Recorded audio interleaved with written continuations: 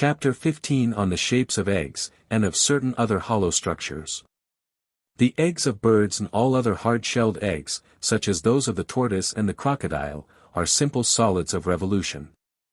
But they differ greatly in form, according to the configuration of the plane curve by the revolution of which the egg is, in a mathematical sense, generated. Some few eggs, such as those of the owl, the penguin, or the tortoise, are spherical or very nearly so. A few more, such as the grebes, the cormorants or the pelicans, are approximately ellipsoidal, with symmetrical or nearly symmetrical ends, and somewhat similar are the so-called cylindrical eggs of the megapodes and the sandgrouse. The great majority, like the hen's egg, are ovoid, a little blunter at one end than the other. And some, by an exaggeration of this lack of antero-posterior symmetry, are blunt at one end but characteristically pointed at the other, as is the case with the eggs of the guillemot and puffin, the sandpiper, plover and curlew. It is an obvious but by no means negligible fact that the egg, while often pointed, is never flattened or discoidal. It is a prolate, but never an oblate, spheroid. The careful study and collection of birds' eggs would seem to have begun with the Count de Marsigli, the same celebrated naturalist who first studied the flowers of the coral, and who wrote the Histoire physique de la mer. And the specific form, as well as the color and other attributes of the egg have been again and again discussed, and not least by the many dilettanti naturalists of the 18th century who soon followed in Marsigli's footsteps.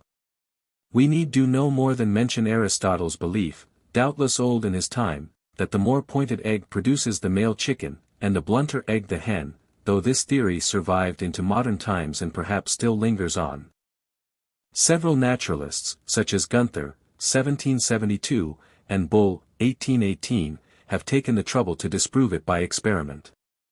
A more modern and more generally accepted explanation has been that the form of the egg is in direct relation to that of the bird which has to be hatched within, a view that would seem to have been first set forth by Naumann and Bull. In their great treatise on eggs, and adopted by Des Merce and many other well-known writers.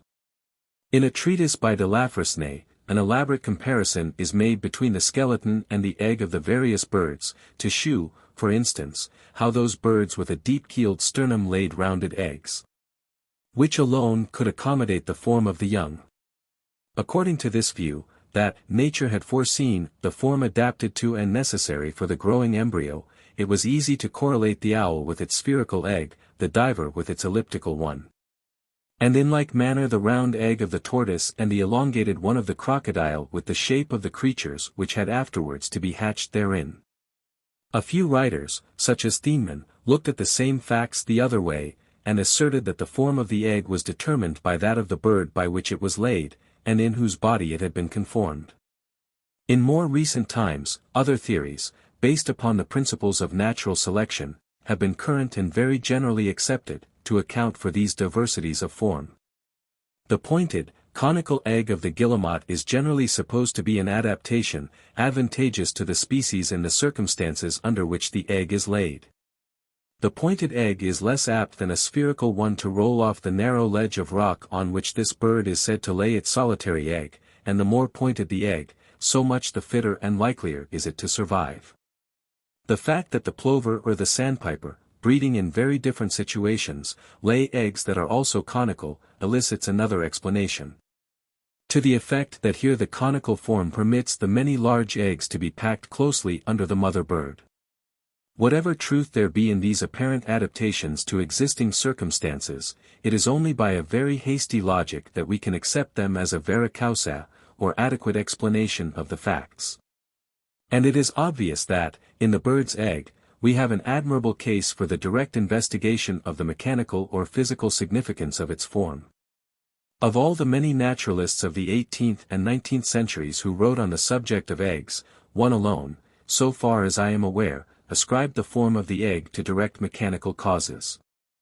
Gunther, in 1772, declared that the more or less rounded or pointed form of the egg is a mechanical consequence of the pressure of the oviduct at a time when the shell is yet unformed or unsolidified.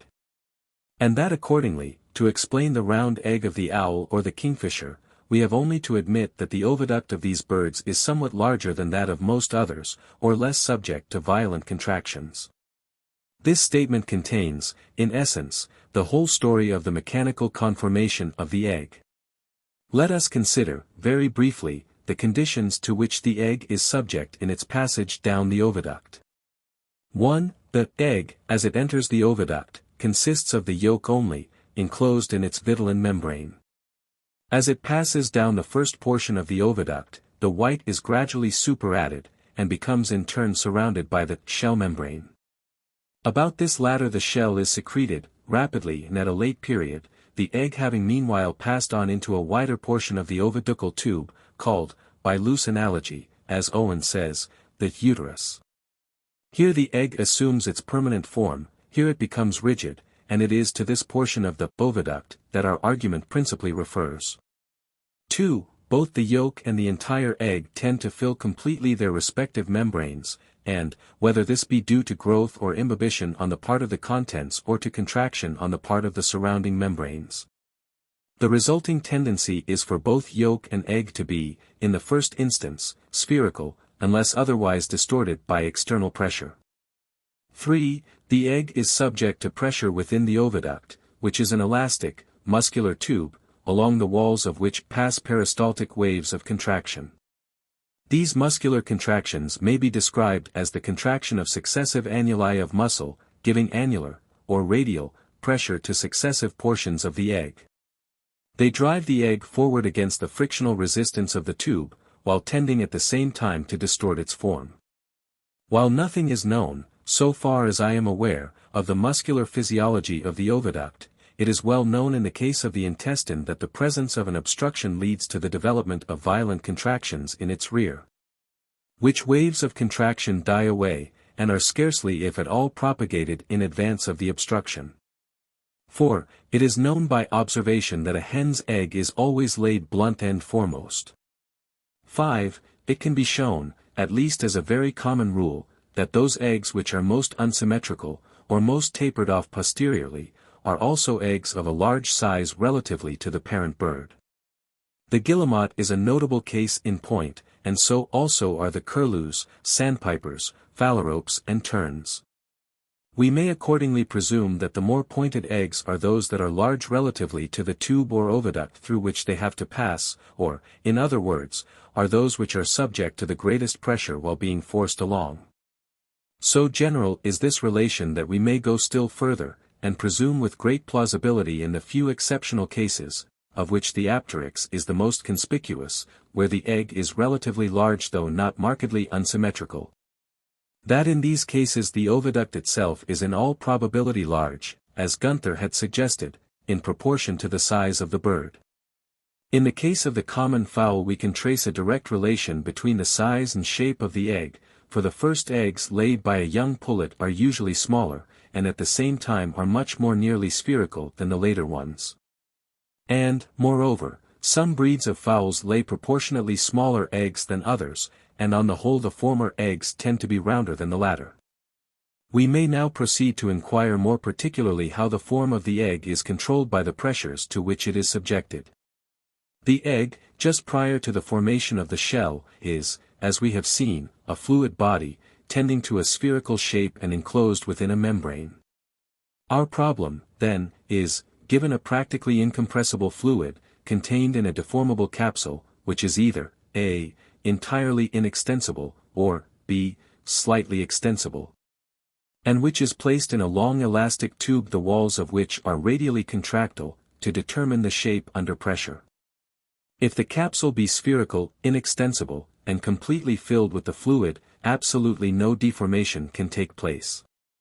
The few eggs that are actually or approximately spherical, such as those of the tortoise or the owl, may thus be alternatively explained as cases where little or no deforming pressure has been applied prior to the solidification of the shell, or else as cases where the capsule was so little capable of extension and so completely filled as to preclude the possibility of deformation. If the capsule be not spherical, but be inextensible, then deformation can take place under the external radial compression, only provided that the pressure tends to make the shape more nearly spherical, and then only on the further supposition that the capsule is also not entirely filled as the deformation proceeds. In other words, an incompressible fluid contained in an inextensible envelope cannot be deformed without puckering of the envelope taking place. Let us next assume, as the conditions by which this result may be avoided, a. that the envelope is to some extent extensible, or, b. that the whole structure grows under relatively fixed conditions. The two suppositions are practically identical with one another in effect. It is obvious that, on the presumption that the envelope is only moderately extensible, the whole structure can only be distorted to a moderate degree away from the spherical or spheroidal form. At all points the shape is determined by the law of the distribution of radial pressure within the given region of the tube, surface friction helping to maintain the egg in position. If the egg be under pressure from the oviduct, but without any marked component either in a forward or backward direction, the egg will be compressed in the middle, and will tend more or less to the form of a cylinder with spherical ends. The eggs of the grebe, cormorant, or crocodile may be supposed to receive their shape in such circumstances. When the egg is subject to the peristaltic contraction of the oviduct during its formation, then from the nature and direction of motion of the peristaltic wave the pressure will be greatest somewhere behind the middle of the egg. In other words, the tube is converted for the time being into a more conical form, and the simple result follows that the anterior end of the egg becomes the broader and the posterior end the narrower. With a given shape and size of body, equilibrium in the tube may be maintained under greater radial pressure towards one end than towards the other.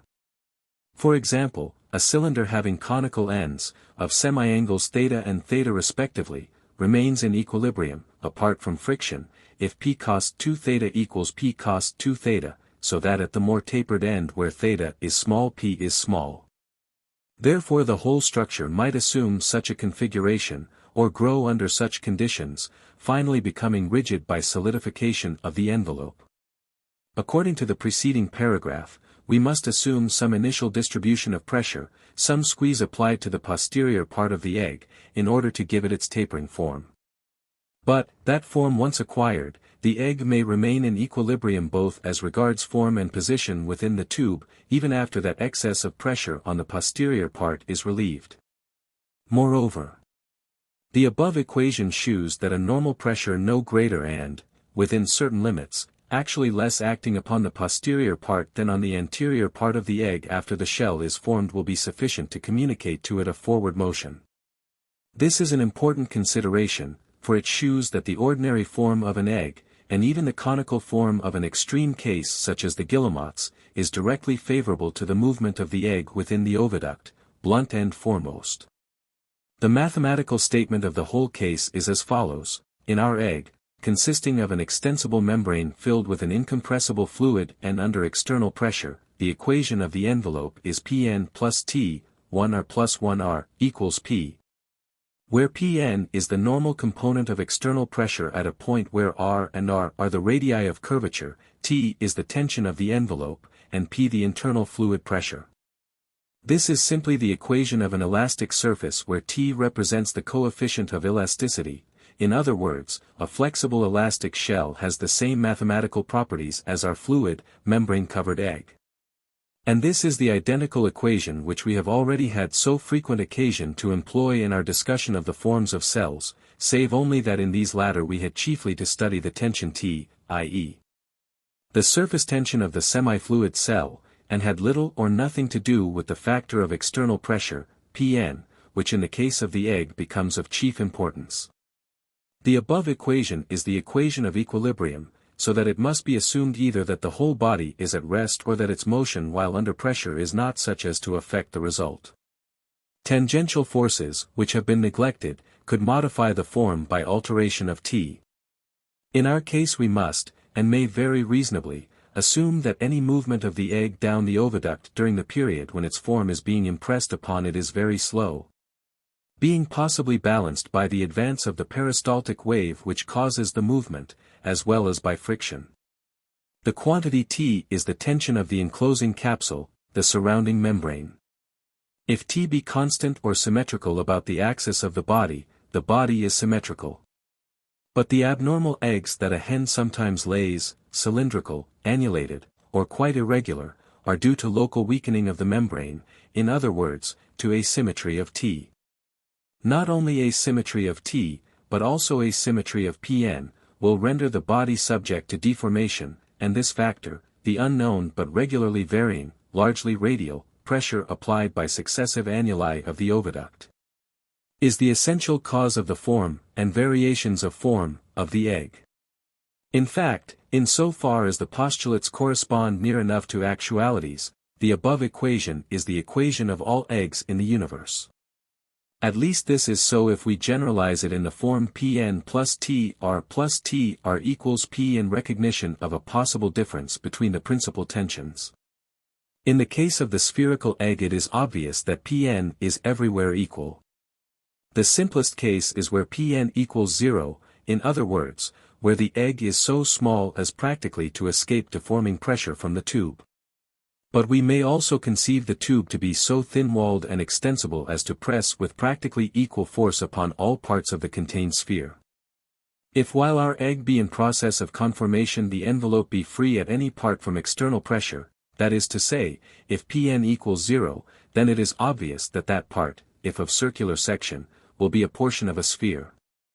This is not unlikely to be the case actually or approximately at one or both poles of the egg, and is evidently the case over a considerable portion of the anterior end of the plover's egg. In the case of the conical egg with spherical ends, as is more or less the case in the plovers and the guillemots, then at either end of the egg R and R are identical, and they are greater at the blunt anterior end than at the other. If we may assume that Pn vanishes at the poles of the egg, then it is plain that T varies in the neighborhood of these poles, and, further, that the tension T is greatest at and near the small end of the egg. It is here, in short, that the egg is most likely to be irregularly distorted or even to burst, and it is here that we most commonly find irregularities of shape in abnormal eggs. If one portion of the envelope were to become practically stiff before P ceases to vary, that would be tantamount to a sudden variation of T, and would introduce asymmetry by the imposition of a boundary condition in addition to the above equation. Within the egg lies the yolk, and the yolk is invariably spherical or very nearly so, whatever be the form of the entire egg. The reason is simple, and lies in the fact that the yolk is itself enclosed in another membrane, between which and the outer membrane lies a fluid the presence of which makes Pn for the inner membrane practically constant. The smallness of friction is indicated by the well-known fact that the germinal spot on the surface of the yolk is always found uppermost, however we may place and wherever we may open the egg. That is to say, the yolk easily rotates within the egg, bringing its lighter pole uppermost.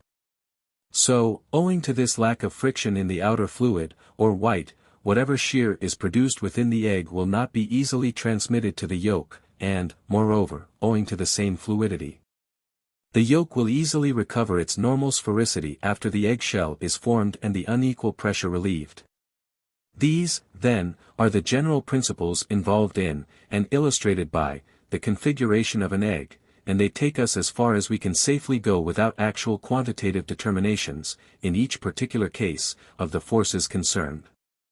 In certain cases among the invertebrates, we again find instances of hard-shelled eggs which have obviously been molded by the oviduct, or so-called ootype, in which they have lain, and not merely in such a way as to shew the effects of peristaltic pressure upon a uniform elastic envelope, but so as to impress upon the egg the more or less irregular form of the cavity, within which it had been for a time contained and compressed.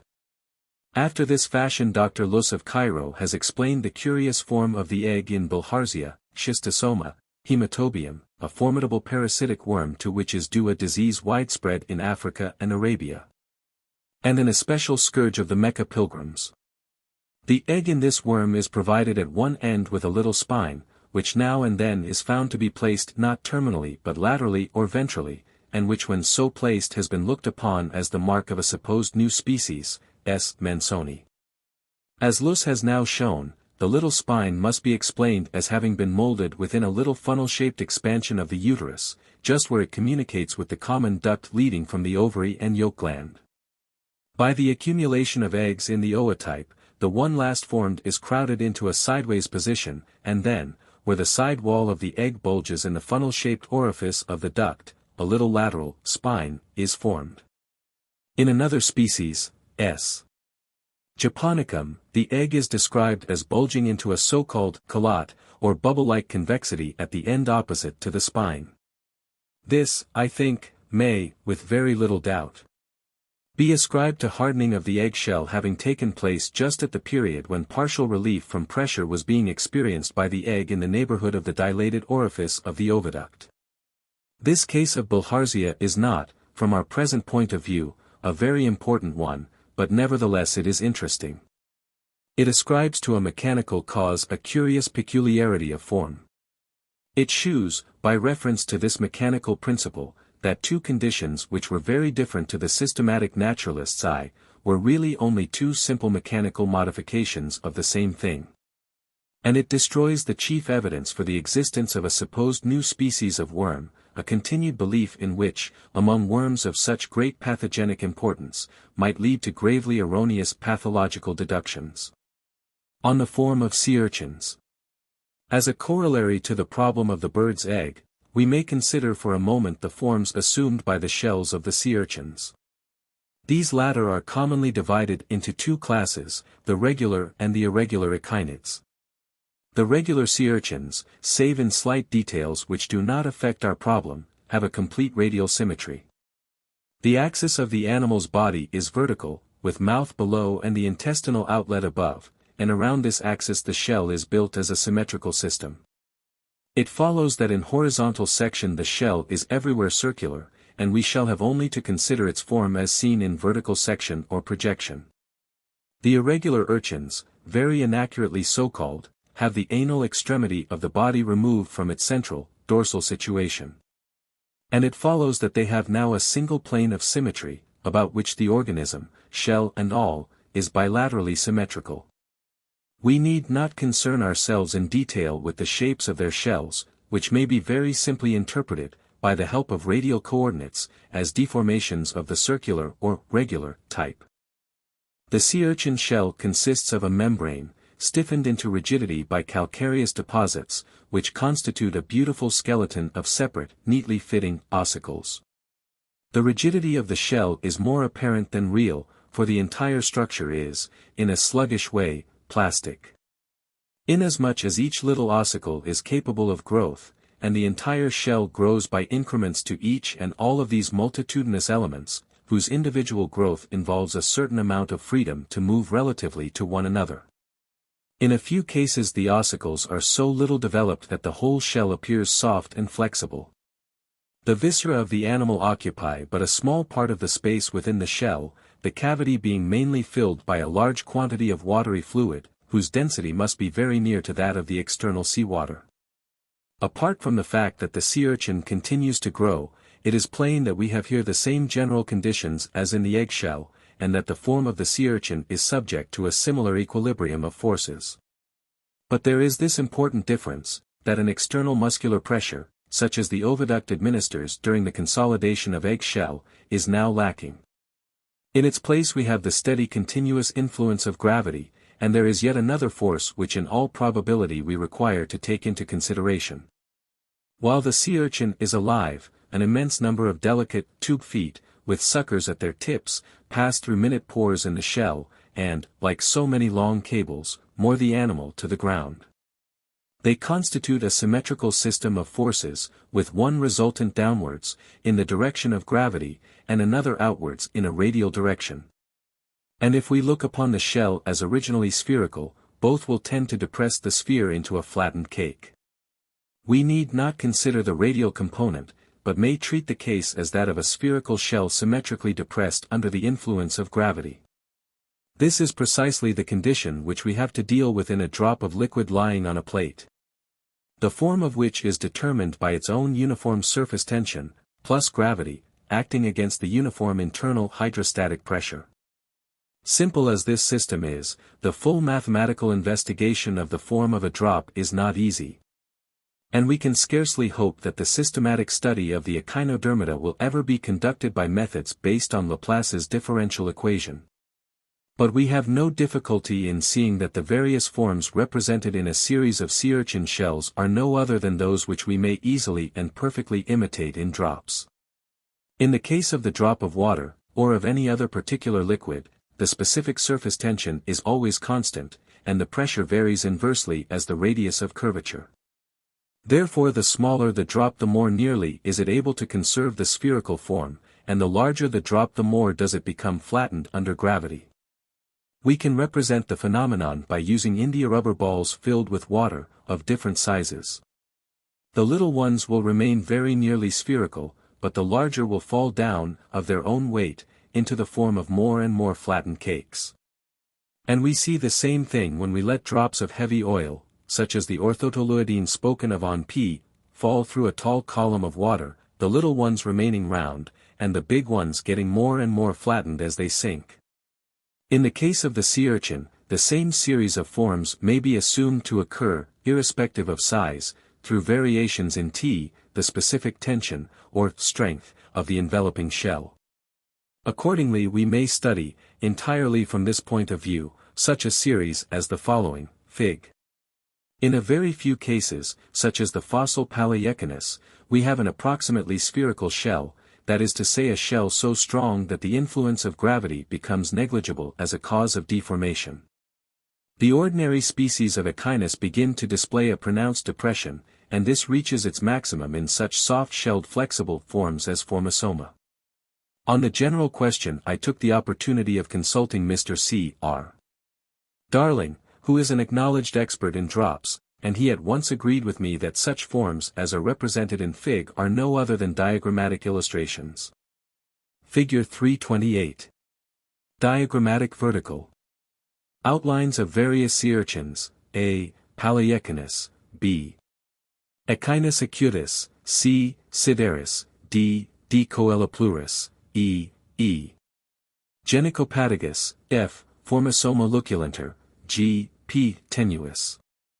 H. Asthenosoma, I. Eurechinus. Of various kinds of drops, most of which can easily be reproduced in outline by the aid of liquids of approximately equal density to water, although some of them are fugitive.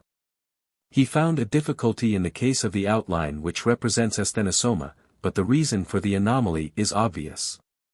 The flexible shell has flattened down until it has come in contact with the hard skeleton of the jaws, or Aristotle's lantern, within, and the curvature of the outline is accordingly disturbed. The elevated, conical shells such as those of Eurechinus and Coeloplurus evidently call for some further explanation, for there is here some cause at work to elevate, rather than to depress the shell. Mr. Darling tells me that these forms are nearly identical in shape with globules I have frequently obtained, in which, on standing, bubbles of gas rose to the summit and pressed the skin upwards, without being able to escape. The same condition may be at work in the sea urchin. But a similar tendency would also be manifested by the presence in the upper part of the shell of any accumulation of substance lighter than water, such as is actually present in the masses of fatty, oily eggs. On the form and branching of blood vessels. Passing to what may seem a very different subject, we may investigate a number of interesting points in connection with the form and structure of the blood vessels. On the same principle and by help of the same equations as those we have used, for instance, in studying the eggshell. We know that the fluid pressure, P, within the vessel is balanced by, 1, the tension, T, of the wall, divided by the radius of curvature, and, 2, the external pressure, Pn. Normal to the wall, according to our formula. P equals Pn plus T, 1R plus 1R. If we neglect the external pressure, that is to say any support which may be given to the vessel by the surrounding tissues, and if we deal only with a cylindrical vein or artery, this formula becomes simplified to the form P equals TR. That is to say, under constant pressure, the tension varies as the radius. But the tension, per unit area of the vessel, depends upon the thickness of the wall, that is to say on the amount of membranous and especially of muscular tissue of which it is composed. Therefore, so long as the pressure is constant, the thickness of the wall should vary as the radius, or as the diameter, of the blood vessel. But it is not the case that the pressure is constant, for it gradually falls off, by loss through friction, as we pass from the large arteries to the small. And accordingly we find that while, for a time, the cross-sections of the larger and smaller vessels are symmetrical figures, with the wall thickness proportional to the size of the tube, this proportion is gradually lost. And the walls of the small arteries, and still more of the capillaries, become exceedingly thin, and more so than in strict proportion to the narrowing of the tube. In the case of the heart we have, within each of its cavities, a pressure which, at any given moment, is constant over the whole wall area, but the thickness of the wall varies very considerably. For instance, in the left ventricle, the apex is by much the thinnest portion, as it is also that with the greatest curvature. We may assume, therefore, or at least suspect, that the formula, T, 1R plus 1R equals C, holds good. That is to say, that the thickness, T, of the wall varies inversely as the mean curvature.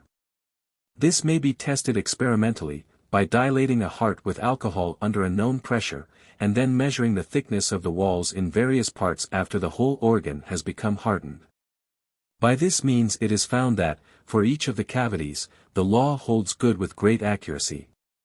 Moreover, if we begin by dilating the right ventricle and then dilate the left in like manner, until the whole heart is equally and symmetrically dilated, we find, 1. That we have had to use a pressure in the left ventricle from 6 to 7 times as great as in the right ventricle, and, 2, that the thickness of the walls is just in the same proportion.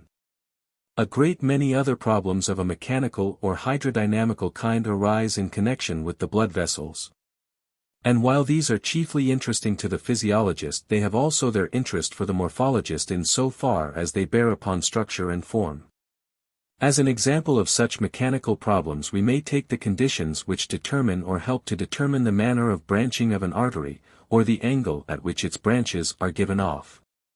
For, as John Hunter said, to keep up a circulation sufficient for the part, and no more, nature has varied the angle of the origin of the arteries accordingly. The general principle is that the form and arrangement of the blood vessels is such that the circulation proceeds with a minimum of effort, and with a minimum of wall surface. The latter condition leading to a minimum of friction and being therefore included in the first. What, then, should be the angle of branching, such that there shall be the least possible loss of energy in the course of the circulation? In order to solve this problem in any particular case we should obviously require to know, 1. How the loss of energy depends upon the distance traveled, and, 2. How the loss of energy varies with the diameter of the vessel. The loss of energy is evidently greater in a narrow tube than in a wide one, and greater, obviously, in a long journey than a short. If the Figure 329 large artery, AB, give off a comparatively narrow branch leading to P, such as CP, or DP, the route ACP is evidently shorter than ADP, but on the other hand, by the latter path, the blood has tarried longer in the wide vessel AB, and has had a shorter course in the narrow branch. The relative advantage of the two paths will depend on the loss of energy in the portion CD, as compared with that in the alternative portion CD, the latter being short and narrow, the former long and wide. If we ask, then, which factor is the more important, length or width, we may safely take it that the question is one of degree, and that the factor of width will become much the more important wherever the artery and its branch are markedly unequal in size. In other words, it would seem that for small branches a large angle of bifurcation, and for large branches a small one, is always the better. Roux has laid down certain rules in regard to the branching of arteries, which correspond with the general conclusions which we have just arrived at. The most important of these are as follows: 1. If an artery bifurcate into two equal branches, these branches come off at equal angles to the main stem. 2. If one of the two branches be smaller than the other, then the main branch, or continuation of the original artery, makes with the latter a smaller angle than does the smaller or lateral branch. And, 3. All branches which are so small that they scarcely seem to weaken or diminish the main stem come off from it at a large angle, from about 70 degrees to 90 degrees. Figure 330. We may follow Hess in a further investigation of this phenomenon. Let AB be an artery, from which a branch has to be given off so as to reach P, and let ACP, ADP, etc., be alternative courses which the branch may follow, CD, DE, etc., in the diagram, being equal distances, equals L, along AB. Let us call the angles PCD, PCE, X1, X2, etc., and the distances CD, DE, by which each branch exceeds the next in length, we shall call L1, L2, etc. Now it is evident that, of the courses shown, ACP is the shortest which the blood can take, but it is also that by which its transit through the narrow branch is the longest. We may reduce its transit through the narrow branch more and more, till we come to CGP, or rather to a point where the branch comes off at right angles to the main stem, but in so doing we very considerably increased the whole distance traveled. We may take it that there will be some intermediate point which will strike the balance of advantage. Now it is easy to shew that if, in Fig. the root ADP and AEP, two contiguous roots, be equally favorable, then any other root on either side of these, such as ACP or AFP, must be less favorable than either. Let ADP and AEP, then, be equally favorable. That is to say, let the loss of energy which the blood suffers in its passage along these two roots be equal. Then, if we make the distance DE very small, the angles x2 and x3 are nearly equal, and may be so treated. And again, if DE be very small, then DEE becomes a right angle, and L2, or DE, equals L cos x2. But if L be the loss of energy per unit distance in the wide tube AB, and L be the corresponding loss of energy in the narrow tube DP, etc., then LL equals L2L, because, as we have assumed, the loss of energy on the root dP is equal to that on the whole root DEP. Therefore LL equals LL cos x2, and cos x2 equals LL. That is to say, the most favorable angle of branching will be such that the cosine of the angle is equal to the ratio of the loss of energy which the blood undergoes, per unit of length, in the main vessel, as compared with that which it undergoes in the branch. While these statements are so far true, and while they undoubtedly cover a great number of observed facts, yet it is plain that, as in all such cases, we must regard them not as a complete explanation, but as factors in a complicated phenomenon, not forgetting that, as the most learned of all students of the heart and arteries, Dr. Thomas Young, said in his Croonian lecture, all such questions as these, and all matters connected with the muscular and elastic powers of the blood vessels, belong to the most refined departments of hydraulics. Some other explanation must be sought in order to account for a phenomenon which particularly impressed John Hunter's mind, namely the gradually altering angle at which the successive intercostal arteries are given off from the thoracic aorta, the special interest of this case arising from the regularity and symmetry of the series. For, there is not another set of arteries in the body whose origins are so much the same, whose offices are so much the same, whose distances from their origin to the place of use, and whose uses, sizes, are so much the same. Chapter 16 on Form and Mechanical Efficiency. There is a certain large class of morphological problems of which we have not yet spoken, and of which we shall be able to say but little. Nevertheless they are so important, so full of deep theoretical significance, and are so bound up with the general question of form and of its determination as a result of growth, that an essay on growth and form is bound to take account of them, however imperfectly and briefly. The phenomena which I have in mind are just those many cases where adaptation, in the strictest sense, is obviously present.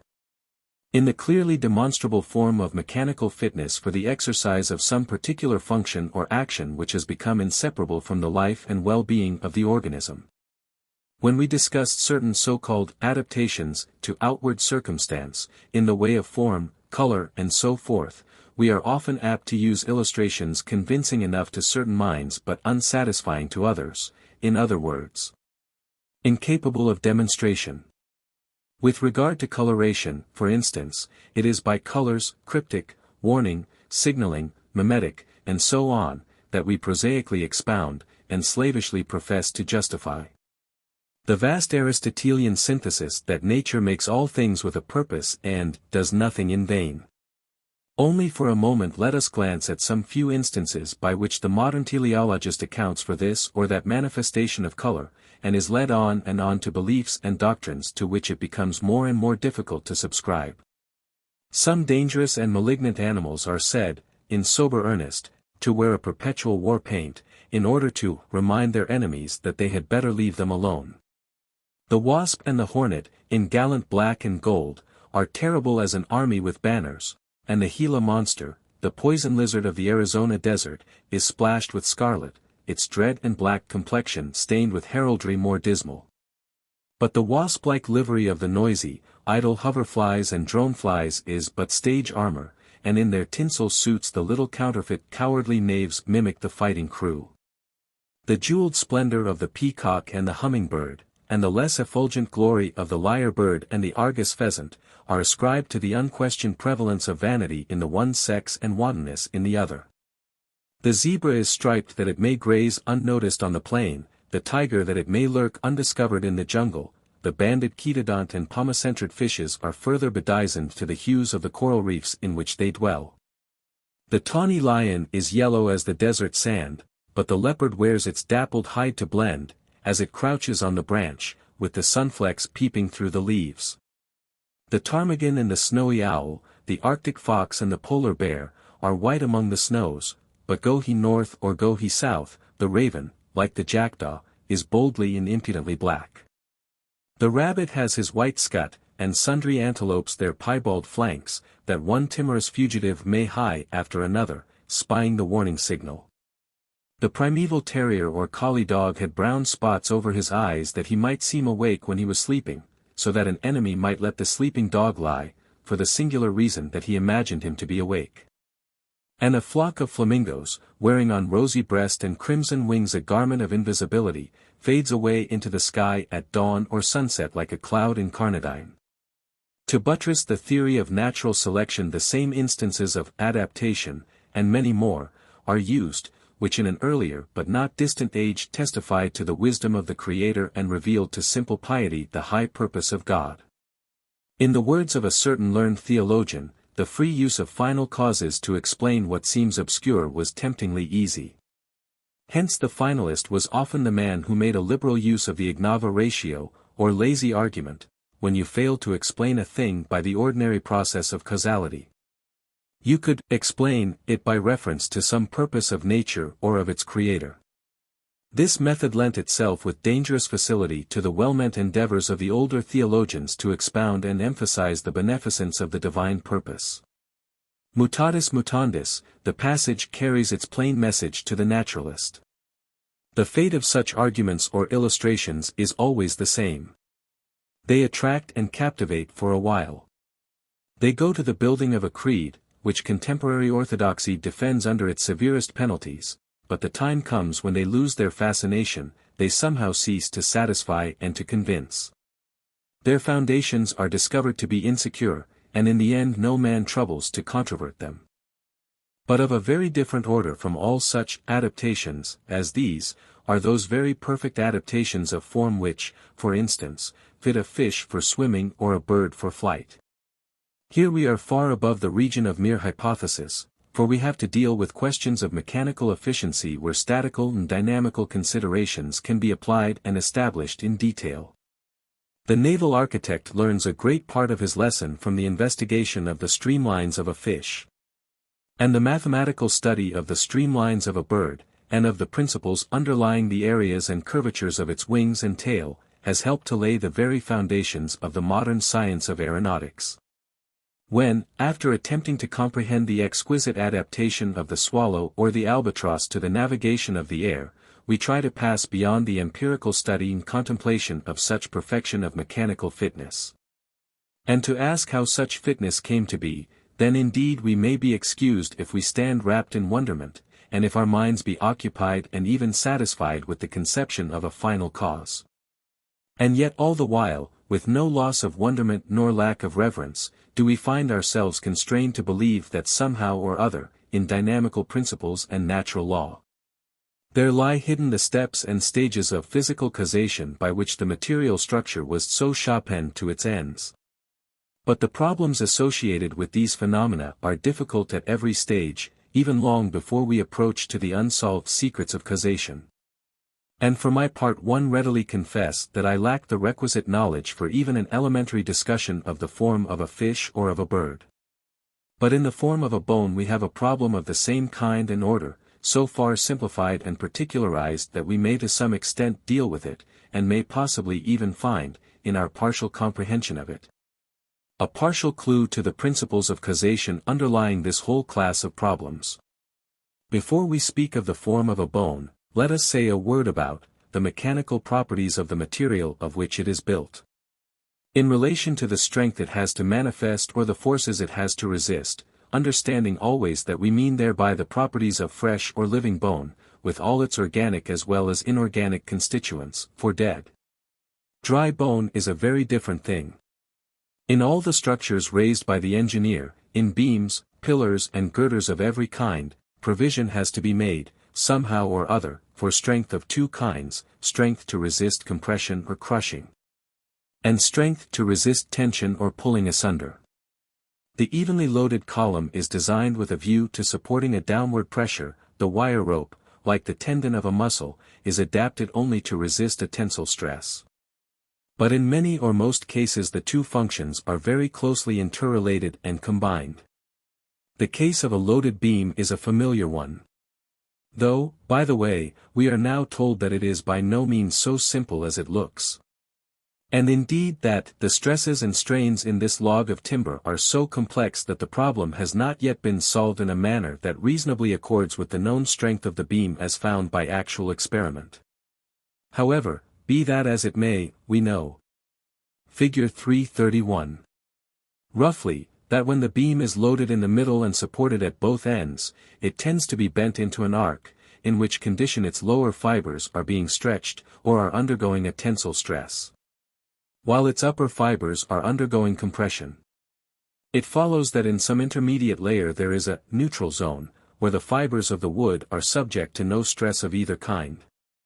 In like manner, a vertical pillar if unevenly loaded, as, for instance, the shaft of our thigh bone normally is, will tend to bend, and so to endure compression on its concave, and tensile stress upon its convex side. In many cases it is the business of the engineer to separate out, as far as possible, the pressure lines from the tension lines, in order to use separate modes of construction, or even different materials for each.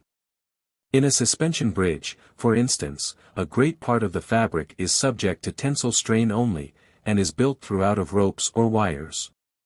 But the massive piers at either end of the bridge carry the weight of the whole structure and of its load, and endure all the compression strains, which are inherent in the system.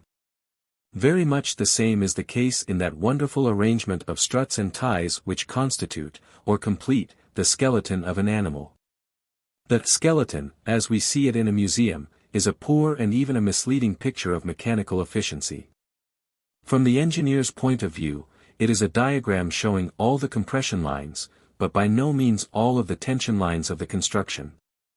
It shews all the struts, but few of the ties, and perhaps we might even say none of the principal ones. It falls all to pieces unless we clamp it together, as best we can, in a more or less clumsy and immobilized way. But in life, that fabric of struts is surrounded and interwoven with a complicated system of ties, ligament and membrane, muscle and tendon, run between bone and bone. And the beauty and strength of the mechanical construction lie not in one part or in another, but in the complete fabric which all the parts, soft and hard, rigid and flexible, tension-bearing and pressure-bearing, make up together. However much we may find a tendency, whether in nature or art, to separate these two constituent factors of tension and compression, we cannot do so completely. And accordingly the engineer seeks for a material which shall, as nearly as possible, offer equal resistance to both kinds of strain. In the following table, I borrow it from Sir Donald Macalister, we see approximately the relative breaking, or tearing, limit and crushing limit in a few substances. Average strength of materials, in kg. Per. Square mm. Tensile. Strength. Crushing. Strength. Steel. 145. Wrought iron. 40. 20. Cast iron. 12. 72. Wood. 4. 2. Bone. 9 to 12. 13 to 16. At first sight, bone seems weak indeed.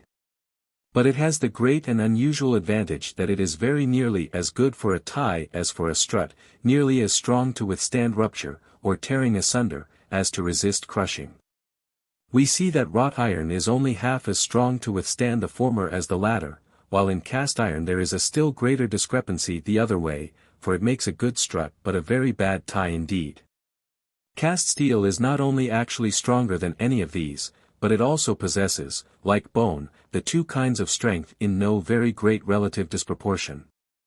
When the engineer constructs an iron or steel girder, to take the place of the primitive wooden beam, we know that he takes advantage of the elementary principle we have spoken of, and saves weight and economizes material by leaving out as far as possible all the middle portion, all the parts in the neighborhood of the neutral zone. And in so doing he reduces his girder to an upper and lower flange, connected together by a web, the whole resembling, in cross-section, an oren. But it is obvious that, if the strains in the two flanges are to be equal as well as opposite, and if the material be such as cast iron or wrought iron, one or other flange must be made much thicker than the other in order that it may be equally strong. And if at times the two flanges have, as it were, to change places, or play each other's parts, then there must be introduced a margin of safety by making both flanges thick enough to meet that kind of stress in regard to which the material happens to be weakest.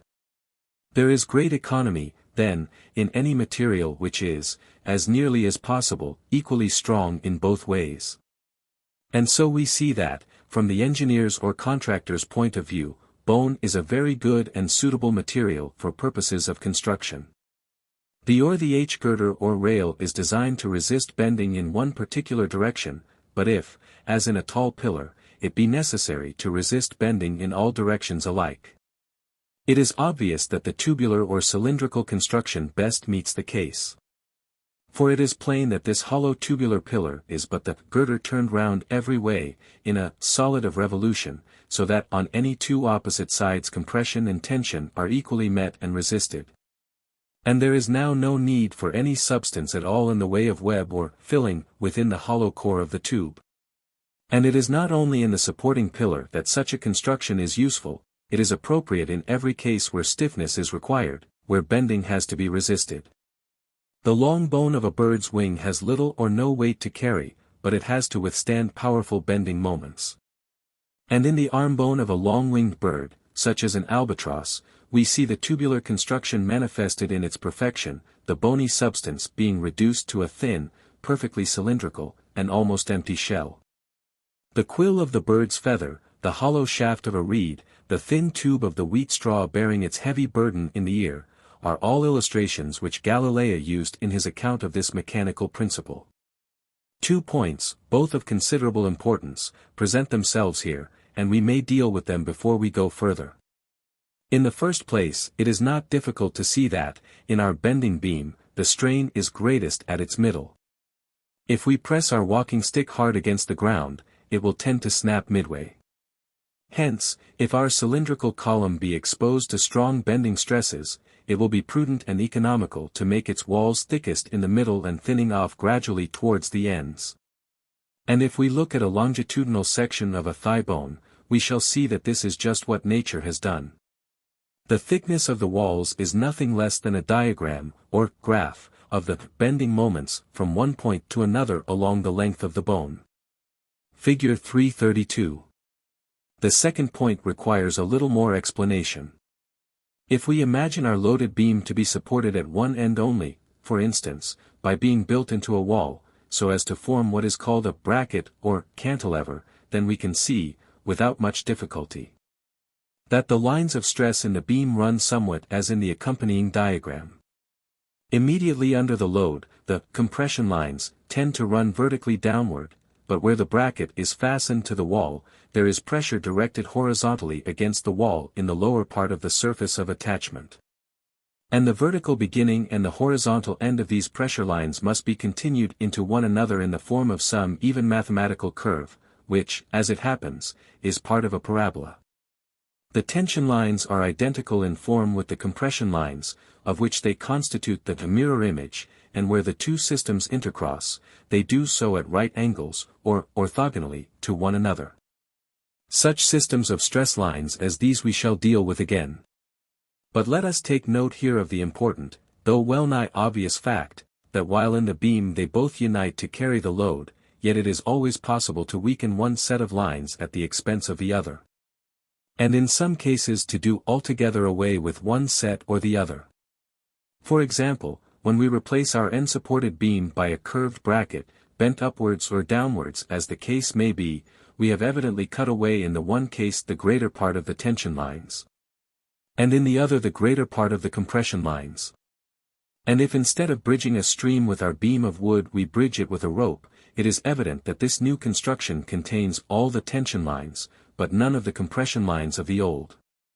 The biological interest connected with this principle lies chiefly in the mechanical construction of the rush or the straw, or any other typically cylindrical stem.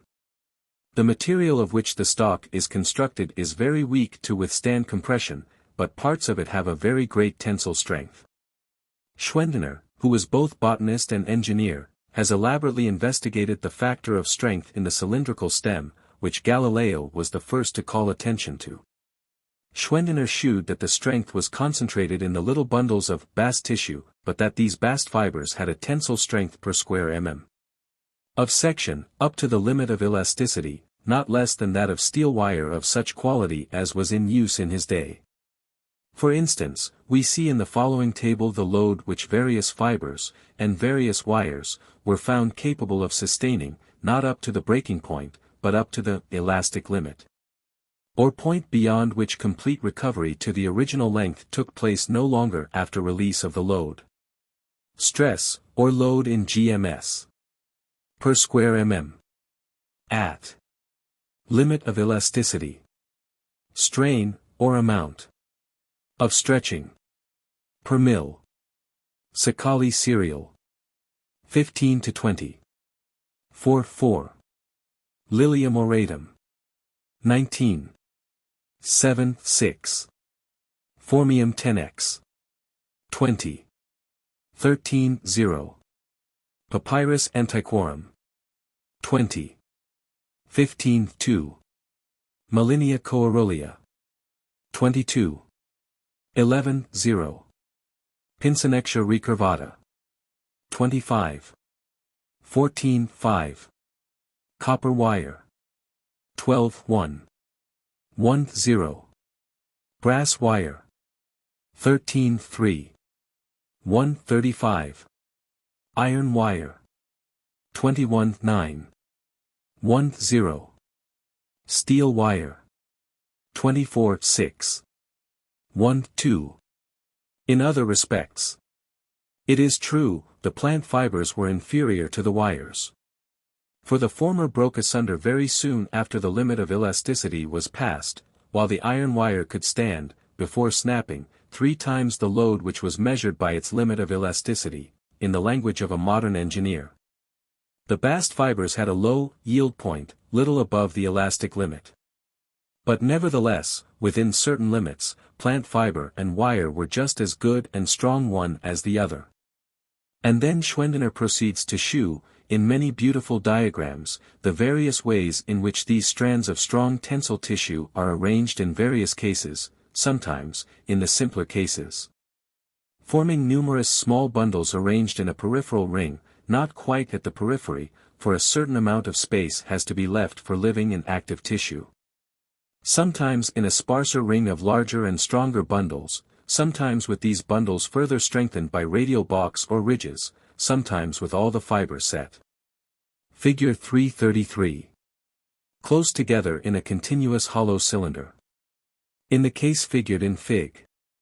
Schwendener calculated that the resistance to bending was at least 25 times as great as it would have been had the 6 main bundles been brought close together in a solid core. In many cases the center of the stem is altogether empty, in all other cases it is filled with soft tissue, suitable for the ascent of sap or other functions, but never such as to confer mechanical rigidity. In a tall conical stem, such as that of a palm tree, we can see not only these principles in the construction of the cylindrical trunk, but we can observe, towards the apex, the bundles of fiber curving over and intercrossing orthogonally with one another, exactly after the fashion of our stress lines in Fig. But of course, in this case, we are still dealing with tensile members, the opposite bundles taking on in turn, as the tree sways, the alternate function of resisting tensile strain. Let us now come, at last, to the mechanical structure of bone, of which we find a well-known and classical illustration in the various bones of the human leg. In the case of the tibia, the bone is somewhat widened out above, and its hollow shaft is capped by an almost flattened roof, on which the weight of the body directly rests. It is obvious that, under these circumstances, the engineer would find it necessary to devise means for supporting this flat roof, and for distributing the vertical pressures which impinge upon it to the cylindrical walls of the shaft. In the case of the bird's wing bone, the hollow of the bone is practically empty, as we have already said, being filled only with air save for a thin layer of living tissue immediately within the cylinder of bone. But in our own bones, and all weight-carrying bones in general, the hollow space is filled with marrow, blood vessels and other tissues. And among these living tissues lies a fine lattice-work of little interlaced trabeculae of bone, forming Figure 334. Head of the human femur in section. After Schaefer, from a photo by Professor A. Robinson. The so-called cancellous tissue. The older anatomists were content to describe this cancellous tissue as a sort of spongy network, or irregular honeycomb, until, some 50 years ago, a remarkable discovery was made regarding it. It was found by Hermann Mayer, and afterwards shown in greater detail by Julius Wolff and others, that the trabeculae, as seen in a longitudinal section of a long bone, were arranged in a very definite and orderly way. In the femur, they spread in beautiful curving lines from the head to the tubular shaft of the bone, and these bundles of lines were crossed by others with so nice a regularity of arrangement that each intercrossing was as nearly as possible an orthogonal one, that is to say, the one set of fibers crossed the other everywhere at right angles. A great engineer, Professor Coleman of Zurich, to whom, by the way, we owe the whole modern method of graphic statics, happened to see some of Mayer's drawings and preparations. And he recognized in a moment that in the arrangement of the trabeculae we had Fig. 335, crane head and femur. After Coleman and H. Mayer. Nothing more nor less than a diagram of the lines of stress, or directions of compression and tension, in the loaded structure, in short, that nature was strengthening the bone in precisely the manner and direction in which strength was needed. In the accompanying diagram of a crane head, by Coleman, we recognize a slight modification, caused entirely by the curved shape of the structure, of the still simpler lines of tension and compression which we have already seen in our end-supported beam as represented in Fig. In the shaft of the crane, the concave or inner side, overhung by the loaded head, is the compression member, the outer side is the tension member. And the pressure lines, starting from the loaded surface, gather themselves together, always in the direction of the resultant pressure, till they form a close bundle running down the compressed side of the shaft, while the tension lines, running upwards along the opposite side of the shaft, spread out through the head, orthogonally to, and linking together, the system of compression lines. The head of the femur, Fig. is a little more complicated in form and a little less symmetrical than Coleman's diagrammatic crane, from which it chiefly differs in the fact that the load is divided into two parts, that namely which is borne by the head of the bone, and that smaller portion which rests upon the great trochanter. But this merely amounts to saying that a notch has been cut out of the curved upper surface of the structure. And we have no difficulty in seeing that the anatomical arrangement of the trabeculae follows precisely the mechanical distribution of compressive and tensile stress, or, in other words, accords perfectly with the theoretical stress diagram of the crane. The lines of stress are bundled close together along the sides of the shaft, and lost or concealed there in the substance of the solid wall of bone. But in and near the head of the bone, a peripheral shell of bone does not suffice to contain them, and they spread out through the central mass in the actual concrete form of bony trabeculae. Mutatis mutandis, the same phenomenon may be traced in any other bone which carries weight and is liable to flexure. And in the os calces and the tibia, and more or less in all the bones of the lower limb, the arrangement is found to be very simple and clear. Figure 336. Diagram of stress lines in the human foot. From Sir D. McAllister, after H. Meyer. Thus, in the os calces, the weight resting on the head of the bone has to be transmitted partly through the backward projecting heel to the ground, and partly forwards through its articulation with the cuboid bone, to the arch of the foot. We thus have, very much as in a triangular roof tree, two compression members, sloping apart from one another, and these have to be bound together by a tie or tension member, corresponding to the third, horizontal member of the truss. So far, dealing wholly with the stresses and strains due to tension and compression, we have altogether omitted to speak of a third very important factor in the engineer's calculations, namely what is known as shearing stress. A shearing force is one which produces angular distortion in a figure, or, what comes to the same thing, which tends to cause its particles to slide over one another. A shearing stress is a somewhat complicated thing, and we must try to illustrate it, however imperfectly, in the simplest possible way. If we build up a pillar, for instance, of a pile of flat horizontal slates, or of a pack of cards, a vertical load placed upon it will produce compression, but will have no tendency to cause one card to slide, or shear, upon another. And in like manner, if we make up a cable of parallel wires and, letting it hang vertically, load it evenly with a weight, again the tensile stress produced has no tendency to cause one wire to slip or shear upon another. But the case would have. Figure 337. Trabecular structure of the os calces. From McAllister. Been very different if we had built up our pillar of cards or slates lying obliquely to the lines of pressure, for then at once there would have been a tendency for the elements of the pile to slip and slide asunder, and to produce what the geologists call a fault in the structure. Somewhat more generally, if AB be a bar, or pillar, of cross-section A under a direct load P, giving a stress per unit area equals P, then the whole pressure P equals Pa. Let CD be an oblique section, inclined at an angle theta to the cross-section. The pressure on CD will evidently be equals Pa cos theta. But at any point O in CD, the pressure P may be resolved into the force Q acting along CD, and then perpendicular to it, where N equals P cosine theta, and Q equals P sine theta equals Pa sine theta. The whole force Q upon CD equals Q area of CD, which is equals QA, cos theta. Therefore QA, cosine theta, equals Pa sine theta, therefore Q equals P sine theta cosine theta, equals 1/2 P sine 2 theta. Therefore when sin 2 theta equals 1, that is, when theta equals 45 degrees, Q is a maximum, and equals P2. And when sin 2 theta equals 0, that is when theta equals 0 degrees or 90 degrees, then Q vanishes altogether. Figure 338. This is as much as to say, that a shearing stress vanishes altogether along the lines of maximum compression or tension. It has a definite value in all other positions, and a maximum value when it is inclined at 45 degrees to either, or halfway between the two. This may be further illustrated in various simple ways. When we submit a cubical block of iron to compression in the testing machine, it does not tend to give way by crumbling all to pieces, but as a rule it disrupts by shearing, and along some plane approximately at 45 degrees to the axis of compression.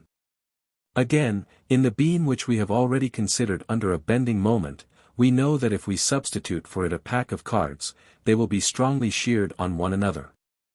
And the shearing stress is greatest in the neutral zone, where neither tension nor compression is manifested, that is to say in the line which cuts at equal angles of 45 degrees the orthogonally intersecting lines of pressure and tension. In short we see that, while shearing stresses can by no means be got rid of. The danger of rupture or breaking down under shearing stress is completely got rid of when we arrange the materials of our construction wholly along the pressure lines and tension lines of the system. For along these lines there is no shear.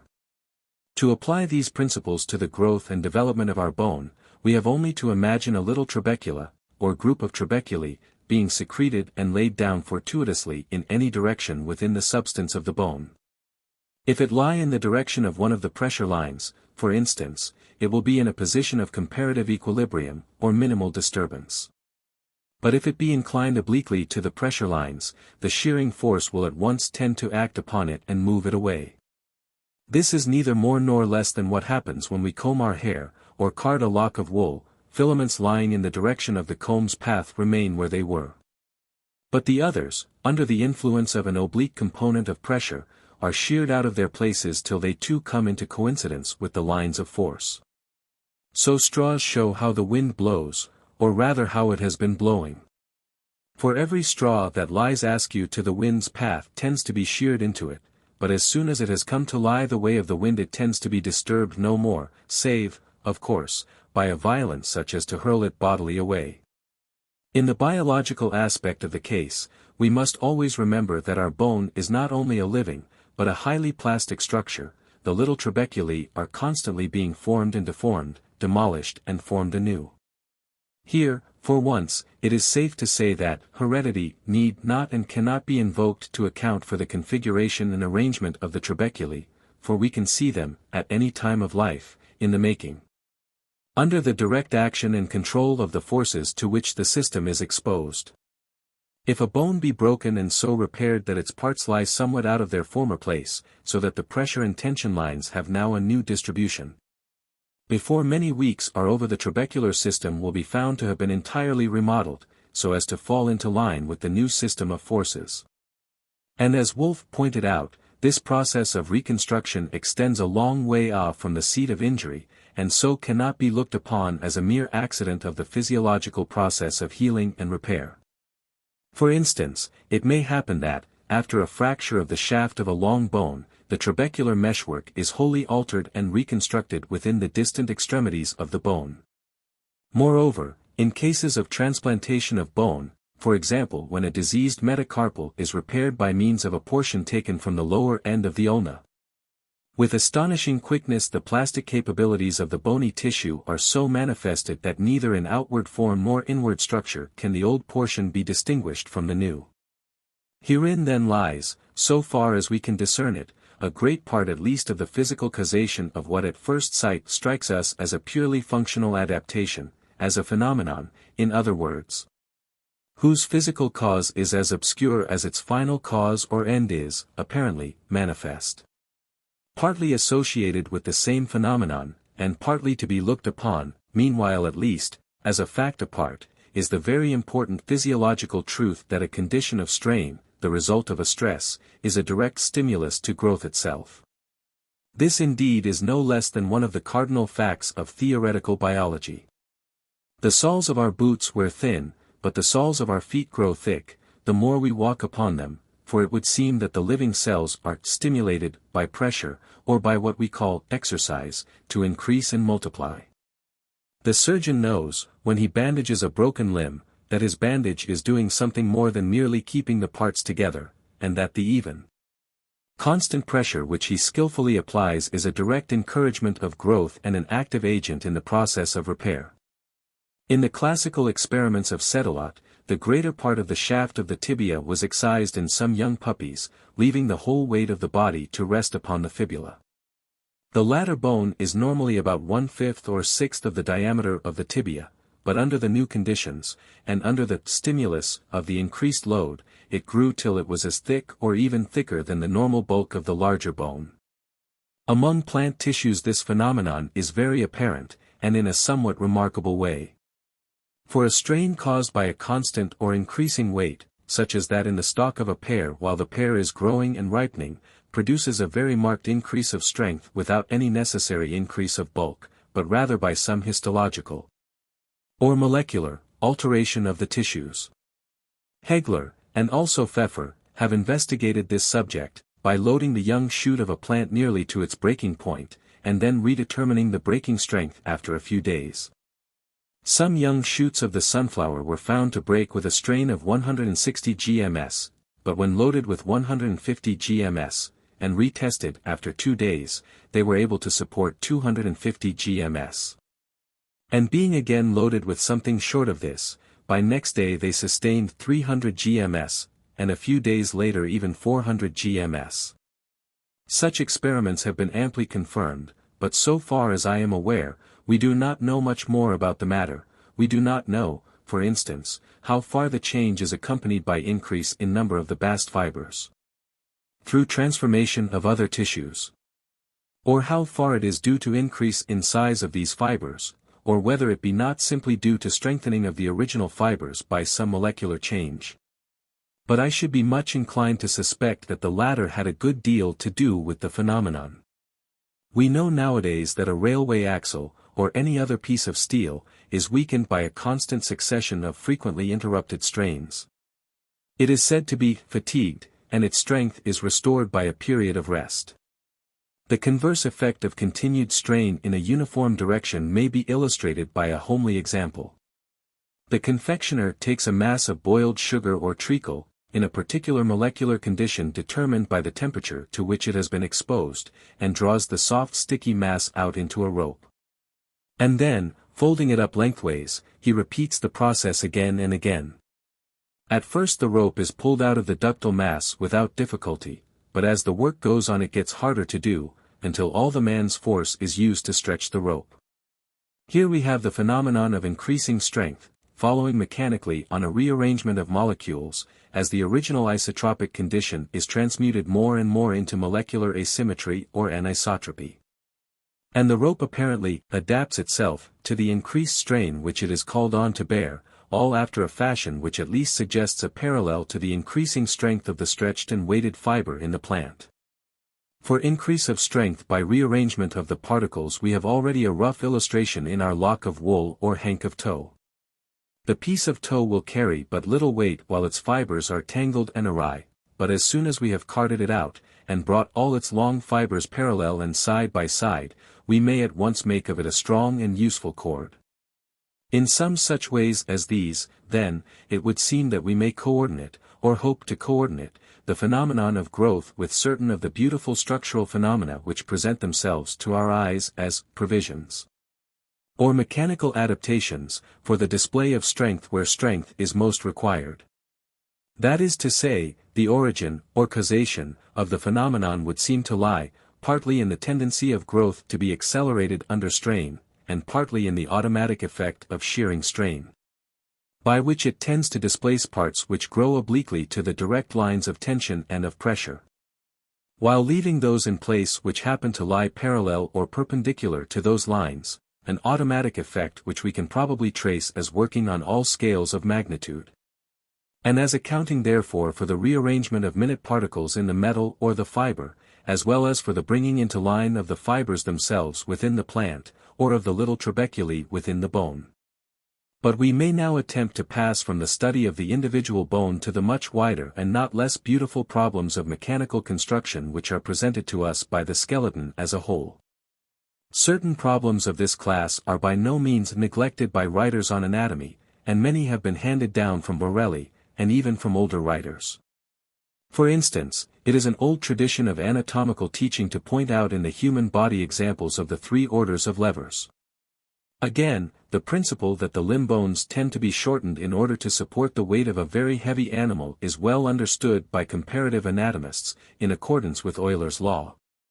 That the weight which a column liable to flexure is capable of supporting varies inversely as the square of its length.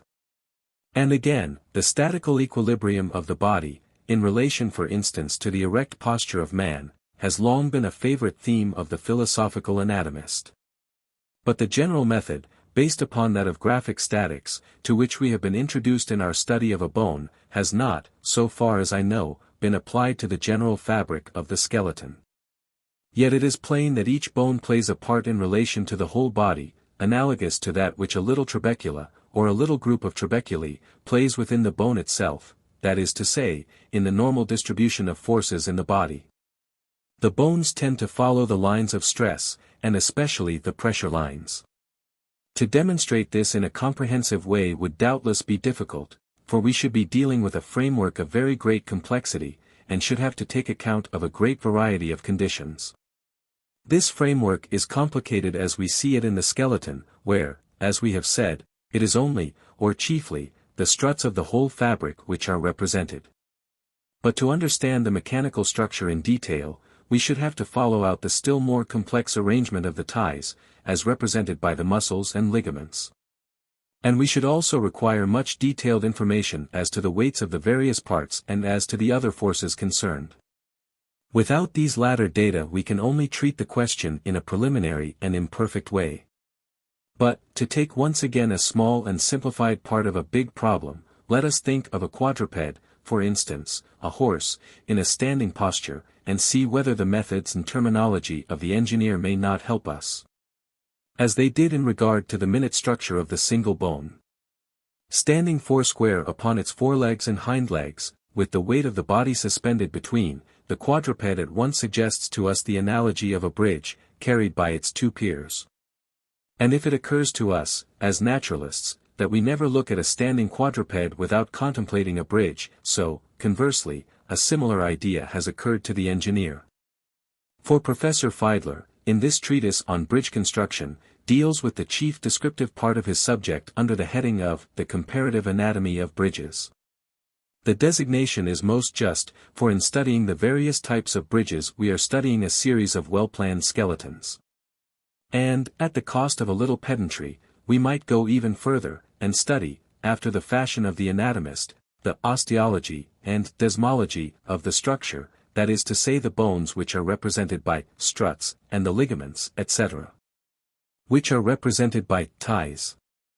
Furthermore, after the methods of the comparative anatomist, we may classify the families, genera and species of bridges according to their distinctive mechanical features, which correspond to certain definite conditions and functions. In more ways than one, the quadrupedal bridge is a remarkable one. And perhaps its most remarkable peculiarity is that it is a jointed and flexible bridge, remaining in equilibrium under considerable and sometimes great modifications of its curvature, such as we see, for instance, when a cat humps or flattens her back. The fact that flexibility is an essential feature in the quadrupedal bridge, while it is the last thing which an engineer desires and the first which he seeks to provide against, will impose certain important limiting conditions upon the design of the skeletal fabric. But to this matter we shall afterwards return. Let us begin by considering the quadruped at rest, when he stands upright and motionless upon his feet, and when his legs exercise no function save only to carry the weight of the whole body.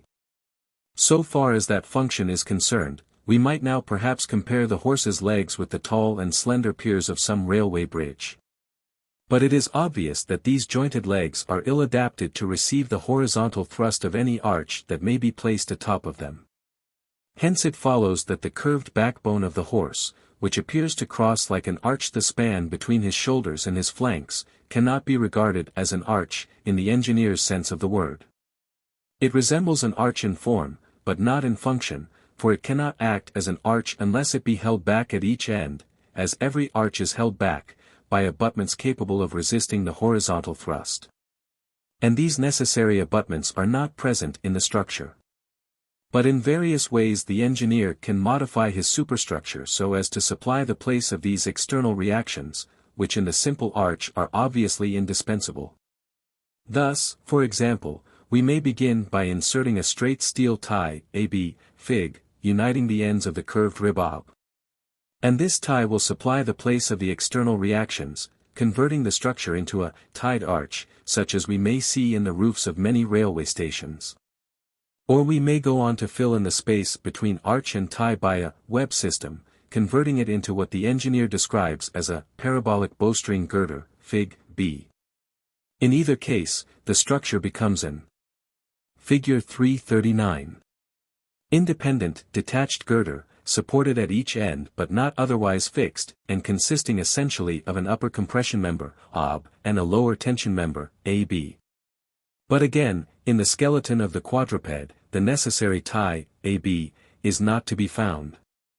And it follows that these comparatively simple types of bridge do not correspond to, nor do they help us to understand, the type of bridge which nature has designed in the skeleton of the quadruped. Nevertheless, if we try to look, as an engineer would look, at the actual design of the animal skeleton and the actual distribution of its load, we find that, the one is most admirably adapted to the other. According to the strict principles of engineering construction, the structure is not an arch, nor a tied arch, nor a bowstring girder, but it is strictly and beautifully comparable to the main girder of a double-armed cantilever bridge. Obviously, in our quadrupedal bridge, the superstructure does not terminate, as it did in our former diagram, at the 2 points of support, but it extends beyond them at each end, carrying the head at one end and the tail at the other. Upon a pair of projecting arms or cantilevers, Fig. In a typical cantilever bridge, such as the fourth bridge, Fig. A certain simplification is introduced. For each pier carries, in this case, its own double-armed cantilever, linked by a short connecting girder to the next, but so jointed to it that no weight is transmitted from one cantilever to another. The bridge in short is cut into separate sections, practically independent of one another. At the joints a certain amount of bending is not precluded, but shearing strain is evaded, and each pier carries only its own load. By this arrangement the engineer finds that design and construction are alike simplified and facilitated. In the case of the horse, it is obvious that the 2 piers of the bridge, that is to say the forelegs and the hind legs, do not bear, as they do in the fourth bridge, separate and independent loads, but the whole system forms a continuous structure. In this case, the calculation of the loads will be a little more difficult and the corresponding design of the structure a little more complicated. We shall accordingly simplify our problem very considerably if, to begin with, we look upon the quadrupedal skeleton as constituted of 2 separate systems, that is to say of 2 balanced cantilevers. One supported on the forelegs and the other on the hind. And we may deal afterwards with the fact that these 2 cantilevers are not independent, but are bound up in one common field of force and plan of construction.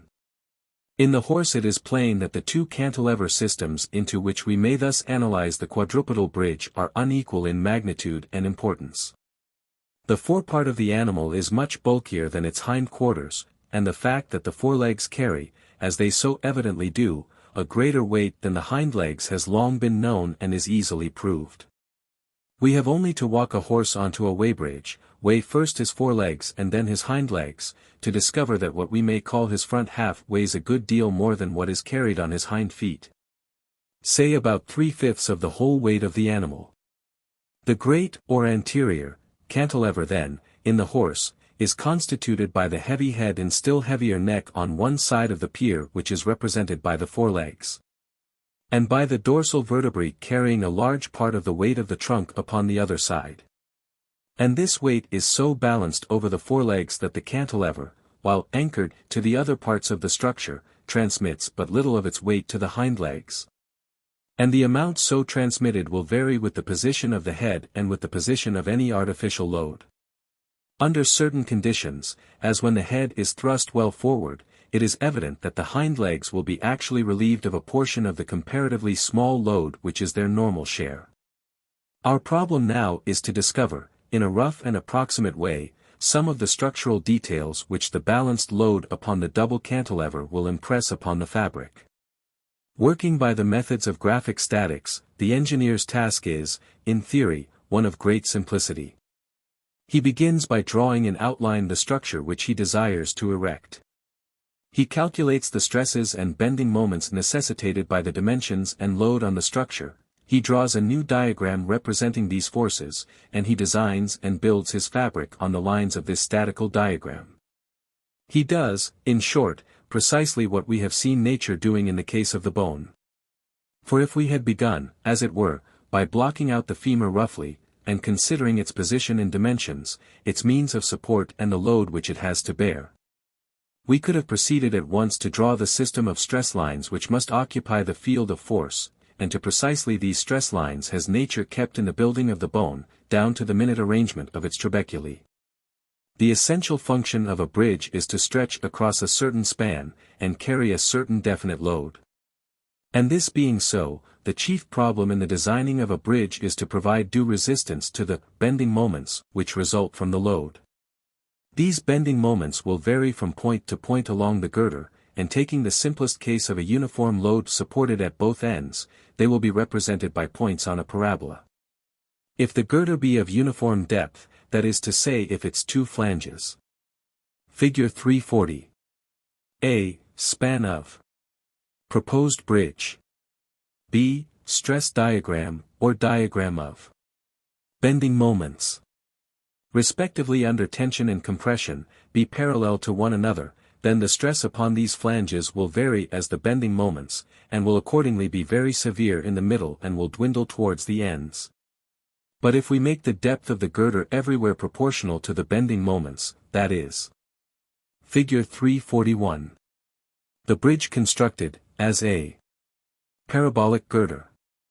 To say if we copy in the girder the outlines of the bending moment diagram, then our design will automatically meet the circumstances of the case, for the horizontal stress in each flange will now be uniform throughout the length of the girder. In short, in Professor Fiedler's words, every diagram of moments represents the outline of a framed structure which will carry the given load with a uniform horizontal stress in the principal members. Figure 342. In the following diagrams, Fig. A, B, which are taken from the original ones of Coleman, we see at once that the loaded beam or bracket, A, has a danger point close to its fixed base, that is to say at the point remotest from its load. But in the parabolic bracket, B, there is no danger point at all, for the dimensions of the structure are made to increase pari passu with the bending moments, stress and resistance vary together. Again in Fig. We have a simple span, A, with its stress diagram, B, and in Fig, we have the corresponding parabolic girder, whose stresses are now uniform throughout. In fact we see that, by a process of conversion, the stress diagram in each case becomes the structural diagram in the other. Now all this is but the modern rendering of one of Galileo's most famous propositions. In the dialogue which we have already quoted more than once, Sagredo says, it would be a fine thing if one could discover the proper shape to give a solid in order to make it equally resistant at every point. In which case a load placed at the middle would not produce fracture more easily than if placed at any other point. And Galileo, in the person of Salviati, first puts the problem into its more general form, and then shews us how, by giving a parabolic outline to our beam, we have its simple and comprehensive solution. In the case of our cantilever bridge, we shew the primitive girder in Fig. A, with its bending moment diagram, B. And it is evident that, if we turn this diagram upside down, it will still be illustrative, just as before, of the bending moments from point to point, for as yet it is merely a diagram, or graph, of relative magnitudes. To either of these two stress diagrams, direct or inverted, we may fit the design of the construction, as in Figs. C and 344. Figure 343. Figure 344. Now in different animals the amount and distribution of the load differs so greatly that we can expect no single diagram, drawn from the comparative anatomy of bridges, to apply equally well to all the cases met with in the comparative anatomy of quadrupeds. But nevertheless we have already gained an insight into the general principles of structural design in the quadrupedal bridge. In our last diagram the upper member of the cantilever is under tension. It is represented in the quadruped by the ligamentum nuchae on the one side of the cantilever, and by the supraspinous ligaments of the dorsal vertebrae on the other. The compression member is similarly represented, on both sides of the cantilever, by the vertebral column, or rather by the bodies of the vertebrae. While the web, or filling, of the girders, that is to say the upright or sloping members which extend from one flange to the other, is represented on the one hand by the spines of the vertebrae, and on the other hand by the oblique interspinous ligaments and muscles. The high spines over the quadruped's withers are no other than the high struts which rise over the supporting piers in the parabolic girder, and correspond to the position of the maximal bending moments. The fact that these tall vertebrae of the withers usually slope backwards, sometimes steeply, in a quadruped, is easily and obviously explained. For each vertebra tends to act as a hinged lever, and its spine, acted on by the tensions transmitted by the ligaments on either side, takes up its position as the diagonal of the parallelogram of forces to which it is exposed. It happens that in these comparatively simple types of cantilever bridge the whole of the parabolic curvature is transferred to one or other of the principal members, either the tension member or the compression member as the case may be. But it is of course equally permissible to have both members curved, in opposite directions. This, though not exactly the case in the fourth bridge, is approximately so. For here the main compression member is curved or arched, and the main tension member slopes downwards on either side from its maximal height above the piers. In short, the fourth bridge is a nearer approach than either of the other cantilever bridges which we have illustrated to the plan of the quadrupedal skeleton. For the main compression member almost exactly recalls the form of the vertebral column, while the main tension member, though not so closely similar to the supraspinous and nuchal ligaments, corresponds to the plan of these in a somewhat simplified form. Figure 345. A two-armed cantilever of the fourth bridge. Thick lines, compression members, bones. Thin lines, tension members, ligaments. We may now pass without difficulty from the two-armed cantilever supported on a single pier, as it is in each separate section of the fourth bridge, or as we have imagined it to be in the forequarters of a horse, to the condition which actually exists in that quadruped, where a two-armed cantilever has its load distributed over two separate piers. This is not precisely what an engineer calls a continuous girder, for that term is applied to a girder which, as a continuous structure, crosses two or more spans, while here there is only one.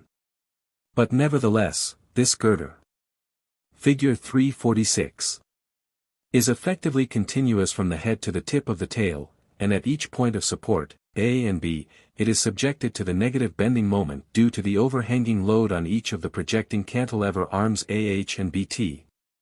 The diagram of bending moments will, according to the ordinary conventions, lie below the base line, because the moments are negative, and must take some such form as that shown in the diagram, for the girder must suffer its greatest bending stress not at the center, but at the 2 points of support A and B, where the moments are measured by the vertical ordinates.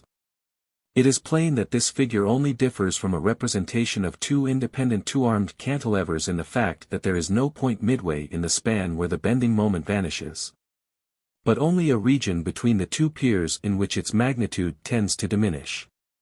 The diagram affects a graphic summation of the positive and negative moments, but its form may assume various modifications according to the method of graphic summation which we may choose to adopt. And it is obvious also that the form of the diagram may assume many modifications of detail according to the actual distribution of the load. In all cases the essential points to be observed are these: firstly that the girder which is Figure 347. Stress diagram of horse's backbone.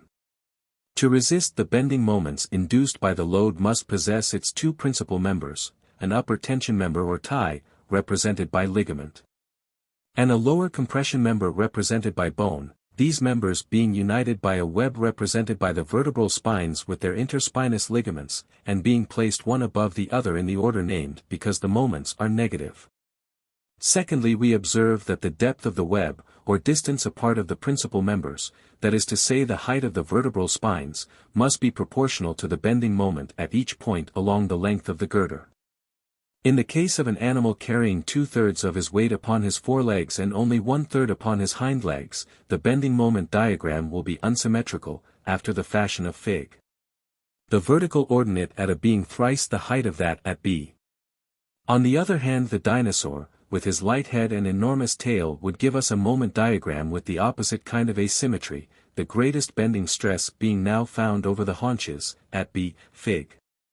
A glance at the skeleton of Diplodocus carnegii will shew us the high vertebral spines over the loins, in precise correspondence with the requirements of this diagram, just as in the horse, under the opposite conditions of load.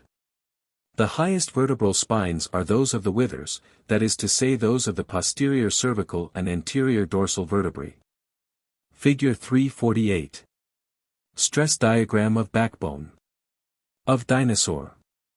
We have now not only dealt with the general resemblance, both in structure and in function, of the quadrupedal backbone with its associated ligaments to a double-armed cantilever girder. But we have begun to see how the characters of the vertebral system must differ in different quadrupeds. According to the conditions imposed by the varying distribution of the load, and in particular how the height of the vertebral spines which constitute the web will be in a definite relation, as regards magnitude and position, to the bending moments induced thereby. We should require much detailed information as to the actual weights of the several parts of the body before we could follow out quantitatively the mechanical efficiency of each type of skeleton. But in an approximate way what we have already learnt will enable us to trace many interesting correspondences between structure and function in this particular part of comparative anatomy. We must, however, be careful to note that the great cantilever system is not of necessity constituted by the vertical column and its ligaments alone, but that the pelvis, firmly united as it is to the sacral vertebrae, and stretching backwards far beyond the acetabulum, becomes an intrinsic part of the system, and helping, as it does, to carry the load of the abdominal viscera, constitutes a great portion of the posterior cantilever arm, or even its chief portion in cases where the size and weight of the tail are insignificant, as is the case in the majority of terrestrial mammals. We may also note here, that just as a bridge is often a combined or composite structure, exhibiting a combination of principles in its construction, so in the quadruped we have, as it were, another girder supported by the same piers to carry the viscera, and consisting of an inverted parabolic girder, whose compression member is again constituted by the backbone, its tension member by the line of the sternum and the abdominal muscles, while the ribs and intercostal muscles play the part of the web or filling. A very few instances must suffice to illustrate the chief variations in the load, and therefore in the bending moment diagram, and therefore also in the plan of construction, of various quadrupeds. But let us begin by setting forth, in a few cases, the actual weights which are borne by the forelimbs and the hind limbs, in our quadrupedal bridge. Gross weight on 4 feet. On hind feet. Percent on 4 feet. Percent on hind feet. Ton. CWTS. CWTS. CWTS. Camel, Bactrian. 1425. 925. 45. 67 3. 32 7. Llama. 275. 175. 875. 66 7. 33 3. Elephant, Indian. 1575. 25. 1475. 58 2. 41 8. Horse. 825. 475. 3 5. 57 6. 42 4. Horse, large Clydesdale. 15 5. 8 5. 7 0. 54 8. 45 2. It will be observed that in all these animals the load upon the forefeet preponderates considerably over that upon the hind, the preponderance being rather greater in the elephant than in the horse, and markedly greater in the camel and the llama than in the other two. But while these weights are helpful and suggestive, it is obvious that they do not go nearly far enough to give us a full insight into the constructional diagram to which the animals are conformed. For such a purpose we should require to weigh the total load, not in 2 portions, but in many. And we should also have to take close account of the general form of the animal, of the relation between that form and the distribution of the load, and of the actual directions of each bone and ligament by which the forces of compression and tension were transmitted. All this lies beyond us for the present, but nevertheless we may consider, very briefly, the principal cases involved in our inquiry, of which the above animals form only a partial and preliminary illustration. 1. Wherever we have a heavily loaded anterior cantilever arm, that is to say whenever the head and neck represent a considerable fraction of the whole weight of the body, we tend to have large bending moments over the forelegs. and correspondingly high spines over the vertebrae of the withers. This. Figure 349. Stress diagram of Titanotherium. Is the case in the great majority of four-footed, terrestrial animals, the chief exceptions being found in animals with comparatively small heads but large and heavy tails, such as the anteaters or the dinosaurian reptiles. And also, very naturally, in animals such as the crocodile, where the bridge can scarcely be said to be developed, for the long heavy body sags down to rest upon the ground. The case is sufficiently exemplified by the horse, and still more notably by the stag, the ox, or the pig.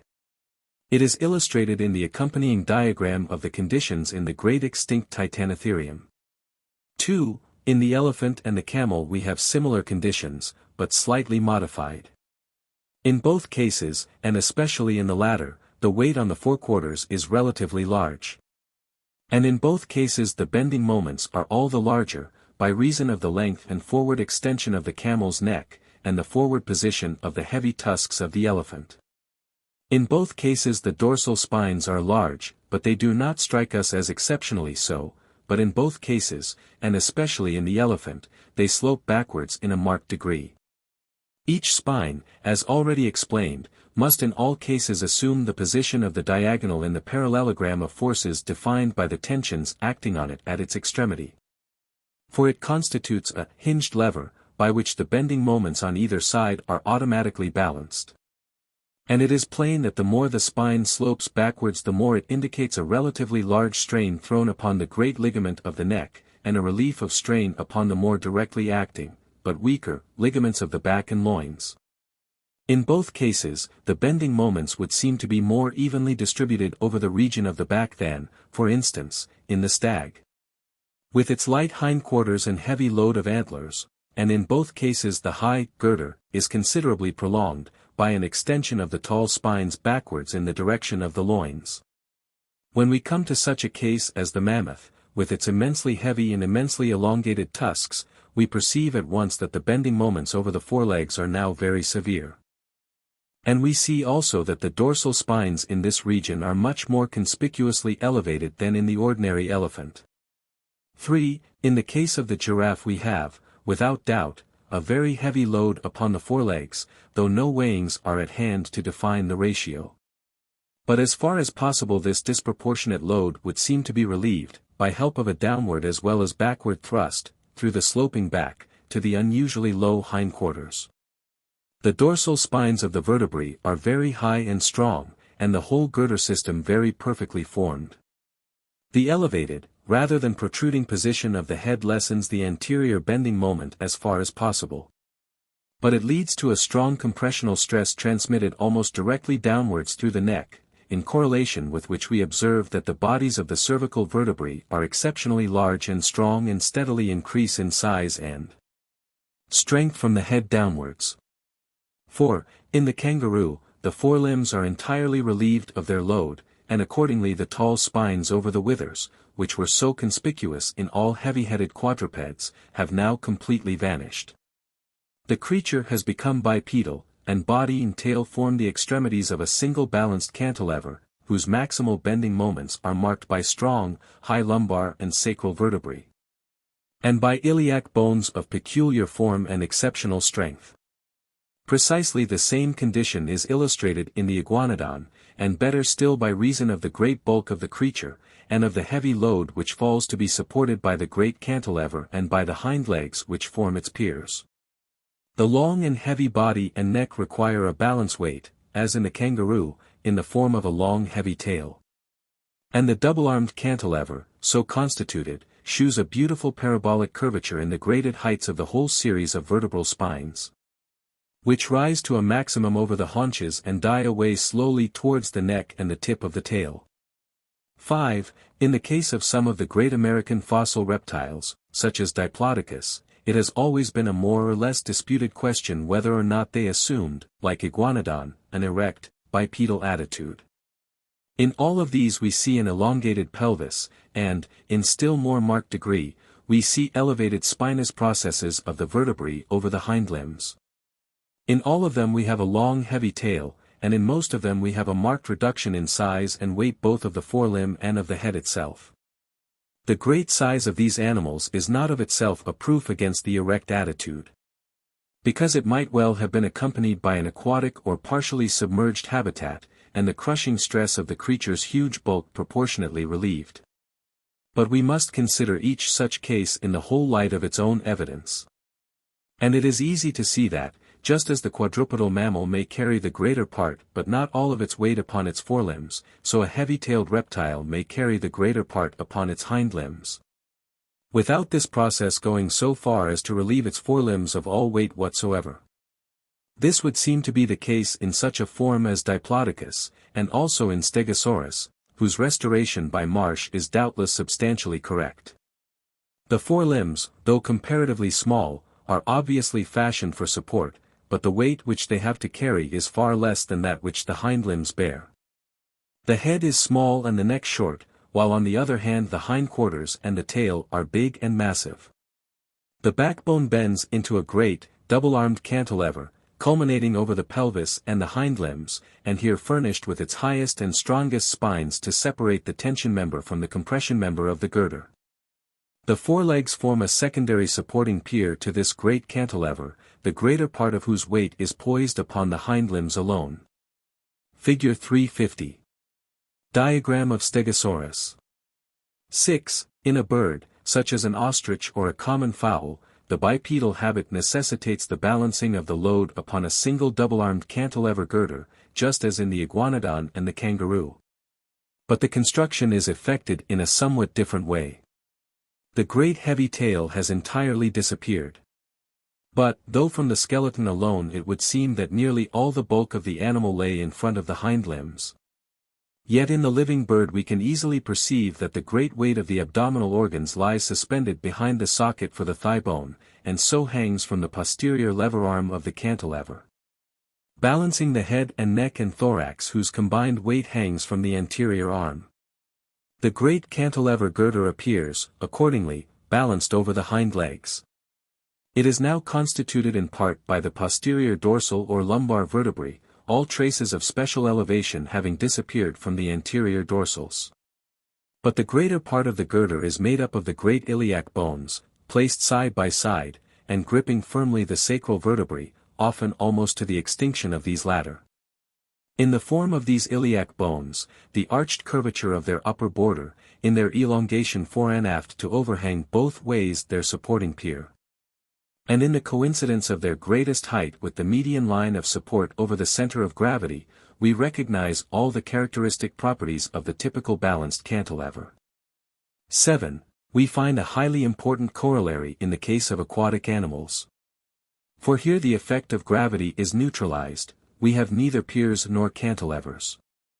And we find accordingly in all aquatic mammals of whatsoever group, whales, seals or sea cows, that the high arched vertebral spines over the withers, or corresponding structures over the hind limbs, have both entirely disappeared. Just as the cantilever girder tended to become obsolete in the aquatic mammal, so does it tend to weaken and disappear in the aquatic bird. There is a very marked contrast between the high-arched strongly built pelvis in the ostrich or the hen, and the long, thin, comparatively straight and weakly bone which represents it in a diver, a grebe or a penguin.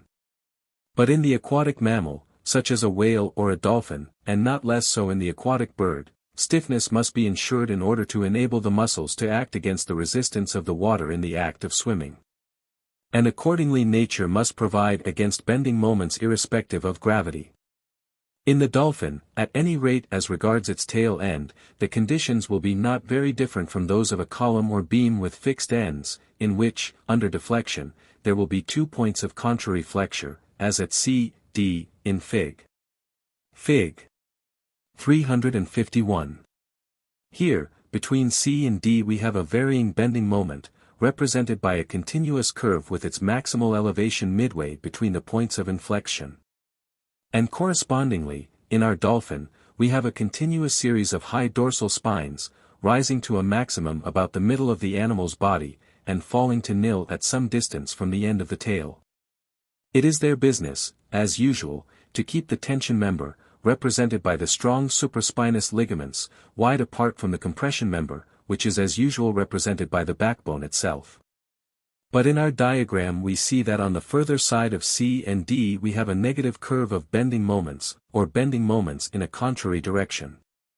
Without inquiring how these stresses are precisely met towards the dolphin's head, where the coalesced cervical vertebrae suggest themselves as a partial explanation, we see at once that towards the tail they are met by the strong series of chevron bones, which in the caudal region, where tall dorsal spines are no longer needed, take their place below the vertebrae, in precise correspondence with the bending moment diagram.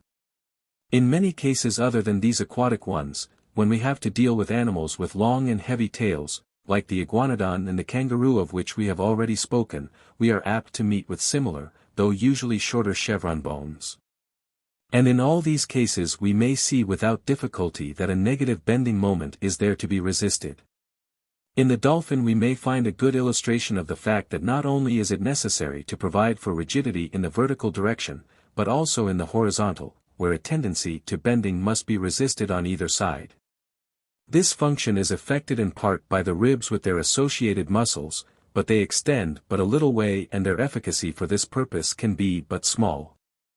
We have, however, behind the region of the ribs and on either side of the backbone a strong series of elongated and flattened transverse processes, forming a web for the support of a tension member in the usual form of ligament, and so playing a part precisely analogous to that performed by the dorsal spines in the same animal. In an ordinary fish, such as a cod or a haddock, we see precisely the same thing. The backbone is stiffened by the indispensable help of its three series of ligament-connected processes, the dorsal and the two transverse series. And here we see, as we see partly also among the whales, that these three series of processes, or struts, tend to be arranged well nigh at equal angles, of 120 degrees, with one another, giving the greatest and most uniform strength of which such a system is capable. On the other hand, in a flat fish, such as a plaice, where from the natural mode of progression it is necessary that the backbone should be flexible in one direction while stiffened in another, we find the whole outline of the fish comparable to that of a double bowstring girder, the compression member being, as usual, the backbone, the tension member on either side being constituted by the interspinous ligaments and muscles, while the web or filling is very beautifully represented by the long and evenly graded spines, which spring symmetrically from opposite sides of each individual vertebra. The main result at which we have now arrived, in regard to the construction of the vertebral column and its associated parts, is that we may look upon it as a certain type of girder, whose depth, as we cannot help seeing, is everywhere very nearly proportional to the height of the corresponding ordinate in the diagram of moments, just as it is in the girder of a cantilever bridge as designed by a modern engineer. In short, after the 19th or 20th century engineer has done his best in framing the design of a big cantilever, he may find that some of his best ideas bad, so to speak, been anticipated ages ago in the fabric of the great saurians and the larger mammals. But it is possible that the modern engineer might be disposed to criticize the skeleton girder at 2 or 3 points. And in particular he might think the girder, as we see it for instance in Diplodocus or Stegosaurus, not deep enough for carrying the animal's enormous weight of some 20 tons. If we adopt a much greater depth, or ratio of depth to length, as in the modern cantilever, we shall greatly increase the strength of the structure. But at the same time we should greatly increase its rigidity, and this is precisely what, in the circumstances of the case, it would seem that nature is bound to avoid. We need not suppose that the great saurian was by any means active and limber. But a certain amount of activity and flexibility he was bound to have, and in 1,000 ways he would find the need of a backbone that should be flexible as well as strong. Now this opens up a new aspect of the matter and is the beginning of a long, long story, for in every direction this double requirement of strength and flexibility imposes new conditions upon our design. To represent all the correlated quantities we should have to construct not only a diagram of moments but also a diagram of elastic deflection and its so-called curvature. And the engineer would want to know something more about the material of the ligamentous tension member, its modulus of elasticity in direct tension, its elastic limit, and its safe working stress. In various ways our structural problem is beset by limiting conditions. Not only must rigidity be associated with flexibility, but also stability must be ensured in various positions and attitudes. And the primary function of support or weight carrying must be combined with the provision of points d'appui for the muscles concerned in locomotion. We cannot hope to arrive at a numerical or quantitative solution of this complicated problem, but we have found it possible to trace it out in part towards a qualitative solution. And speaking broadly, we may certainly say that in each case the problem has been solved by nature herself, very much as she solves the difficult problems of minimal areas in a system of soap bubbles. So that each animal is fitted with a backbone adapted to his own individual needs, or, in other words, corresponding exactly to the mean resultant of the stresses to which as a mechanical system it is exposed. Throughout this short discussion of the principles of construction, limited to one part of the skeleton, we see the same general principles at work which we recognize in the plan and construction of an individual bone. That is to say, we see a tendency for material to be laid down just in the lines of stress, and so as to evade thereby the distortions and disruptions due to shear. In these phenomena there lies a definite law of growth, whatever its ultimate expression or explanation may come to be. Let us not press either argument or hypothesis too far, but be content to see that skeletal form, as brought about by growth, is to a very large extent determined by mechanical considerations, and tends to manifest itself as a diagram, or reflected image, of mechanical stress. If we fail, owing to the immense complexity of the case, to unravel all the mathematical principles involved in the construction of the skeleton, we yet gain something, and not a little. By applying this method to the familiar objects of our anatomical study, obvia conspicuimus, nubum polenti mathesi. Before we leave this subject of mechanical adaptation, let us dwell once more for a moment upon the considerations which arise from our conception of a field of force or field of stress, in which tension and compression, for instance, are inevitably combined, and are met by the materials naturally fitted to resist them. It has been remarked over and over again how harmoniously the whole organism hangs together, and how throughout its fabric one part is related and fitted to another in strictly functional correlation. But this conception, though never denied, is sometimes apt to be forgotten in the course of that process of more and more minute analysis by which, for simplicity's sake, we seek to unravel the intricacies of a complex organism. We tend, as we analyze a thing into its parts or into its properties, to magnify these, to exaggerate their apparent independence, and to hide from ourselves, at least for a time, the essential integrity and individuality of the composite whole.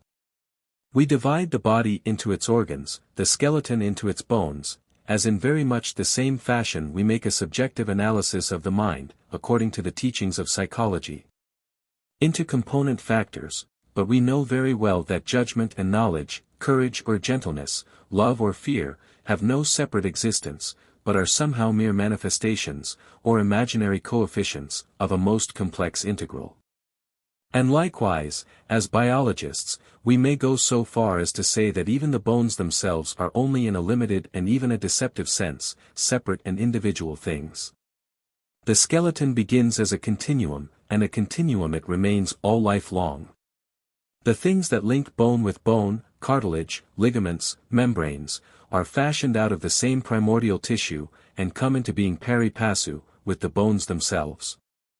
The entire fabric has its soft parts and its hard, its rigid and its flexible parts, but until we disrupt and dismember its bony, gristly and fibrous parts, one from another, it exists simply as a skeleton, as one integral and individual whole. A bridge was once upon a time a loose heap of pillars and rods and rivets of steel. But the identity of these is lost, just as if they were fused into a solid mass, when once the bridge is built. Their separate functions are only to be recognized and analyzed in so far as we can analyze the stresses, the tensions, and the pressures, which affect this part of the structure or that. And these forces are not themselves separate entities, but are the resultants of an analysis of the whole field of force. Moreover, when the bridge is broken it is no longer a bridge, and all its strength is gone. So is it precisely with the skeleton. In it is reflected a field of force, and keeping pace, as it were, in action and interaction with this field of force, the whole skeleton in every part thereof, down to the minute intrinsic structure of the bones themselves, is related in form and in position to the lines of force, to the resistances it has to encounter. For by one of the mysteries of biology, resistance begets resistance, and where pressure falls there growth springs up in strength to meet it. And, pursuing the same train of thought, we see that all this is true not of the skeleton alone but of the whole fabric of the body.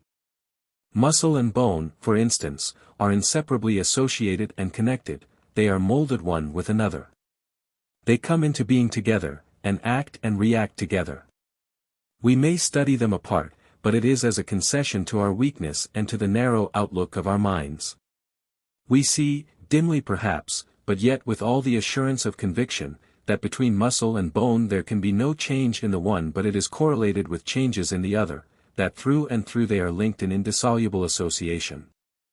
That they are only separate entities in this limited and subordinate sense, that they are parts of a whole which, when it loses its composite integrity, ceases to exist. The biologist, as well as the philosopher, learns to recognize that the whole is not merely the sum of its parts. It is this, and much more than this. For it is not a bundle of parts but an organization of parts in their mutual arrangement, fitting one with another, in what Aristotle calls a single and indivisible principle of unity. And this is no merely metaphysical conception, but is in biology the fundamental truth which lies at the basis of Jeffrey's, or Goethe's, law of compensation, or balancement of growth. Nevertheless, Darwin found no difficulty in believing that natural selection will tend in the long run to reduce any part of the organization, as soon as, through changed habits, it becomes superfluous, without by any means causing some other part to be largely developed in a corresponding degree. And conversely, that natural selection may perfectly well succeed in largely developing an organ without requiring as a necessary compensation the reduction of some adjoining part. This view has been developed into a doctrine of the independence of single characters, not to be confused with the germinal, unit characters, of Mendelism, especially by the paleontologists. Thus Osborn asserts a principle of hereditary correlation, combined with a principle of hereditary separability whereby the body is a colony, a mosaic, of single individual and separable characters. I cannot think that there is more than a small element of truth in this doctrine. As Kant said, Die Ursache der Art der Existenz bei jedem Teil eines lebenden Körpers ist im Ganzen enthalten. And, according to the trend or aspect of our thought, we may look upon the coordinated parts, now as related and fitted to the end or function of the whole, and now as related to or resulting from the physical causes inherent in the entire system of forces to which the whole has been exposed, and under whose influence it has come into being. It would seem to me that the mechanical principles and phenomena which we have dealt with in this chapter are of no small importance to the morphologist. All the more when he is inclined to direct his study of the skeleton exclusively to the problem of phylogeny.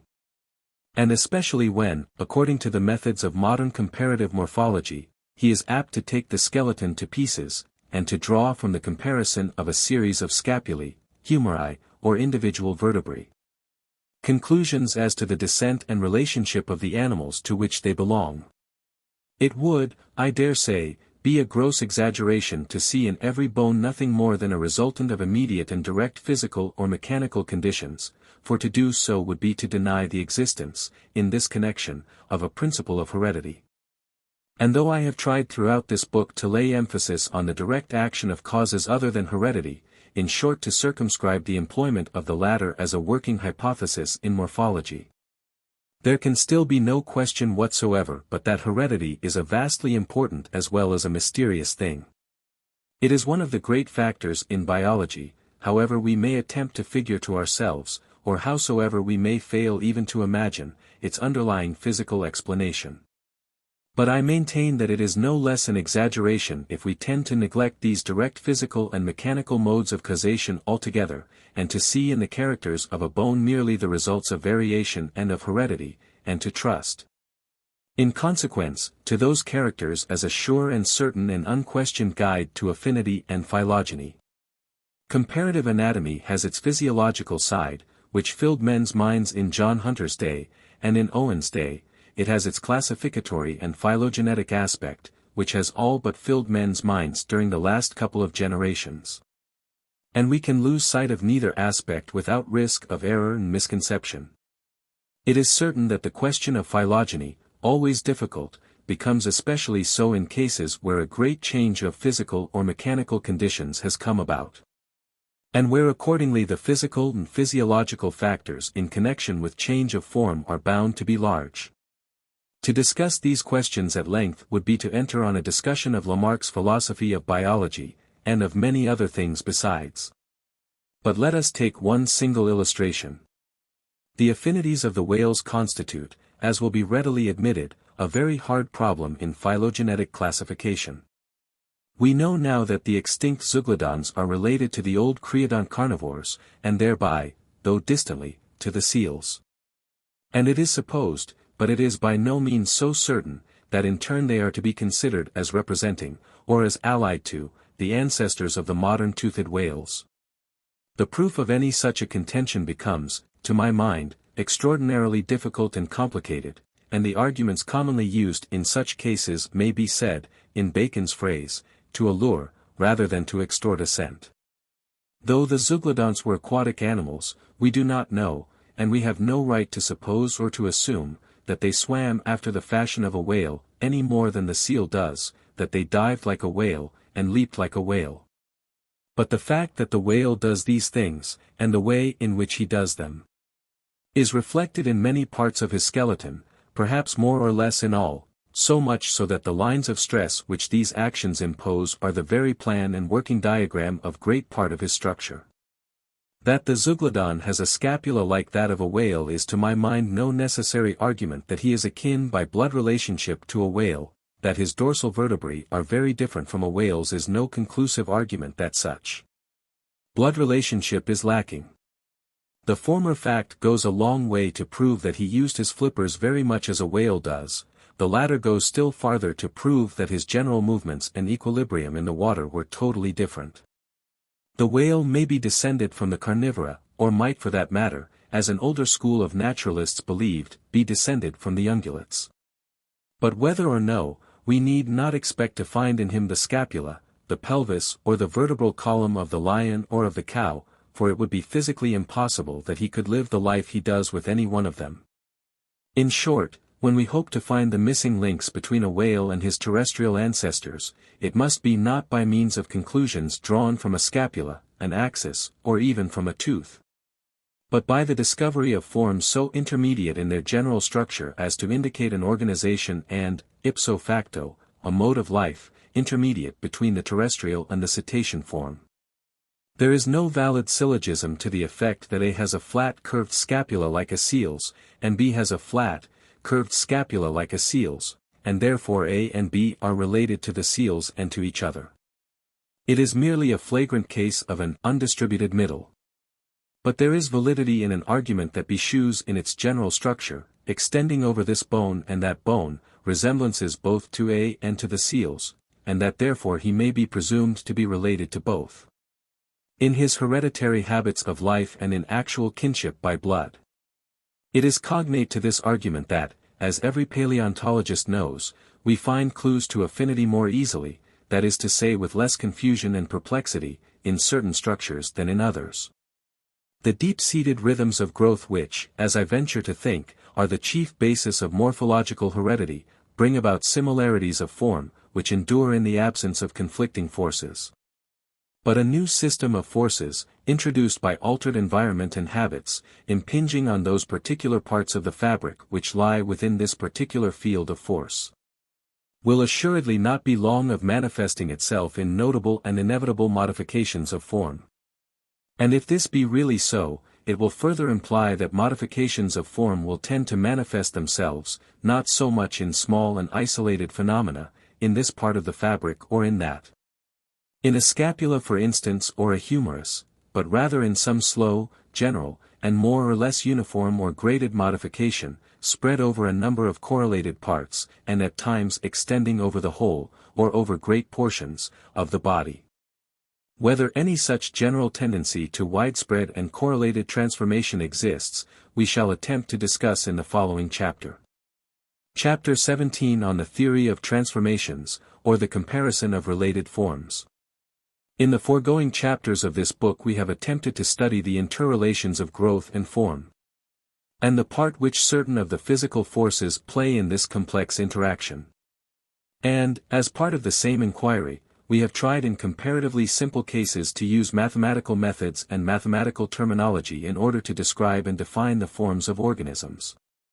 We have learned in so doing that our own study of organic form, which we call by Goethe's name of morphology, is but a portion of that wider science of form which deals with the forms assumed by matter under all aspects and conditions, and, in a still wider sense, with forms which are theoretically imaginable. The study of form may be descriptive merely, or it may become analytical.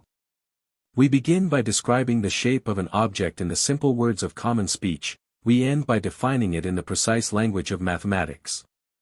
And the one method tends to follow the other in strict scientific order and historical continuity.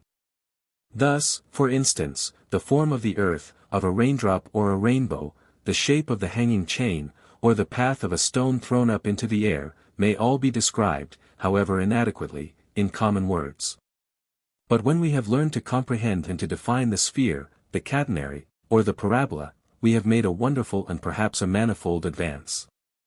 The mathematical definition of a form has a quality of precision which was quite lacking in our earlier stage of mere description. It is expressed in few words, or in still briefer symbols, and these words or symbols are so pregnant with meaning that thought itself is economized. We are brought by means of it in touch with Galileo's aphorism, as old as Plato, as old as Pythagoras, as old perhaps as the wisdom of the Egyptians, that the book of nature is written in characters of geometry. Next, we soon reach through mathematical analysis to mathematical synthesis. We discover homologies or identities which were not obvious before, and which are descriptions obscured rather than revealed, as for instance, when we learn that, however we hold our chain, or however we fire our bullet, the contour of the one or the path of the other is always mathematically homologous. Lastly, and this is the greatest gain of all, we pass quickly and easily from the mathematical conception of form in its statical aspect to form in its dynamical relations. We pass from the conception of form to an understanding of the forces which gave rise to it. And in the representation of form and in the comparison of kindred forms, we see in the one case a diagram of forces in equilibrium. And in the other case we discern the magnitude and the direction of the forces which have sufficed to convert the one form into the other. Here, since a change of material form is only effected by the movement of matter, we have once again the support of the schoolman's and the philosopher's axiom, ignorato motu, ignorator natura. In the morphology of living things the use of mathematical methods and symbols has made slow progress. And there are various reasons for this failure to employ a method whose advantages are so obvious in the investigation of other physical forms. To begin with, there would seem to be a psychological reason lying in the fact that the student of living things is by nature and training an observer of concrete objects and phenomena. And the habit of mind which he possesses and cultivates is alien to that of the theoretical mathematician. But this is by no means the only reason. For in the kindred subject of mineralogy, for instance, crystals were still treated in the days of Linnaeus as wholly within the province of the naturalist, and were described by him after the simple methods in use for animals and plants, but as soon as Hauy showed the application of mathematics to the description and classification of crystals, his methods were immediately adopted and a new science came into being. A large part of the neglect and suspicion of mathematical methods in organic morphology is due, as we have partly seen in our opening chapter, to an ingrained and deep-seated belief that even when we seem to discern a regular mathematical figure in an organism, the sphere, the hexagon, or the spiral which we so recognize merely resembles, but is never entirely explained by, its mathematical analogue. In short, that the details in which the figure differs from its mathematical prototype are more important and more interesting than the features in which it agrees. And even that the peculiar aesthetic pleasure with which we regard a living thing is somehow bound up with the departure from mathematical regularity which it manifests as a peculiar attribute of life. This view seems to me to involve a misapprehension. There is no such essential difference between these phenomena of organic form and those which are manifested in portions of inanimate matter. No chain hangs in a perfect catenary and no raindrop is a perfect sphere, and this for the simple reason that forces and resistances other than the main one are inevitably at work.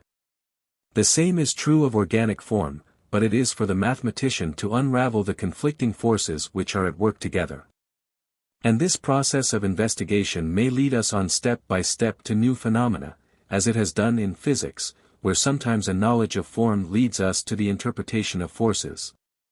And at other times a knowledge of the forces at work guides us towards a better insight into form. I would illustrate this by the case of the earth itself.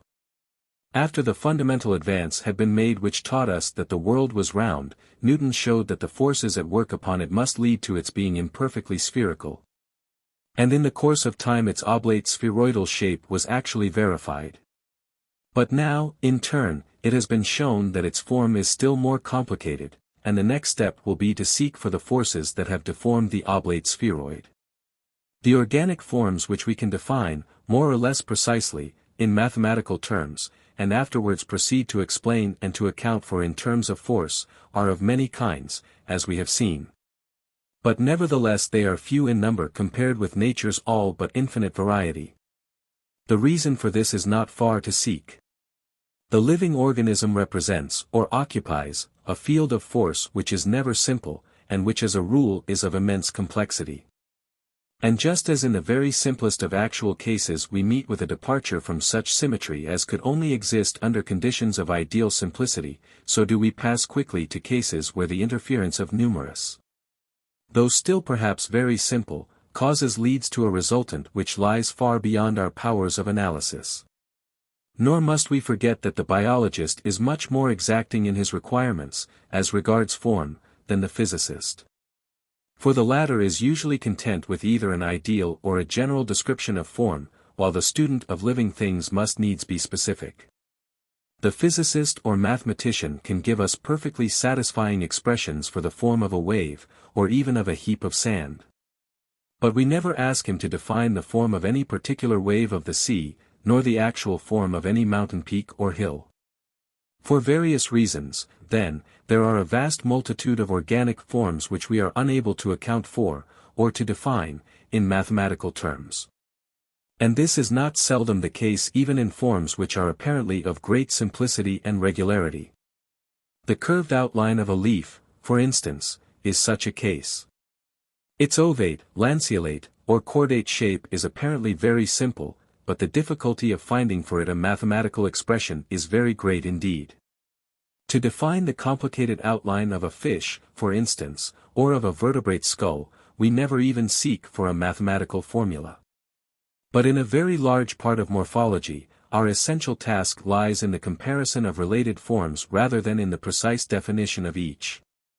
And the deformation of a complicated figure may be a phenomenon easy of comprehension, though the figure itself have to be left unanalyzed and undefined. This process of comparison, of recognizing in one form a definite permutation or deformation of another, apart altogether from a precise and adequate understanding of the original type or standard of comparison, lies within the immediate province of mathematics, and finds its solution in the elementary use of a certain method of the mathematician. This method is the method of coordinates, on which is based the theory of transformations. I imagine that when Descartes conceived the method of coordinates, as a generalization from the proportional diagrams of the artist and the architect, and long before the immense possibilities of this analysis could be foreseen, he had in mind a very simple purpose. It was perhaps no more than to find a way of translating the form of a curve into numbers and into words. This is precisely what we do, by the method of coordinates, every time we study a statistical curve. And conversely, we translate numbers into form whenever we plot a curve to illustrate a table of mortality, a rate of growth, or the daily variation of temperature or barometric pressure. In precisely the same way it is possible to inscribe in a net of rectangular coordinates the outline, for instance, of a fish, and so to translate it into a table of numbers, from which again we may at pleasure reconstruct the curve. But it is the next step in the employment of coordinates which is of special interest and use to the morphologist. And this step consists in the alteration, or transformation, of our system of coordinates and in the study of the corresponding transformation of the curve or figure inscribed in the coordinate network. Let us inscribe in a system of Cartesian coordinates the outline of an organism, however complicated, or a part thereof, such as a fish, a crab, or a mammalian skull. We may now treat this complicated figure, in general terms, as a function of x, y.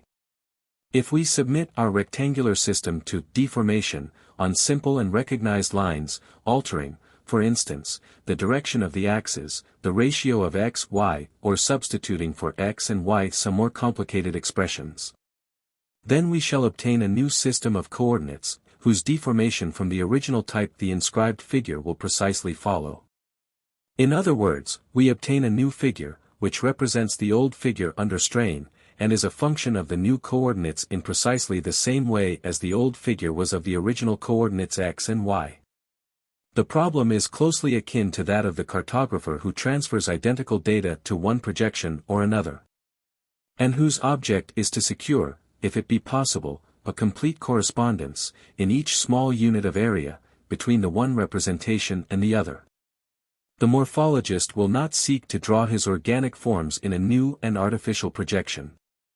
But, in the converse aspect of the problem, he will inquire whether two different but more or less obviously related forms can be so analyzed and interpreted that each may be shown to be a transformed representation of the other. This once demonstrated, it will be a comparatively easy task, in all probability, to postulate the direction and magnitude of the force capable of effecting the required transformation. Again, if such a simple alteration of the system of forces can be proved adequate to meet the case, we may find ourselves able to dispense with many widely current and more complicated hypotheses of biological causation.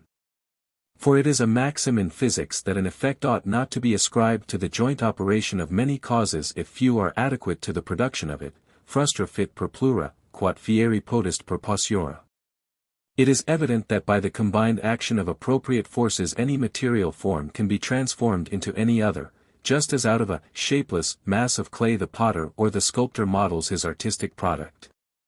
Or just as we attribute to nature herself the power to effect the gradual and successive transformation of the simplest into the most complex organism. In like manner it is possible, at least theoretically, to cause the outline of any closed curve to appear as a projection of any other whatsoever. But we need not let these theoretical considerations deter us from our method of comparison of related forms. We shall strictly limit ourselves to cases where the transformation necessary to effect a comparison shall be of a simple kind, and where the transformed, as well as the original coordinates shall constitute an harmonious and more or less symmetrical system. We should fall into deserved and inevitable confusion if, whether by the mathematical or any other method, we attempted to compare organisms separated far apart in nature and in zoological classification. We are limited, not by the nature of our method, but by the whole nature of the case, to the comparison of organisms such as are manifestly related to one another and belong to the same zoological class. Our inquiry lies, in short, just within the limits which Aristotle himself laid down when, in defining a genus, he showed that, apart from those superficial characters, such as color, which he called accidents, the essential differences between one species and another are merely differences of proportion, of relative magnitude, or, as he phrased it, of excess and defect. Save only for a difference in the way of excess or defect, the parts are identical in the case of such animals as are of one and the same genus, and by genus I mean, for instance, bird or fish. And again, within the limits of the same genus, as a general rule, most of the parts exhibit differences, in the way of multitude or fewness, magnitude or parvitude, in short, in the way of excess or defect. For the more and the less may be represented as excess and defect. It is precisely this difference of relative magnitudes, this Aristotelian excess and defect, in the case of form, which our coordinate method is especially adapted to analyze. And to reveal and demonstrate as the main cause of what, again in the Aristotelian sense, we term specific differences. The applicability of our method to particular cases will depend upon, or be further limited by, certain practical considerations or qualifications. Of these the chief, and indeed the essential, condition is, that the form of the entire structure under investigation should be found to vary in a more or less uniform manner, after the fashion of an approximately homogeneous and isotropic body. But an imperfect isotropy, provided always that some principle of continuity run through its variations, will not seriously interfere with our method. It will only cause our transformed coordinates to be somewhat less regular and harmonious than are those, for instance, by which the physicist depicts the motions of a perfect fluid or a theoretic field of force in a uniform medium. Again, it is essential that our structure vary in its entirety, or at least that independent variants should be relatively few. That independent variations occur, that localized centers of diminished or exaggerated growth will now and then be found, is not only probable but manifest, and they may even be so pronounced as to appear to constitute new formations altogether. Such independent variants as these Aristotle himself clearly recognized. It happens further that some have parts that others have not, for instance, some birds have spurs and others not, some have crests or combs and others not.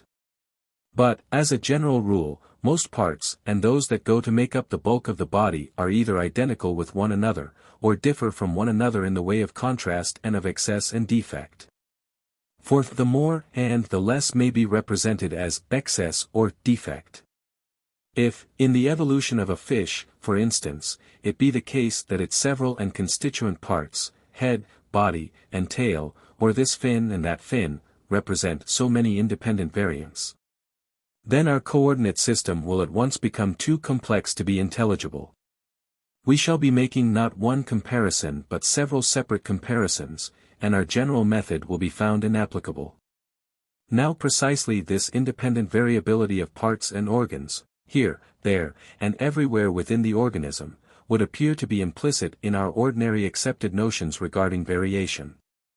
And, unless I am greatly mistaken, it is precisely on such a conception of the easy, frequent, and normal independent variability of parts that our conception of the process of natural selection is fundamentally based.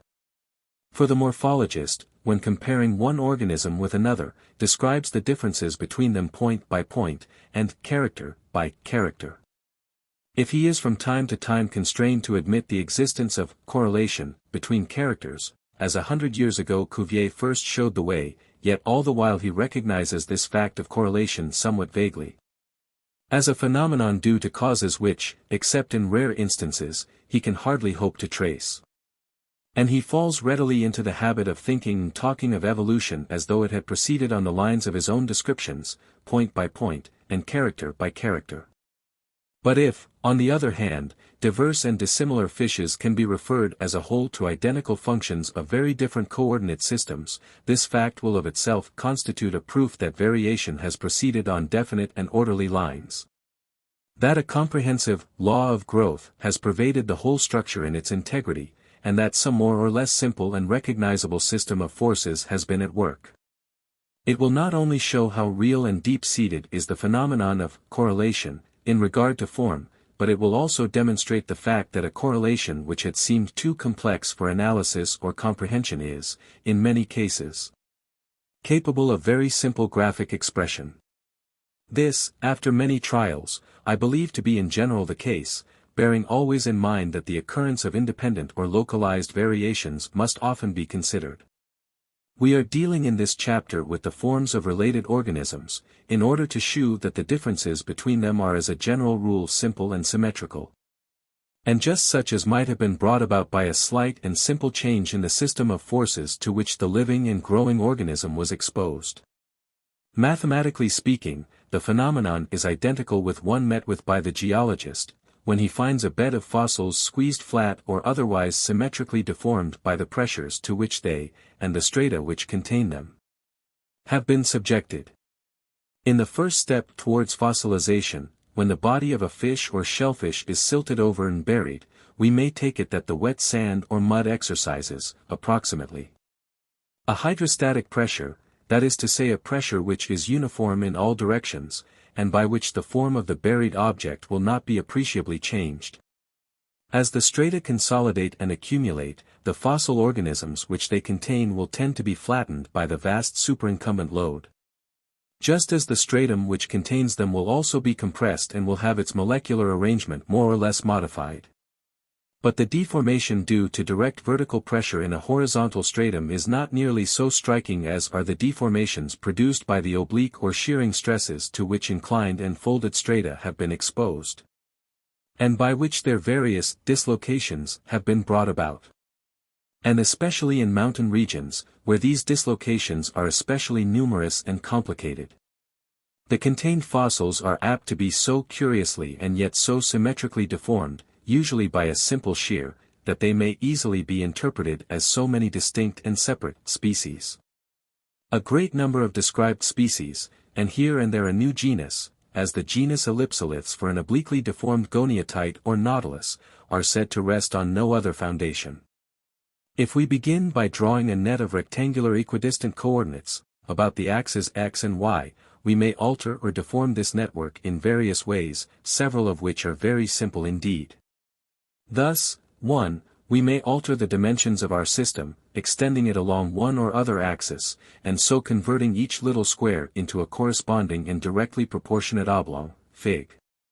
It follows that any figure which we may have inscribed in the Figure 352, Figure 353, Figure 354, Figure 355, original net, and which we transfer to the new, will thereby be deformed in strict proportion to the deformation of the entire configuration, being still defined by corresponding points in the network and being throughout in conformity with the original figure.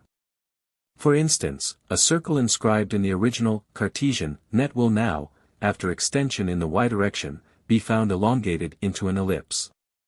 In elementary mathematical language, for the original x and y we have substituted x1 and cy1, and the equation to our original circle, x2 plus y2 equals a 2, becomes that of the ellipse, x12 plus c2 y12 equals a 2.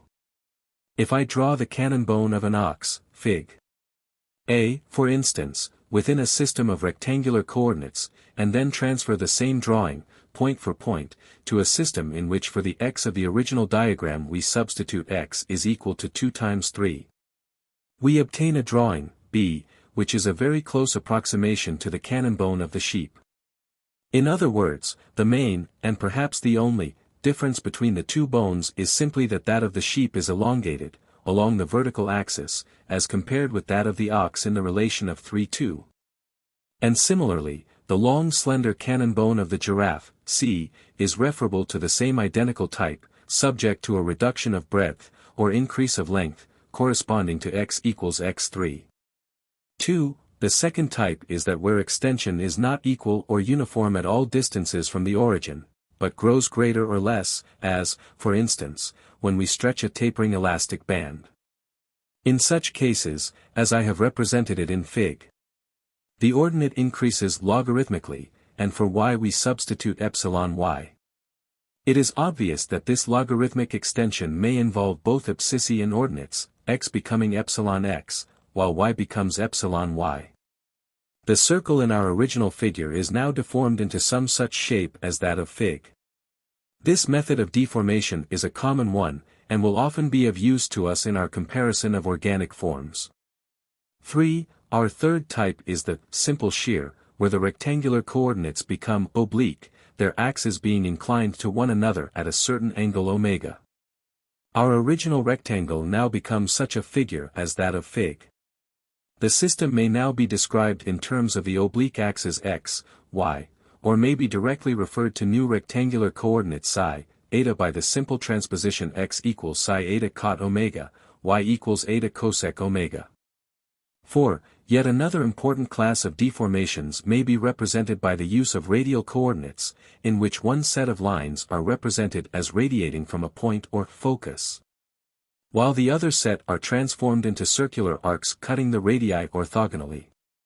These radial coordinates are especially applicable to cases where there exists, either within or without the figure, some part which is supposed to suffer no deformation. A simple illustration is afforded by the diagrams which illustrate the flexure of a beam, Fig. In biology these coordinates will. Figure 356. Figure 357. Figure 358. Be especially applicable in cases where the growing structure includes a node, or point where growth is absent or at a minimum, and about which node the rate of growth may be assumed to increase symmetrically. Precisely such a case is furnished us in a leaf of an ordinary dicotyledon. The leaf of a typical monocotyledon, such as a grass or a hyacinth, for instance, grows continuously from its base, and exhibits no node or point of arrest. Its sides taper off gradually from its broad base to its slender tip, according to some law of decrement specific to the plant. And any alteration in the relative velocities of longitudinal and transverse growth will merely make the leaf a little broader or narrower, and will affect no other conspicuous alteration in its contour. But if there once come into existence a node, or locus of no growth, about which we may assume the growth, which in the hyacinth leaf was longitudinal and transverse, to take place radially and transversely to the radii, then we shall. Figure 359. At once see, in the first place, that the sloping and slightly curved sides of the hyacinth leaf suffer a transformation into what we consider a more typical and leaf-like shape. The sides of the figure broadening out to a zone of maximum breadth and then drawing inwards to the pointed apex.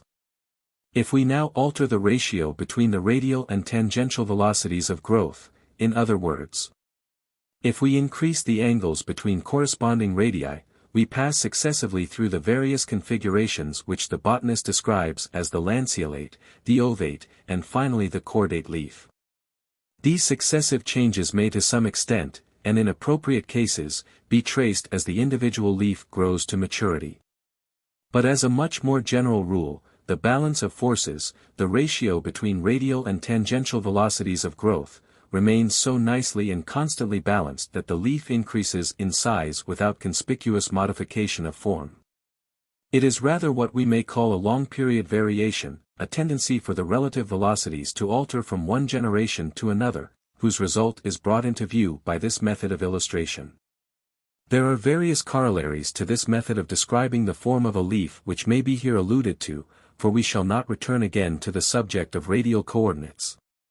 For instance, the so-called unsymmetrical leaf of a begonia, in which one side of the leaf may be merely ovate while the other has a cordate outline.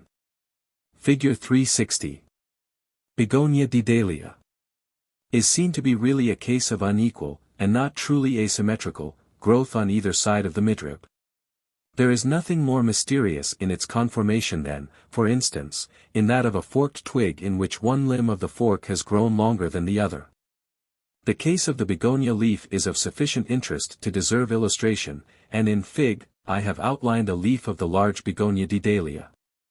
On the smaller left-hand side of the leaf I have taken at random 3 points, A, B, C, and have measured the angles, AOA, etc., which the radii from the hilus of the leaf to these points make with the median axis. On the other side of the leaf I have marked the points A, B, C, such that the radii drawn to this margin of the leaf are equal to the former, OA to OA, etc. Now if the two sides of the leaf are mathematically similar to one another, it is obvious that the respective angles should be in continued proportion, i.e. as AOA is to AOA, so should AOB be to AOB. This proves to be very nearly the case. For I have measured the 3 angles on one side, and one on the other, and have then compared, as follows, the calculated with the observed values of the other 2. AOA, AOB, AOC, AOA, AOB, AOC. Observed values. 12 degrees. 28. 5 degrees. 88 degrees. 157 degrees. Calculated values. 21.5 degrees. 51.1 degrees. Observed values. 20. 52. The agreement is very close, and what discrepancy there is may be amply accounted for, firstly, by the slight irregularity of the sinuous margin of the leaf. And secondly, by the fact that the true axis or midrib of the leaf is not straight but slightly curved, and therefore that it is curvilinear and not rectilinear triangles which we ought to have measured. When we understand these few points regarding the peripheral curvature of the leaf, it is easy to see that its principal veins approximate closely to a beautiful system of isogonal coordinates. It is also obvious that we can easily pass, by a process of shearing, from those cases where the principal veins start from the base of the leaf to those, as in most dicotyledons, where they arise successively from the midrib. It may sometimes happen that the node, or point of arrest, is at the upper instead of the lower end of the leaf blade, and occasionally there may be a node at both ends. In the former case, as we have it in the daisy, the form of the leaf will be, as it were, inverted, the broad, more or less heart-shaped, outline appearing at the upper end, while below the leaf tapers gradually downwards to an ill-defined base. In the latter case, as in D'Arcy, we obtain a leaf equally expanded, and similarly ovate or cordate, at both ends. We may notice, lastly, that the shape of a solid fruit, such as an apple or a cherry, is a solid of revolution, developed from similar curves and to be explained on the same principle. In the cherry we have a point of arrest at the base of the berry, where it joins its peduncle, and about this point the fruit, in imaginary section, swells out into a cordate outline. While in the apple we have two such well-marked points of arrest, above and below, and about both of them the same conformation tends to arise. The bean and the human kidney owe their reniform shape to precisely the same phenomenon, namely, to the existence of a node or hilus, about which the forces of growth are radially and symmetrically arranged.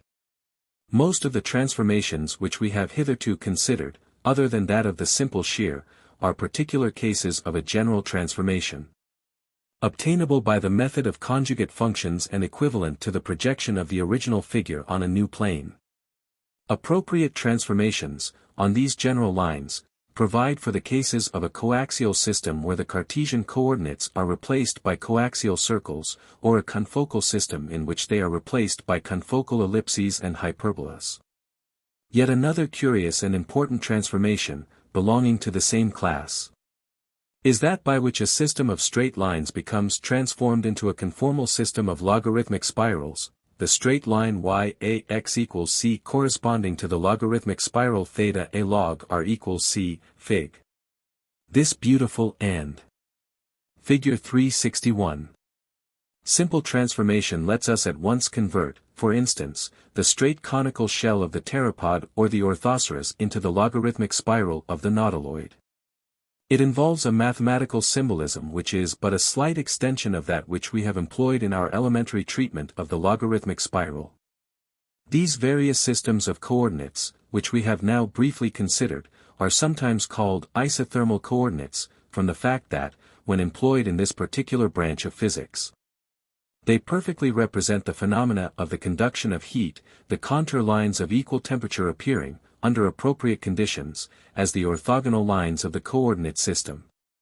And it follows that the law of growth, which our biological analysis by means of orthogonal coordinate systems presupposes, or at least foreshadows, is one according to which the organism grows or develops along streamlines, which may be defined by a suitable mathematical transformation. When the system becomes no longer orthogonal, as in many of the following illustrations, for instance, that of Orthogoriscus, Fig., then the transformation is no longer within the reach of comparatively simple mathematical analysis. Such departure from the typical symmetry of a streamline system is, in the first instance, sufficiently accounted for by the simple fact that the developing organism is very far from being homogeneous and isotropic, or, in other words, does not behave like a perfect fluid.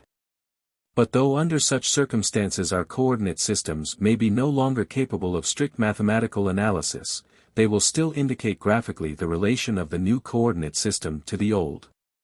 And conversely will furnish us with some guidance as to the law of growth, or play of forces, by which the transformation has been effected. Before we pass from this brief discussion of transformations in general, let us glance at one or two cases in which the forces applied are more or less intelligible, but the resulting transformations are, from the mathematical point of view, exceedingly complicated. The marbled papers of the bookbinder are a beautiful illustration of visible stream lines. On a dishful of a sort of semi-liquid gum the workman dusts a few simple lines or patches of coloring matter. And then, by passing a comb through the liquid, he draws the color bands into the streaks, waves, and spirals which constitute the marbled pattern, and which he then transfers to sheets of paper laid down upon the gum. By some such system of shears, by the effect of unequal traction or unequal growth in various directions and superposed on an originally simple pattern, we may account for the not dissimilar marbled patterns which we recognize, for instance, on a large serpent's skin. But it must be remarked, in the case of the marbled paper, that though the method of application of the forces is simple, yet in the aggregate the system of forces set up by the many teeth of the comb is exceedingly complex. And its complexity is revealed in the complicated diagram of forces which constitutes the pattern. To take another and still more instructive illustration. To turn one circle, or sphere, into two circles would be, from the point of view of the mathematician, an extraordinarily difficult transformation. But, physically speaking, its achievement may be extremely simple. The little round gourd grows naturally, by its symmetrical forces of expansive growth, into a big, round, or somewhat oval pumpkin or melon. But the Moorish husbandman ties a rag round its middle, and the same forces of growth, unaltered save for the presence of this trammel, now expand the globular structure into two superposed and connected globes. And again, by varying the position of the encircling band, or by applying several such ligatures instead of one, a great variety of artificial forms of gourd may be, and actually are, produced. It is clear, I think, that we may account for many ordinary biological processes of development or transformation of form by the existence of trammels or lines of constraint, which limit and determine the action of the expansive forces of growth that would otherwise be uniform and symmetrical. This case has a close parallel in the operations of the glassblower, to which we have already, more than once, referred in passing. The glassblower starts his operations with a tube, which he first closes at one end so as to form a hollow vesicle, within which his blast of air exercises a uniform pressure on all sides. But the spherical conformation which this uniform expansive force would naturally tend to produce is modified into all kinds of forms by the trammels or resistances set up as the workman lets one part or another of his bubble be unequally heated or cooled. It was Oliver Wendell Holmes who first shewed this curious parallel between the operations of the glassblower and those of nature, when she starts, as she so often does, with a simple tube. The alimentary canal, the arterial system including the heart, the central nervous system of the vertebrate, including the brain itself, all begin as simple tubular structures. And with them nature does just what the glassblower does, and, we might even say, no more than he. For she can expand the tube here and narrow it there, thicken its walls or thin them, blow off a lateral offshoot or caecal diverticulum, bend the tube, or twist and coil it, and enfold or crimp its walls as, so to speak, she pleases. Such a form as that of the human stomach is easily explained when it is regarded from this point of view. It is simply an ill-blown bubble, a bubble that has been rendered lopsided by a trammel or restraint along one side, such as to prevent its symmetrical expansion, such a trammel as is produced if the glassblower lets one side of his bubble get cold, and such as is actually present in the stomach itself in the form of a muscular band. We may now proceed to consider and illustrate a few permutations or transformations of organic form, out of the vast multitude which are equally open to this method of inquiry. Figure 362. We have already compared in a preliminary fashion the metacarpal or cannon bone of the ox, the sheep, and the giraffe, Fig. And we have seen that the essential difference in form between these three bones is a matter of relative length and breadth, such that, if we reduce the figures to an identical standard of length, or identical values of y, the breadth, or value of x, will be approximately 2/3 that of the ox in the case of the sheep and 1/3 that of the ox in the case of the giraffe. We may easily, for the sake of closer comparison, determine these ratios more accurately, for instance, if it be our purpose to compare the different racial varieties within the limits of a single species. And in such cases, by the way, as when we compare with one another various breeds or races of cattle or of horses, the ratios of length and breadth in this particular bone are extremely significant. If, instead of limiting ourselves to the cannon bone, we inscribe the entire foot of our several ungulates in a coordinate system, the same ratios of x that served us for the cannon bone still give us a first approximation to the required comparison. But even in the case of such closely allied forms as the ox and the sheep there is evidently something wanting in the comparison. The reason is that the relative elongation of the several parts, or individual bones, has not proceeded equally or proportionately in all cases. In other words, that the equations for x will not suffice without some simultaneous modification of the values of y, fig. In such a case it may be found possible to satisfy the varying values of y by some logarithmic or other formula. But, even if that be possible, it will probably be somewhat difficult of discovery or verification in such a case as the present, owing to the fact that we have too few well-marked points of correspondence between the one object and the other. And that especially along the shaft of such long bones as the cannon bone of the ox, the deer, the llama, or the giraffe there is a complete lack of easily recognizable corresponding points. In such a case a brief tabular statement of apparently corresponding values of y, or of those obviously corresponding values which coincide with the boundaries of the several bones of the foot, will, as in the following example, enable us to dispense with a fresh equation.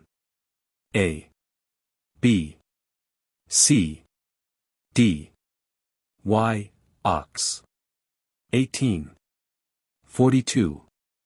Y, sheep. 10. 36. Y, giraffe. 5. 24. This summary of values of y, coupled with the equations for the value of x, will enable us, from any drawing of the ox's foot, to construct a figure of that of the sheep or of the giraffe with remarkable accuracy. Figure 363.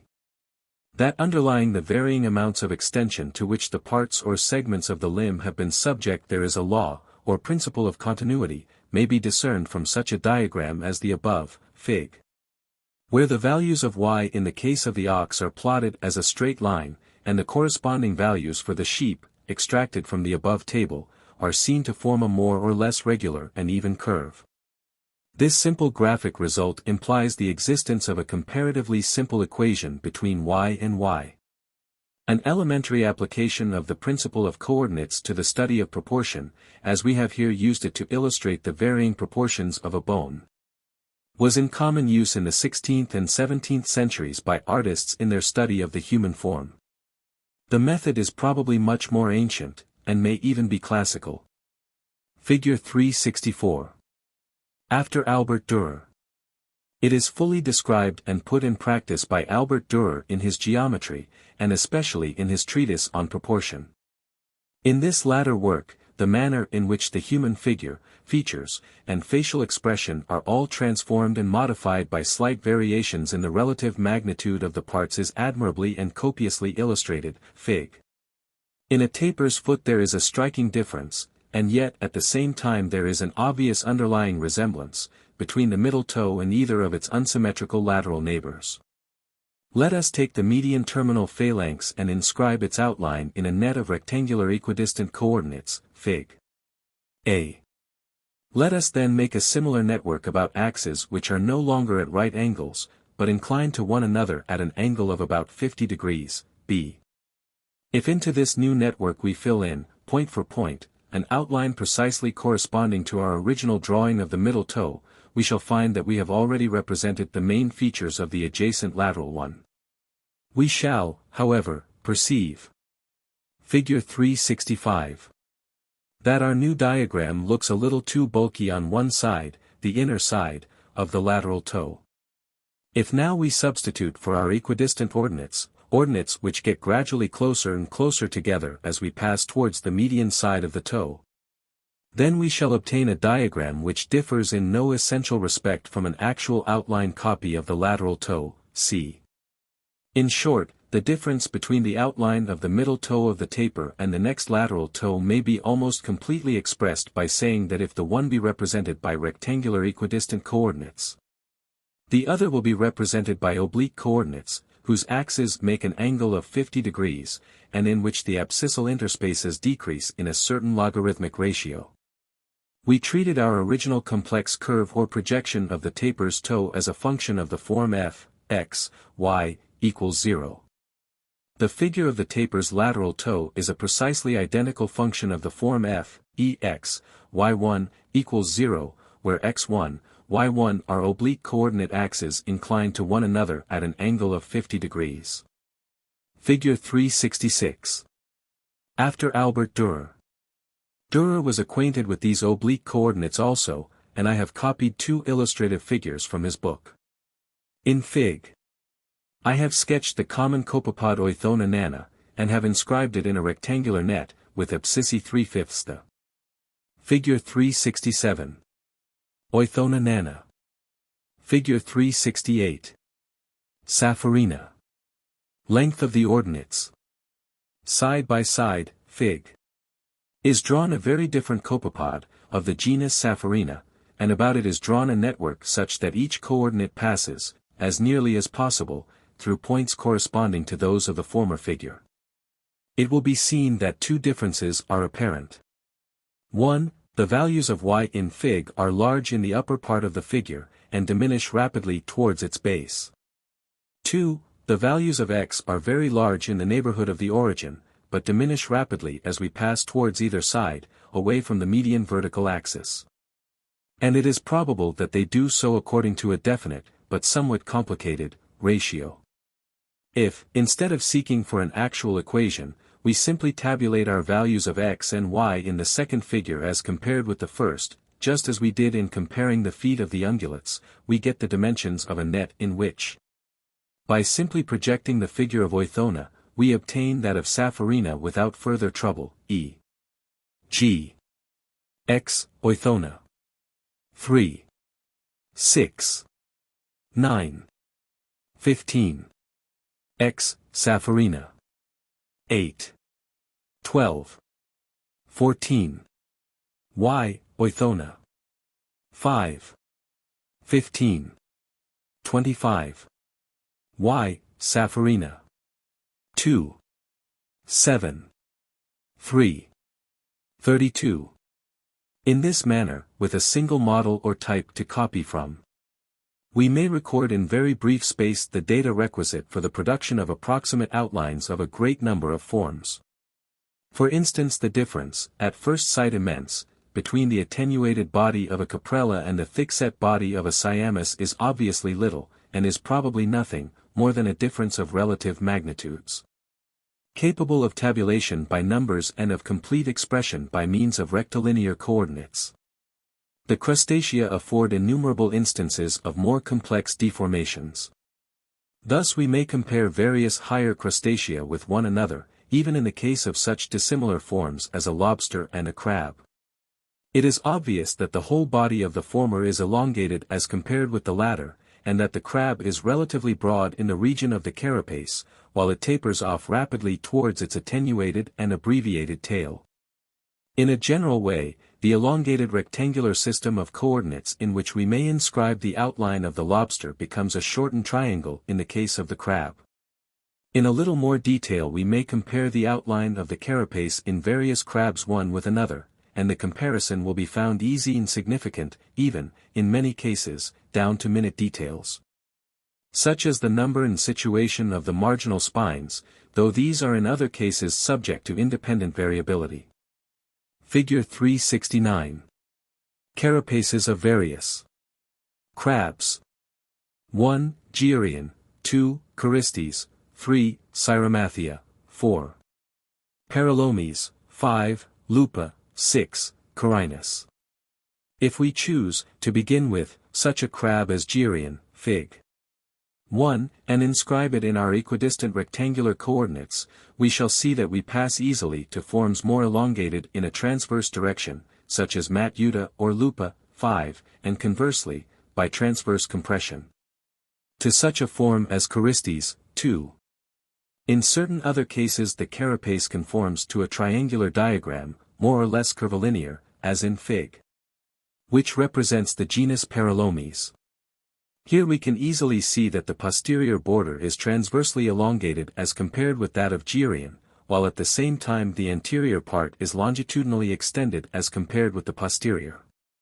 A system of slightly curved and converging ordinates, with orthogonal and logarithmically interspaced abscissal lines, as shown in the figure, appears to satisfy the conditions. In an interesting series of cases, such as the genus Corinus, or Cyromathia, and in the spider crabs generally, we appear to have just the converse of this. While the carapace of these crabs presents a somewhat triangular form, which seems at first sight more or less similar to those just described, we soon see that the actual posterior border is now narrow instead of broad. The broadest part of the carapace corresponding precisely, not to that which is broadest in Paralomes, but to that which was broadest in Gyrion. While the most striking difference from the latter lies in an antero-posterior lengthening of the forepart of the carapace, culminating in a great elongation of the frontal region, with its two spines or horns. The curved ordinates here converge posteriorly and diverge widely in front, Figs, and 6, while the decremental interspacing of the abscissae is very marked indeed. We put our method to a severer test when we attempt to sketch an entire and complicated animal than when we simply compare corresponding parts such as the carapaces of various Malacostraca, or related bones as in the case of the tapir's toes. Nevertheless, up to a certain point, the method stands the test very well. In other words, one particular mode and direction of variation is often, or even usually, so prominent and so paramount throughout the entire organism, that one comprehensive system of coordinates suffices to give a fair picture of the actual phenomenon. To take another illustration from the crustacea, I have drawn roughly in Fig. 1 a little amphipod of the family Phoxocephalidae, Harpinia sp. Deforming the coordinates of the figure into the curved orthogonal system in Fig. We at once obtain a very fair representation of an allied genus, belonging to a different family of amphipods, namely Stegocephalus. As we proceed further from our type, our coordinates will require greater deformation, and the resultant figure will usually be somewhat less accurate. In Fig, I show a network, to which, if we transfer our diagram of Harpinia or of Figure 370. 1. Harpinia plumosa. Kr. 2. Stegocephalus inflatus Kr. 3. Hyperia. Galba. Stegocephalus, we shall obtain a tolerable representation of the aberrant genus Hyperia, with its narrow abdomen, its reduced pleural lappets, its great eyes, and its inflated head.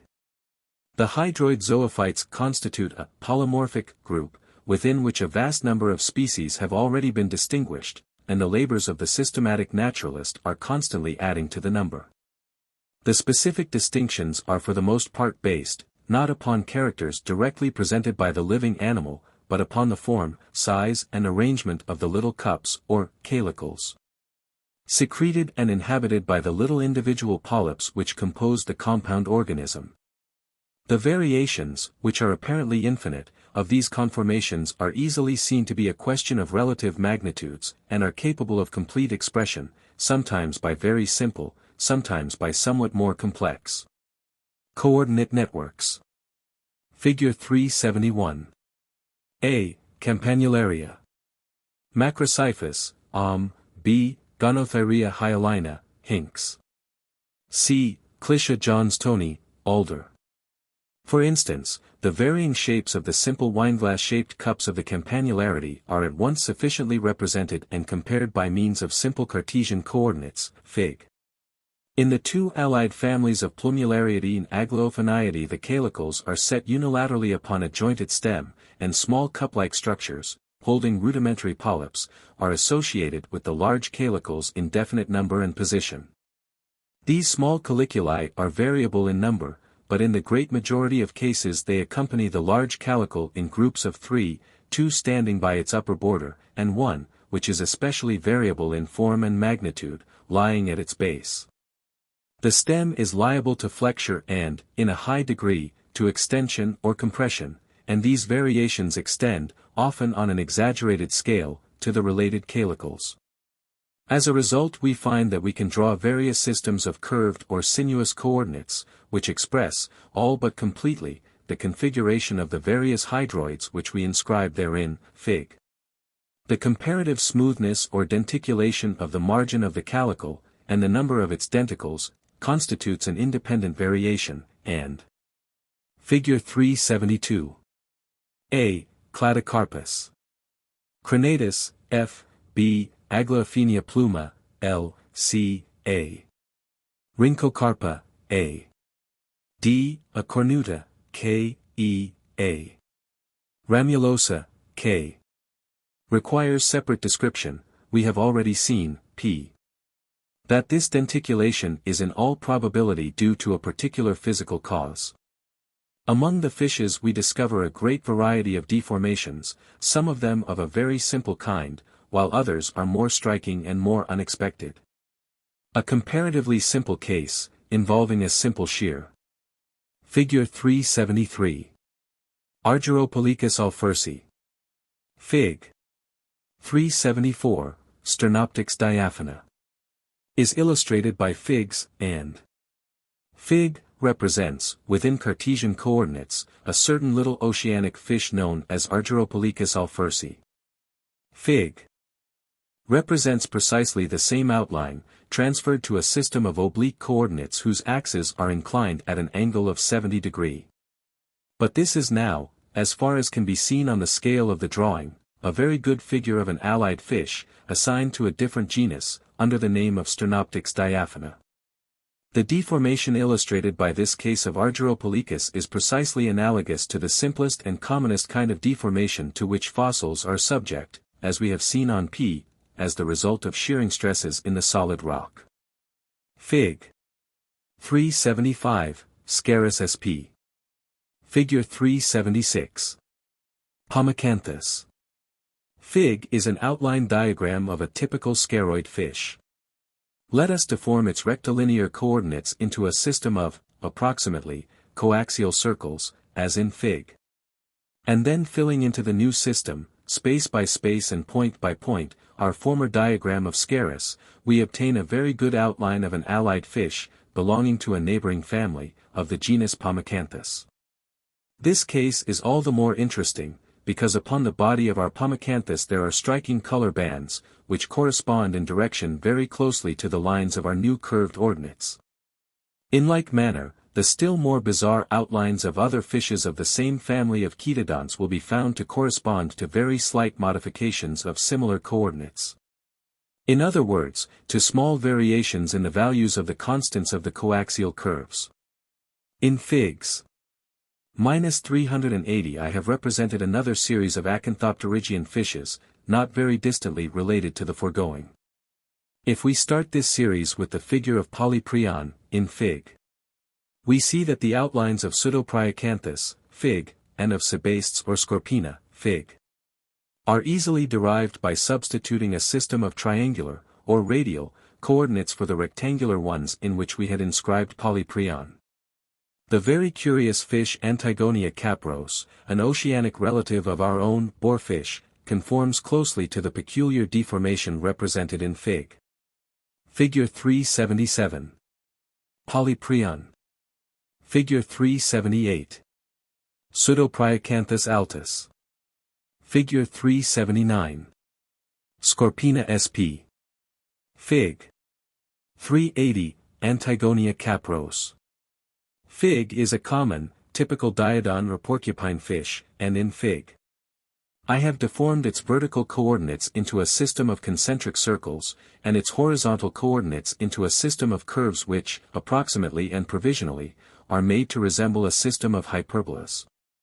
The old outline, transferred in its integrity to the new network, appears as a manifest representation of the closely allied, but very different-looking, sunfish Orthogorhyscus mola. This is a particularly instructive case of deformation or transformation. It is true that, in a mathematical sense, it is not a perfectly satisfactory or perfectly regular deformation, for the system is no longer isogonal, but Figure 381. Diadon. Figure 382. Orthogorhyscus. Nevertheless, it is symmetrical to the eye, and obviously approaches to an isogonal system under certain conditions of friction or constraint. And as such it accounts, by one single integral transformation, for all the apparently separate and distinct external differences between the two fishes. It leaves the parts near to the origin of the system, the whole region of the head, the opercular orifice and the pectoral fin, practically unchanged in form, size and position. And it shews a greater and greater apparent modification of size and form as we pass from the origin towards the periphery of the system.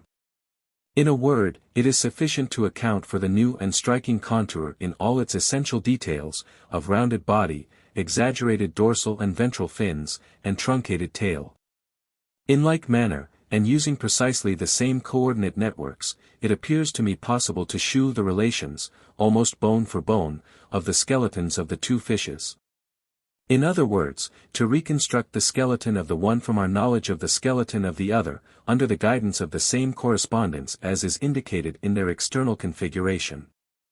The family of the crocodiles has had a special interest for the evolutionist ever since Huxley pointed out that, in a degree only second to the horse and its ancestors, it furnishes us with a close and almost unbroken series of transitional forms, running down in continuous succession from one geological formation to another. I should be inclined to transpose this general statement into other terms, and to say that the crocodilia constitute a case in which, with unusually little complication from the presence of independent variants, the trend of one particular mode of transformation is visibly manifested.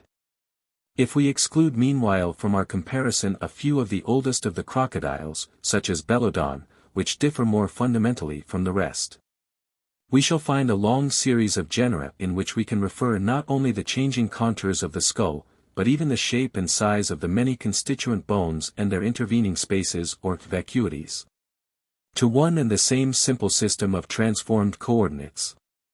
The manner in which the skulls of various crocodilians differ from one another may be sufficiently illustrated by 3 or 4 examples. Figure 383. A. Crocodilus porosus. B. C. Americanus. C. Notosicus terrestris. Let us take one of the typical modern crocodiles as our standard of form, e.g. C. porosus, and inscribe it, as in Fig. A, in the usual Cartesian coordinates. By deforming the rectangular network into a triangular system, with the apex of the triangle a little way in front of the snout, as in B, we pass to such a form as C. Americanus. By an exaggeration of the same process we at once get an approximation to the form of one of the sharp snout, or longirostrine, crocodiles, such as the genus Tomistoma. And, in the species figured, the oblique position of the orbits, the arched contour of the occipital border, and certain other characters suggest a certain amount of curvature, such as I have represented in the diagram, Fig. B, on the part of the horizontal coordinates. In the still more elongated skull of such a form as the Indian gavial, the whole skull has undergone a great longitudinal extension, or, in other words, the ratio of x-y is greatly diminished. And this extension is not uniform, but is at a maximum in the region of the nasal and maxillary bones. This especially elongated region is at the same time narrowed in an exceptional degree, and its excessive narrowing is represented by a curvature, convex towards the median axis, on the part of the vertical ordinates. Let us take as a last illustration one of the Mesozoic crocodiles, the little Notosicus, from the Cretaceous formation. This little crocodile is very different from our type in the proportions of its skull.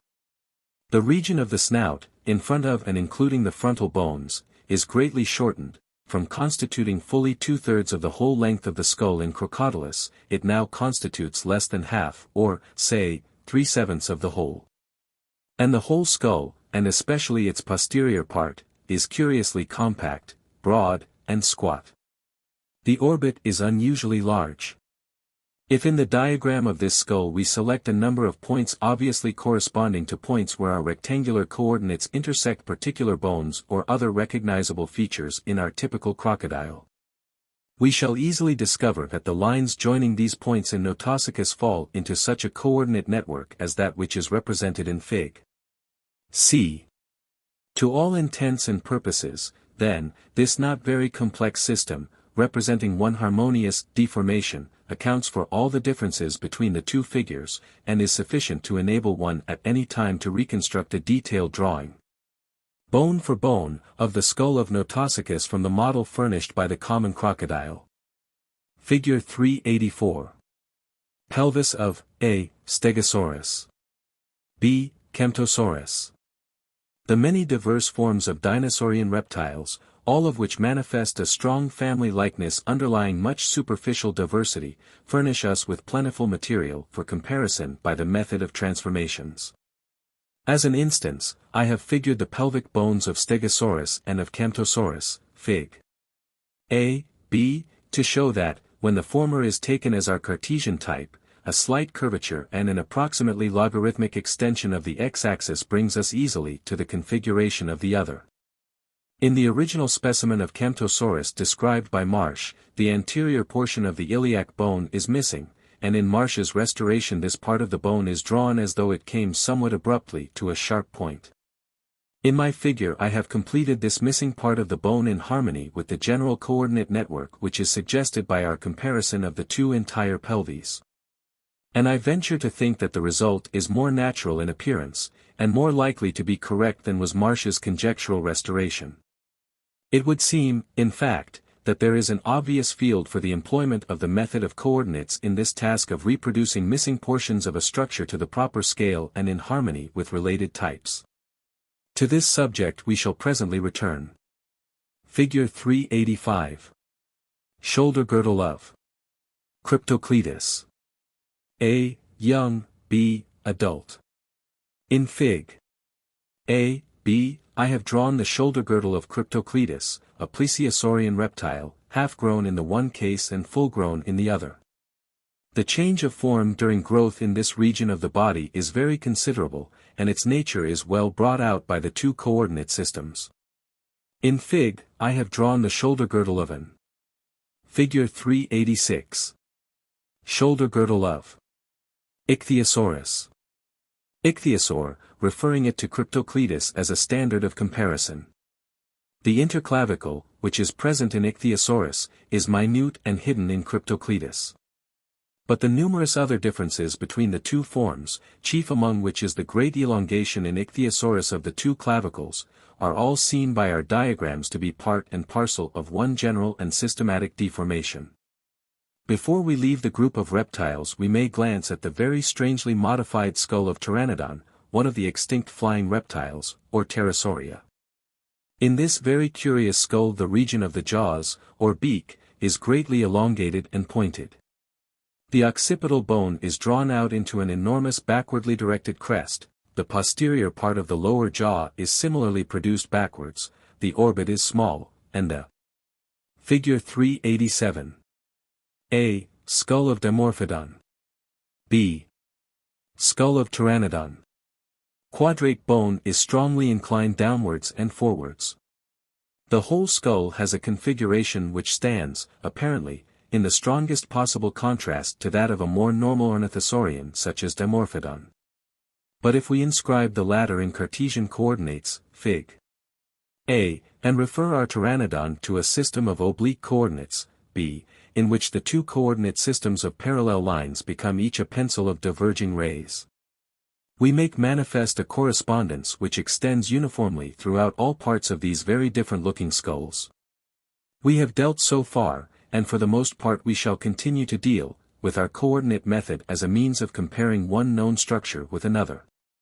But it is obvious, as I have said, that it may also be employed for drawing hypothetical structures, on the assumption that they have varied from a known form in some definite way.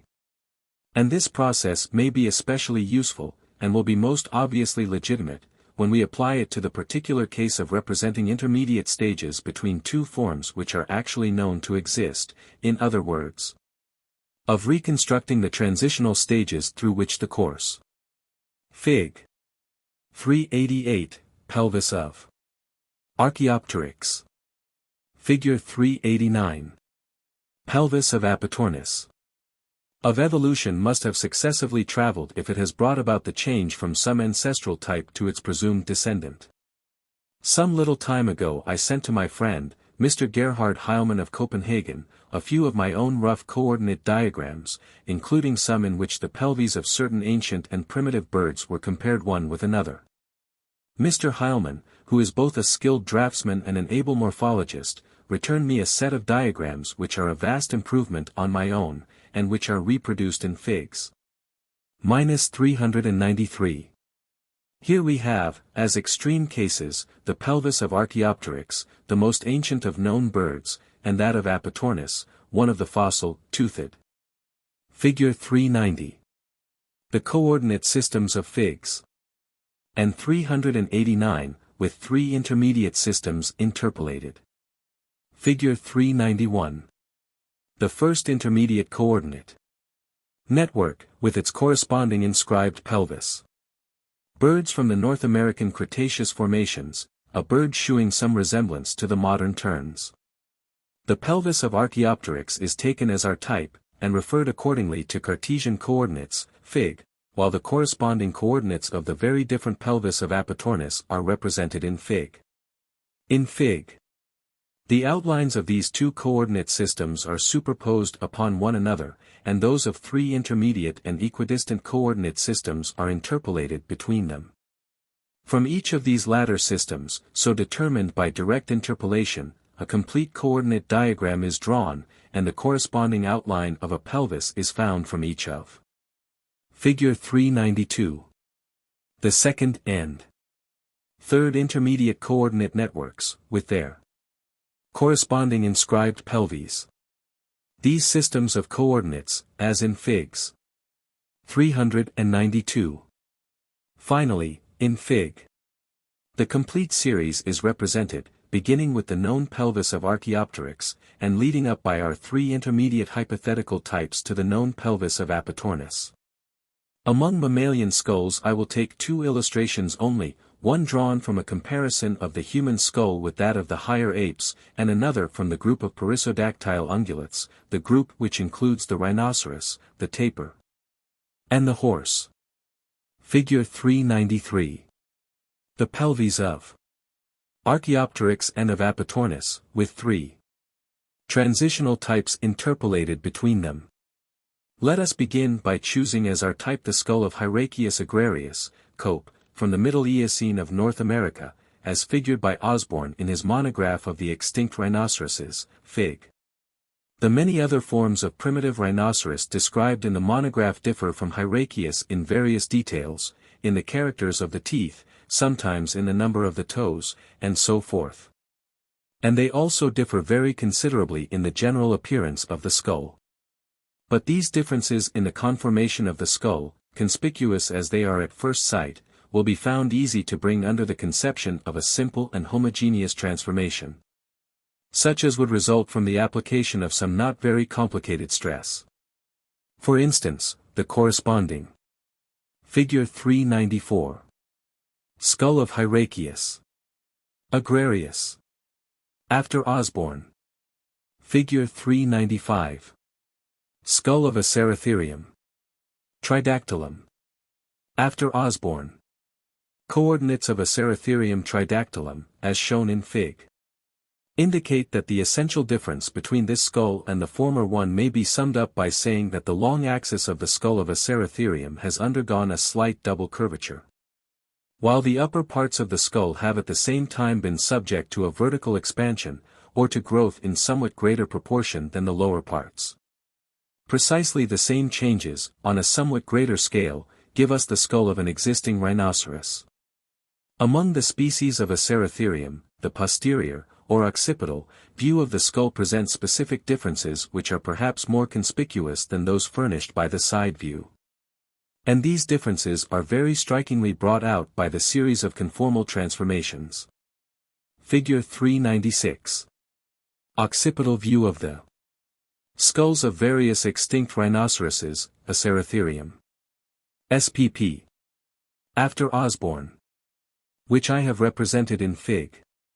In this case it will perhaps be noticed that the correspondence is not always quite accurate in small details. It could easily have been made much more accurate by giving a slightly sinuous curvature to certain of the coordinates. But as they stand, the correspondence indicated is very close, and the simplicity of the figures illustrates all the better the general character of the transformation. By similar and not more violent changes we pass easily to such allied forms as the Titanotheres, Fig. And the well-known series of species of Titanotherium, by which Professor Osborn has illustrated the evolution of this genus, constitutes a simple and suitable case for the application of our method. But our method enables us to pass over greater gaps than these, and to discern the general, and to a very large extent even the detailed, resemblances between the skull of the rhinoceros and those of the tapir or the horse. From the Cartesian coordinates in which we have begun by inscribing the skull of a primitive rhinoceros, we pass to the tapir's skull, Fig. Firstly, by converting the rectangular into a triangular network, by which we represent the depression of the anterior and the progressively increasing elevation of the posterior part of the skull. And secondly, by giving to the vertical ordinates a curvature such as to bring about a certain longitudinal compression, or condensation, in the forepart of the skull, especially in the nasal and orbital regions. Figure 397.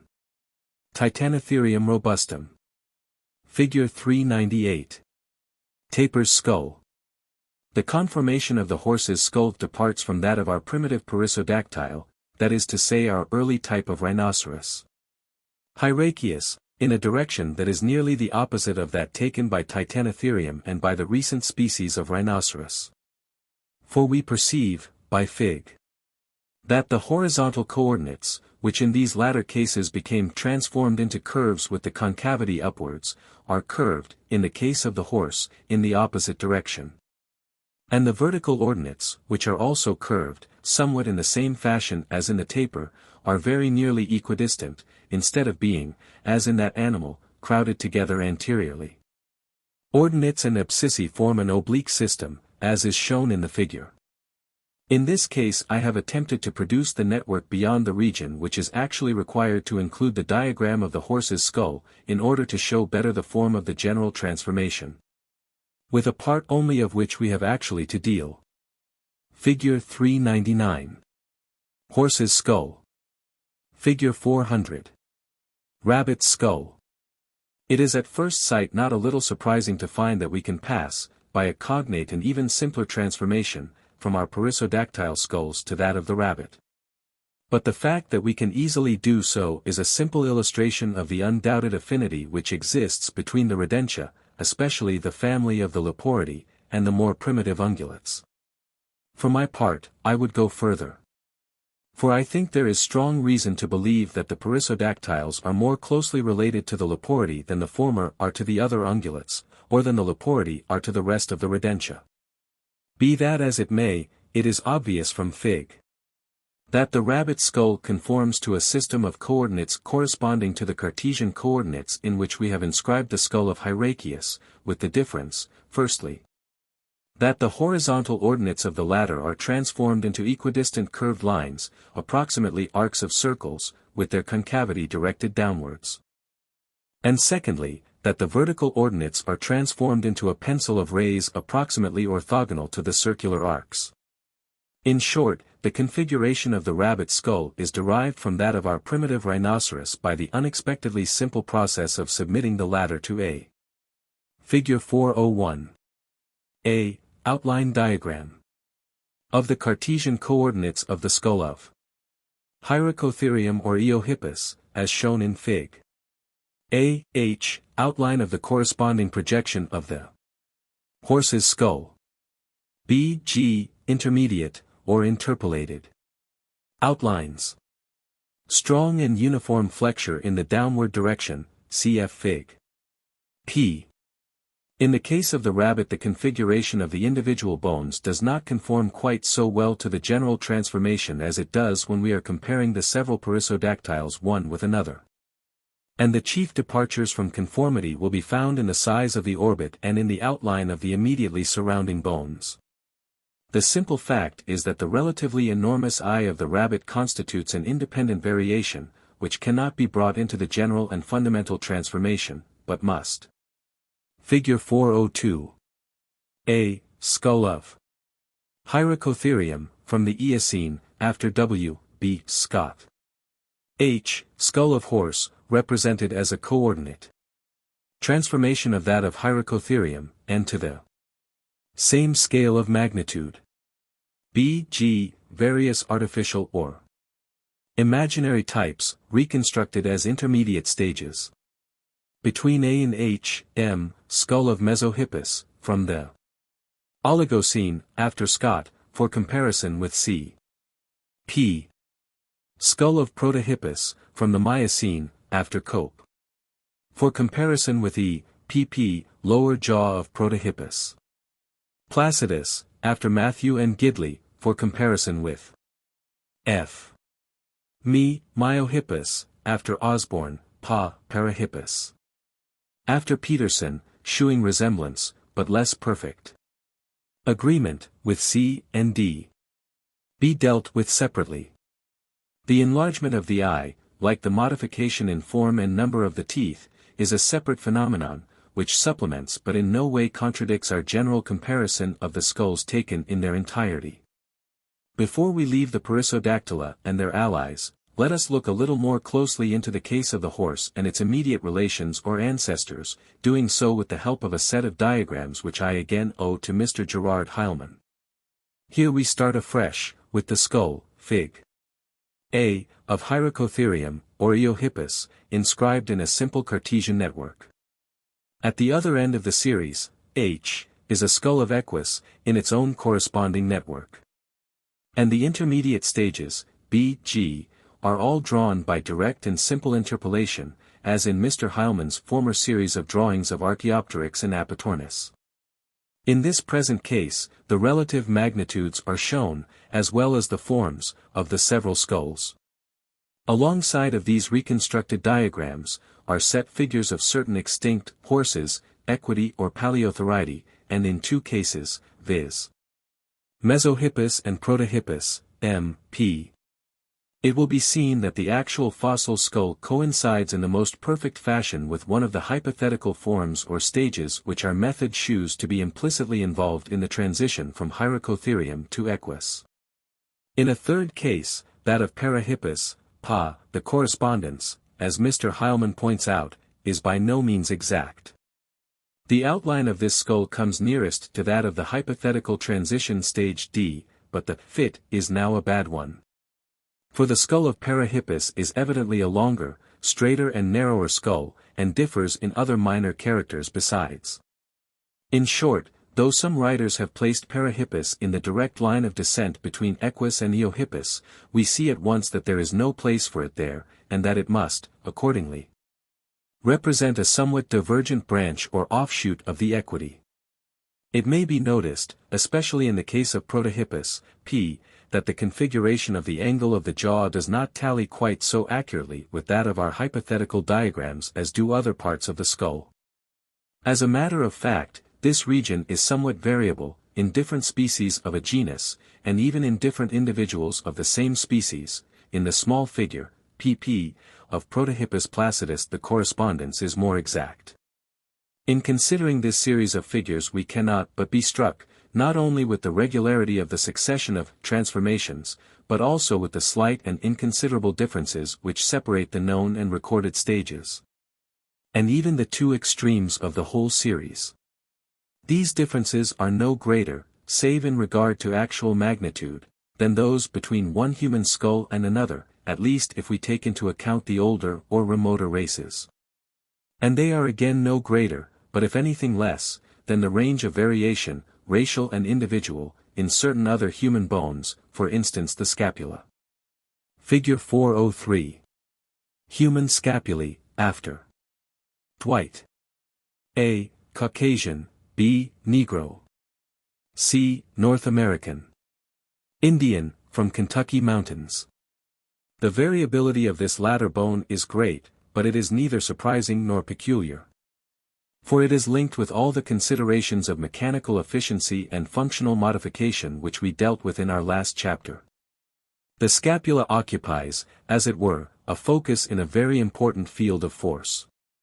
And the lines of force converging on it will be very greatly modified by the varying development of the muscles over a large area of the body and of the uses to which they are habitually put. Figure 404. Human skull. Figure 405. Coordinates of chimpanzees. Skull, as a projection of the Cartesian coordinates of Fig. Let us now inscribe in our Cartesian coordinates the outline of a human skull, Fig. For the purpose of comparing it with the skulls of some of the higher apes. We know beforehand that the main differences between the human and the simian types depend upon the enlargement or expansion of the brain and brain case in man, and the relative diminution or enfeeblement of his jaws. Together with these changes, the facial angle increases from an oblique angle to nearly a right angle in man, and the configuration of every constituent bone of the face and skull undergoes an alteration.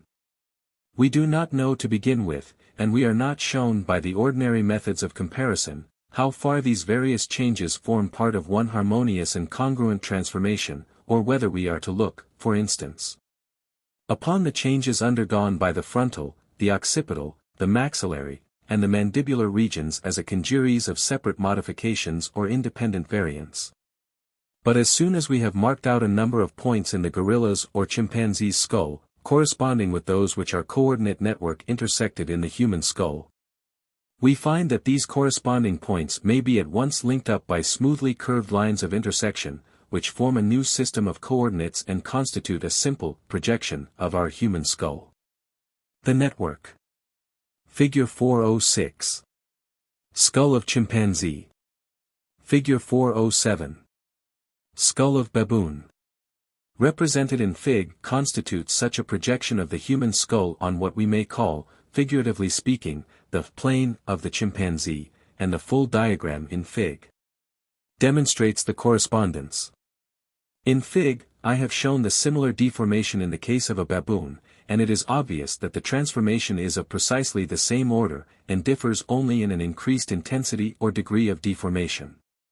In both dimensions, as we pass from above downwards and from behind forwards, the corresponding areas of the network are seen to increase in a gradual and approximately logarithmic order in the lower as compared with the higher type of skull.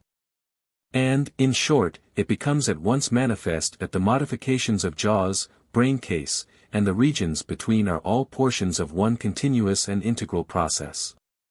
It is of course easy to draw the inverse diagrams, by which the Cartesian coordinates of the ape are transformed into curvilinear and non-equidistant coordinates in man. From this comparison of the gorillas or chimpanzees with the human skull we realize that an inherent weakness underlies the anthropologist's method of comparing skulls by reference to a small number of axes. The most important of these are the facial and basicranial axes, which include between them the facial angle.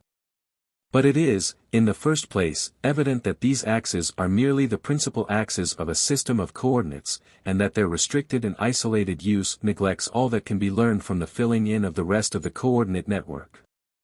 And, in the second place, the facial axis, for instance, as ordinarily used in the anthropological comparison of one human skull with another, or of the human skull with the gorillas, is in all cases treated as a straight line. But our investigation has shown that rectilinear axes only meet the case in the simplest and most closely related transformations. And that, for instance, in the anthropoid skull no rectilinear axis is homologous with a rectilinear axis in a man's skull, but what is a straight line in the one has become a certain definite curve in the other. Mr. Heilmann tells me that he has tried, but without success, to obtain a transitional series between the human skull and some pre-human, anthropoid type. Which series, as in the case of the equity, should be found to contain other known types in direct linear sequence.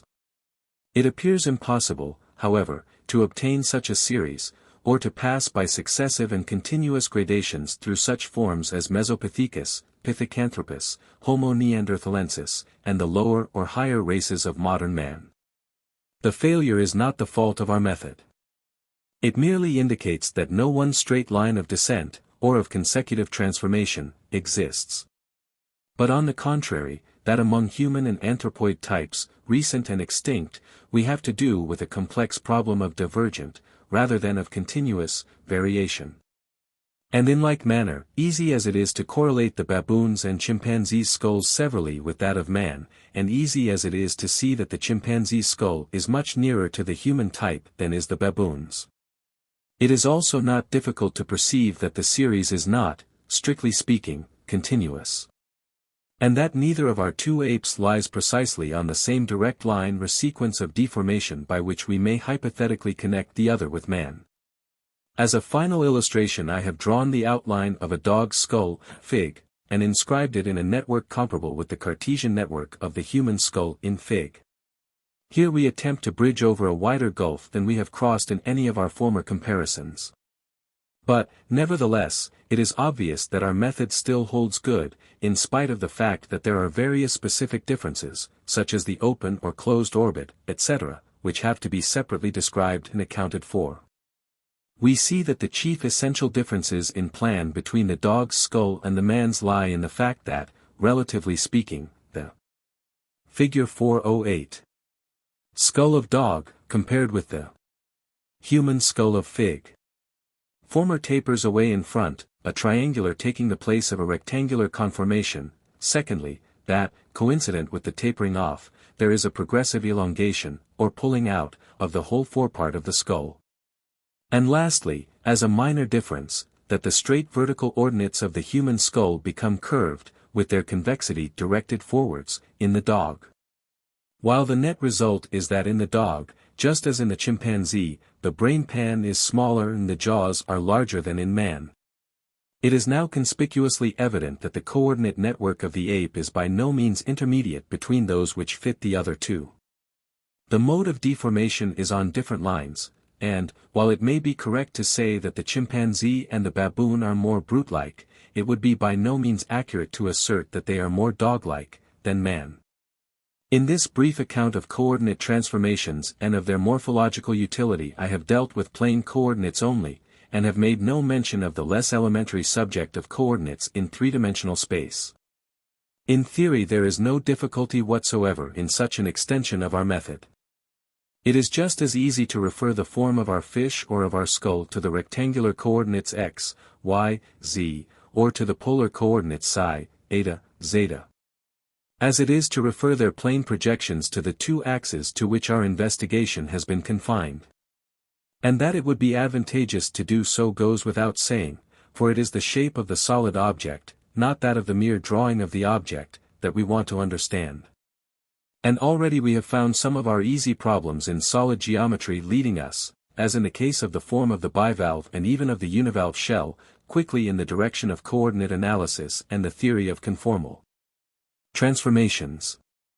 But this extended theme I have not attempted to pursue, and it must be left to other times, and to other hands.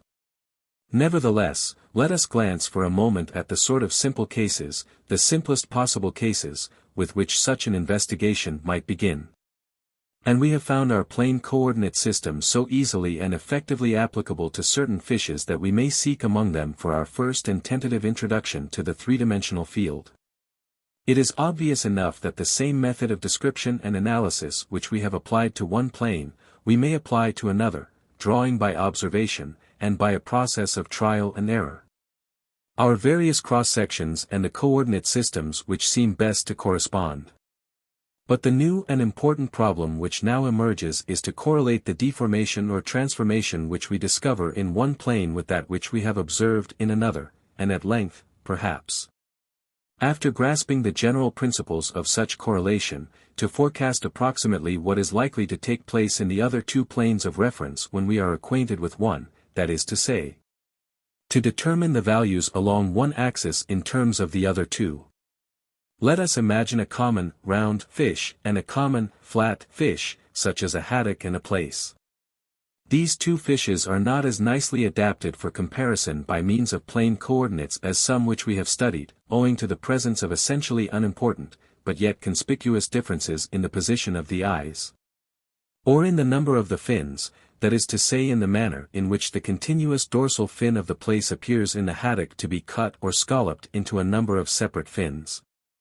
But speaking broadly, and apart from such minor differences as these, it is manifest that the chief factor in the case, so far as we at present see, is simply the broadening out of the plaice's body, as compared with the haddock's. In the dorsoventral direction, that is to say, along the y-axis. In other words, the ratio x-y is much less, and indeed little more than half as great, in the haddock than in the plaice. But we also recognize at once that while the plaice, as compared with the haddock, is expanded in one direction, it is also flattened, or thinned out, in the other. Y increases, but z diminishes, relatively to x. And furthermore, we soon see that this is a common or even a general phenomenon. The high, expanded body in our Antigonia or in our sunfish is at the same time flattened or compressed from side to side, in comparison with the related fishes which we have chosen as standards of reference or comparison. And conversely, such a fish as the skate, while it is expanded from side to side in comparison with a shark or dogfish, is at the same time flattened or depressed in its vertical section. We proceed then, to inquire whether there be any simple relation of magnitude discernible between these twin factors of expansion and compression. And the very fact that the two dimensions tend to vary inversely already assures us that, in the general process of deformation, the volume is less affected than are the linear dimensions. Some years ago, when I was studying the length-weight coefficient in fishes, of which we have already spoken in Chapter 3, p. That is to say the coefficient k in the formula W equals KL3, or k equals WL3. I was not a little surprised to find that k was all but identical in two such different-looking fishes as our haddock and our plaice, thus indicating that these two fishes, little as they resemble one another externally, though they belong to two closely related families, have approximately the same volume when they are equal in length. Or, in other words, that the extent to which the plaice's body has become expanded or broadened is just about compensated for by the extent to which it has also got flattened or thinned. In short, if we could permit ourselves to conceive of a haddock being directly transformed into a plaice, a very large part of the change would be simply accounted for by supposing the former fish to be rolled out, as a baker rolls a piece of dough. This is, as it were, an extreme case of the balancement d'organes, or compensation of parts. Simple Cartesian coordinates will not suffice very well to compare the haddock with the plaice. For the deformation undergone by the former in comparison with the latter is more on the lines of that by which we have compared our Antigonia with our Polyprion. That is to say, the expansion is greater towards the middle of the fish's length, and dwindles away towards either end.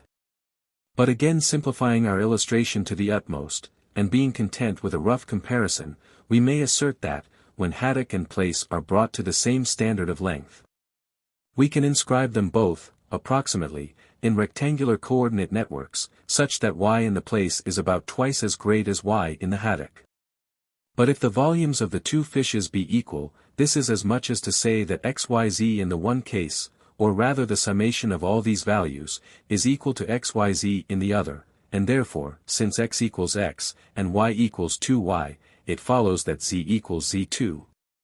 When we have drawn our vertical transverse section of the haddock, or projected that fish in the yz plane, we have reason accordingly to anticipate that we can draw a similar projection, or section, of the plaice by simply doubling the y's and having the z's, and, very approximately, this turns out to be the case.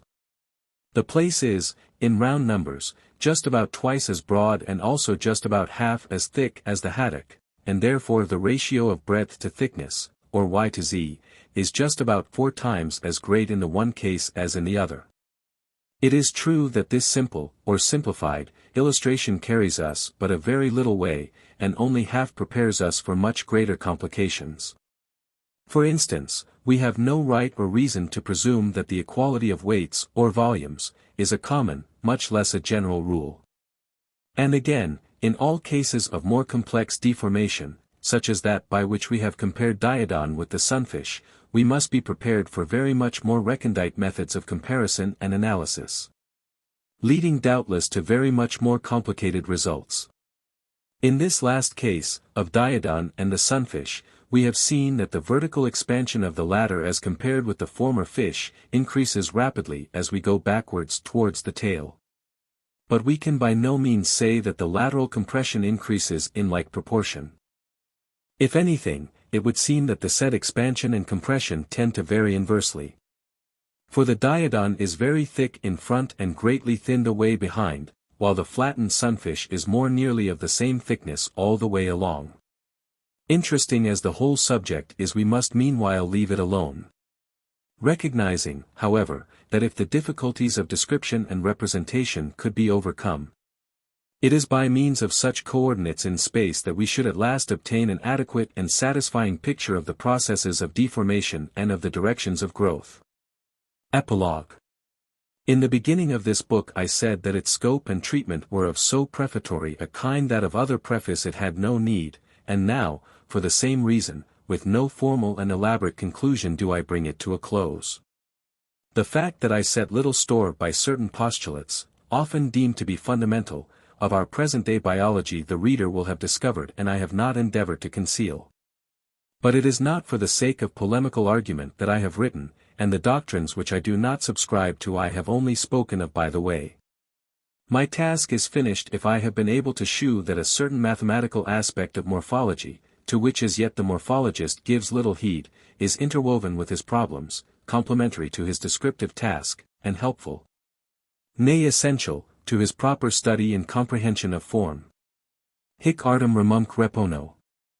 And while I have sought to shew the naturalist how a few mathematical concepts and dynamical principles may help and guide him, I have tried to shew the mathematician a field for his labor. A field which few have entered and no man has explored. Here may be found homely problems, such as often tax the highest skill of the mathematician, and reward his ingenuity all the more for their trivial associations and outward semblance of simplicity. That I am no skilled mathematician I have had little need to confess, but something of the use and beauty of mathematics I think I am able to understand. I know that in the study of material things, number, order and position are the threefold clue to exact knowledge, that these three, in the mathematician's hands, furnish the first outlines for a sketch of the universe. That by square and circle we are helped, like Émile Verhairen's carpenter, to conceive, les lois indubitables edifecens que sont la règle et la clarté du monde. For the harmony of the world is made manifest in form and number, and the heart and soul and all the poetry of natural philosophy are embodied in the concept of mathematical beauty. A greater than Verhaeren had this in mind when he told of the golden compasses, prepared in God's eternal store. A greater than Milton had magnified the theme and glorified him, who sitteth upon the circle of the earth, saying, He measureth the waters in the hollow of his hand, he meteth out the heavens with his span. He comprehendeth the dust of the earth in a measure. Moreover, the perfection of mathematical beauty is such, as Maclaurin learned of the bee, that whatsoever is most beautiful and regular is also found to be most useful and excellent.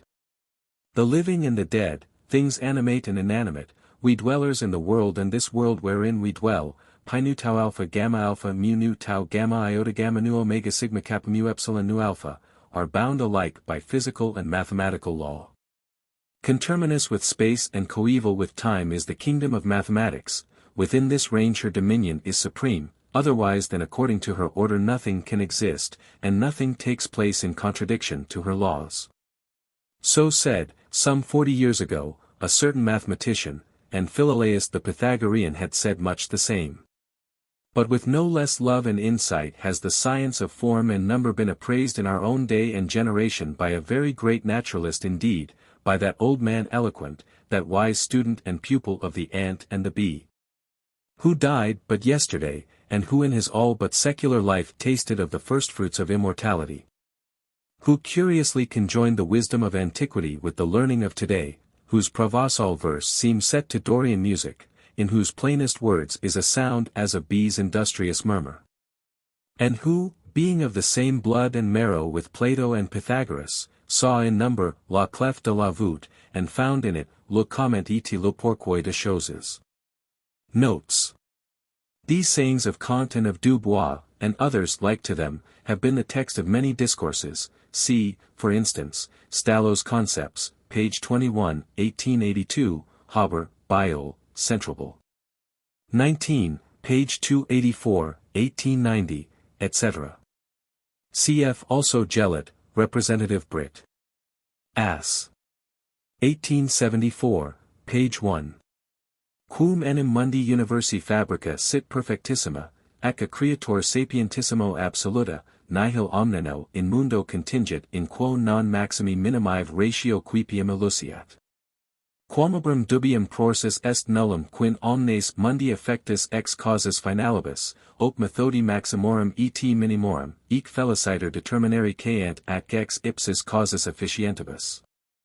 Methodus inveniendi, etc. 1744, cit. Mach, Science of Mechanics, 1902, page 455. Cf. Op. Edition Erdmann, page 106, bien loin d'exclure les causes finales, c'est de l'huil faut tout déduire en physique. Cf. page 162. La force vitale dirige de phénomènes tuels n'y produit pas, les agents physiques produisent de phénomènes tuils n'y dirigent pas. It is now and then conceded with reluctance. Thus Enriquez, a learned and philosophic naturalist, writing Della Economia di Sostanza negli Ossi Cave, Arch F. into Mech XX, 1906, says, D'una certa impronta di teleologismo qua e la è rimasta, mio malgrado, in questo scritto. Cf. Cleland, On Terminal Forms of Life, J. Anat and Phys. 1884. Conklin, Embryology of Crepidula, Journ. Of Morphole. 13, page 203, 1897, Lilly, F.R., Adaptation in Cleavage, Woods Hall Biol, Lectures, pages 43-67, 1899.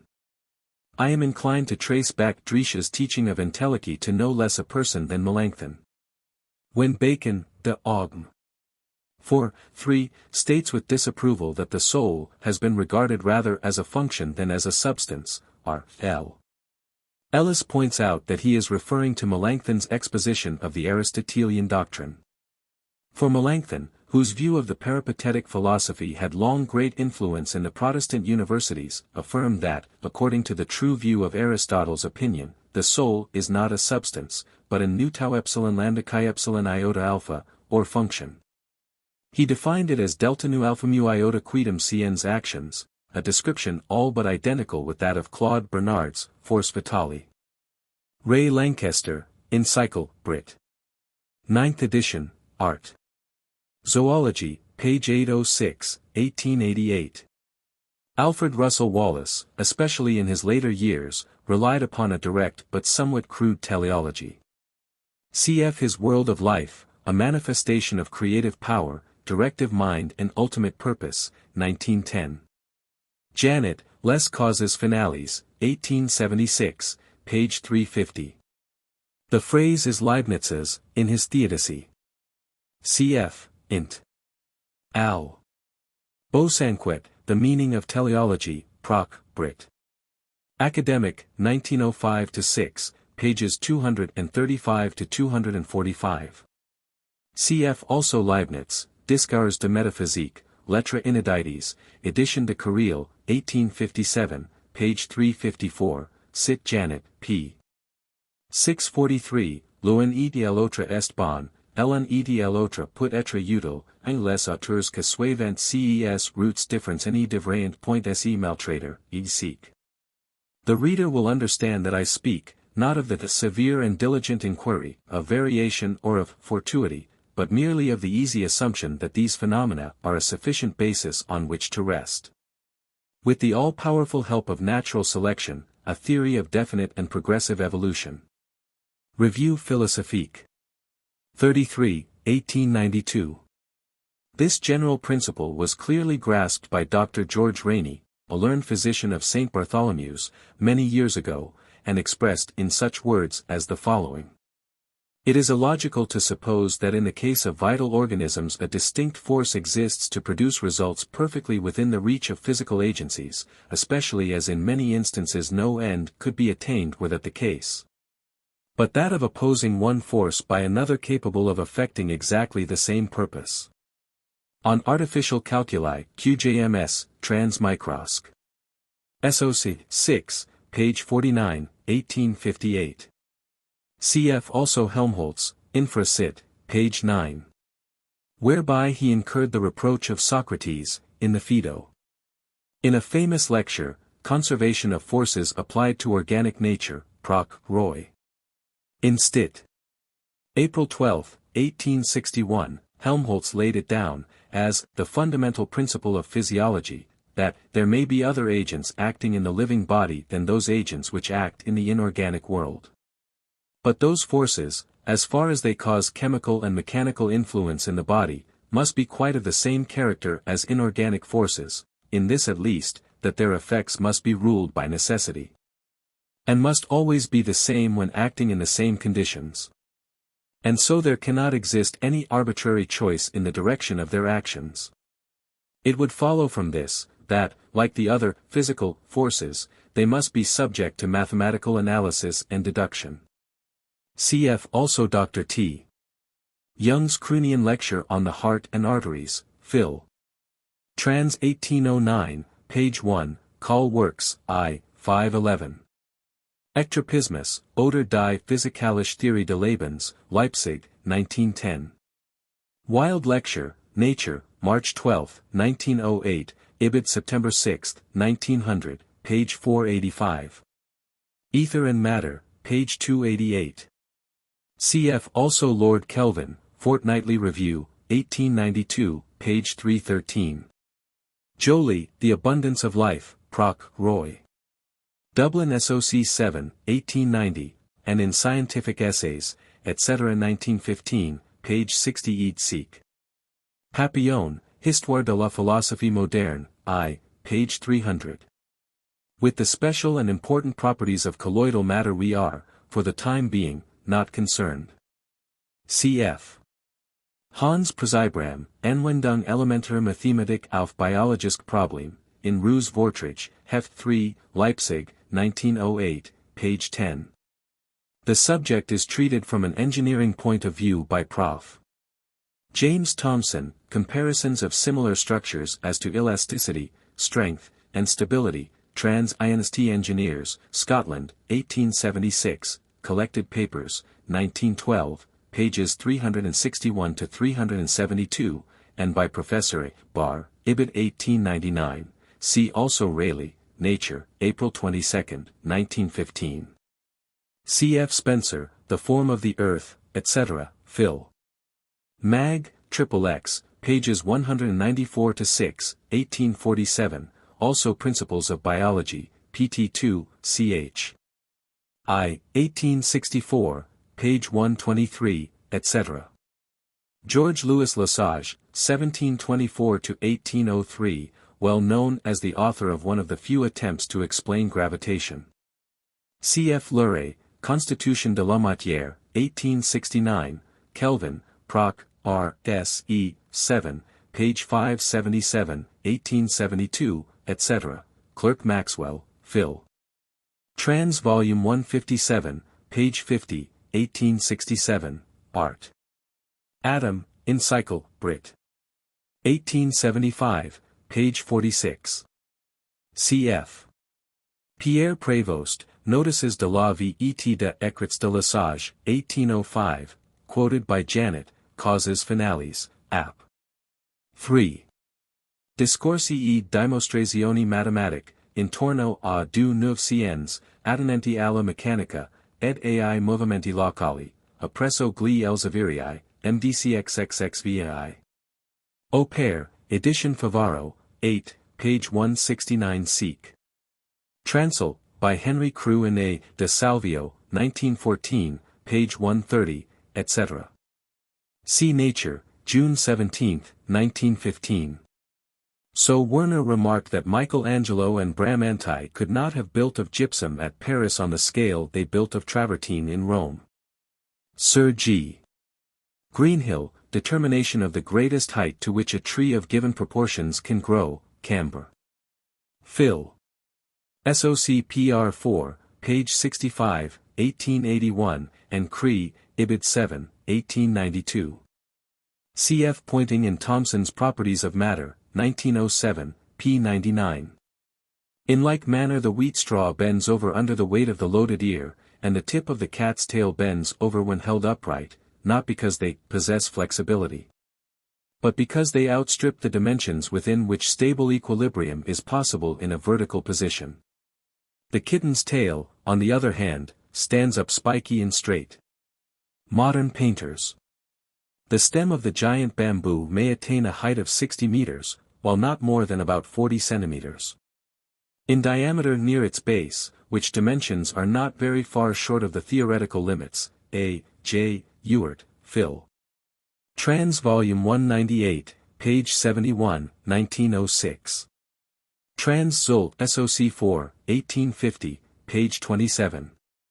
It would seem to be a common if not a general rule that marine organisms, zoophytes, mollusks, etc., tend to be larger than the corresponding closely related forms living in fresh water. While the phenomenon may have various causes, it has been attributed, among others, to the simple fact that the forces of growth are less antagonized by gravity in the denser medium. Cf. Husset, La Fermi et Tilavi, 1900, page 815. The effect of gravity on outward form is illustrated, for instance, by the contrast between the uniformly upward branching of a seaweed and the drooping curves of a shrub or tree. The analogy is not a very strict one. We are not taking account, for instance, of a proportionate increase in thickness of the boiler plates. Let L be the length, S the wetted surface, T the tonnage, D the displacement, or volume, of a ship. And let it cross the Atlantic at a speed v. Then, in comparing two ships, similarly constructed but of different magnitudes, we know that L equals V2, S equals L2 equals V4, D equals T equals L3 equals V6, also R, resistance, equals S, V2 equals V6. H, horsepower, equals R V equals V7, and the coal, C, necessary for the voyage equals H V equals V6. That is to say, in ordinary engineering language, to increase the speed across the Atlantic by 1%, the ship's length must be increased 2%. Her tonnage or displacement 6%, her coal consumption also 6%, her horsepower, and therefore her boiler capacity, 7%. Her bunkers, accordingly, keep pace with the enlargement of the ship, but her boilers tend to increase out of proportion to the space available. This is the result arrived at by Helmholtz, über ein Theorem geometrisch ähnlich Begungen Flüssiger Körper betreffend, nebst Anwendung auf das Problem Luftballons zu lenken, Monitzber. Akkad. Berlin, 1873, pages 501-14. It was criticized and challenged, somewhat rashly, by K. Mullenhoff, Die Groß der Flugflächen, etc., Flüger's Archiv, XXXV, page 407, XXXVI, page 548, 1885. Cf. also Chabrier, Vol de Insects, MEM. Muse History Nat Paris, 6-8, 1820-22. Aerial Flight, Volume 2, Aerodynamics, 1908, page 150. By Lanchester, Op. Cit. page 131. Cf. L'Empire de l'Air, Ornithologie appliquée à l'aviation. 1881. De Motu Animalium, I, Prop. Civ, edition 1685, page 243. Harrell, on atmospheric pressure in past geological ages, Bull. Geology SOC Father 11, pages 118-121, or Cosmos, page 30, July 8, 1911. Introduction to Entomology, 1826, 2, page 190. K. and S. Like many less learned authors, are fond of popular illustrations of the wonders of nature, to the neglect of dynamical principles. They suggest, for instance, that if the white ant were as big as a man, its tunnels would be magnificent cylinders of more than 300 feet in diameter. And that if a certain noisy Brazilian insect were as big as a man, its voice would be heard all the world over, so that stentor becomes a mute when compared with these insects. It is an easy consequence of anthropomorphism, and hence a common characteristic of fairy tales, to neglect the principle of dynamical, while dwelling on the aspect of geometrical, similarity. I.e. the available energy of muscle, in foot, lbs. per pound of muscle, is the same for all animals, a postulate which requires considerable qualification when we are comparing very different kinds of muscle, such as the insects and the mammals. Prop. XVII. Animalia minora et minus ponderosa majors saltus efficient respectus suae corporis, si cetera fuerent peria. See also, int. Al. John Bernoulli, De Motu Musculorum, Basel, 1694, Chabry, Mécanisme du saut, J. de Elinot. Et de la physiale. 19, 1883, Sur la longueur de membres de animaux sauteurs, Ibid XXI, page 356, 1885, Le Hello, de l'action de organes locomoteurs, etc., Ibid Zix, pages 65 to 93, 1893, etc. Recherches sur la force absolue des muscles de invertébrés, Bull. Academic E. de Belgique, 3, 6, 7, 1883-84, see also Ibid, 2, XX, 1865, XXII, 1866, and Mag. N. H. 17, page 139, 1866, 19, page 95, 1867. The subject was also well treated by Strauss-Durkheim, in his Considerations générales sur l'anatomie comparée des animaux articules, 1828. The fact that the limb tends to swing in pendulum time was first observed by the brothers Weber, Mechanik der Menschel. Gewerkzeuge, Göttingen, 1836. Some later writers have criticized the statement, e.g. Fischer, Die Kinematik des Beinschwingens etc., ABH. Math. Phys. KL, K. Sachs. Guess. 25 to 28, 1899 to 1903, but for all that, with proper qualifications, it remains substantially true. Quoted in Mr. John Bishop's interesting article in Todd's Cyclopedia, 3, page 443. There is probably also another factor involved here, for in bending, and therefore shortening, the leg we bring its center of gravity nearer to the pivot, that is to say, to the joint, and so the muscle tends to move it the more quickly. Proc.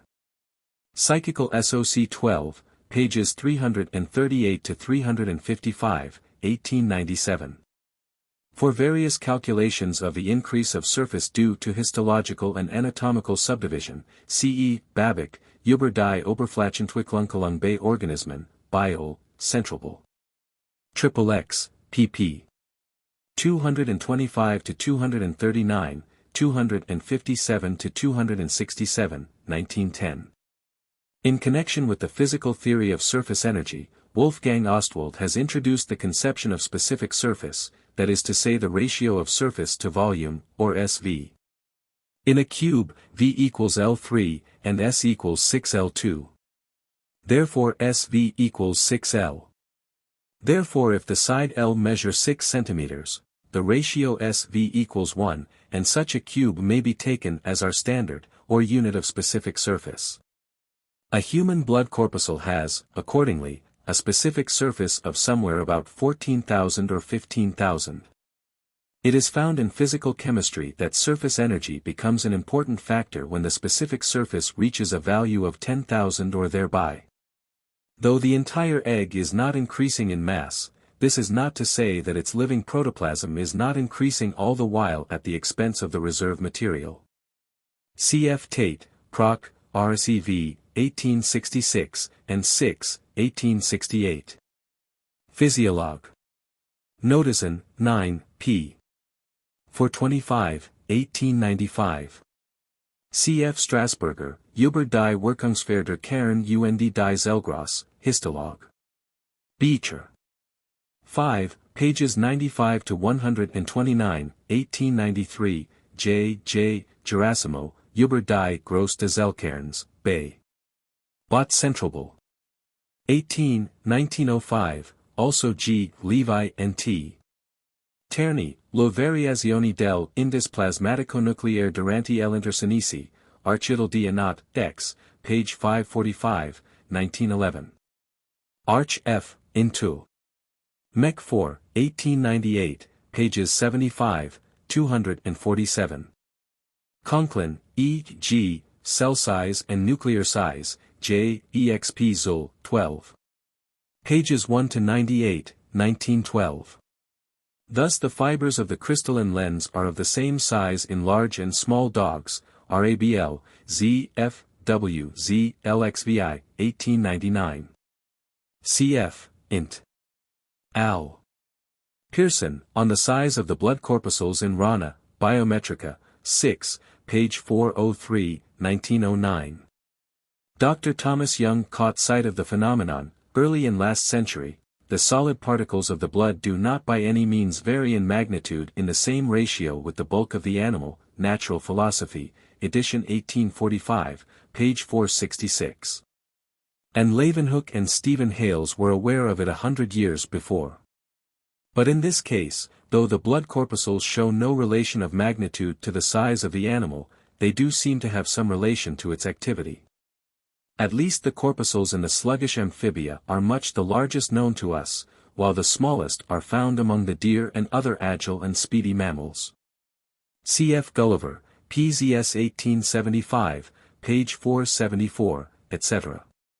This apparent correlation may have its bearing on modern views of the surface condensation or adsorption of oxygen in the blood corpuscles. A process which would be greatly facilitated and intensified by the increase of surface due to their minuteness. C.F.P. Enriquez, La forma cum funzione della grandezza, Research sui gangli nervosi degli invertebrati, Arch F. Into. Mech. XXV, page 655, 1907-8. While the difference in cell volume is vastly less than that between the volumes, and very much less also than that between the surfaces, of the respective animals, yet there is a certain difference. And this it has been attempted to correlate with the need for each cell in the many-celled ganglion of the larger animal to possess a more complex exchange system of branches, for intercommunication with its more numerous neighbors. Another explanation is based on the fact that, while such cells as continue to divide throughout life tend to uniformity of size in all mammals, those which do not do so, and in particular the ganglion cells, continue to grow. And their size becomes, therefore, a function of the duration of life. C.F.G. Levi, Studii sulla grandezza del cellule, Architl di Anat, ed. Embryolog. V. page 291, 1906. Bovary. Zellenstudien, v. über die Abhängigkeit der Kerngroß und Zellenzahl der Siegelarven von der Chromosomensel der Ausgangszellen. Jena, 1905. Recent important researches suggest that such ultraminute filter passers are the true cause of certain acute maladies commonly ascribed to the presence of much larger organisms, cf. Hort, Lakin and Benians, the true infective agent in cerebrospinal fever, etc., J. Roy. Army Med. Corps, February 1910. Zur Erkenntnis der Kolloid, 1905, page 122. Where there will be found an interesting discussion of various molecular and other minute magnitudes. Encyclopaedia Britannica, 9th edit, volume 3, page 42, 1875. Sur la limite de petitesse d'organismes, Bull. SOCR de SC Med. Nat. De Bruxelles, January 1903, Rec. D'Oeuvre, Physial, General, page 325. C.F.A. Fischer, Vorlesungen über Bakterien, 1897, page 50. F. Hofmeister, quoted in Cohnheim's Chemie der Eiweißkörper, 1900, page 18. McKendrick arrived at a still lower estimate, of about 1,250 proteid molecules in the minutest organisms. Brit. Ass. Republic 1901, page 808. C.F. Perrin, Les Atoms, 1914, page 74. C.F. Tate, On Compression of Air in Small Bubbles, Proc. R.S. E. v. 1865. Phil. Mag. XLVI, 1899, Collected Papers, 4, page 430. Carpenter, The Microscope, edit. 1862, page 185. The modern literature on the Brownian movement is very large, owing to the value which the phenomenon is shown to have in determining the size of the atom. For a fuller, but still elementary account, C. J. Cox, Beyond the Atom, 1913, pages 118 to 128. And C. Further, Perrin, Les Atoms, pages 119 to 189. C.F. Arc. Gans, Wie fallen Stab und Scheiben in einer Reabenden Flüssigkeit. Münchener Bericht, 1911, page 191, K. Präzibram, über die Brownski Bugung nicht Kugelformiger Teilchen, Wiener Br. 1912, page 2339. Über die Ungeordnete Bugung niederer Thier, Pflüger's Archiv, CLIII, page 401, 1913. Sometimes we find one and the same diagram suffice, whether the intervals of time be great or small. And we then invoke Wolff's law, and assert that the life history of the individual repeats, or recapitulates, the history of the race. Our subject is one of Bacon's Instances of the Course or Studies wherein we measure nature by periods of time. In Bacon's Catalogue of Particular Histories, one of the odd 100 histories or investigations which he foreshadowed is precisely that which we are engaged on, viz. A history of the growth and increase of the body, in the whole and in its parts. Cf. Aristotle, Phys. 6, 5, 235 and 11, pi epsilon gamma rho pi alpha kappa nu eta sigma iota nu chi rho nu, kappa tau lambda. Bacon emphasized, in like manner, the fact that all motion or natural action is performed in time, some more quickly, some more slowly, but all in periods determined and fixed in the nature of things. Even those actions which seem to be performed suddenly, and, as we say, in the twinkling of an eye, are found to admit of degree in respect of duration. November. Org XLVI. Cf. e.g., Elementary Physial, edition 1766, 8, p.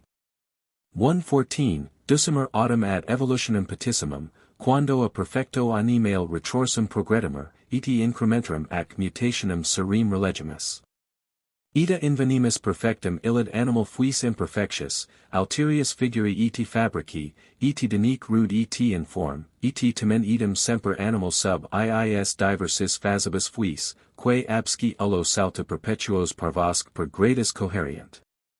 Beiträge zur Entwicklungsgeschichte des Hunchens im EI, page 40, 1817. Roux ascribes the same views also to von Baer and to R. H. Lotze, Alg. Physiology, page 353, 1851. Roux, Die Entwicklungsmechanik, page 99, 1905. Opsit p. 302, Magnum hoc naturae instrumentum, etiam incorpore animato evolvendo potentiae operator, etc. Ibid, page 306. Subtiliora ista, eti aliquantum hypothesae mista, tamen magnum mihi videnter speciem veri habira.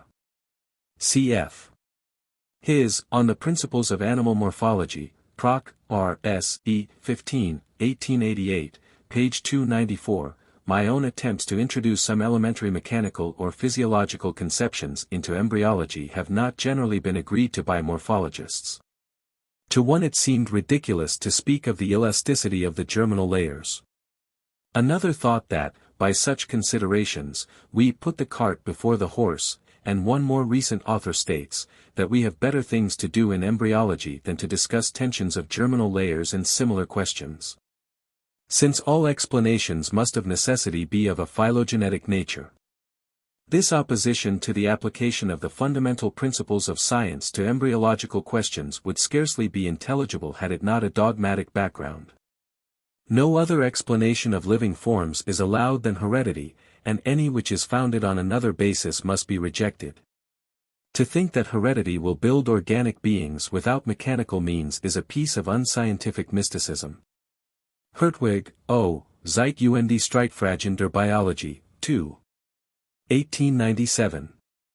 C.F. Roux, Gesammelte Handlungen, 2, page 31, 1895. Treatise on Comparative Embryology, I, page 4, 1881. C.F. Fick, Anal. Anzeiger, XXV, page 190, 1904. First edition page 444, sixth edition page 390. The student should not fail to consult the passage in question, for there is always a risk of misunderstanding or misinterpretation when one attempts to epitomize Darwin's carefully condensed arguments. In omni rerum naturalium historia util est mensuras definiri et numeros, Haller, Elementary Physio, 2, page 258, 1760. C.F. Hales, Vegetable Statics, Introduction. Brussels, 1871. C.F. The same authors Physique sociale, 1835, and Lettres sur la théorie de probabilités, 1846. See also, for the general subject, Boyd, R., Tables of Weights of the Human Body, etc. Phil. Trans Volume CLI, 1861, Roberts, C. Manual of Anthropometry, 1878, Daphner, F., Das Wachstum Dimension, 2nd edition, 1902, etc. Dr. Johnson was not far wrong in saying that life declines from 35. Though the autocrat of the breakfast table, like Cicero, declares that the furnace is in full blast for 10 years longer. Joly, The Abundance of Life, 1915, 1890, page 86. Lou Pes, Mestre de Tout, Lepoids, Maître de Tout, Mestre Senso Vergugno, Kte Terrasso and Bas de S. A. Bretalo Pugno, J. H. Fabre, Obrito Provencalo, page 61. The continuity of the phenomenon of growth, and the natural passage from the phase of increase to that of decrease or decay, are admirably discussed by Enriquez, in La Mort, Riv. Die Scienza, 1907, and in Wachstum und seine analytische Darstellung, Bio, Centralbul. June, 1909. Haller, Elementary 7, p. 68, recognized decrementum as a phase of growth, not less important, theoretically, than incrementum. Tristis, sed copiosa, haec est materies. Cf. Int. Al. Friedenthal, H. Das Wachstum de Körpergewichts. In verschiedenen Lebensaltern, Zeit. F. Alg. Physial, 9, pages 487 to 514, 1909. As Haller observed it to do in the Chick, Elementary 8, p. 294, hoc iterum incrementum miro ordine ita distributor, ut in principio incubationis maximum est, in perpetuo minuator. There is a famous passage in Lucretius, v. 883, where he compares the course of life, or rate of growth, in the horse and his boyish master, principio circum tribus actus impiger annis florid equus, puer hoquequam, etc. Minute, C. S., Senescence and Rejuvenation, Journ. Of Physial. 12, pages 97 to 153, 1891, The Problem of Age, Growth and Death, Pop Science Monthly, June-December, 1907. Quoted in Weierorts Anatomisch. Daten und Tabellen, 1906, page 13. Unzier Körperform, Leipzig, 1874. No such point of inflection appears in the curve of weight according to C. M. Jackson's data, on the prenatal growth of the human body, etc., America Journ. Of Anat, 9, 1009, pp. 126, 156, nor in those quoted by him from Alfeld, Felling and others. But it is plain that the very rapid increase of the monthly weights, approximately in the ratio of the cubes of the corresponding lengths, would tend to conceal any such breach of continuity, unless it happened to be very marked indeed.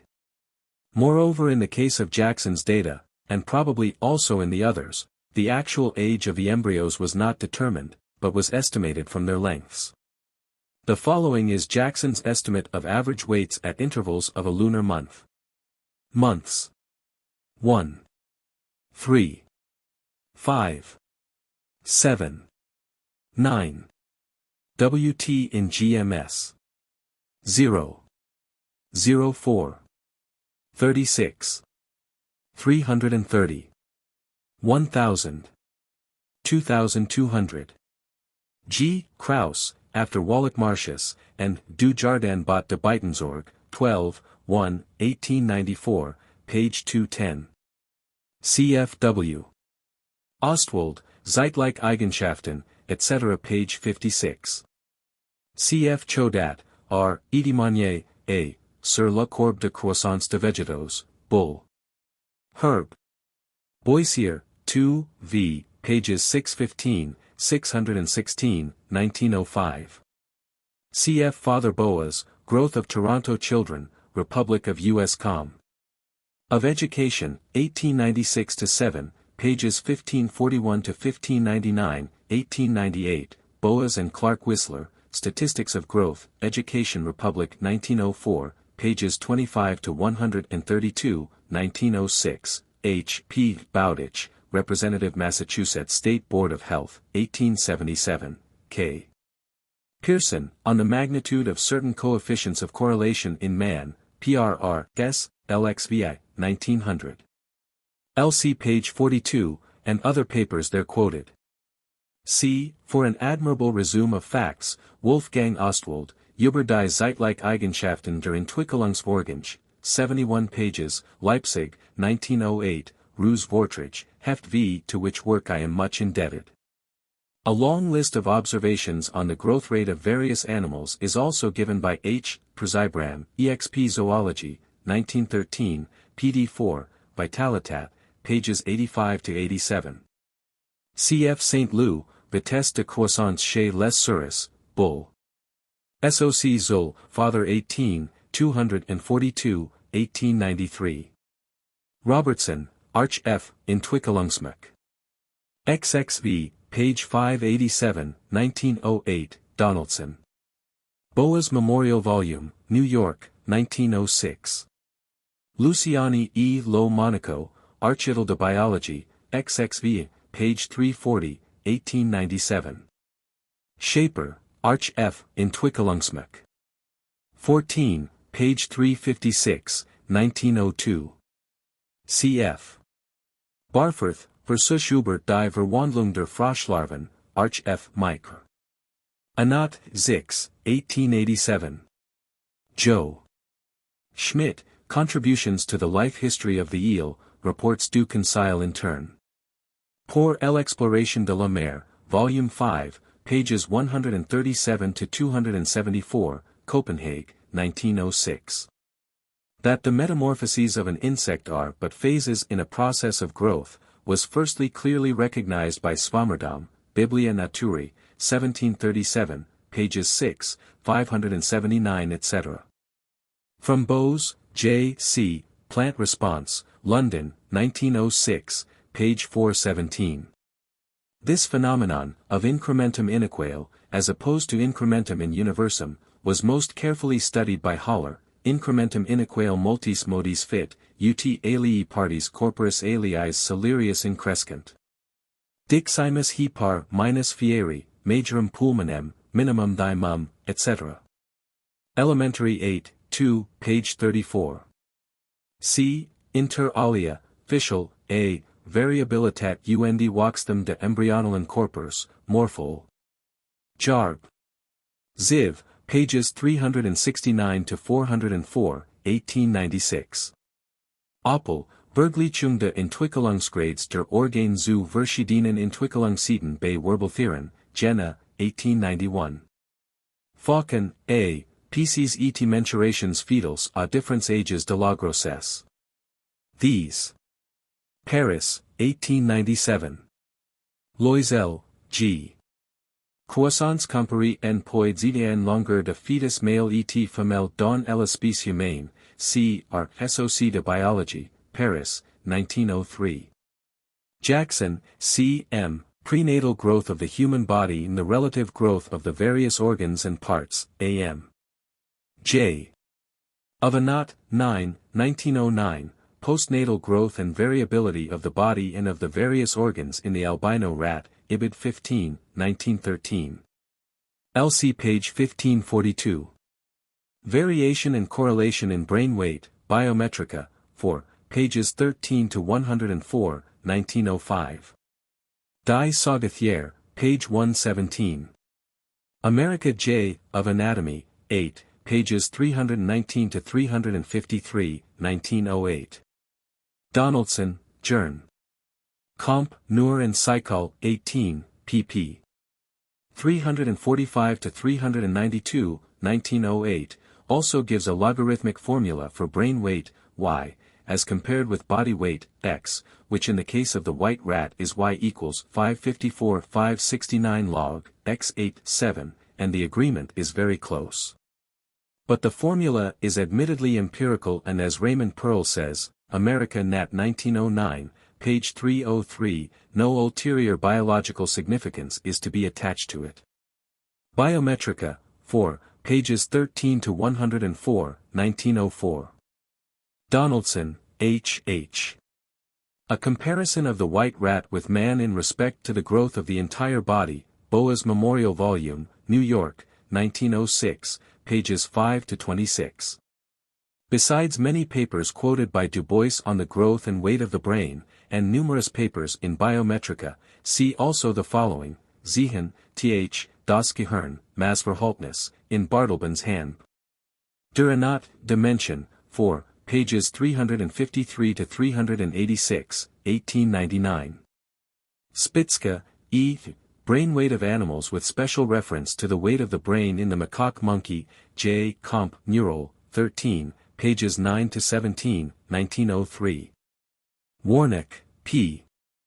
Mittelung neuer Gehirn und Körpergewichts bei Saugern, nebst Zusammenstellung der gesamten Bisher Biobakten absoluten und relativen Gehirngewicht bei den verschiedenen Species, J. F. Cycle U. Neural, 13, pages 355 to 403, 1909. Donaldson, H. H., on the regular seasonal changes in the relative weight of the central nervous system of the leopard frog, Journ. Of Morph, XXI, pages 663 to 694, 1911. Cf. Jenkinson, Growth, Variability and Correlation in Young Trout, Biometrica, 8, pages 444 to 455, 1912. Cf. Chapter 17, page 739. I marked in the same manner as the vine, young honeysuckle shoots, etc. And I found in them all a gradual scale of unequal extensions, those parts extending most which were tenderest, vegetable statics, exp. Ci. From Sachs, Textbook of Botany, 1882, page 820. Variation and Differentiation in Ceratophyllum, Carnegie INST Publications, No. 58, Washington, 1907. Cf. Lamel, Über periodisk Variationen in Organismen, Bio, Centralbull. XXI, pages 368 to 376, 1903. Herein lies the easy answer to a contention frequently raised by Bergson, and to which he ascribes great importance, that a mere variation of size is one thing, and a change of form is another. Thus he considers a change in the form of leaves to constitute a profound morphological difference. Creative Evolution, page 71. I do not say that the assumption that these two groups of earwigs were of different ages is altogether an easy one. For of course, even in an insect whose metamorphosis is so simple as the earwigs, consisting only in the acquisition of wings or wing cases, we usually take it for granted that growth proceeds no more after the final stage. Or adult form is attained, and further that this adult form is attained at an approximately constant age, and constant magnitude. But even if we are not permitted to think that the earwig may have grown, or molted, after once the elytra were produced, it seems to me far from impossible, and far from unlikely. That prior to the appearance of the elytra one more stage of growth, or one more molt took place in some cases than in others, for the number of molts is known to be variable in many species of Orthoptera. Unfortunately Bateson tells us nothing about the sizes or total lengths of his earwigs, but his figures suggest that it was bigger earwigs that had the longer tails.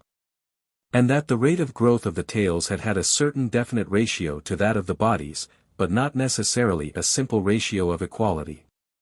Jackson, C. M. J., of Exp. Zul, 1915, page 99, cf. Also Hans Aaron, Unters. Über die Beeinflussung der Wachstum durch die Ernährung, Burl. Klin. Wochenbull. L.I., pages 972 to 977, 1913, etc. The temperature limitations of life, and to some extent of growth, are summarized for a large number of species by Davenport, Expert. Morphology, cc 8, 18, and by Hans Przybran, Exp. Zoology, 4, c.v. Rialmore, L'art de faire éclore et élever en toute saison de oiseaux domestiques, fait par le moyen de la chaleur du fumier, Paris, 1749. Cf. Int.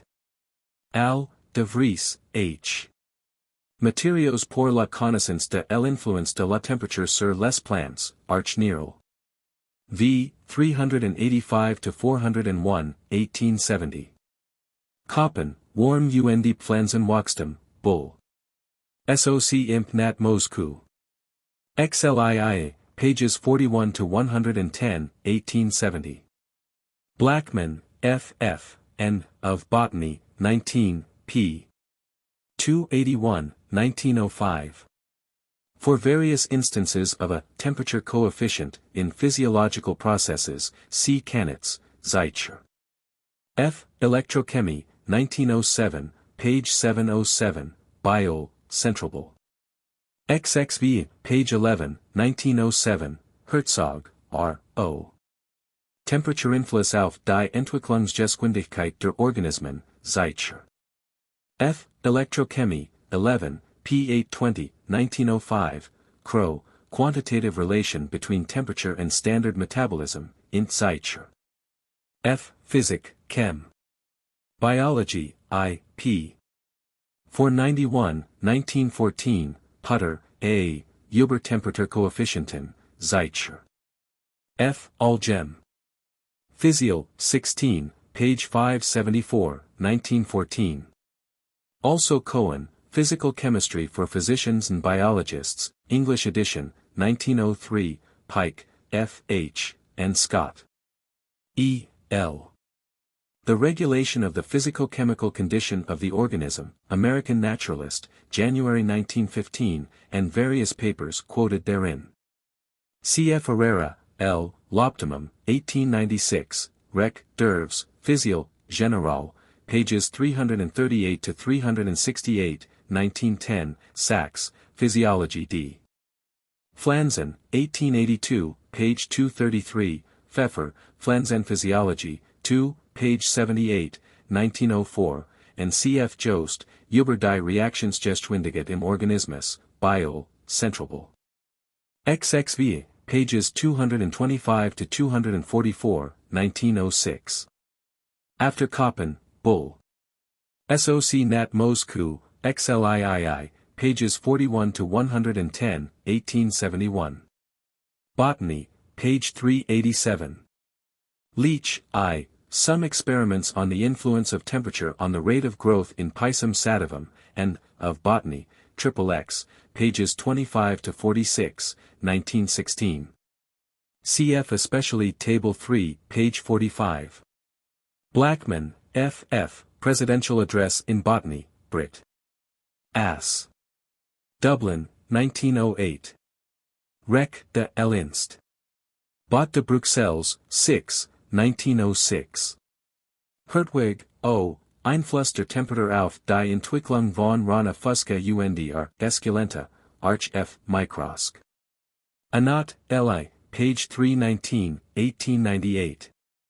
Cf. Also Biologist, K., Beiträge Z., Kenntnis D. Wachstumsvorgänge bei Amphibienembryonen, Bull. Academic, Sci. de Cracovie, page 783, 1908, Abstr. In Arch F. Entwicklungsmech.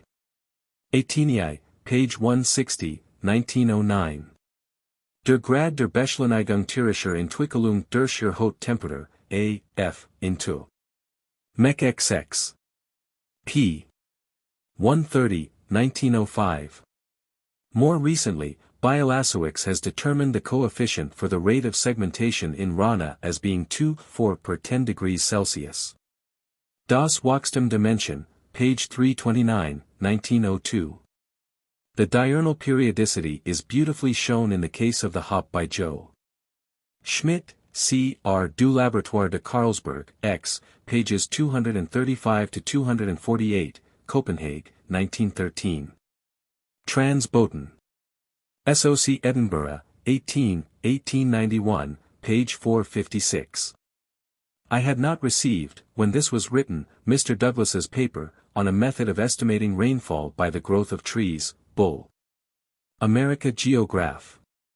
SOC XLVA, pages 321 to 335, 1914. Mr. Douglas does not fail to notice the long period here described. But he lays more stress on the occurrence of shorter cycles, of 11, 21 and 33 years, well known to meteorologists. Mr. Douglas is inclined, and I think rightly, to correlate the variations in growth directly with fluctuations in rainfall, that is to say with alternate periods of moisture and aridity. But he points out that the temperature curves, and also the sunspot curves, are markedly similar. It may well be that the effect is not due to light after all, but to increased absorption of heat by the soil, as a result of the long hours of exposure to the sun. On growth in relation to light, see Davenport, EXP Morphology, 2, ch 17.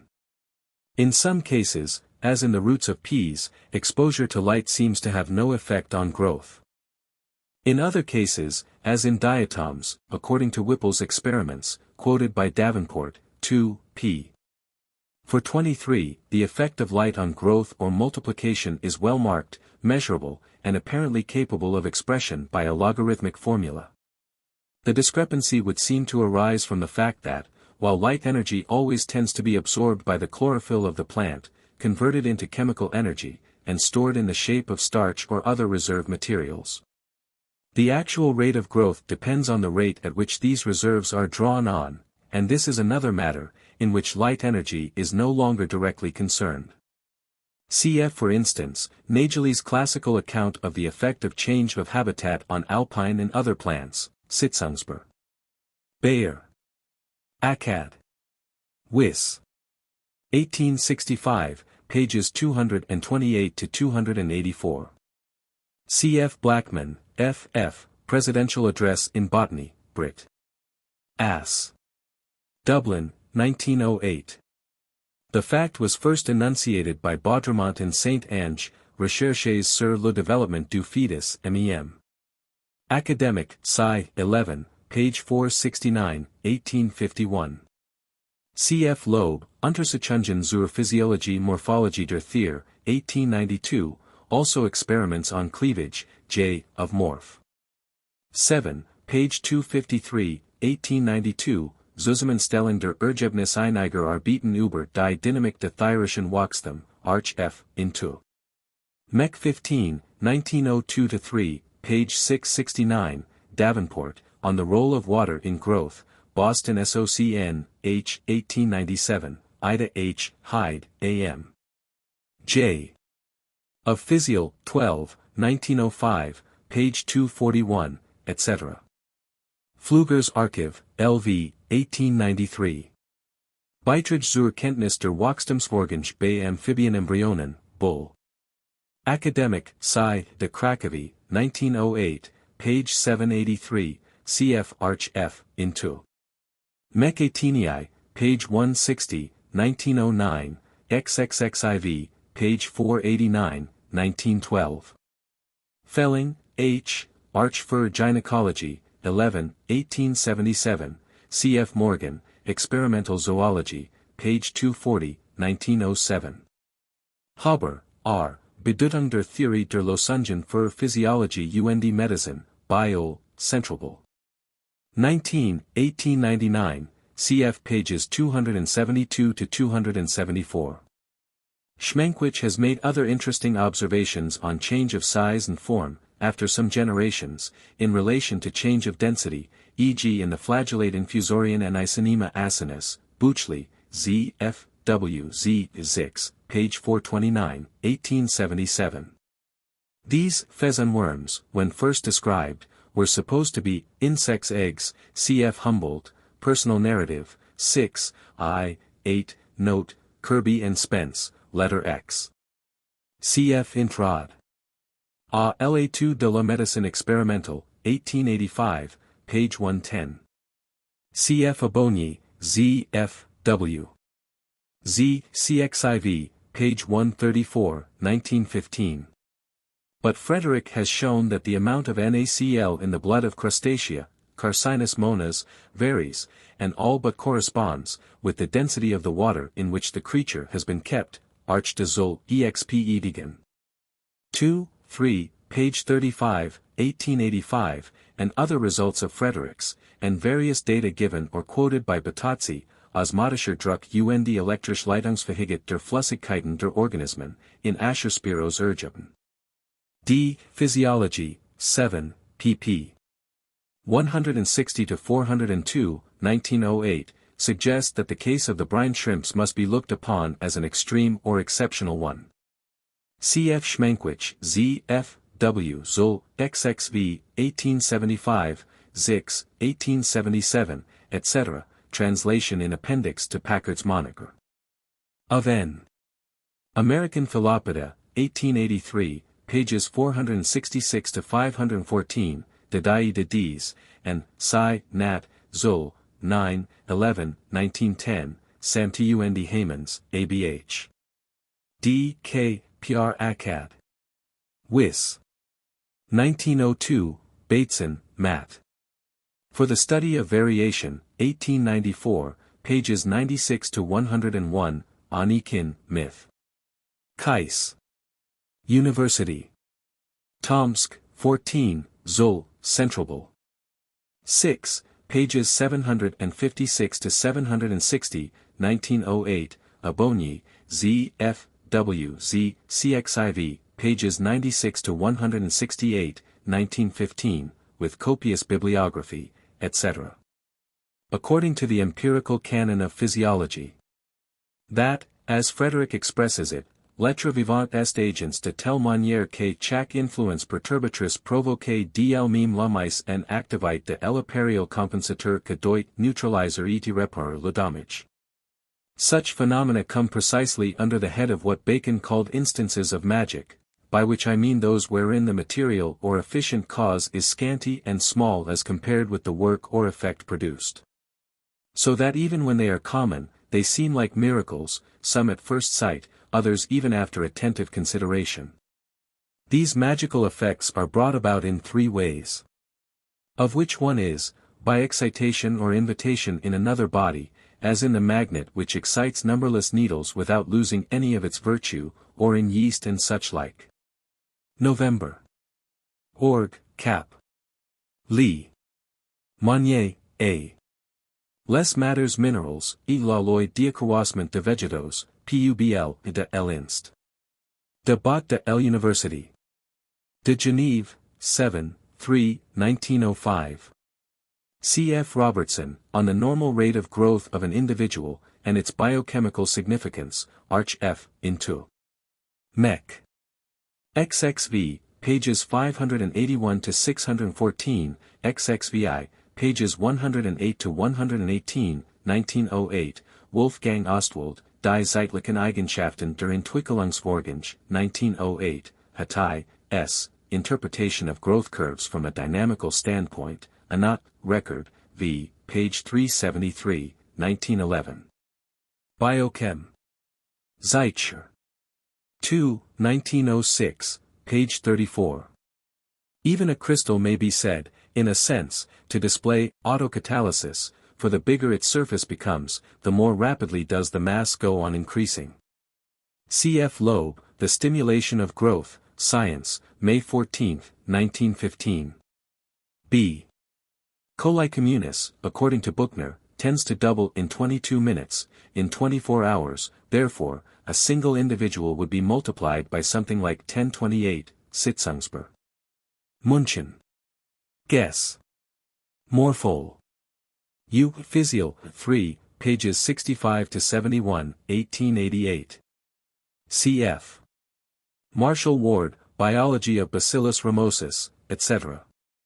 PRRS, LVII, 265 to 468, 1895. The comparatively large infusorian Stylonychia, according to Malpas, would multiply in a month by 1043. Cf.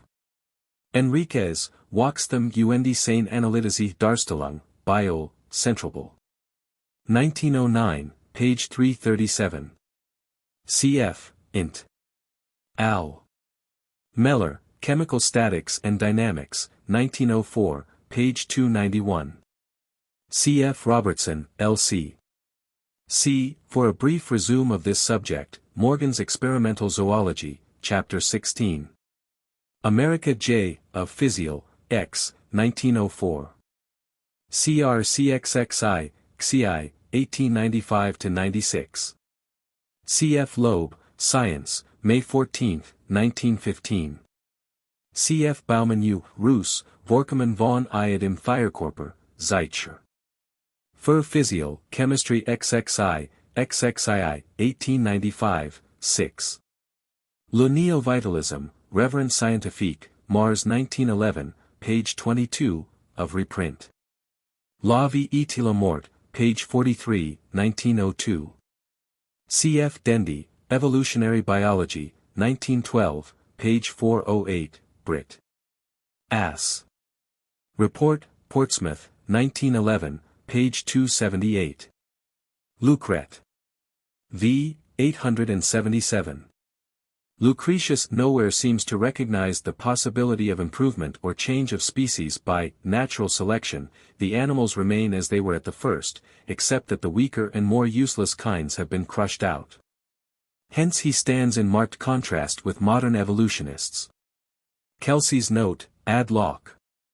Even after we have so narrowed the scope and sphere of natural selection, it is still hard to understand.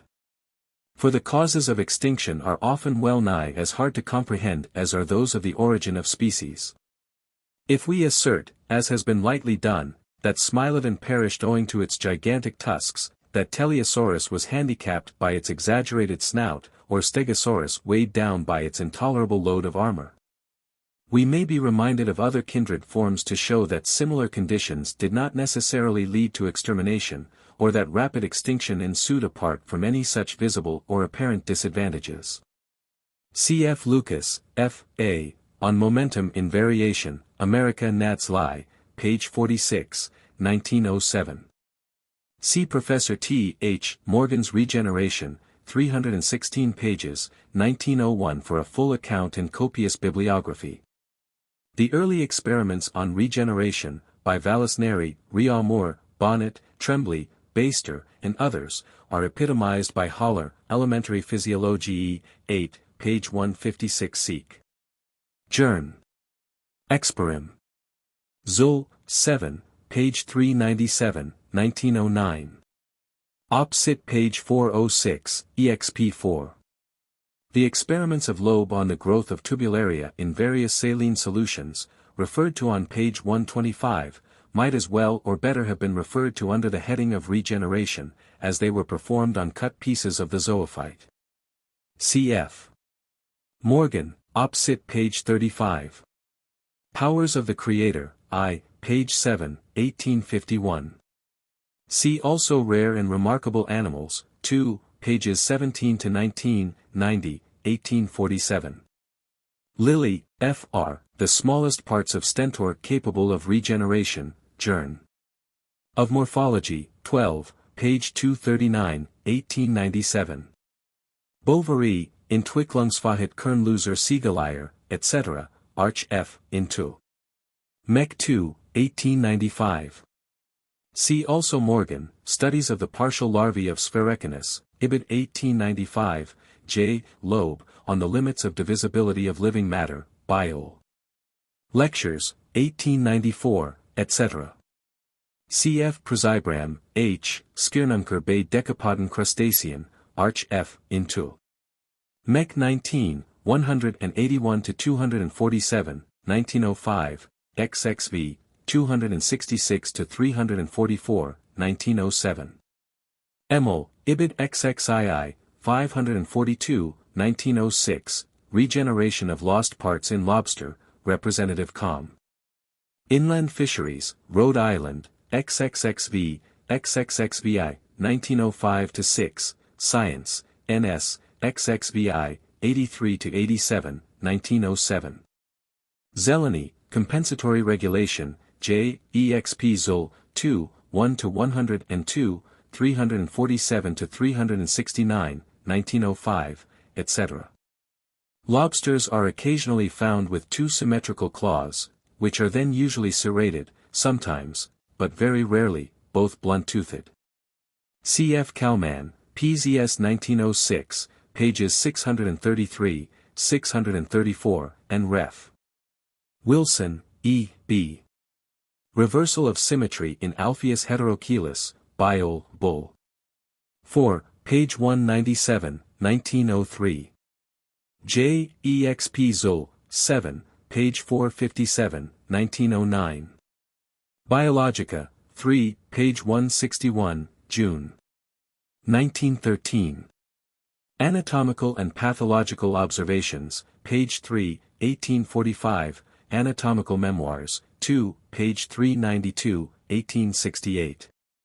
Gr. A. L'Office de les débuts de l'évolution, Bull. Sci. du Nord de la Father 8, pages 252-258, 1876. Entwicklungsvorgänge der Eisel, 1876, Investigations on Microscopic Foams and Protoplasm, page 1, 1894. Journ. Of Morphology, I. p. 229, 1887.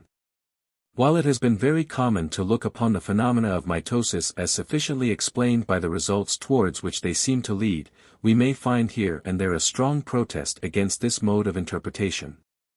The following is a case in point, on a tant d'établir dans la mitos dit primitive plusieurs catégories, plusieurs types de mitos. On a choisi le plus souvent comme base de ces systèmes de concepts abstraits et téléologiques, repartition plus ou moins exact de la chromatine entre les deux noyophiles suivant QILY ou non de chromosomes, Dainjard.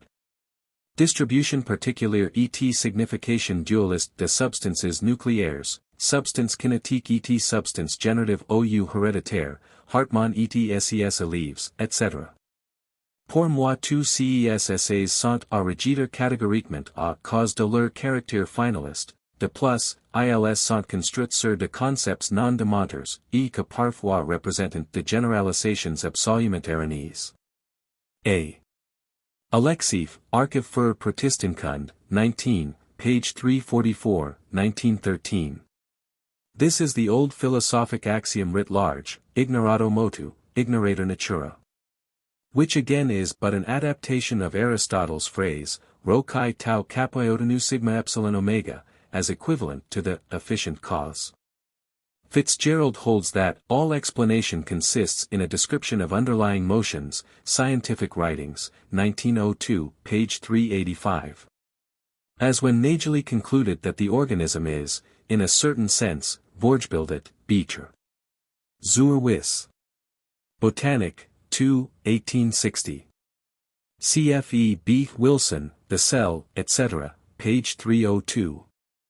La matière arrangée par un suggest divine doit être essentiellement organisée per tout, ILY a machine dans les parties de la machine naturelle à l'infini. Sur le principe de la vie, page 431, Erdmann. This is the very converse of the doctrine of the atomists, who could not conceive a condition dubi dimidii partis pars semper habebit dimidium partem, nec residential prefiniat ola. Cf. An interesting passage from the Elements, I. p. 445, Molesworth's edit, quoted by Owen, Hunterian Lectures on the Invertebrates, 2nd edition pages 40, 41, 1855. Wir müssen die Schaub den lebenden Zellen, abgesen von der Molekularstruktur der organischen Verbindungen welche sie enthält, nach ein anderer und in anderer Weise kompliziert Struktur zuschreiben. DZS ist welch wir mit dem Namen Organisation bezeichnen, Bruck, die Elementarorganismen, Wiener Sitzungsbuch.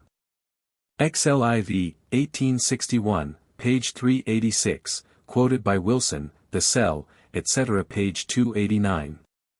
Cf. Also Hardy, Journ. Of Physiol, Ziv, 1899, page 159. Precisely as in the Lucretian concursus, motus, ordo, positura, figuri, whereby bodies mutato ordine mutant naturam.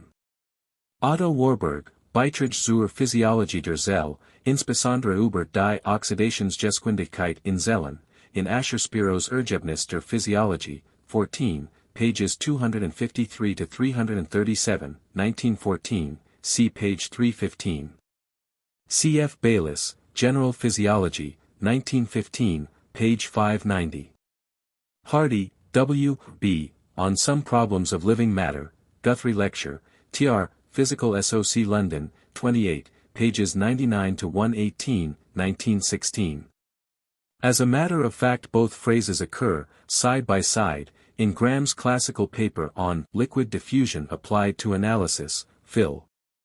Trans CLI, page 184, 1861, Chemistry and Phys.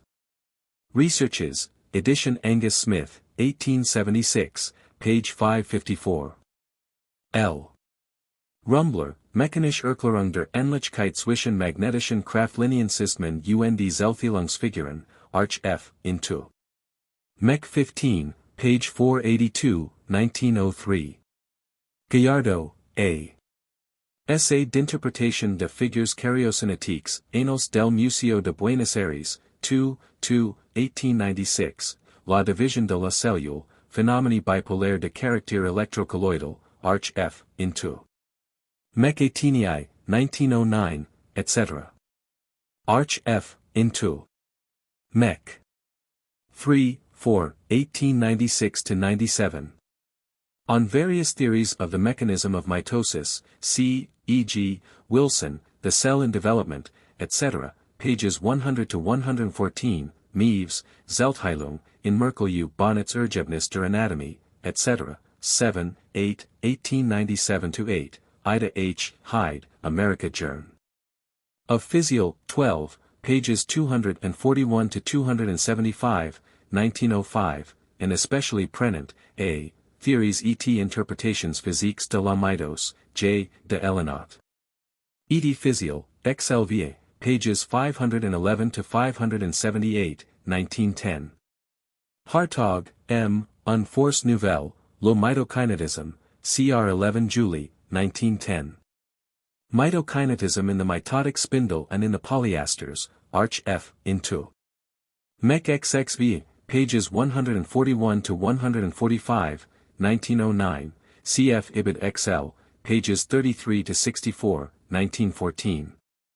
Cf. also Hartog's papers in Proc. R. S. B. LXXV, 1905, Science Progress, N. S. I. 1907, Riv. D. Cienza, 2, 1908, C. R. Association, Fr. por el Avancem. De SC 1914, etc. The configurations, as obtained by the usual experimental methods, were of course known long before Faraday's day, and constituted the convergent and divergent magnetic curves of 18th-century mathematicians. As Leslie said, in 1821, they were regarded with wonder by a certain class of dreaming philosophers, who did not hesitate to consider them as the actual traces of an invisible fluid, perpetually circulating between the poles of the magnet. Faraday's great advance was to interpret them as indications of stress in a medium, of tension or attraction along the lines, and of repulsion transverse to the lines, of the diagram. Cf. Also the curious phenomenon in a dividing egg described as spinning by Mrs. G. F. Andrews, J. of Morph, 12, pages 367 to 389, 1897. Whitman, J. of Morph, 2, page 40, 1889. Sauvant ilny a chuan séparation physique entre le cytoplasme et le suc nucléaire, comme entre deux liquides immiscibles, etc., Alexiev, sur la mitos dit, primitive, Arch F. Protestant. Zix, page 357, 1913. The appearance of vacuolation is a result of endosmosis or the diffusion of a less dense fluid into the denser plasma of the cell. Ceteris paribus, it is less apparent in marine organisms than in those of freshwater, and in many or most marine ciliates and even rhizopods a contractile vacuole has not been observed. Buchley, in Bronze Protozoa, page 1414. It is also absent, and probably for the same reason, in parasitic protozoa, such as the gregarines and the entamoebae. Rossbach shewed that the contractile vacuole of ordinary freshwater ciliates was very greatly diminished in a 5% solution of NaCl, and all but disappeared in a 1% solution of sugar, Arb. Z. Dynasty Würzburg, 1872, cf. Massart, Arch de Biol, LX, page 515, 1889. Actinophrys sole, when gradually acclimatized to seawater, loses its vacuoles, and vice versa, Gruber, Biol, Centralbel. 9, page 22, 1889, and the same is true of amoeba, Zuelzer, Arch F. Into. Mech 1910, page 632. The gradual enlargement of the contractile vacuole is precisely analogous to the change of size of a bubble until the gases on either side of the film are equally diffused, as described long ago by Draper, Phil. Mag. N. S. 11, page 559, 1837. Rumbler has shown that contractile or pulsating vacuoles may be well imitated in chloroform drops, suspended in water in which various substances are dissolved, Arch F. Into. Mech 7, 1898, page 103. The pressure within the contractile vacuole, always greater than without, diminishes with its size, being inversely proportional to its radius. And when it lies near the surface of the cell, as in a heliozoan, it bursts as soon as it reaches a thinness which its viscosity or molecular cohesion no longer permits it to maintain. Cf. page 660. The elongated or curved macronucleus of an infusorian is to be looked upon as a single mass of chromatin, rather than as an aggregation of particles in a fluid drop, as in the case described. It has a shape of its own, in which ordinary surface tension plays a very subordinate part. Theorie physico-chimique de la vie, page 73, 1910, Mechanism of Life, page 56, 1911. Whence the name mitosis, Greek mu tau omicron, a thread, applied first by Fleming to the whole phenomenon. Kuhlmann, Biol, Centralbel. 2, page 107, 1882, called it divisio per fila, or divisio lacius implicata. Many of the earlier students, such as Van Beneden, Rech. Sur la maturation de l'oeuf, Arch de Biol, 4, 1883, and Hermann, zur Lehre v. d. Enstung d. Karyokinetischen Spindel, Arch F. Microsk. Anat. XVII, 1891, thought they recognized actual muscular threads, drawing the nuclear material asunder towards the respective foci or poles, and some such view was long maintained by other writers, Bovary, Heidenheim, Fleming, R. Hertwig, and many more.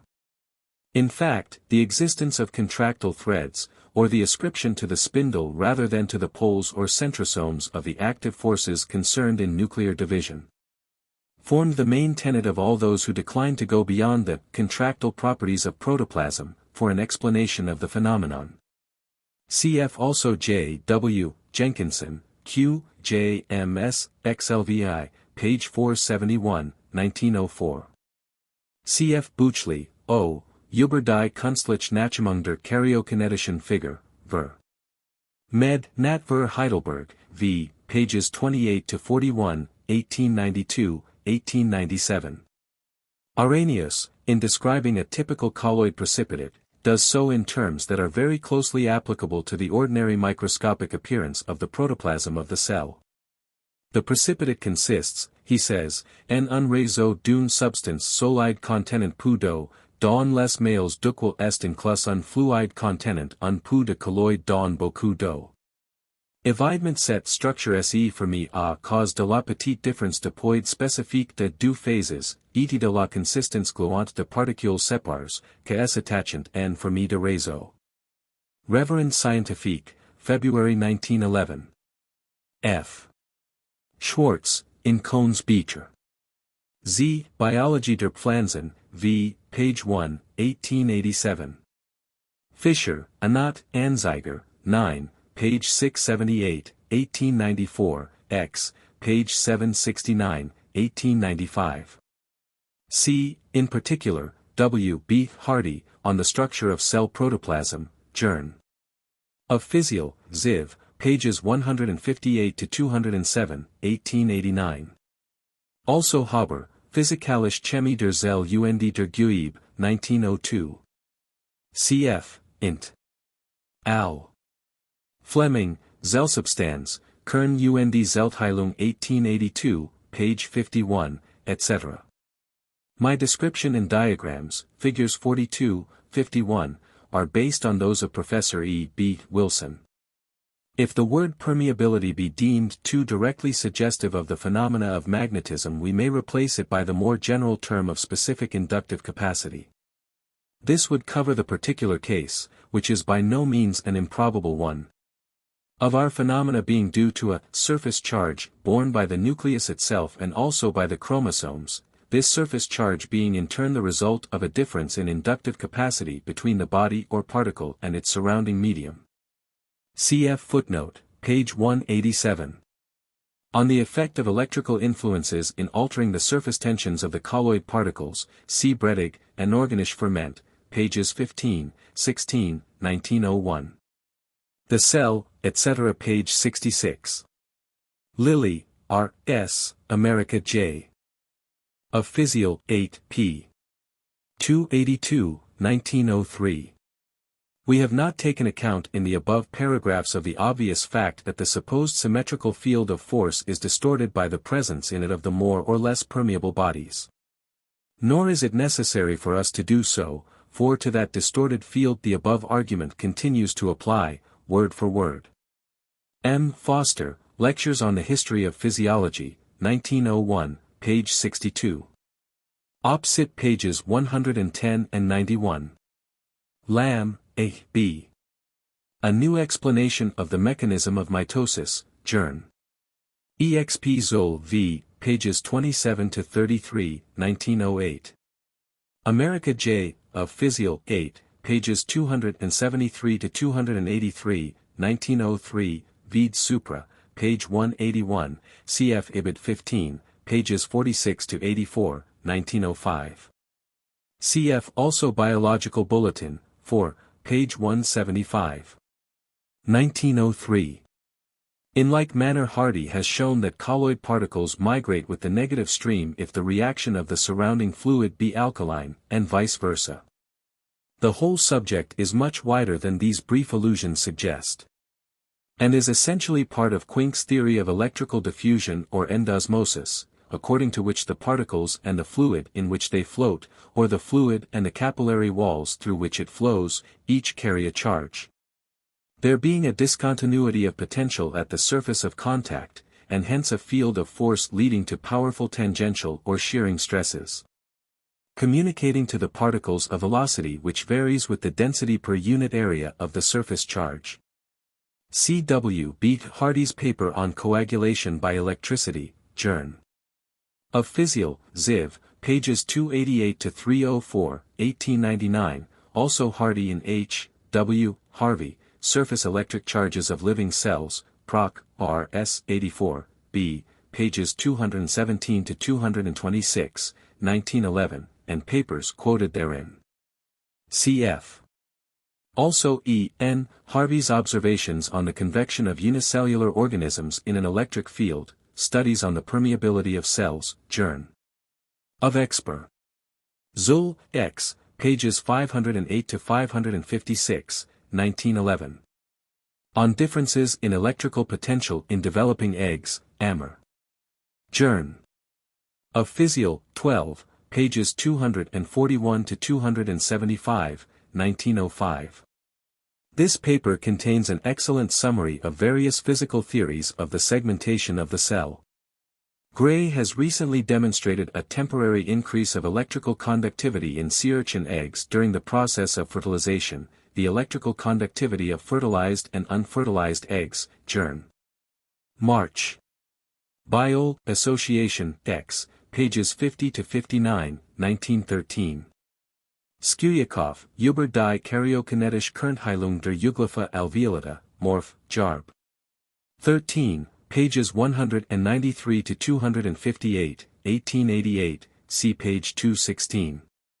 Co. W. R. Maturation and Fertilization of the Egg of Cerebrachylus, Zol, Jarbucher, Anat, Abth, 12, pp. 425 to 476, 1899.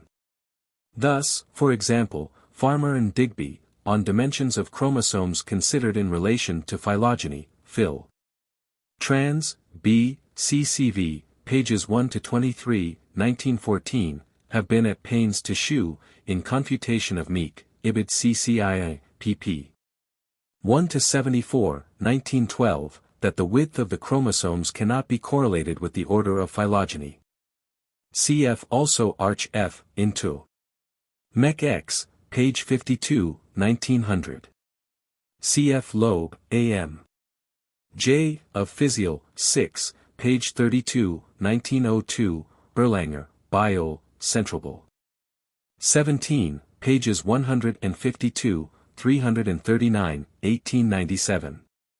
Conklin, Biol, Lectures, Woods Hall, page 69, etc. 1898-9. Robertson, T. B., Note on the Chemical Mechanics of Cell Division, Arch F. into Mech XXV, page 29, 1909, XXXV, page 692. 1913, CFR S. Lilly, J. EXP Zol, XXI, pages 369 to 402, 1916. Cf. D'Arsonval, Arch de Physiol, page 460, 1889, Ida H. Hyde, Op. Cit. page 242. Cf. Plateau's Remarks, Statique de Liquides, 2, page 154, on the tendency towards equilibrium, rather than actual equilibrium, in many of his systems of soap films. But under artificial conditions, polyspermy may take place, e.g. under the action of dilute poisons, or of an abnormally high temperature, these being all, doubtless, conditions under which the surface tension is diminished. Fall, H. Recherches sur la fécondation, 1879. Roux, W. Beitrag zur Entwicklungsmechanik des Embryo, Arch F. Micr. Anat, 19, 1887. Whitman, C. O. Ookinesis, Journ. Of Morph. I, 1887. Wilson. The Cell, page 77. 8 and 12 are by much the commonest numbers, 6 and 16 coming next in order. If we may judge by the list given by E. B. Wilson, The Cell, page 206, over 80% of the observed cases lie between 6 and 16, and nearly 60% between 8 and 12. Theory of Cells, page 191. The Cell in Development, etc. page 59, cf. pages 388, 413. E. G. Bruck, Elementarorganismen, p. 387, were Mussen in der Zell einen kleinen Tierleib sehen, und dürfen die Analogen, welche zwischen und den kleinsten Tierformen existieren, niemals aus den Augen lassen. Whitman, C. O., The Inadequacy of the Cell Theory, Journ. Of Morphol. 8, pages 639 to 658, 1893, Sedgwick, A. On the Inadequacy of the Cellular Theory of Development, QJMS XVI, pages 87 to 101, 1895, XXXVI, pages 331 to 337, 1896. C.F. Bourne, G.C., The Criticism of the Cell Theory. Being an answer to Mr. Sedgwick's article, etc., Ibid XXXVI, pages 137 to 174, 1896. C.F. Hertwig, O. Die Zell und die Gewebe, 1893, page 1. Die Zellen, in Welch der Anatom die Pflanzlichen und tierischen Organismen zerlegt, sind die Träger der Lebensfunktionen, sie sind, wie Virchow sich ausgedrückt hat, die Lebenseinheiten. Von diesem Gesichtspunkt aus betrachtet, erscheint der Gesamtlebensprozess eines zusammengesetzten Organismus nichts anderes zu sein als das höchstverwirklichte Resultat der einzelnen Lebensprozess seiner zahlreichen verschieden funktionierenden Zellen. Journ. Of Morph 8, page 653, 1893. Neue Grundlegungen zur Kenntnis der Zelle, Morph, Jarb. 8, pages 272, 313, 333, 1883. Journ. Of Morph 2, page 49, 1889. Phil. Trans CLI, page 183, 1861, Researches, edition Angus Smith, 1877, page 553. Cf. Kelvin, On the Molecular Tactics of a Crystal, The Boyle Lecture, Oxford, 1893, Baltimore Lectures, 1904, pages 612 to 642. Here Kelvin was mainly following Bravaisa's, and Frankenheim's, theory of space lattices, but he had been largely anticipated by the crystallographers. For an account of the development of the subject in modern crystallography, by Sonck, Vaughan Federer, Schonflies, Barlow and others, see Tutton's Crystallography, Chapter 9, pages 118 to 134, 1911. In a homogeneous crystalline arrangement, symmetry compels a locus of one property to be a plane or set of planes, the locus in this case being that of least surface potential energy. This is what Graham called the water of gelatination, on the analogy of water of crystallization, Chemistry and Phys. Researches, page 597. Here, in a non-crystalline or random arrangement of particles, symmetry ensures that the potential energy shall be the same per unit area of all surfaces. And it follows from geometrical considerations that the total surface energy will be least if the surface be spherical.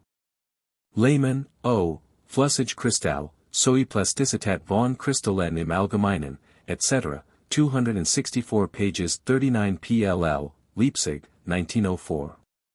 For a semi-popular, illustrated account, see Tutton's Crystals, Int Sci, Series, 1911. As Graham said of an allied phenomenon, the so-called blood crystals of Funk, it illustrates the maxim that in nature there are no abrupt transitions, and that distinctions of class are never absolute. Cf. Präzibram, H. Kristallanalogen zur Entwicklungsmechanik der Organismen, Arch F. Into. Mech XXI, page 207, 1906, with copious bibliography, Lehmann, Scheinbar lebende Kristall und Myelinformen, Ibid XXVI, page 483, 1908. The idea of a surface tension in liquids was first enunciated by Segner, De Figura Superficiarum Fluidarum, in comment. S.O.C. Roy. Göttingen, 1751, page 301. Hooke, in the Micrographia, 1665, OBS 8, etc. had called attention to the globular or spherical form of the little morsels of steel struck off by a flint, and had shown how to make a powder of such spherical grains, by heating fine filings to melting point. This phenomenon, he said, proceeds from a propriety which belongs to all kinds of fluid bodies more or less, and is caused by the incongruity of the ambient and included fluid, which so acts and modulates each other, that they acquire, as near as is possible, a spherical or globular form.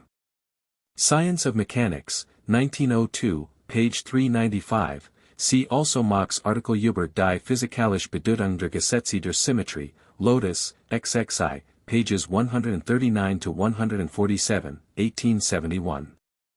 Similarly, Sir David Brewster and others made powerful lenses by simply dropping small drops of Canada balsam, castor oil, or other strongly refractive liquids onto a glass plate. On New Philosophical Instruments, Description of a New Fluid Microscope, Edinburgh, 1813, p. 413. Beiträge Z. Physiology D. Protoplasma, Pfluger's Archive, 2, page 307, 1869. Pogand. Annalen, XVII, pages 447 to 459, 1855. C. F. Strethill Wright, Phil. Mag, February 1860. Haycraft and Carlier pointed out, Proc. RSE 15, pp. 220 to 224, 1888, that the amoeboid movements of a white blood corpuscle are only manifested when the corpuscle is in contact with some solid substance, while floating freely in the plasma or serum of the blood, these corpuscles are spherical. That is to say, they are at rest and in equilibrium. The same fact has recently been recorded anew by Lettingham, on phagocytosis from an adsorptive point of view, Journ. Of Hygiene, 12, page 324, 1912. On the emission of pseudopodia as brought about by changes in surface tension, see also, int. Al. Jensen, Über den Geotropismus niederer Organismen, Pfluger's Archive, LIII, 1893. Jensen remarks that in orbitolites, the pseudopodia issuing through the pores of the shell first float freely, then as they grow longer bend over till they touch the ground, whereupon they begin to display amoeboid and streaming motions. Verworn indicates, Alc. Physial, 1895, page 429, and Davenport says, Experim. Morphology, 2, page 376, that this persistent clinging to the substratum is a thigmotropic reaction, and one which belongs clearly to the category of response.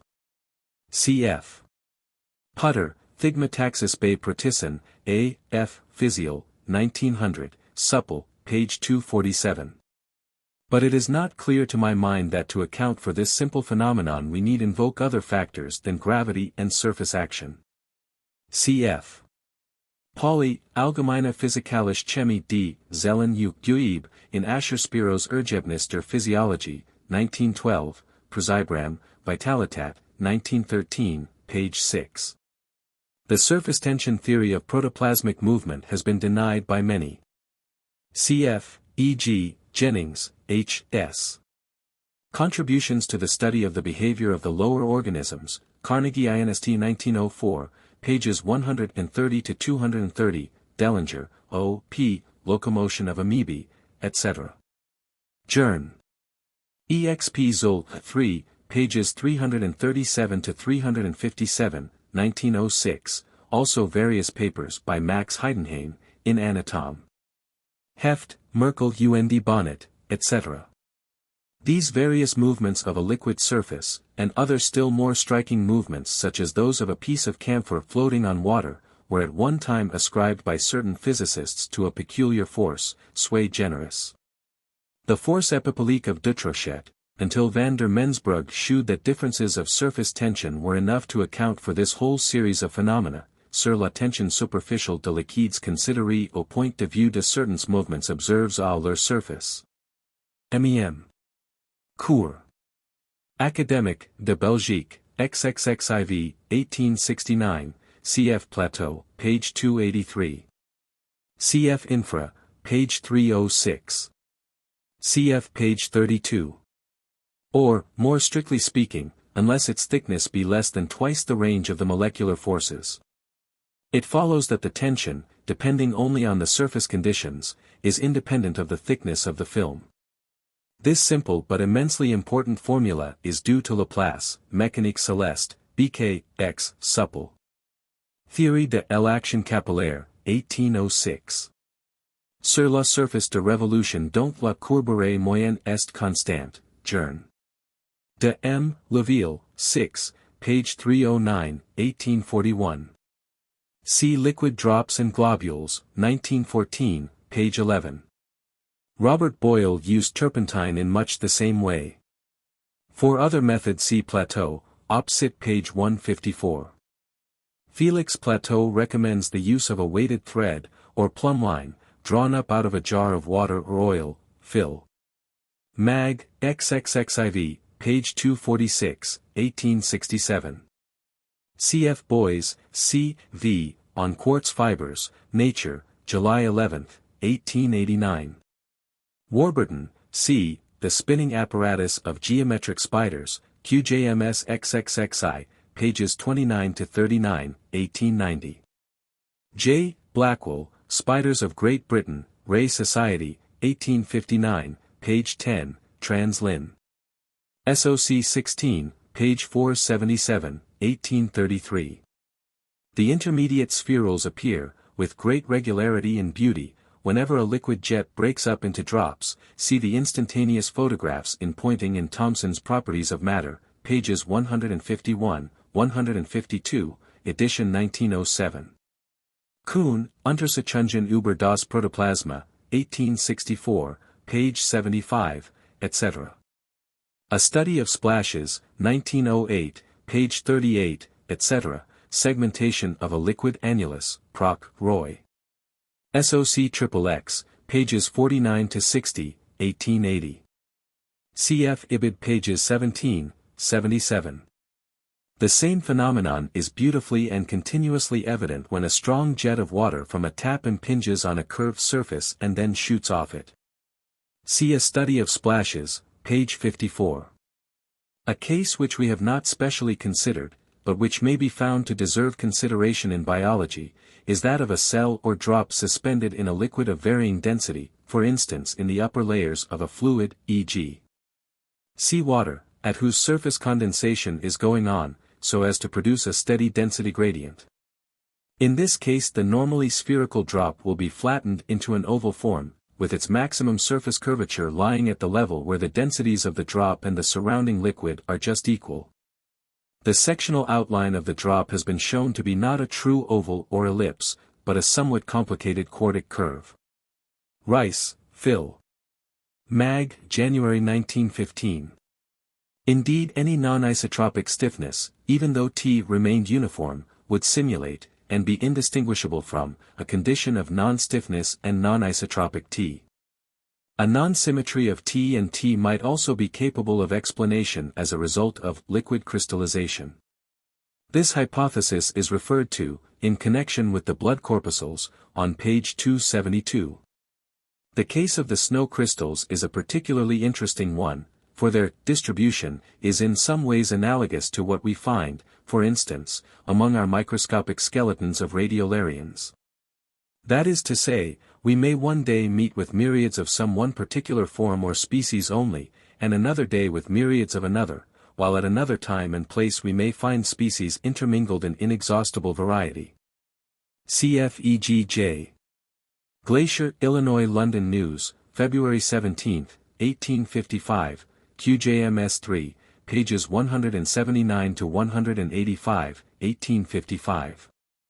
C.F. Bergson, Creative Evolution, page 107, certain foraminifera have not varied since the Silurian epoch. Unmoved witnesses of the innumerable revolutions that have upheaved our planet, the Lingulae are today what they were at the remotest times of the Paleozoic era. Ray Lankester, AMNH, 4, 11, page 321, 1873. Leidy, Parasites of the Termites, J. Nat. Sci., Philadelphia, 8, pages 425 to 447, 1874 to 81, cf. Seville Kent's Infusoria, 2, page 551. Op. cit. page 79. Brady, Challenger Monograph, PLXX, page 233. That the foraminifera not only can but do hang from the surface of the water is confirmed by the following apt quotation which I owe to Mr. E.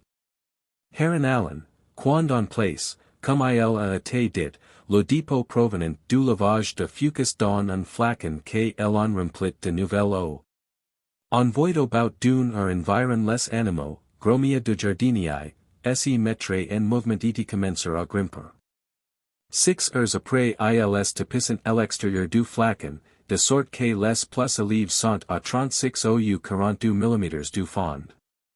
Le lendemain beaucoup d'entre après avoir atteint le niveau du liquide, ont continue à ramper à sa surface, nse laissant pendre au-dessus comme certains mollusques gastropodes.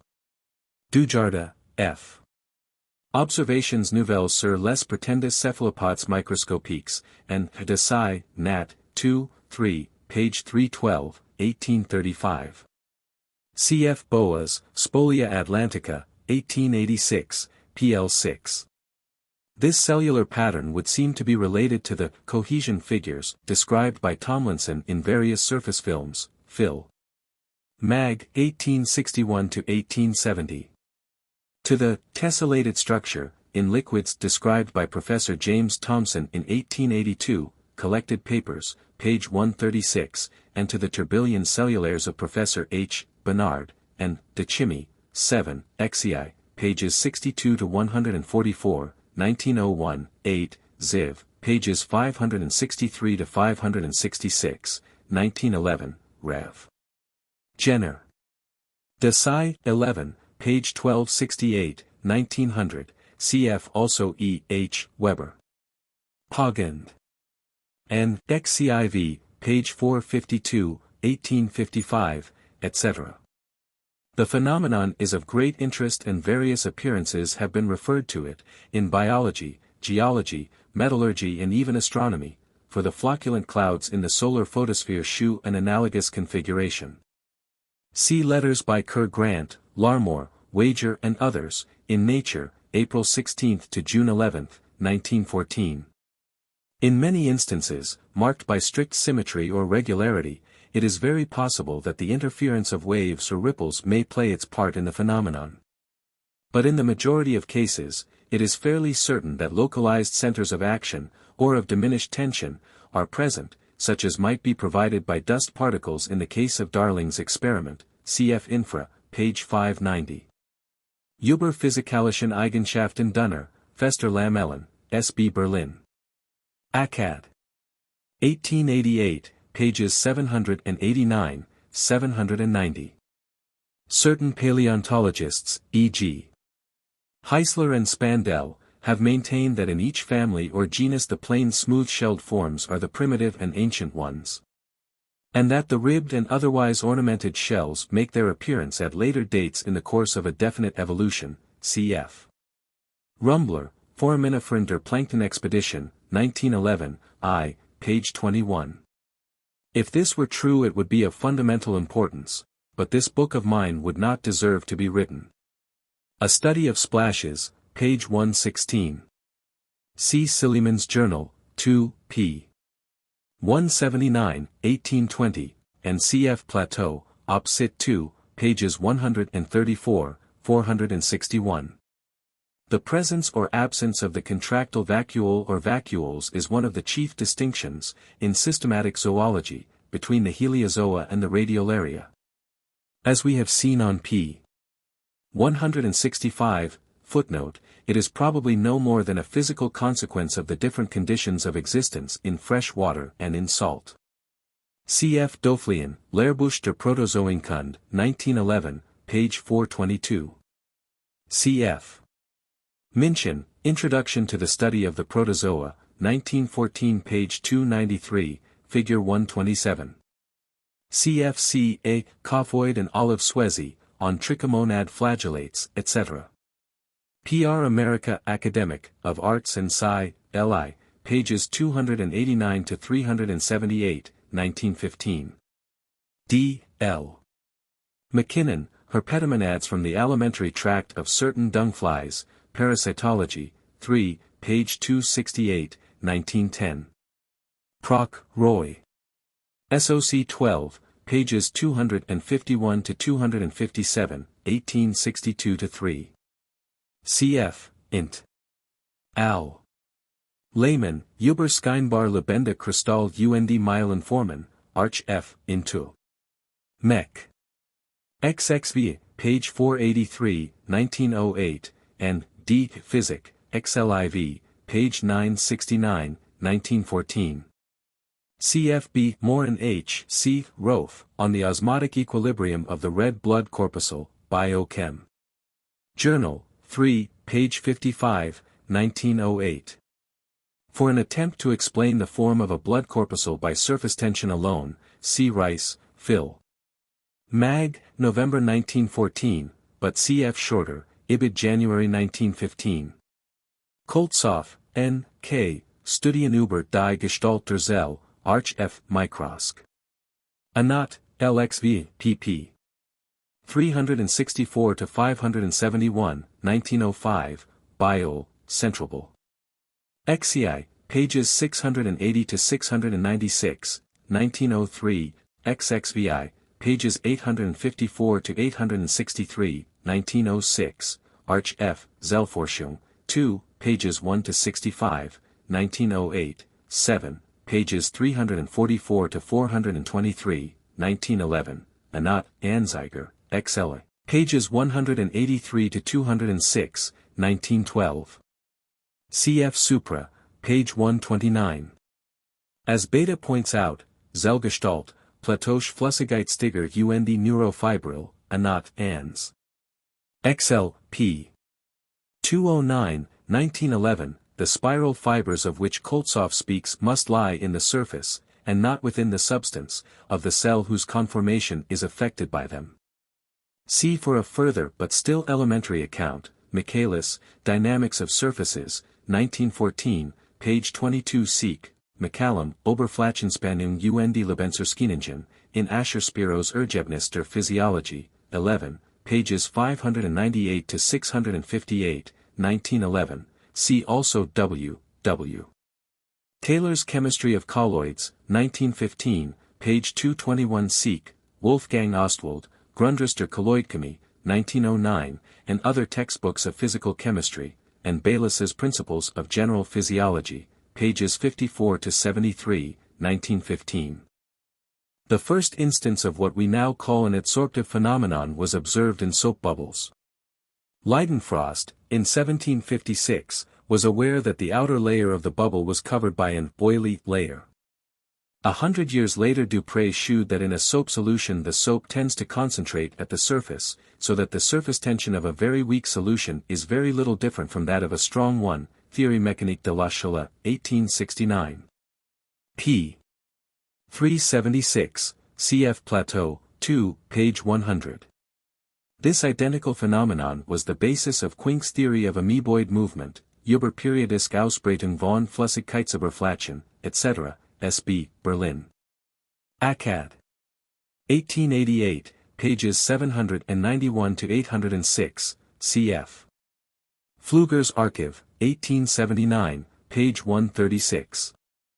J. Willard Gibbs, Equilibrium of Heterogeneous Substances, Tr. Con Academic, 3, pages 380-400, 1876, also in Collected Papers, I, pages 185-218, London, 1906, J. J. Thomson, Applications of Dynamics to Physics and Chemistry, 1888, Surface Tension of Solutions, page 190. See also, Int. Al., the various papers by C. M. Lewis, Phil. Mag. 6, 15, page 499, 1908, 17, page 466, 1909, Zeitcher. F. Physik. Chemie, LXX, page 129, 1910, Milner, Phil. Mag. 6, 13, page 96, 1907, etc. G. F. Fitzgerald, On the Theory of Muscular Contraction, Brit. Ass. Republic 1878, also in Scientific Writings, edition Larmor, 1902, pages 34, 75. A. D'Arsonval, Relations entre l'électricité animale et la tension superficielle, C.R. CVI, page 1740. 1888, CFA, Imbert, Le mécanisme de la contraction musculaire, déduit de la considération de forces de tension superficielle, Arch de Phys. 5, 9, pages 289 to 301, 1897. Über die Natur der Bindung der Gase im Blut und in seinen besten Teilen, Colloid. Zeitschr. 2, pages 264 to 272, 294 to 301, 1908, cf. Lowy, Dissociationsspannung der Oxyhemoglobin im Blut, Arch F. Anat, und Physial. 1904, page 231. We may trace the first steps in the study of this phenomenon to Melsens, who found that thin films of white of egg become firm and insoluble, sur les modifications apportées à l'albumine, par l'action purement mécanique, c.r. Academic, Sci. 33, page 247, 1851, and Harding made similar observations about the same time. Ramsden has investigated the same subject, and also the more general phenomenon of the formation of albuminoid and fatty membranes by adsorption, cf. Coagulierung der Eiweißkörper auf mechanischer Wedge, Arch F. Anat, U. Phys. Phys. Apf. 1894, page 517, Abschiedung fester Körper in Oberflächenschichten Z. F. Phys. Chemistry XLV, page 341, 1902, Proc. R. S. LXXII, page 156, 1904. For a general review of the whole subject Ch. Zenger, über Membranen und Membranfunktionen, in Ascher Spiro's Ergebnis der Physiologie, 7, pages 99 to 160, 1908. C. F. Taylor, Chemistry of Colloids, page 252. Strasburger, über Cytoplasmastrukturen, etc. Jarb. F. Wyss. Bot XXX, 1897, R. A. Harper, Kernheilung und Freie Zellbildung im Ascus, Ibid, C. F. Wilson, The Cell in Development, etc. pages 53 to 55. C. F. A. Gerwich, Morphology und Biologie der Zelle, 1904, pages 169 to 185, Meves, Die Chondriosomen als Träger Erblicher Anlagen, Arch F. Microsk. Anat, 1908, page 72, J. O. W. Barrett, Changes in Chondriosomes, etc. QJMS LVI, pages 553 to 566, 1913, etc. A. Matthews, Changes in Structure of the Pancreas Cell, etc., J. of Morph, 15, Supple, pages 171 to 222, 1899. The question whether chromosomes, chondriosomes or chromidia be the true vehicles or transmitters of heredity, is not without its analogy to the older problem of whether the pineal gland or the pituitary body were the actual seat and domicile of the soul.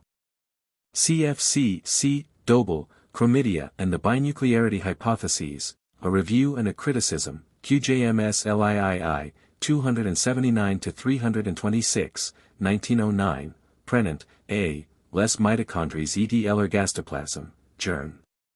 De Elenat. Et de la Physiale, XLV, pp. 217 to 285, 1910, both with copious bibliography. Traub in particular has maintained that in differences of surface tension we have the origin of the active force productive of osmotic currents, and that herein we find an explanation, or an approach to an explanation, of many phenomena which were formerly deemed peculiarly vital in their character. Die Differenz der Oberflächenspannungen oder der Oberflächendruck ein Kraft darstellt, welche als Trebend Kraft der Osmos, und die Stelle de nicht mit dem Oberflächendruck identischen osmotischen Drucks, zu setzen ist, etc. Oberflächendruck und seine Bedeutung im Organismus, Pflügers Archiv, CV, page 559, 1904. Cf. also Hardy, Pr. Phys. Associatini, p. 116, 1916, if the surface film of a colloid membrane separating two masses of fluid were to change in such a way as to lower the potential of the water in it, water would enter the region from both sides at once.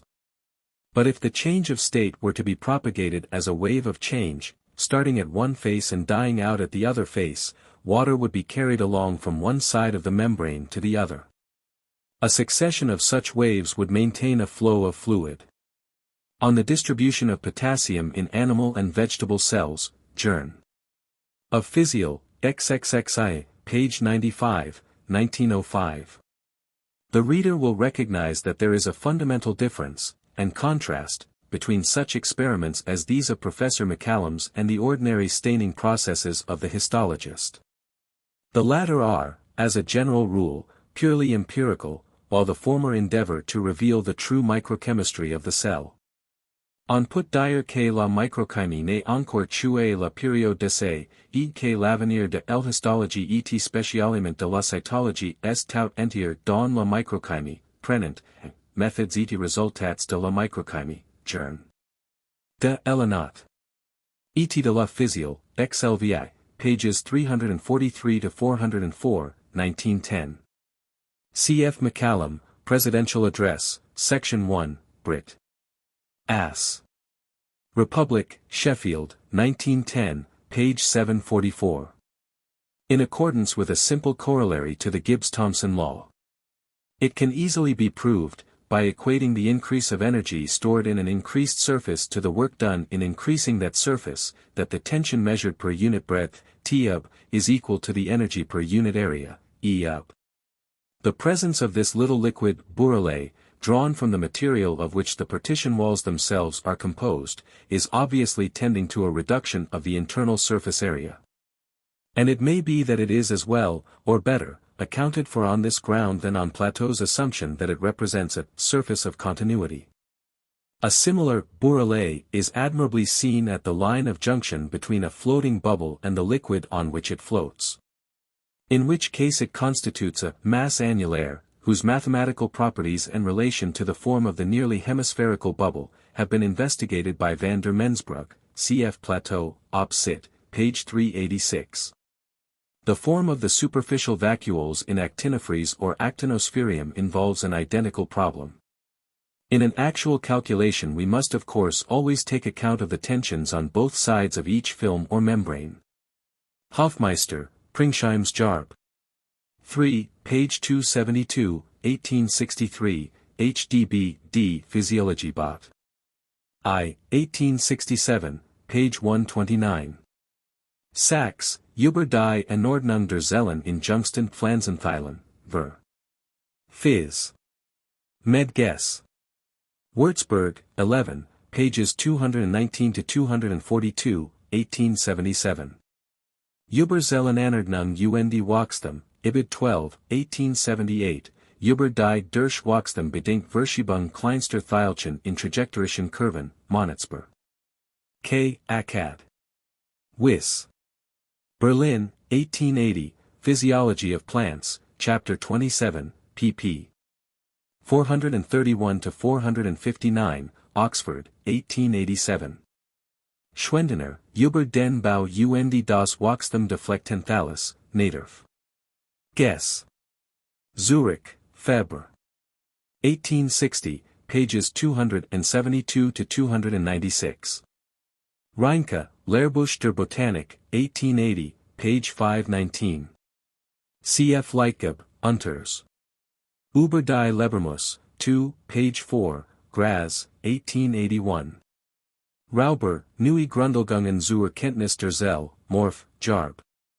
8, pages 279, 334, 1882.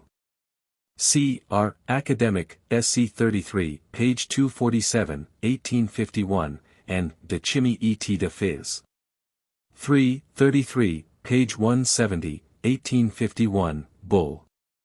R. Academic, Belgium Ziv, page 531, 1857. Klebs, Biolog. Central Bull. 7, pages 193-201, 1887. L. Herrera, Sur une condition fondamentale d'équilibre des cellules vivantes, C. R. CIII, page 822, 1886, Bull. SOC Belgique de Microscopie, 13, October 1886, Recul d'Oeuvre, Physiologie Générale, 1910, pages 201-205. L. Chabry, Embryology des Ascidians, J. Anat, E. Physial, XVII, page 266, 1887. Robert, Embryologie de Troches, Arch de Zol, exp. Etigen. 3, X, 1892. Das der Verfügungsmodus etwas für das zukünftige Unwesentliches ist, Z. F. W. Z. LV, 1893, page 37. With this statement compare, or contrast, that of Conklin, quoted on page 4, cf. also pages 157, 348, footnotes. De Wildman, Études sur l'attaché de cloisons cellulaires, MEM. Couronne. De l'Académique. Art de Belgique, LIA, 84 pp. 1893-4. It was so termed by Conklin in 1897, in his paper on Cropygula, J. of Morph, 13, 1897. It is the Querfurche of RABL, Morph, Jarb. V. 1879, the Polarfurche of O. Hertwig, Gen. Zeitschr. 14, 1880. The Brechungslinie of Rauber, Neue Grundlage zur K. der Zell, M. JB 8, 1882. It is carefully discussed by Robert, Dev. De Troches, Arch de Zol, exp. Etigen. 3, X, 1892, page 307 seek. Thus Wilson, J., of Morph. 8, 1895, declared that in Amphioxus the polar furrow was occasionally absent, and Driesch took occasion to criticize and to throw doubt upon the statement, Arch F. into Mech. I, 1895, page 418. Precisely the same remark was made long ago by Driesch, das so oft sehematisch gesegnet Vierzellen Stadium MITs wie sich in zwei Punkten scheiden Medien kann man wohl getrost aus der Ride existierenden Strechen, into Mech. Studien, Z. F. W. Z. Lii, page 166, 1892. Cf. also his Math. Mechanische Bedeutung morphologischer Problem der Biologie, Jena, 59 pages 1891. Compare, however, page 299. Recreation del Occhio e della Mente, nel Osservation del Chiocciole, Roma, 1681. Cf. some of J. H. Vincent's photographs of ripples, in Phil. Mag, 1897-1899, or those of F. R. Watson, in Phys. Review, 1897, 1901, 1916. The appearance will depend on the rate of the wave, and in turn on the surface tension. With a low tension one would probably see only a moving jabble. Fitzgerald thought diatom patterns might be due to electromagnetic vibrations, Works, p. 503, 1902. Cushman, J. A., and Henderson, W. P., America Nat XL, pages 797-802, 1906. This does not merely neglect the broken ones but all whose centers lie between this circle and a hexagon inscribed in it. For more detailed calculations see a paper by H. M. H. Monroe, in Q. J. M. S. 6, page 83, 1858. C. F. Hartog, The Dual Force of the Dividing Cell, Science Progress, N.S., I., October 1907, and other papers. Also Balzer, Übermerpliche Medicine bei Seelern, in Aug. Dis. 1908. Observations sur les Abeilles, MEM. Academic, SC Paris, 1712, page 299. As explained by Leslie Ellis, in his essay, On the Form of Bee Cells, in Mathematical and Other Writings, 1853, page 353, CFO, Turquam, Neuve. And Math. 1856, page 178. Phil. Trans XLI, 1743, pages 565-571. MEM. De l'Académique. De Berlin, 1781. Cf. Gregory, Examples, page 106, Woods Homes Without Hands, 1865, page 428, Mach, Science of Mechanics, 1902, page 453, etc., etc. Origin of Species, ch8, 6th edition, page 221. The cells of various bees, humblebees and social wasps have been described and mathematically investigated by K. Mullenhoff, Pfluger's Archiv XXXI, page 589, 1883, but his many interesting results are too complex to epitomize. For figures of various nests and combs see, e.g., von Buttelriepen, Biol, Centralbel. 33, pages 4, 89, 129, 183, 1903. Darwin had a somewhat similar idea, though he allowed more play to the bee's instinct or conscious intention. Thus, when he noticed certain half-completed cell walls to be concave on one side and convex on the other, but to become perfectly flat when restored for a short time to the hive, he says, it was absolutely impossible, from the extreme thinness of the little plate, that they could have effected this by gnawing away the convex side. And I suspect that the bees in such cases stand on opposite sides and push and bend the ductile and warm wax, which as I have tried is easily done, into its proper intermediate plane, and thus flatten it. Since writing the above, I see that Mullenhoff gives the same explanation, and declares that the waxen wall is actually a Flüssigkeit Schottchen, or liquid film. Bonnet criticized Buffon's explanation, on the ground that his description was incomplete, for Buffon took no account of the Maraldi pyramids. Buffon, Histoire naturelle, 4, page 99. Among many other papers on the bee's cell, see Barclay, M.E.M. Wernerian SOC 2, page 259, 1812, 1818, Sharp, Phil. Mag. 4, 1828, pages 19 to 21, L. Lalanne, and Sci. Nat. 2, Zol. 13, pages 358 to 374, 1840, Houghton, and Mag. Nat. History. 3, 11, pages 415 to 429, 1863. R. Wallace, Ibid 12, page 303, 1863. Jeffries Wyman. P.R. America Academic of Arts and SC 7, pages 68 to 83, 1868, Chauncey Wright, Ibid 4, page 432, 1860. Sir W. Thomson, On the Division of Space with Minimum Partitional Area, Phil.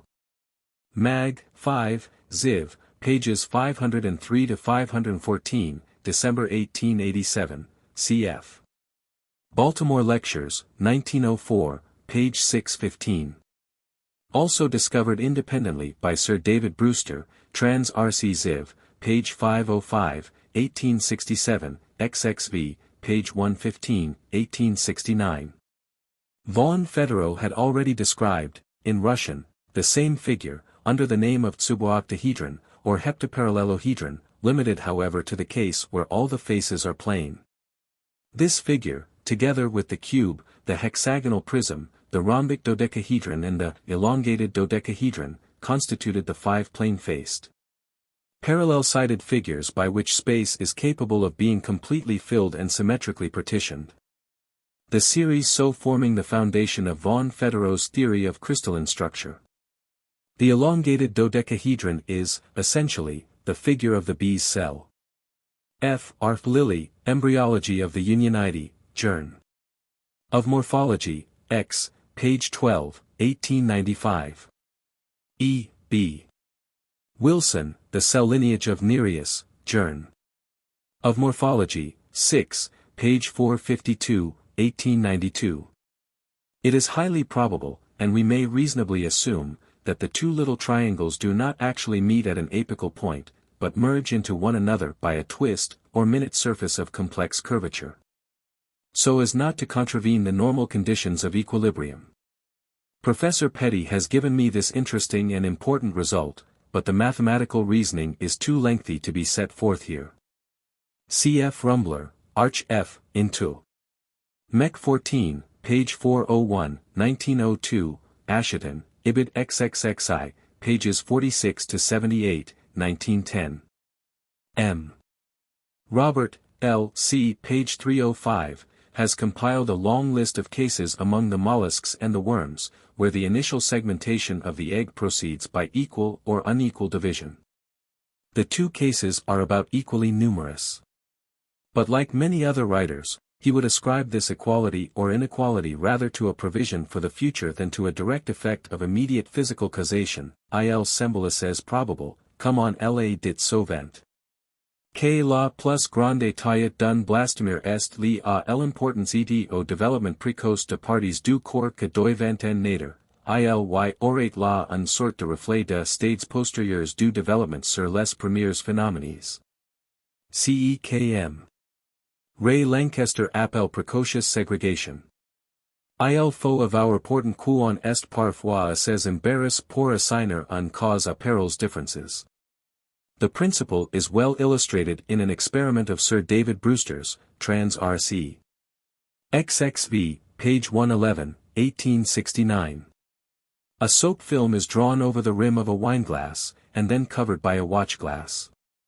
The film is inclined or shaken till it becomes attached to the glass covering, and it then immediately changes place, leaving its transverse position to take up that of a spherical segment extending from one side of the wineglass to its cover. And so enclosing the same volume of air as formerly but with a great economy of surface, precisely as in the case of our spherical partition cutting off one corner of a cube.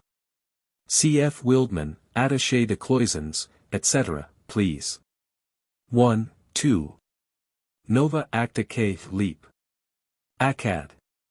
11, 1, PL4. Cf. Protoplasmechanic, p. 229. Insofern liegen also die Verhaltnis hier wissentlich anders als bei der Zerteilung hohler Körperformen durch Flüssige Lamellen. Wenn die Membran bei der Zerteilung die von dem Prinzip der kleinsten Flächen gefordert lag und Krümmungen nimmt, so werden wir den Grund dafür in anderer Weise abzuleiten haben. There is, I think, some ambiguity or disagreement among botanists as to the use of this latter term, the sense in which I am using it, viz. For any partition which meets the outer or peripheral wall at right angles, the strictly radial partition being for the present excluded, is, however, clear. Cit. Plateau, Statique de liquides, I, page 358. Even in a protozoon, Euglena viridis, when kept alive under artificial compression, Ryder found a process of cell division to occur which he compares to the segmenting blastoderm of a fish's egg, and which corresponds in its essential features with that here described. Contribution, Zoll Lab University Pennsylvania, I, pages 37 to 50, 1893. This, like many similar figures, is manifestly drawn under the influence of Sachs's theoretical views, or assumptions, regarding orthogonal trajectories, coaxial circles, confocal ellipses, etc. Such preconceptions as Rauber entertained were all in a direction likely to lead him away from such phenomena as he has faithfully depicted.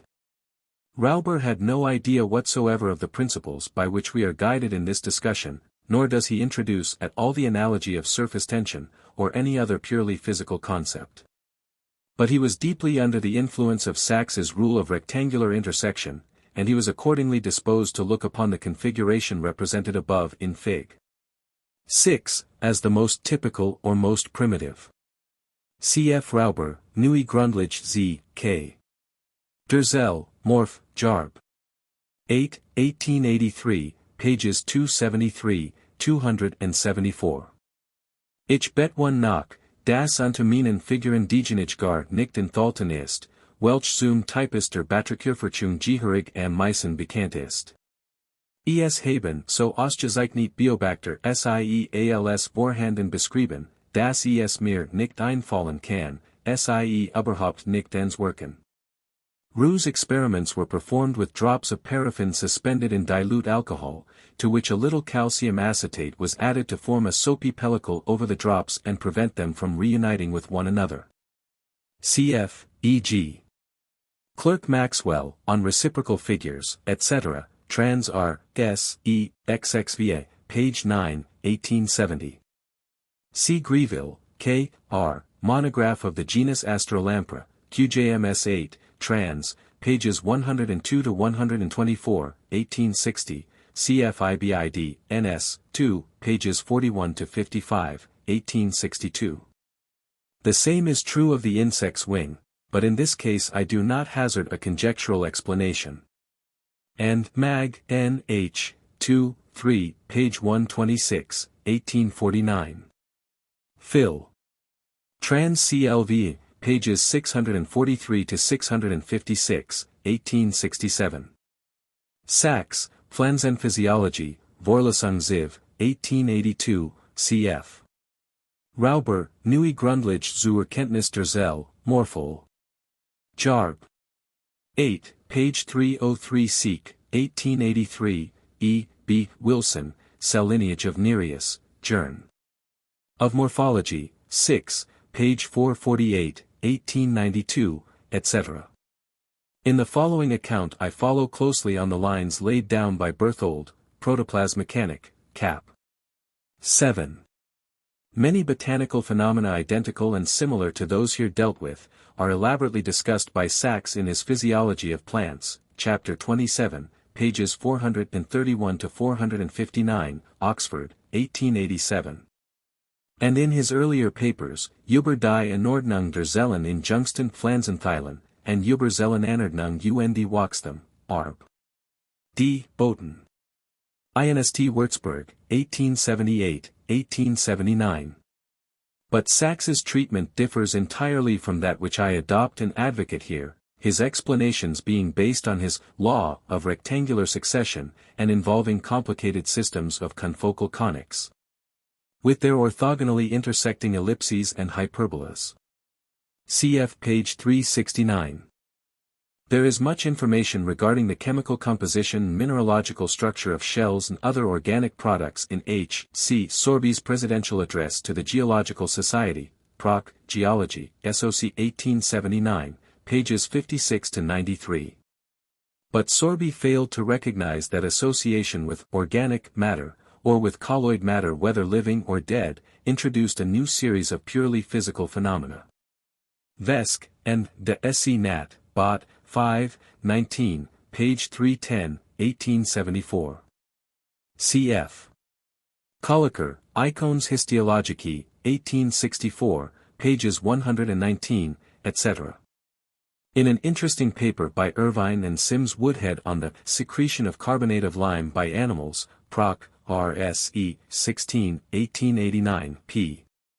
351, it is asserted that lime salts, of whatever form, are deposited only in vitally inactive tissue. The tube of Teredo shews no trace of organic matter, but consists of irregular prismatic crystals, the whole structure being identical with that of small veins of calcite, such as are seen in thin sections of rocks. Sorby, Proc. Geology, SOC. 1879, page 58. This, then, would seem to be a somewhat exceptional case of a shell laid down completely outside of the animal's external layer of organic or colloid substance. C. R. SOC Biol, Paris, 9, I, pages 17 to 20, 1889, C. R. A. C. SC CVI, pp. 196 to 8, 1889. C. F. Heron Allen, Phil. Trans.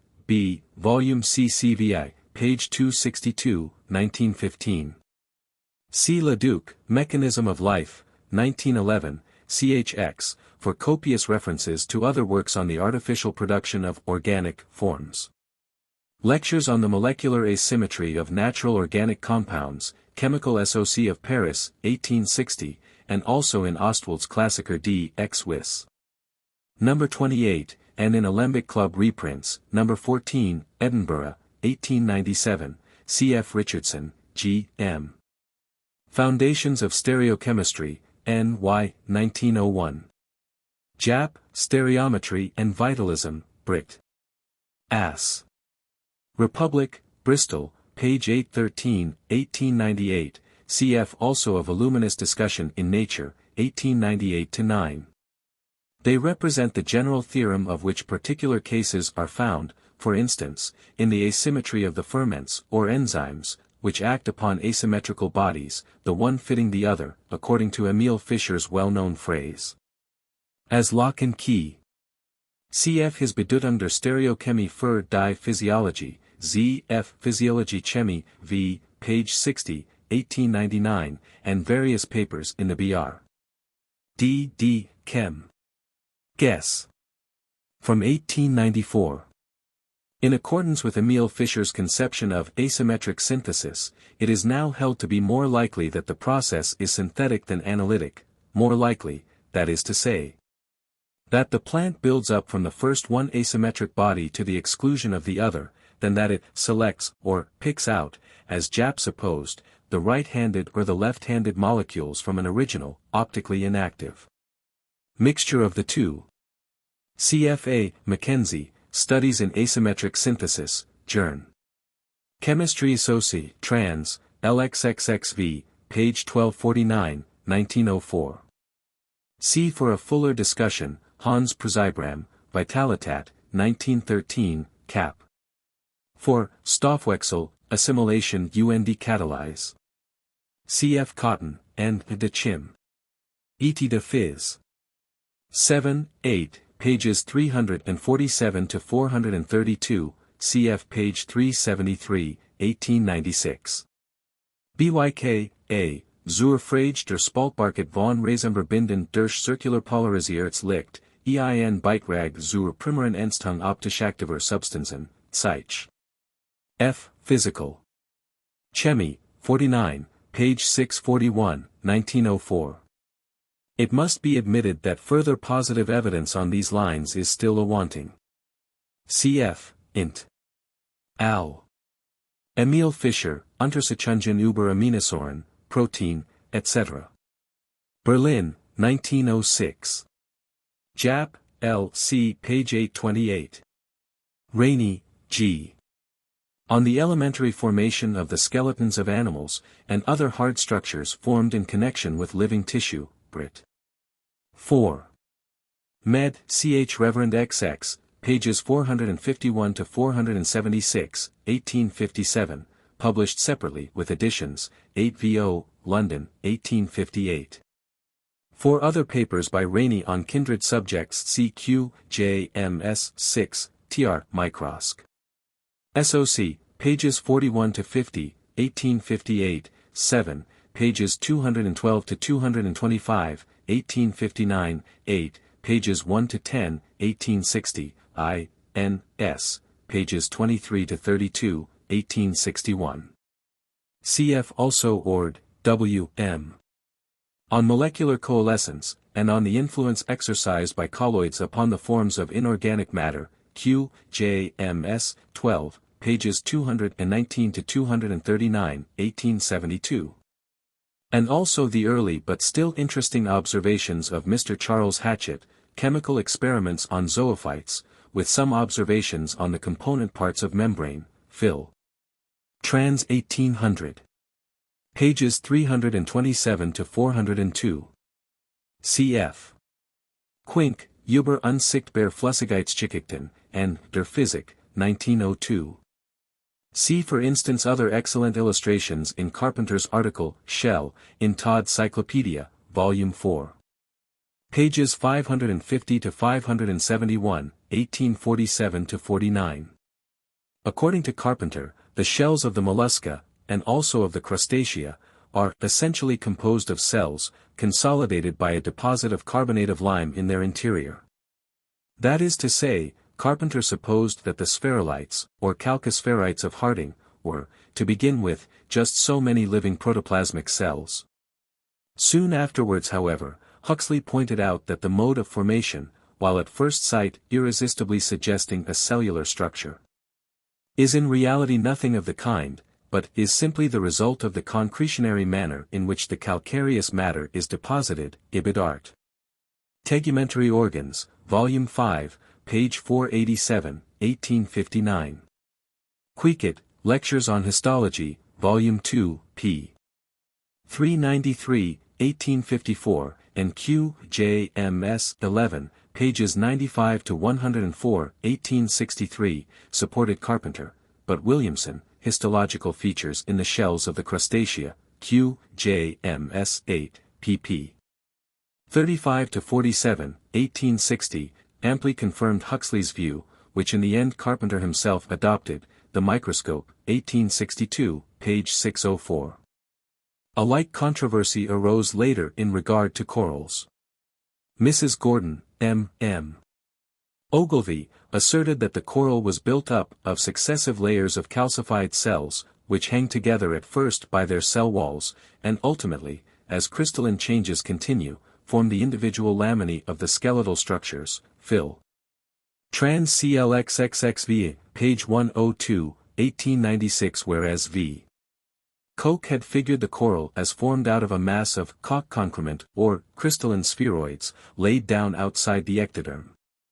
And precisely similar both in their early rounded and later polygonal stages, though von Koch was not aware of the fact, to the calcospherites of Harding, into D. Kochskeletts von Asteroids, Myth. Zul, St. Nepal, 3, pages 284 to 290, PLXX, 1882. Lastly, Durden shewed that external to, and apparently secreted by the ectoderm lies a homogeneous organic matrix or membrane, in which the minute calcareous crystals forming the skeleton are laid down, the coral siderostria radians, etc. Carnegie INST Washington, 1904, page 34. Cf. also M. Ogilvy Gordon, Q. J. M. S. 49, page 203, 1905, etc. Cf. Claparede, Z. F. W. Z. 19, page 604, 1869. Spicules extremely like those of the Alcyonaria occur also in a few sponges, cf. e.g. Vaughan Jennings, Jern. Lin. SOC page 531, PL 13, figure 8, 1891. MEM. Manchester Lit. And Phil. SOCLX, page 11, 1916. Mummery, J. H., on calcification in enamel and dentine, Phil. Trans CCV, B., pages 95 to 111, 1914. The artificial concretion represented in Fig. is identical in appearance with the concretions found in the kidney of Nautilus, as figured by Wiley, Zoological Results, page 76, figure 2, 1902. C.F. Taylor's Chemistry of Colloids, page 18, etc. 1915. This rule, undreamed of by Herrera, supports and justifies the cardinal assumption, of which we have had so much to say in discussing the forms of cells and tissues, that the incipient cell wall behaves as, and indeed actually is, a liquid film, cf. Page 306. Cf. page 254. Cf. Harding, Op. Cit., pages 22, 50, Gervais Cru Diabord KCES Couches Concentriques Étain Produits par l'alternance de la chaleur au de la lumière, pendant le jour et la nuit. Mais l'expérience, expressement instituée pour examiner cette question, y répondre négativement. Liesgang, R.E., über die Schichtungen bei Diffusionen, Leipzig, 1907, and other earlier papers. C.F. Taylor's Chemistry of Colloids, pp. 146 to 148, 1915. CFS, C. Bradford, The Liesgang Phenomenon in Concretionary Structure in Rocks, Nature, XVII, page 80, 1916, CF Sci. Progress, X, page 369, 1916. CF Faraday, On Ice of Irregular Fusibility, Phil. Trans, 1858, page 228. Researches in Chemistry, etc., 1859, page 374, Tyndall, Forms of Water, page 178, 1872, Tomlinson, C., On Some Effects of Small Quantities of Foreign Matter on Crystallization, Phil. Mag. 5, XXXI, page 393, 1891, and other papers. A Study in Crystallization, J. of SOC of Chemistry Industry, XXV, page 143, 1906. Über Zonenbildung in kolloidalen Medien, Jena, 1913. Ver. D. D. Zoll, Gesellschaft. Page 179, 1912. Descent of Man, 2, pages 132 to 153, 1871. As a matter of fact, the phenomena associated with the development of an ocellus are or may be of great complexity, inasmuch as they involve not only a graded distribution of pigment, but also, in optical coloration, a symmetrical distribution of structure or form. The subject therefore deserves very careful discussion, such as Bateson gives to it, Variation, Chapter 12. This, by the way, is one of the very rare cases in which Bateson appears inclined to suggest a purely physical explanation of an organic phenomenon. The suggestion is strong that the whole series of rings, in Morpho, may have been formed by some one central disturbance. Somewhat as a series of concentric waves may be formed by the splash of a stone thrown into a pool, etc. Cf. also Sir D. Brewster, on Optical Properties of Mother of Pearl, Phil. Trans 1814, page 397. Biedermann, W., über die Bedeutung von Kristallisationsprozessen der Skelett-Wirbelloser Thier, namentlich der Molluskenschalen, Z. F. Alg. Physial. I, page 154, 1902, über Bau und Entstehung der Molluskenschal, Gen. Zeitschrift. XXXVA, pages 1 to 164, 1902. Cf. also Steinmann, über Schale und Kalksteinbildungen, Br. Naderf. Guess. Freiburg I, Br. 4, 1889, Leesgang, Naderu. Wochenshire. P. 641, 1910. Cf. Buchley, über die Herstellung Kunstlicher Starkkorner oder von Sphärokristallen der Stark, ver. Nat. Med ver Heidelberg, v. pages 457 to 472, 1896. Untersuchungen über die Starkkorner, Jena, 1905. Cf. Winge, Med del. Fracom. Forhavendersigels, Fiskari, 4, page 20, Copenhagen, 1915. The anhydrite is sulfate of lime, CaSO4, the polyhalite is a triple sulfate of lime, magnesia and potash, 2-CaSO4. MgSO4. K2SO4 plus 2H2O. Cf. Van't Hoff, Physical Chemistry in the Service of the Sciences, page 99 Seek. Chicago, 1903. Sphärokristal von Kalkoxylat bei Kakteen, Br. D. D. Botgesellschaft. Page 178, 1885. Pauli, W. U. Samek, M. Über Löslichkeitsbeeinflussung von Elektrolyten durch Eiweißkörper, Biochem. Zeitschrift. 17, page 235, 1910. Some of these results were known much earlier, cf. Fokker in Pfluger's Archive, 7, page 274, 1873, also Irvine in Sims Woodhead, Op. Cit. page 347. Which, in 1,000 parts of ash, contains about 840 parts of phosphate and 76 parts of calcium carbonate. Cf. Dreyer, Father, Die Prinzipien der Gerüstbildung bei Rhizopoden, Spongien und Echinodermen, Gen.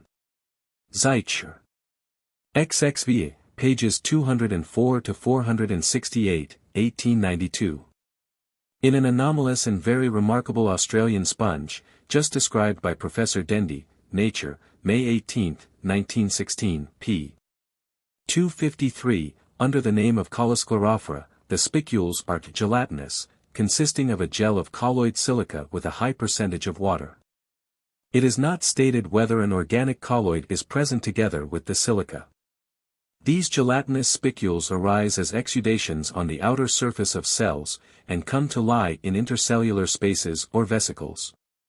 Lister, in Wiley's Zoological Results, Point 4, page 459, 1900. The peculiar spicules of Astrosclera are now said to consist of spherules, or calcospherites, of aragonite, spores of a certain red seaweed forming the nuclei, or starting points, of the concretions, are, Kirkpatrick, Proc. R.S. 84, B. p. 579, 1911.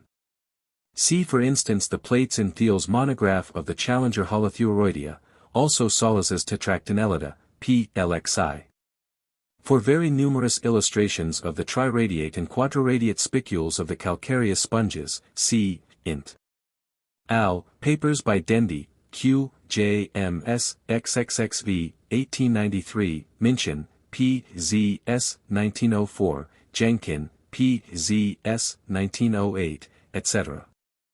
Cf. again Bernard's Tourbillon cellulaires, and De Chimie, 1901, page 84. Leger, Stalk and others, in Dauphlien's L'Herbouche d. Protozoing Kund, 1911, page 912. See, for instance, the figures of the segmenting egg of Synapta, after Selenca, in Korschelt and Heider's Vergleichende Entwicklungsgeschichte, Allgem. Th. 3 Te Leaf, page 19, 1909. On the spiral type of segmentation as a secondary derivative, due to mechanical causes, of the radial type of segmentation, C.E. B. Wilson, Cell Lineage of Nereus, Journ. Of Morphology, 6, page 450, 1892. Korschelt and Heider, page 16. Chal. Representative Hexactinellida, please. 16, 53, 76, 88. Hierbei nahm der Kohlensäure Koch ein halbkristallinisch Beschaffenheiten, UND gestaltet sich unter Aufnahme von Kristallwasser UND in Verbindung mit einer geringen Quantität von organischer Substanz zu jenen individuellen, Fessenkörpern. Welch durch die Niederlichzuchtung als Spicula zur Skelettbildung benutzt, UND spattern durch die Wechselwirkung von Anpassung UND Veribung in Kämpfe ums Dasein auf das vielfältigst umgebildet UND differenziert werden. Die Kochschwämme, I, page 377, 1872, cf. also pages 482, 483. Op. Cit. page 483. Die Jordnit, oft so sehr regelmäßig und zierlich Zusammensetzung des Skelettsystems ist zum großen Teil unmittelbares Produkt der Wasserströmung. Die charakteristische Lagerung der Spicula ist von der konstanten Richtung der Wasserstroms hervorgebracht, zum kleinsten Teil ist sie die Folge von Anpassungen und Untergeordnet aus ihrer Existenz bedingen. Materials for a monograph of the Asconis, Q. J. M. S. XL. Pages 469 to 587, 1898.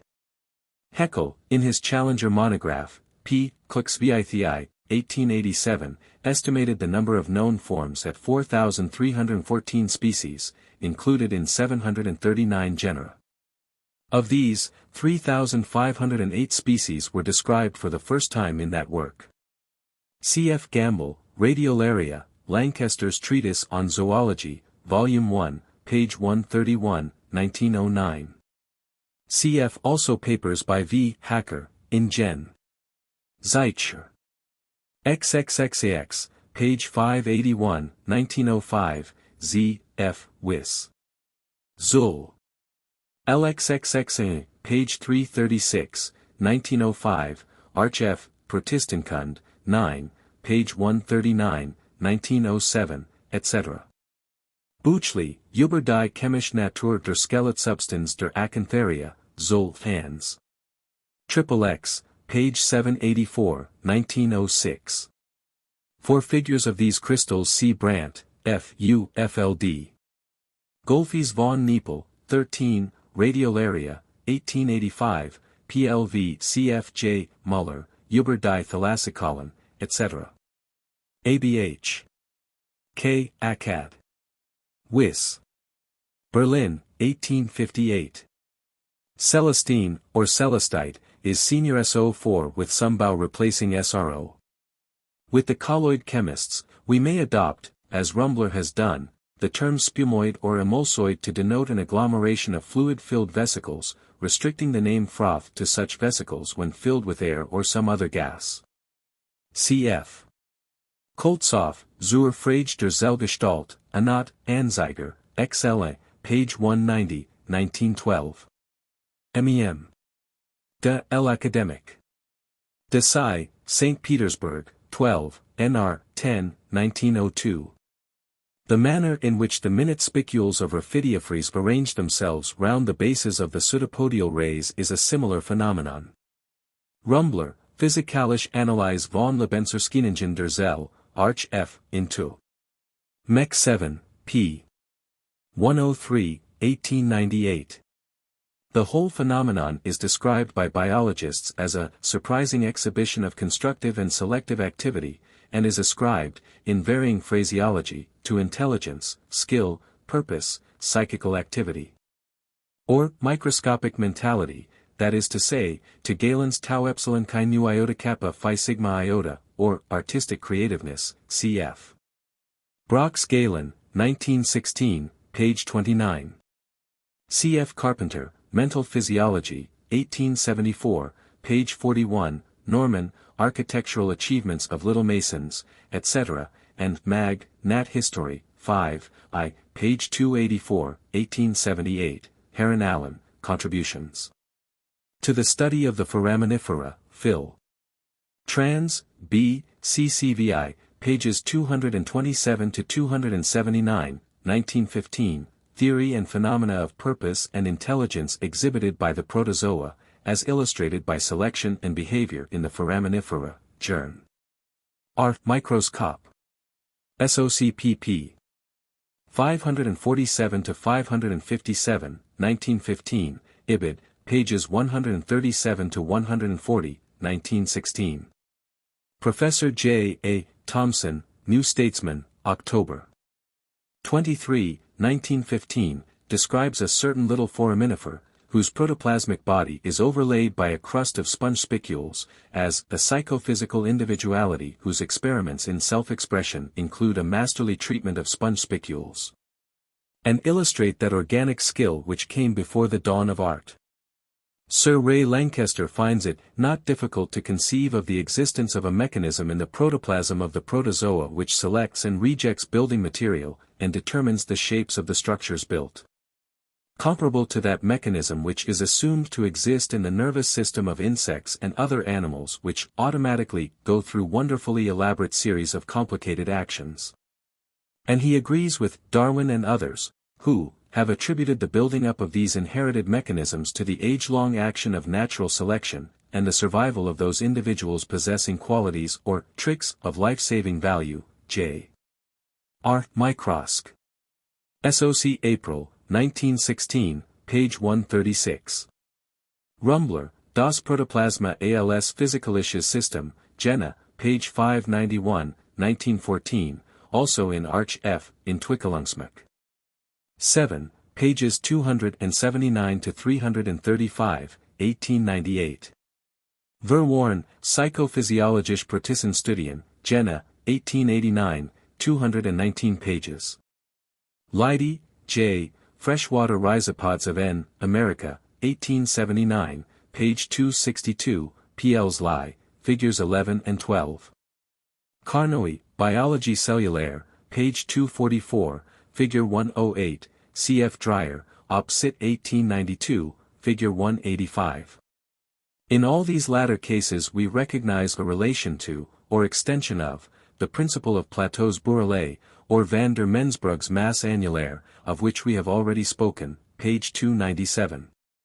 Apart from the fact that the apex of each pyramid is interrupted, or truncated, by the presence of the little central cell, it is also possible that the solid angles are not precisely equivalent to those of Maraldi's pyramids, owing to the fact that there is a certain amount of distortion, or axial asymmetry, in the Nassalarian system.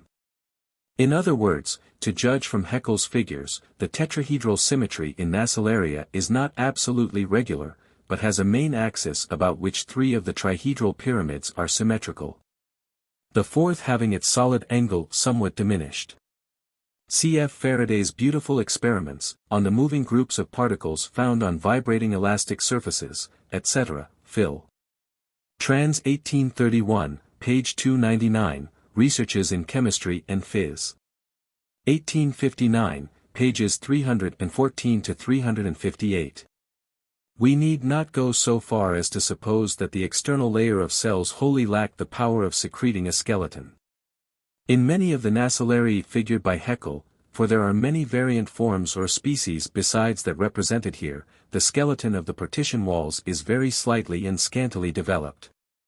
In such a case, if we imagine its few and scanty strands to be broken away, the central tetrahedral figure would be set free, and would have all the appearance of a complete and independent structure. The bourrelet is not only, as Plateau expresses it, surface of continuity, but we also recognize that it tends, so far as material is available for its production, to further lessen the free surface area. On its relation to vapor pressure and to the stability of foam, see Fitzgerald's interesting note in Nature, February 1, 1894, Works, page 309.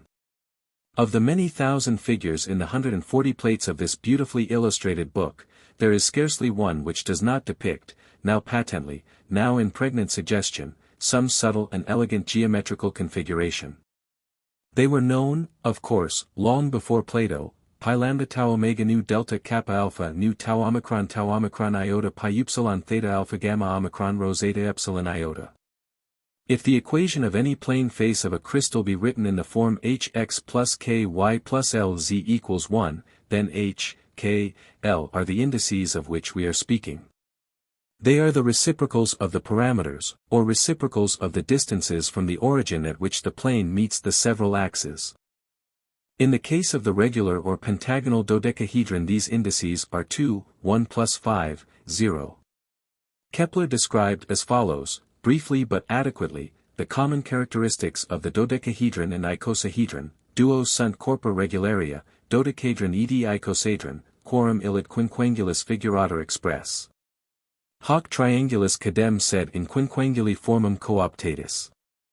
Utriusque horum corporum ipsiusque adio quinquanguli structura perfici non potest sine proportion illa, quam hodierni geometri divinum appellant, de nive sexangula, 1611, Opera, edition Frisch, 7, page 723.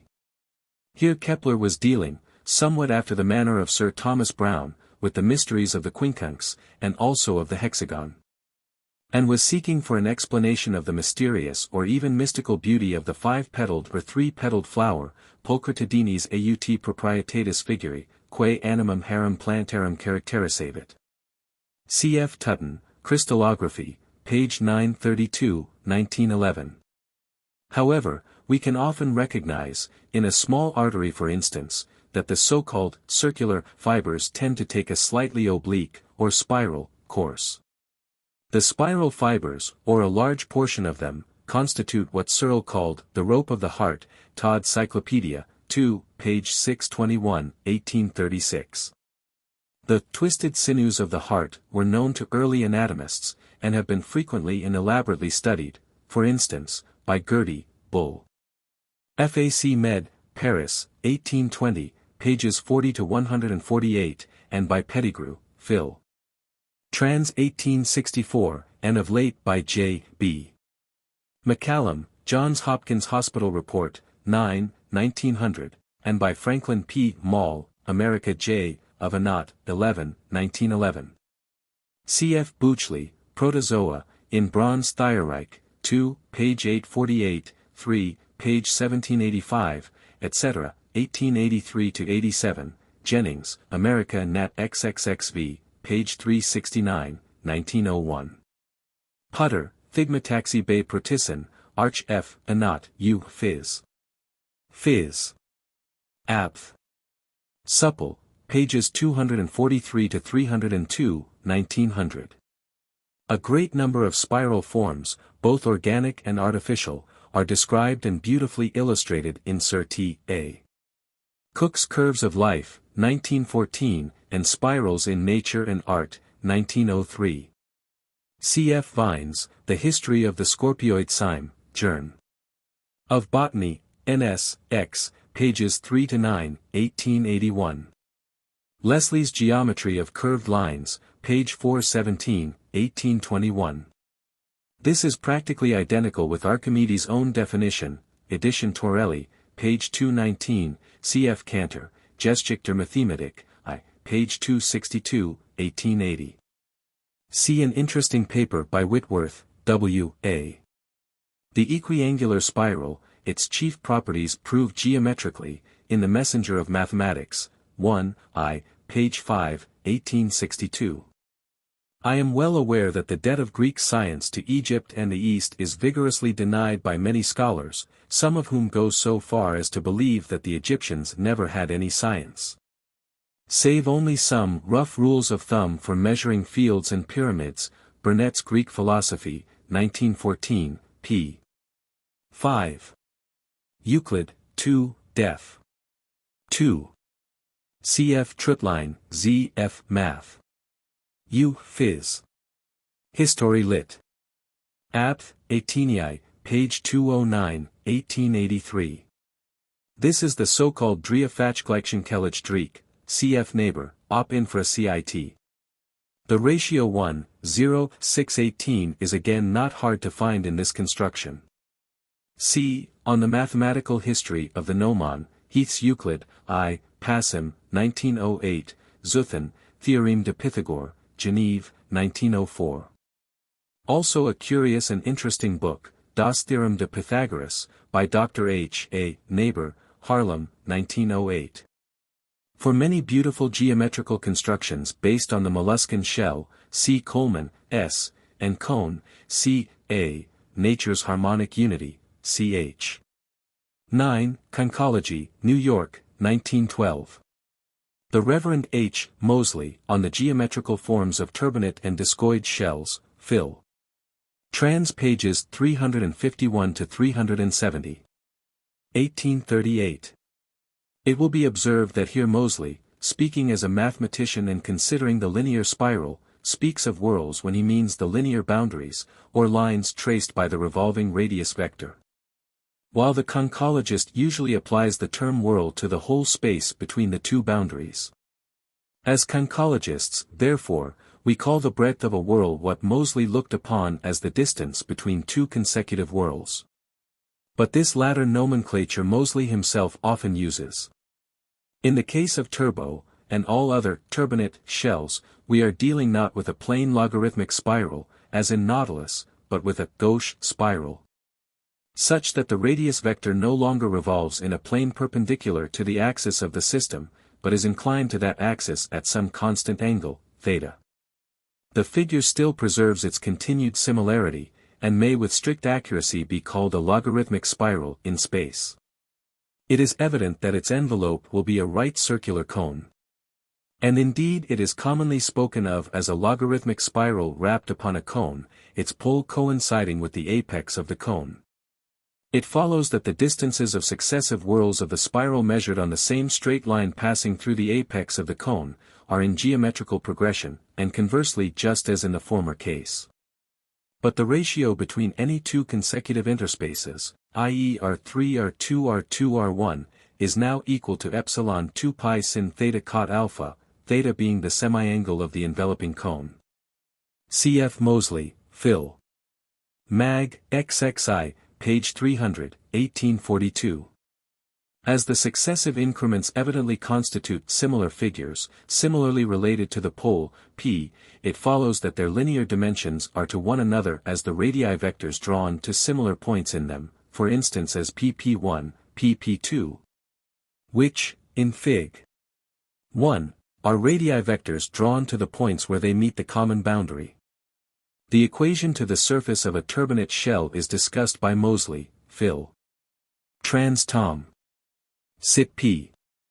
370, both in terms of polar coordinates and of the rectangular coordinates x, y, z. A more elegant representation can be given in vector notation, by the method of quaternions. J. C. M. Reinecke, Meris Protegae Nautilos, etc., Coburg, 1818. Leopold von Buck, Über die Amoniten in den Alteren Gebirgschichten, ABH. Berlin. Akkad, Phys. KL, pages 135 to 158, 1830, and SC Nat Atenei, pages 5 to 43, 1833, cf. Elie de Beaumont, Sir Enrolment de Ammonites, SOC Philem, PR Verb. pp. 45 to 48, 1841. Biblia Naturae civ Historia Insectorum, Leyde, 1737, page 152. Alcide d'Orbigny, Bull. De la Sociologie. Father 13, page 200, 1842, Cours Elam. De Paleontologie, 2, page 5, 1851. A somewhat similar instrument was described by Bouby. In Bull. Sociology. I, page 232, 1831. Naumann's concyliometer, Pogand. And LIV, page 544, 1845, was an application of the screw micrometer. It was provided also with a rotating stage, for angular measurement. It was adapted for the study of a discoid or ammonitoid shell, while d'Orbigny's instrument was meant for the study of a turbinate shell. It is obvious that the ratios of opposite whorls, or of radii 180 degrees apart, are represented by the square roots of these values, and the ratios of whorls or radii 90 degrees apart, by the square roots of these again. For the correction to be applied in the case of the helicoid, or turbinate, shells, see page 557.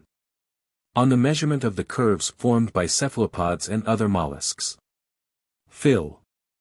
Mag. 5, 6, pages 241 to 263, 1878. For an example of this method, see Blake, L.C. page 251. Naumann, C. F., Hubert die Spiralen von Concylien, ABH. K. Sachs. Guess. Pages 153 to 196, 1846. Über die cyclocentrisch Konkospiral U. Dubert das Windungsgesetz von Planorbis corneus, Ibid. I. pp. 171 to 195, 1849. Spiral von Nautilus U. Ammonites Galeatus, Br. K. Sachs. Guess. 2, page 26, 1848. Spiral von M. Ramsaueri, Ibid 16, page 21, 1864, see also Poggendorf's Annalen, L., page 223, 1840, Li, page 245, 1841, Liv, page 541, 1845, etc. Sandberger, G., Spiralen de Ammonites Amaltheus, Gaetani, Und Goniatites Intimessens, Zeitschr. D. Geology, Gesellschaft. X, pages 446 to 449, 1858. Grabau, A. H., Hubert die Naumannsche Konkospiral, etc. Inauguraldis. Leipzig, 1872. Die Spiralen von Concylien, etc. Program, NR 502, Leipzig, 1882. It has been pointed out to me that it does not follow at once and obviously that, because the interspace AB is a mean proportional between the breadths of the adjacent whorls. Therefore the whole distance OB is a mean proportional between OA and OC. This is a corollary which requires to be proved, but the proof is easy. A beautiful construction, Stupendum Naturae Artificium, Linnaeus. English edition, page 537, 1900. The chapter is revised by Prof. Alpheus Hyatt, to whom the nomenclature is largely due. For a more copious terminology, see Hyatt, Phylogeny of an Acquired Characteristic, page 422 seq., 1894. This latter conclusion is adopted by Wiley, Zoological Results, page 747, 1902. See Moseley, Op. Cit. pages 361 seq. In Nautilus, the hood has somewhat different dimensions in the two sexes, and these differences are impressed upon the shell, that is to say upon its generating curve. The latter constitutes a somewhat broader ellipse in the male than in the female. But this difference is not to be detected in the young. In other words, the form of the generating curve perceptibly alters with advancing age. Somewhat similar differences in the shells of ammonites were long ago suspected, by d'Orbigny, to be due to sexual differences. C. F. Wiley, Natural Science, 6, page 411, 1895, Zoological Results, page 742, 1902. McAllister, Alex. Observations on the mode of growth of discoid and turbinate shells, p. r. s. 18, pages 529 to 532, 1870. See figures in Arnold Lang's Comparative Anatomy, English translation, 2, page 161, 1902. Kappers, C. U. A. Die Bildung Künstlicher Molluskenschalen, Zeitschr. F. Aug. Physial, 7, page 166, 1908. We need not assume a close relationship, nor indeed any more than such a one as permits us to compare the shell of a nautilus with that of a gastropod. Cf. Owen, these shells, nautilus and ammonites, are revolutely spiral or coiled over the back of the animal, not involute like spirula, Paleontology, 1861, page 97, cfmem.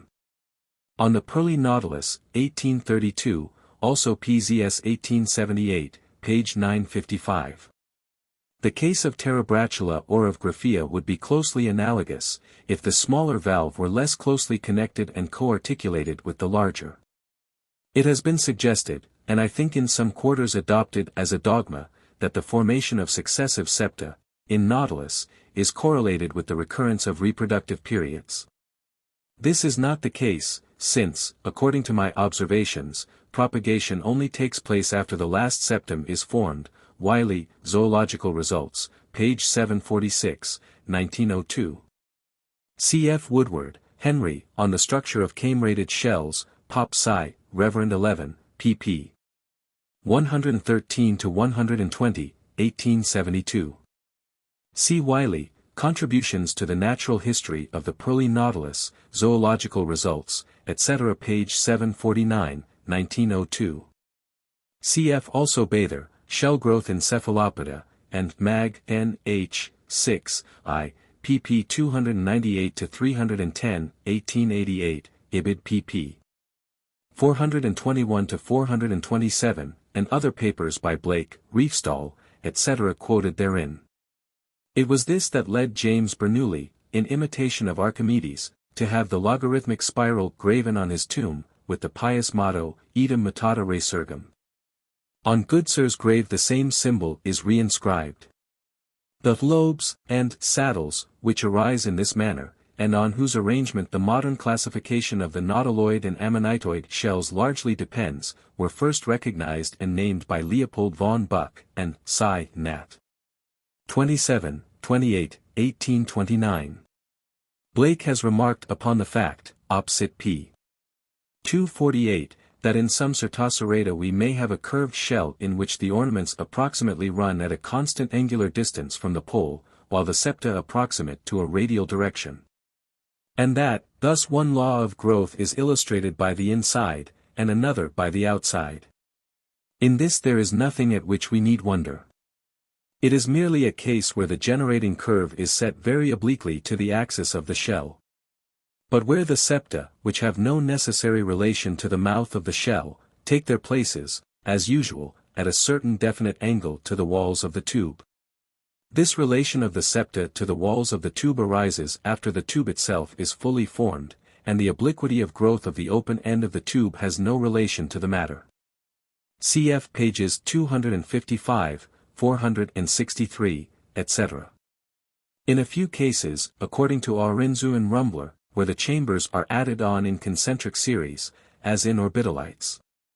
We have the crystalline structure arranged radially in the radial walls but tangentially in the concentric ones, whereby we tend to obtain, on a minute scale, a system of orthogonal trajectories.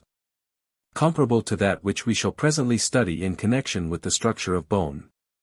CFS, Arinzu, Cockshale de Rhizopodon, Z. F. W. Z. LXXIV, pages 478 to 490, 1903.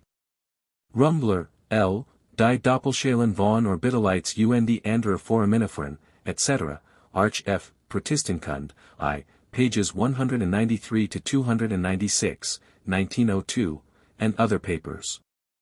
Also Die Foraminiferen der Planktonexpedition, I, 1911, pages 50 to 56.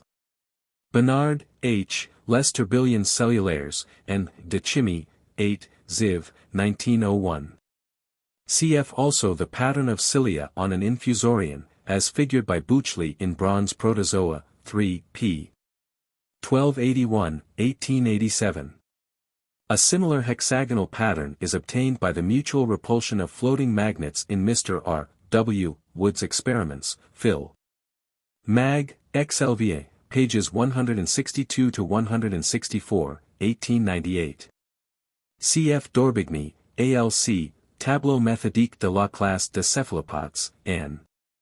Desai, Nat. 1, 7, pages 245 to 315, 1826, Dujardin.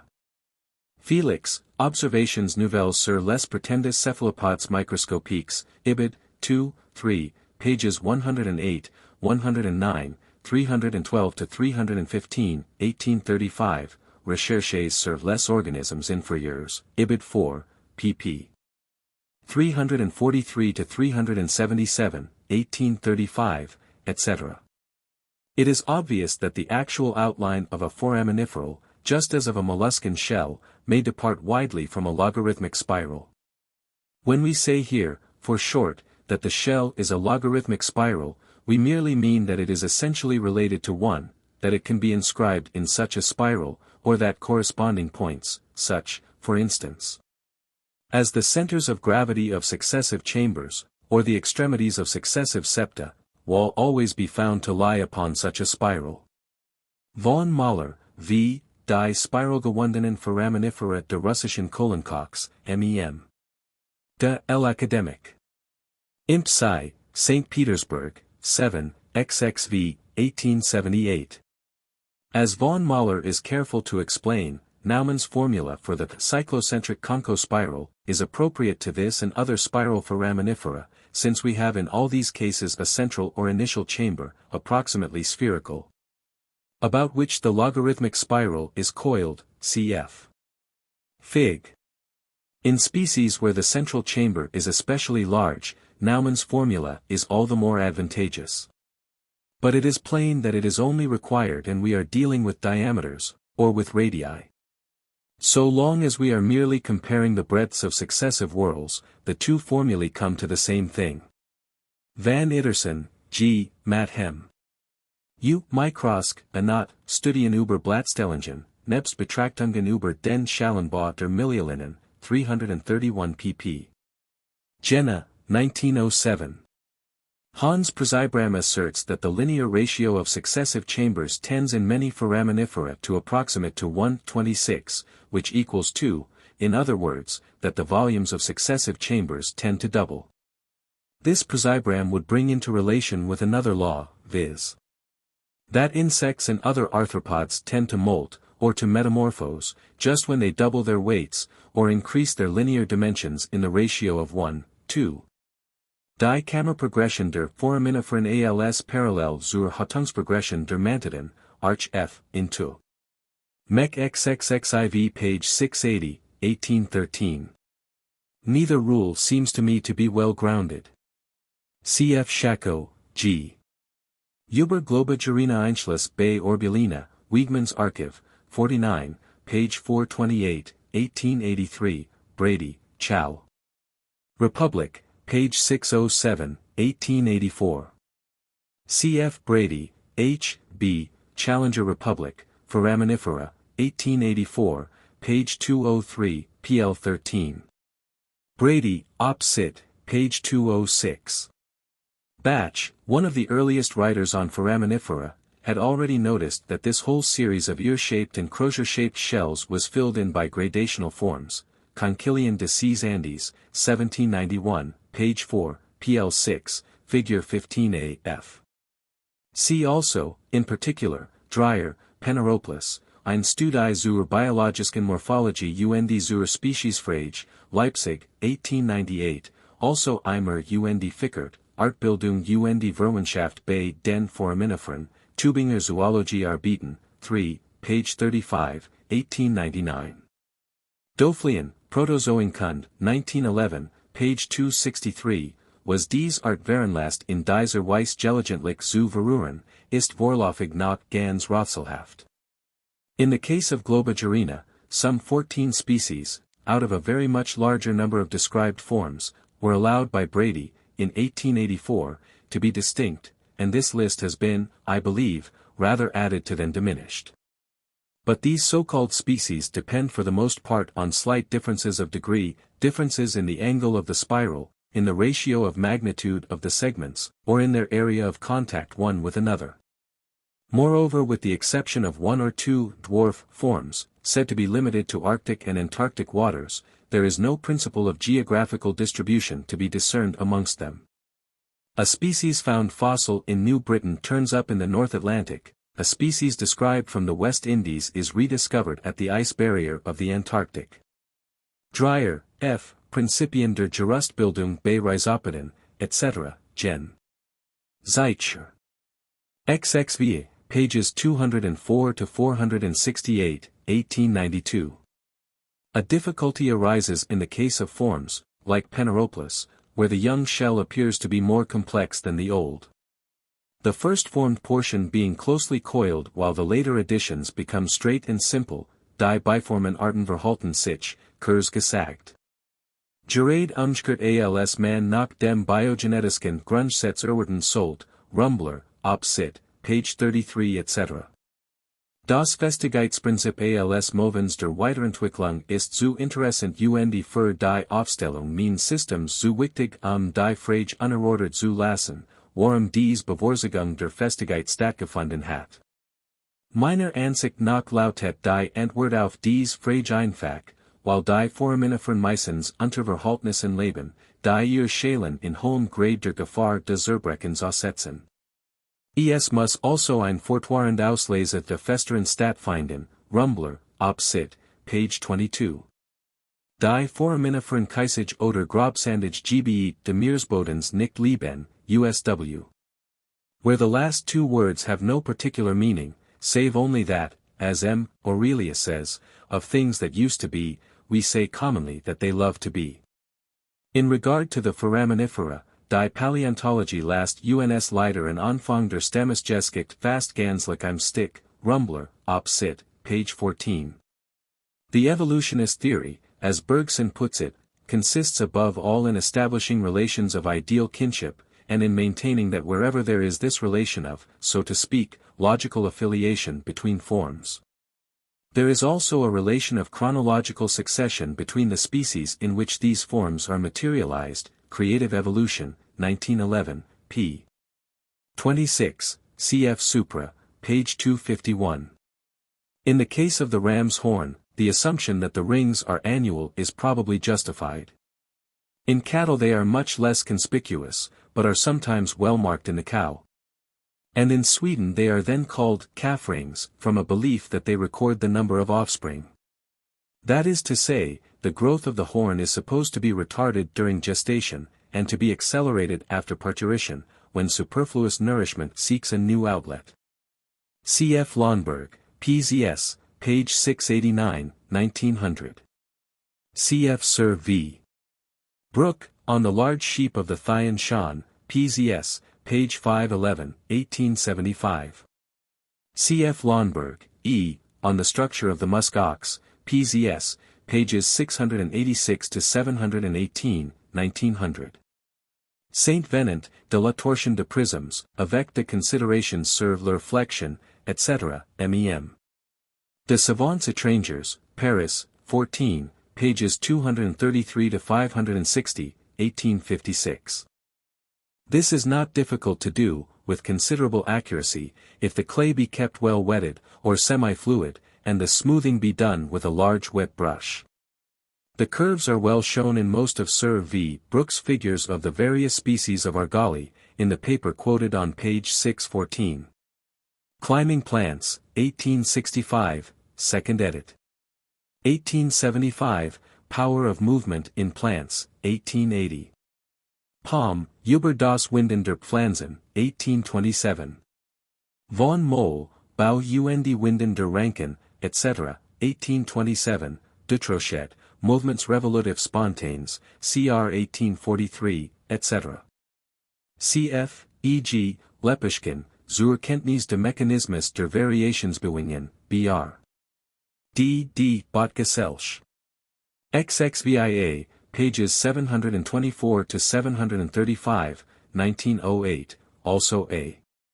Trondel, der Einfluss der Licht auf die Permeabilität der Plasmahaut, Jarb. Wis. Bot XLVI, pages 171 to 282, 1910. For an elaborate study of antlers, see Rohrig, A. Arch F. Into. Mech X, pages 525 to 644, 1900, 11, pages 65 to 148, 225 to 309, 1901. Hoffmann, C. Zur Morphologie der Resentenhirschen, 75 pages, 23 please, 1901, also Sir Victor Brooke, on the classification of the Cervidae, PZS, pages 883 to 928, 1878. For a discussion of the development of horns and antlers, see Gadow, H., PZS. Pages 206 to 222, 1902, and works quoted therein. C.F. Rumbler, L., Über die Abhängigkeit der Gewachstums der Hirsch, Spezial der Edelhirsches, vom Verlauf der Blattgefäße im Kolbenjwe, Zeitschr. F. Forst. Und Jagdwiesen, 1911, pages 295 to 314. The fact that in one very small deer, the little South American coasis, the antler is reduced to a simple short spike, does not preclude the general distinction which I have drawn. In coasis we have the beginnings of an antler, which has not yet manifested its tendency to expand. And in the many allied species of the American genus Coriacus, we find the expansion manifested in various simple modes of ramification or bifurcation. Cf. Sir V. Brooke, Classification of the Cervidae, page 897. Cf. Also the immense range of variation in elk's horns, as described by Lonberg, PZS 2, pages 352 to 360, 1902. Besides papers referred to below, and many others quoted in Sach's Botany and elsewhere, the following are important: Braun, Alex, Virgil. Untersuchung über die Ordnung der Schuppen in den Tannenzapfen, etc., ver. Carr. Leap. Akkad. 15, pages 199 to 401, 1831, Dr. C. Schimpers Vortrag über die Möglichkeit eines wissenschaftlichen Verständnisses der Blattstellung, etc., Flora, 18, pp. 145 to 191, 737 to 756, 1835, Schimper, C. F., Geometrische Ordnung der ein Achs peripherisch Blattbild, Verhandel. Schweitz. Guess, pages 113 to 117, 1836, Brevis, L., and A., Essay sur la disposition de fuiles curvisoires, and Sci. Nat. 2, 7, pages 42 to 110, 1837, sur la disposition symétrique de inflorescences, Ibid, pages 193 to 221, 291 to 348, 8, pages 11 to 42, 1838, sur la disposition générale de fuiles rectisoires, Ibid 12, pages 5 to 41, 65 to 77, 1839. Ziesing, Normalverhältnis der chemischen und morphologischen Proportionen, Leipzig, 1856, Naumann, C. F., über den Quincunx als Gesetz der Blattstellung bei Sigillaria, etc., Neues Jarb. F. Minor. 1842, pages 410 to 417, Les Deboudois, T. Phyllotaxie anatomique, Paris, 1848, Henslow, G., Phyllotaxis, London, 1871, Wiesner, Bemerkungen über Rational und Irrational Divergenzen, Flora, LVA, pages 113 to 115, 139 to 143, 1875, Airy, H., on leaf arrangement, Proc. R. S. XXI, page 176, 1873. Schwendner, S., Mechanische Theorie der Blattstellungen, Leipzig, 1878, Del Pino, F., Causa Mechanica della Phyllotaxie Quincuntial, Genova, 1880, de Condal, C., Études de Phyllotaxie, Genève, 1881. Allgemeine Morphologie der Gewachs, page 442, etc. 1868. Relation of Phyllotaxis to Mechanical Laws, Oxford, 1901–1903, cf. and of Botany, 15, page 481, 1901. The proposition is that the genetic spiral is a logarithmic spiral, homologous with the line of current flow in a spiral vortex. And that in such a system the action of orthogonal forces will be mapped out by other orthogonally intersecting logarithmic spirals, the parastiches, Church, op. cit. I, page 42. Mr. Church's whole theory, if it be not based upon, is interwoven with, Sachs's theory of the orthogonal intersection of cell walls, and the elaborate theories of the symmetry of a growing point or apical cell which are connected therewith. According to Mr. Church, the law of the orthogonal intersection of cell walls at a growing apex may be taken as generally accepted, page 32, but I have taken a very different view of Sachs's law, in the 8th chapter of the present book.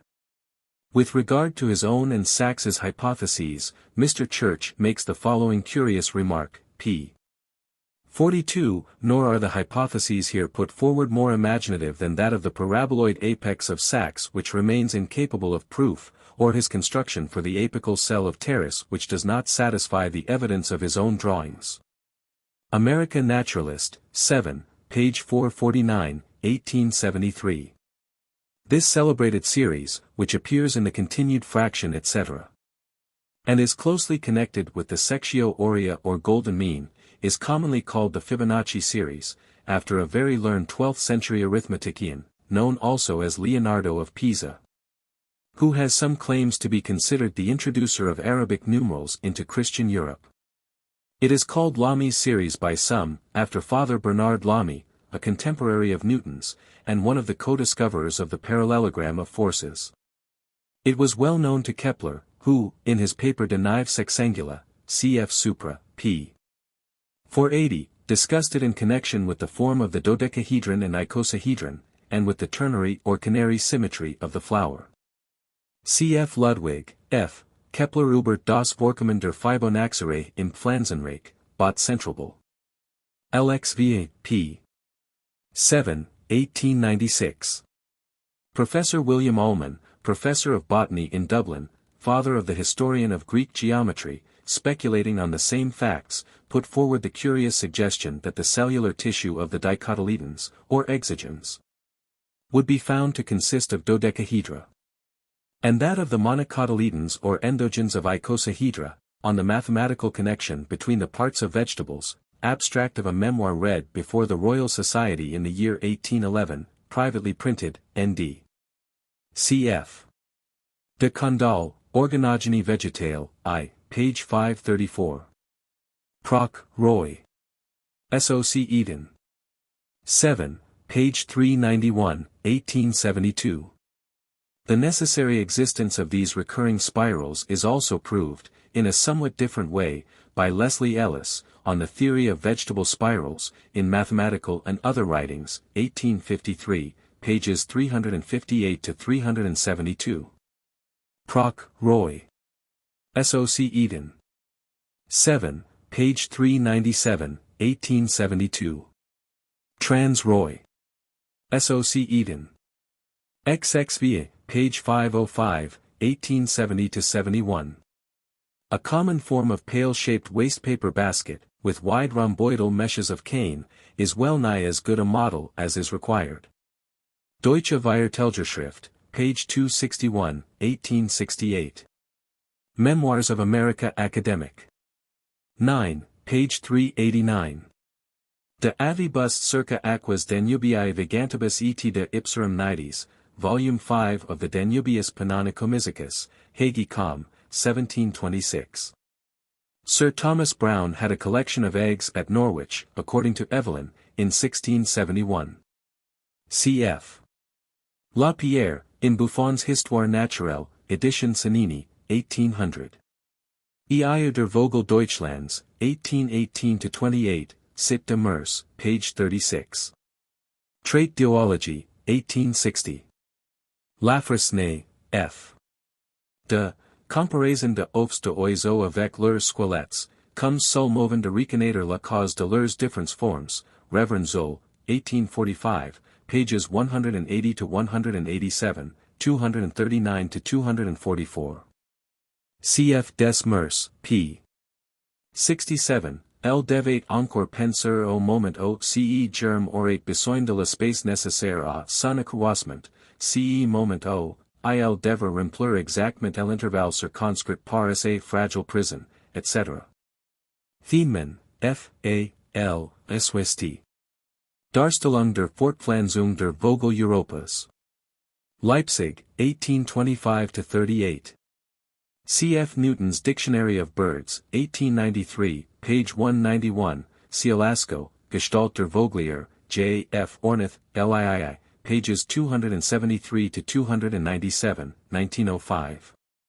Jacob Steiner suggested a Cartesian oval, R plus M R equals C, as a general formula for all eggs, cf. Fechner, B.R. Sachs. Guess, 1849, page 57. But this formula, which fails in such a case as the guillemot, is purely empirical, and has no mechanical foundation. Gunther, F. C., Sammlung von Nestern und Ihren Verschiedener Vogel, Nürnberg. 1772, cf. Also Raymond Pearl, Morphogenetic Activity of the Oviduct, J. Exp. Zoll, 6, pages 339 to 359, 1909. The following account is in part reprinted from Nature, June 4, 1908. In so far as our explanation involves a shaping or molding of the egg by the uterus or oviduct, an agency supplemented by the proper tensions of the egg. It is curious to note that this is very much the same as that old view of Talesius regarding the formation of the embryo, De Rerum Natura, 6, cc. 4 and 10, which he had inherited from Galen, and of which Bacon speaks, November. Org. Cap. 50, cf. Ellis's note. Bacon expressly remarks that Talesius should have been able to shew the like formation in the shells of eggs. This old theory of embryonic modeling survives only in our usage of the term matrix for a mold. Journal of Tropical Medicine, June 15, 1911. I leave this paragraph as it was written, though it is now once more asserted that the terminal and lateral spined eggs belong to separate and distinct species of Bilharzia, Leeper, Brit. Med. Journ. March 18, 1916, page 411. Cf. Bashforth and Adams, Theoretical Forms of Drops, etc., Cambridge, 1883. Woods, R. H., on a Physical Theorem Applied to Tense Membranes, Journ. Of a Knot and Phys. XVII, pages 362 to 371, 1892. A similar investigation of the tensions in the uterine wall, and of the varying thickness of its muscles, was attempted by Haughton in his Animal Mechanics, pages 151 to 158, 1873. This corresponds with a determination of the normal pressures, in systole, by Kroll, as being in the ratio of 1:6:8. Cf. Schwalbe, G., Überwechselbeziehungen und Einfluss auf die Gestaltung der Arteriensystem, Gen. Zeitschr. 12, p. 267, 1878, Rue, Über die Verzweigungen der Blutfassendimension, Ibid 12, page 205, 1878, Über die Bedeutung der Ablenkung der Arterienstammen bei der Stoffgabe, Ibid 13, page 301, 1879. Hess, Walter, ein mechanisch bedingt Gesetzmäßigkeit im Bau der Blutfassystems, A. F. into. Mech 16, page 632, 1903, Thomas, R., Über die Histogenes und die Histomechanik der Blutfassystems, 1893. Essays, etc., edited by Owen, I. P. 134, 1861. On the Functions of the Heart and Arteries, Phil. Trans 1809, pages 1 to 31, cf 1808, pages 164 to 186, Collected Works, I, pages 511 to 534, 1855. The same lesson is conveyed by all such work as that of Volkmann, E. H. Weber and Poiseuille. Cf. Stephen Hale's Statical Essays, 2, Introduction, especially considering that they, i.e. animal bodies, are in a manner framed of one continued maze of innumerable canals, in which fluids are incessantly circulating, some with great force and rapidity, others with very different degrees of rebated velocity, hence, etc. Sizes is Owen's editorial emendation, which seems amply justified.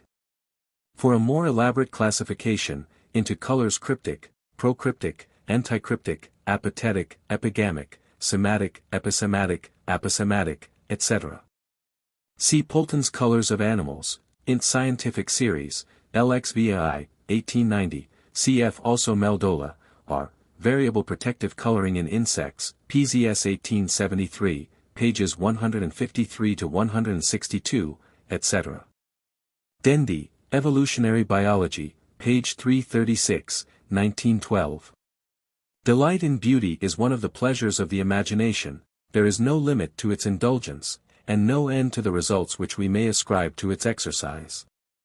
But as for the particular standard of beauty which the bird, for instance, admires and selects, as Darwin says in The Origin, page 70, edit. 1884, we are very much in the dark, and we run the risk of arguing in a circle, for well nigh all we can safely say is what Addison says, in the 412th Spectator, that each different species is most affected with the beauties of its own kind. Hinc merilla in nigro se oblectat nigra marido, hinc noctua tetram canidium alarum edi glaucos mirator ocellos.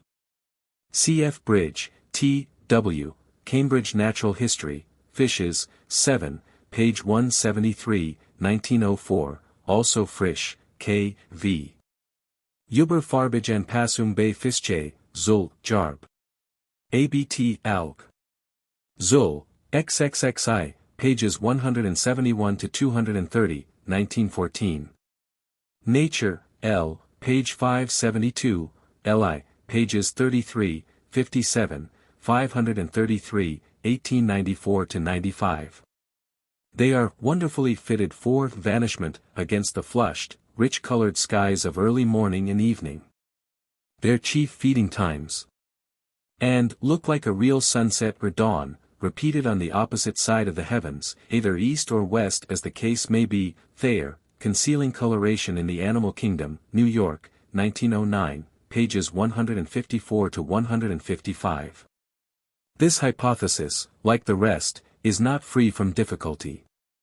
Twilight is apt to be short in the homes of the flamingo, and moreover, Mr. Abel Chapman, who watched them on the Guadalquivir, tells us that they feed by day. Principal Galloway, Philosophy of Religion, page 344, 1914.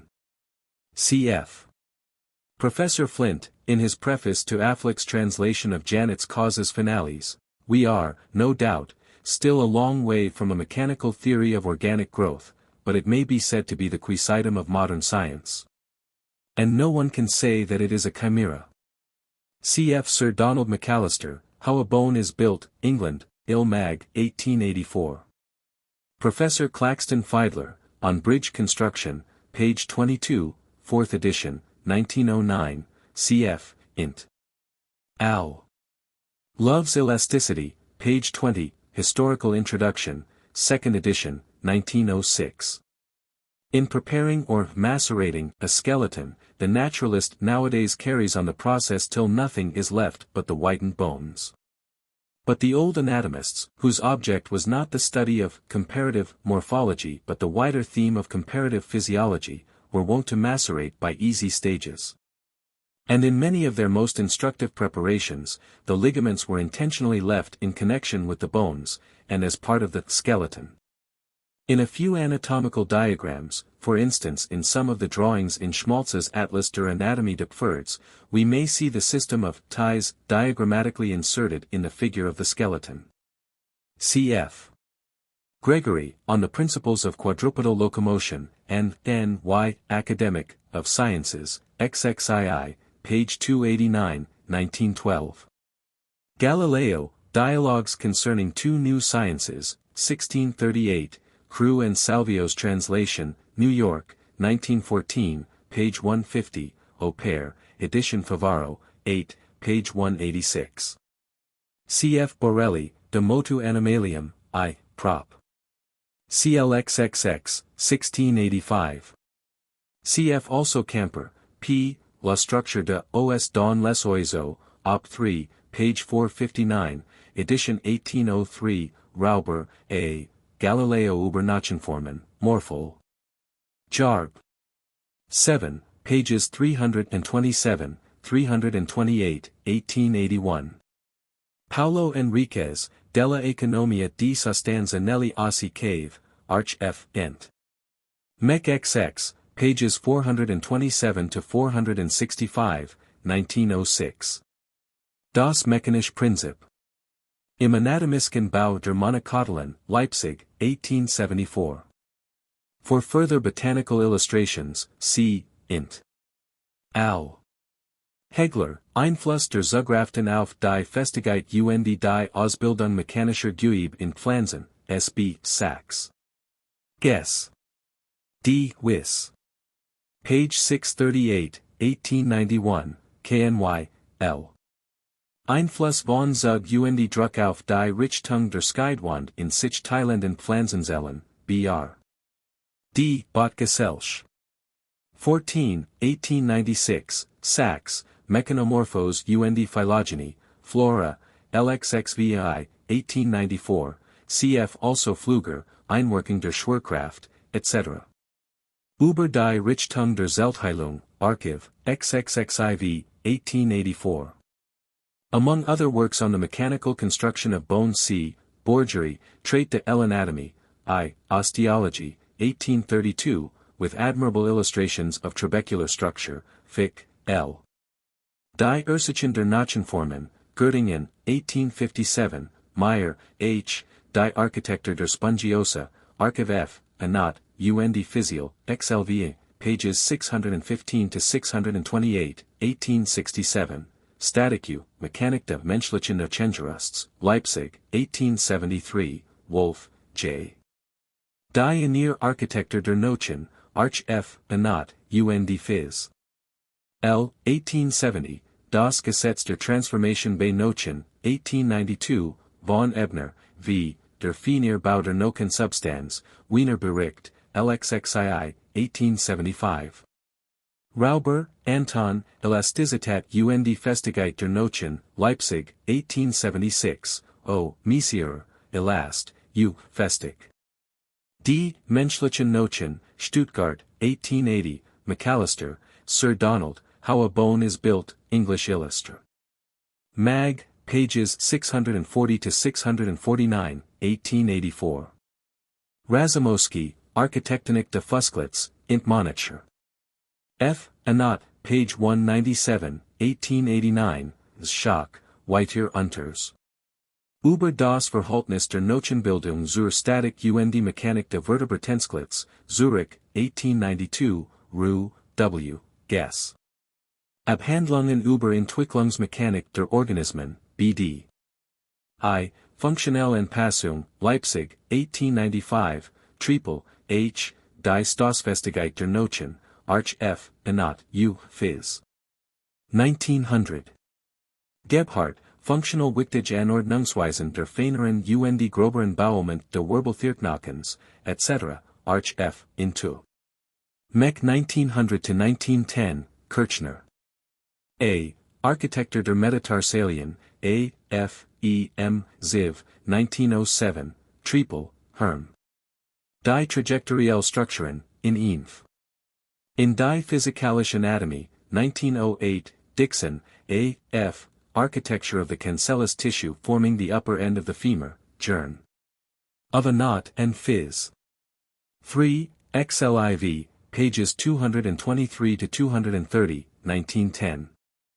Sedelat, de l'influence de fonctions sur la structure et la forme de organs, C. R. LIX, page 539, 1864, CFLX, page 97, 1865, LXVI. Page 1444. 1869. E.g. 1. The head, nodding backwards and forwards on a fulcrum, represented by the atlas vertebra, lying between the weight and the power. 2. The foot, raising on tiptoe the weight of the body against the fulcrum of the ground, where the weight is between the fulcrum and the power, the latter being represented by the tendo Achillis.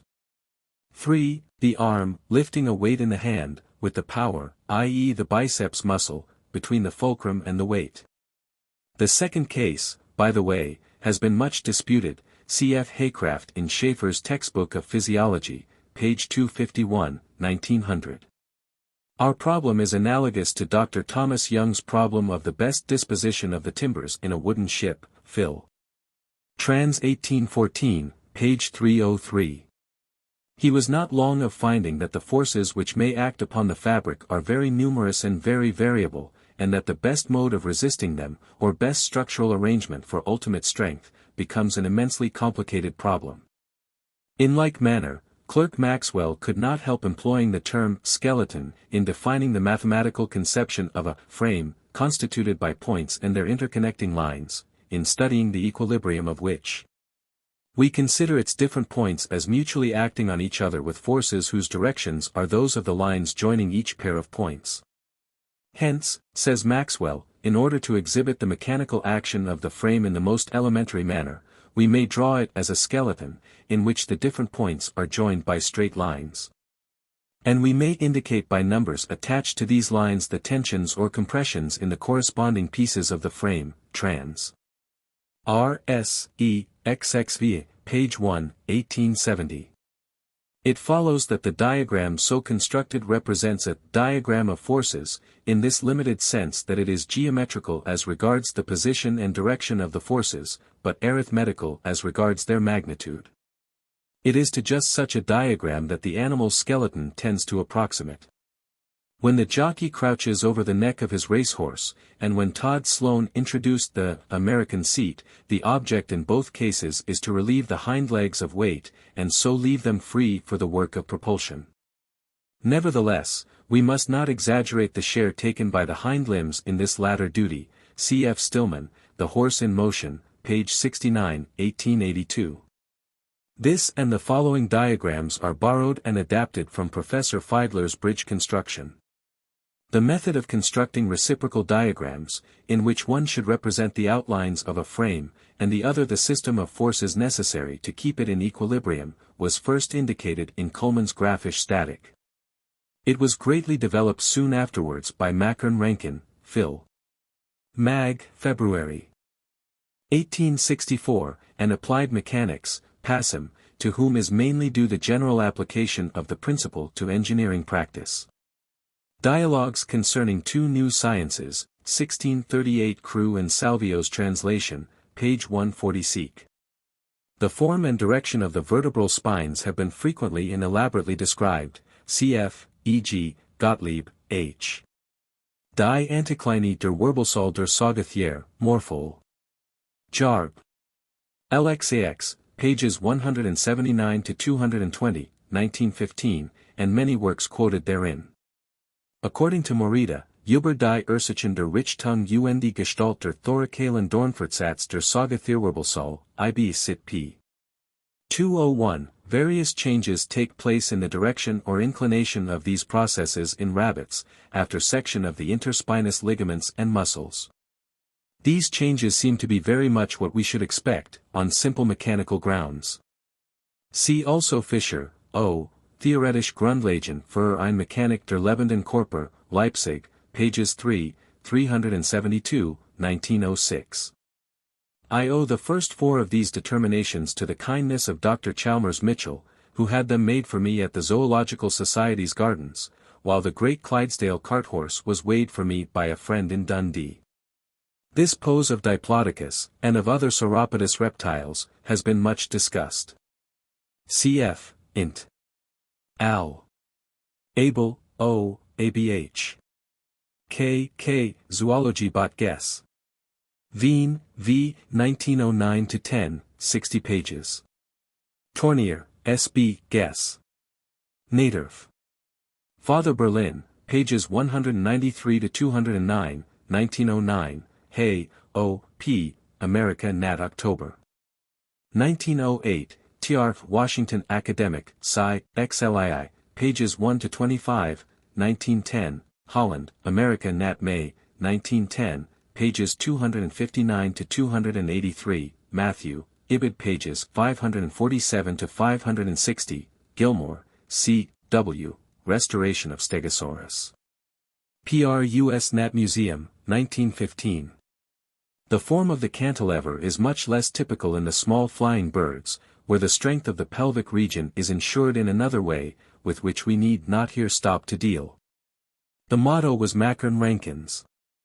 John Hunter was seldom wrong, but I cannot believe that he was right when he said, Scientific Works, edition Owen, I, page 371, the bones, in a mechanical view, appear to be the first that are to be considered. We can study their shape, connections, number, uses, etc., without considering any other part of the body. Origin of Species, 6th edition page 118.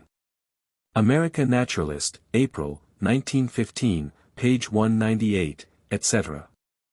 Cf. Infra, page 727. Driesch sees in entelechy that something which differentiates the whole from the sum of its parts in the case of the organism. The organism, we know, is a system the single constituents of which are inorganic in themselves. Only the whole constituted by them in their typical order or arrangement owes its specificity to entelechy, Gifford Lectures, page 229, 1908, and I think it could be shown that many other philosophers have said precisely the same thing. So far as the argument goes, I fail to see how this entelechy is shown to be peculiarly or specifically related to the living organism. The conception that the whole is always something very different from its parts is a very ancient doctrine. The reader will perhaps remember how, in another vein, the theme is treated by Martinus Scriblerus. In every jack there is a meat-roasting quality, which neither resides in the fly, nor in the weight, nor in any particular wheel of the jack, but is the result of the whole composition, etc., etc. There can be no doubt that Fraz is correct in regarding this type, Procetus, as an annectant form between the Zeuglodonts and the Creodonta, but, although the origin of the Zeuglodonts is thus made clear, it still seems to be by no means so certain as that author believes, that they may not themselves be the ancestral forms of the Odontoceti. Andrews, Tertiary Vertebrata of the Phyam, 1906, page 235. Reprinted, with some changes and additions, from a paper in the Trans Roy. SOC Eden. L. pages 857 to 95, 1915. M. Bergson repudiates, with peculiar confidence, the application of mathematics to biology. Cf. Creative Evolution, page 21, calculation touches, at most, certain phenomena of organic destruction. Organic creation, on the contrary, the evolutionary phenomena which properly constitute life, we cannot in any way subject to a mathematical treatment. In this there lies a certain justification for a saying of Meinitz, of the greater part of which, nevertheless, I am heartily inclined to disapprove. We biologists, he says, cannot deplore too frequently or too emphatically the great mathematical delusion by which men often of great if limited ability have been misled into becoming advocates of an erroneous conception of accuracy.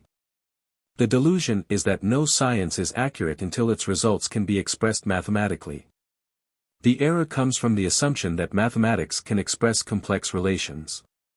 Unfortunately, mathematics have a very limited scope, and are based upon a few extremely rudimentary experiences, which we make as very little children and of which no adult has any recollection.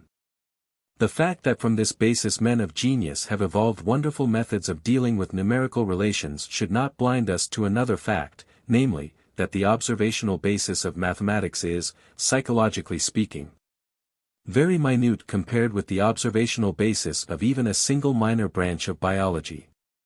While therefore here and there the mathematical methods may aid us, we need a kind and degree of accuracy of which mathematics is absolutely incapable. With human minds constituted as they actually are, we cannot anticipate that there will ever be a mathematical expression for any organ or even a single cell. Although formulae will continue to be useful for dealing now and then with isolated details. Op. Cit., page 19, 1911. It were easy to discuss and criticize these sweeping assertions, which perhaps had their origin and parentage in an obiter dictum of Huxley's, to the effect that mathematics is that study which knows nothing of observation, nothing of experiment, nothing of induction, nothing of causation, cit. Cajori, Hist of Elementary Mathematics, page 283. But Gauss called mathematics the science of the eye, and Sylvester assures us that most, if not all, of the great ideas of modern mathematics have had their origin in observation. Brit. Ass. Address, 1869, and Laws of Verse, page 120, 1870. Historia Animalium I, 1. Cf. Supra, page 714. Cf. Osborne, H. F., on the origin of single characters, as observed in fossil and living animals and plants, America Nat 49, pp. 193-239, 1915, and other papers, Ibid p. 194. Each individual is composed of a vast number of somewhat similar new or old characters, each character has its independent and separate history, each character is in a certain stage of evolution. Each character is correlated with the other characters of the individual. The real problem has always been that of the origin and development of characters. Since the origin of species appeared, the terms variation and variability have always referred to single characters. If a species is said to be variable, we mean that a considerable number of the single characters or groups of characters of which it is composed are variable, etc. Cf. Sorby, Quart. Jern. Geology SOC, Proc. 1879, page 88. Cf. D'Orbigny, ALC. Cours Elam. De Paleontology, etc., I, pages 144-148, 1849, see also Sharp, Daniel, on Slaty Cleavage, QJGS 3, page 74, 1847. Thus Ammonites variegatus, when compressed, has been described as a planorbis, cf. Blake, J. F., Phil. Mag. 5, 6, p. 260, 1878. Wettstein has shown that several species of the fish genus Lepidopus have been based on specimens artificially deformed in various ways, Über die Fischfauna des Tertiären Glarnerschiefers, ABH. SCHW, Paleont. Gesellschaft. 13, 1886, see especially pages 23-38, pl. 1. The whole subject, interesting as it is, has been little studied, both Blake and Wettstein deal with it mathematically. Cf.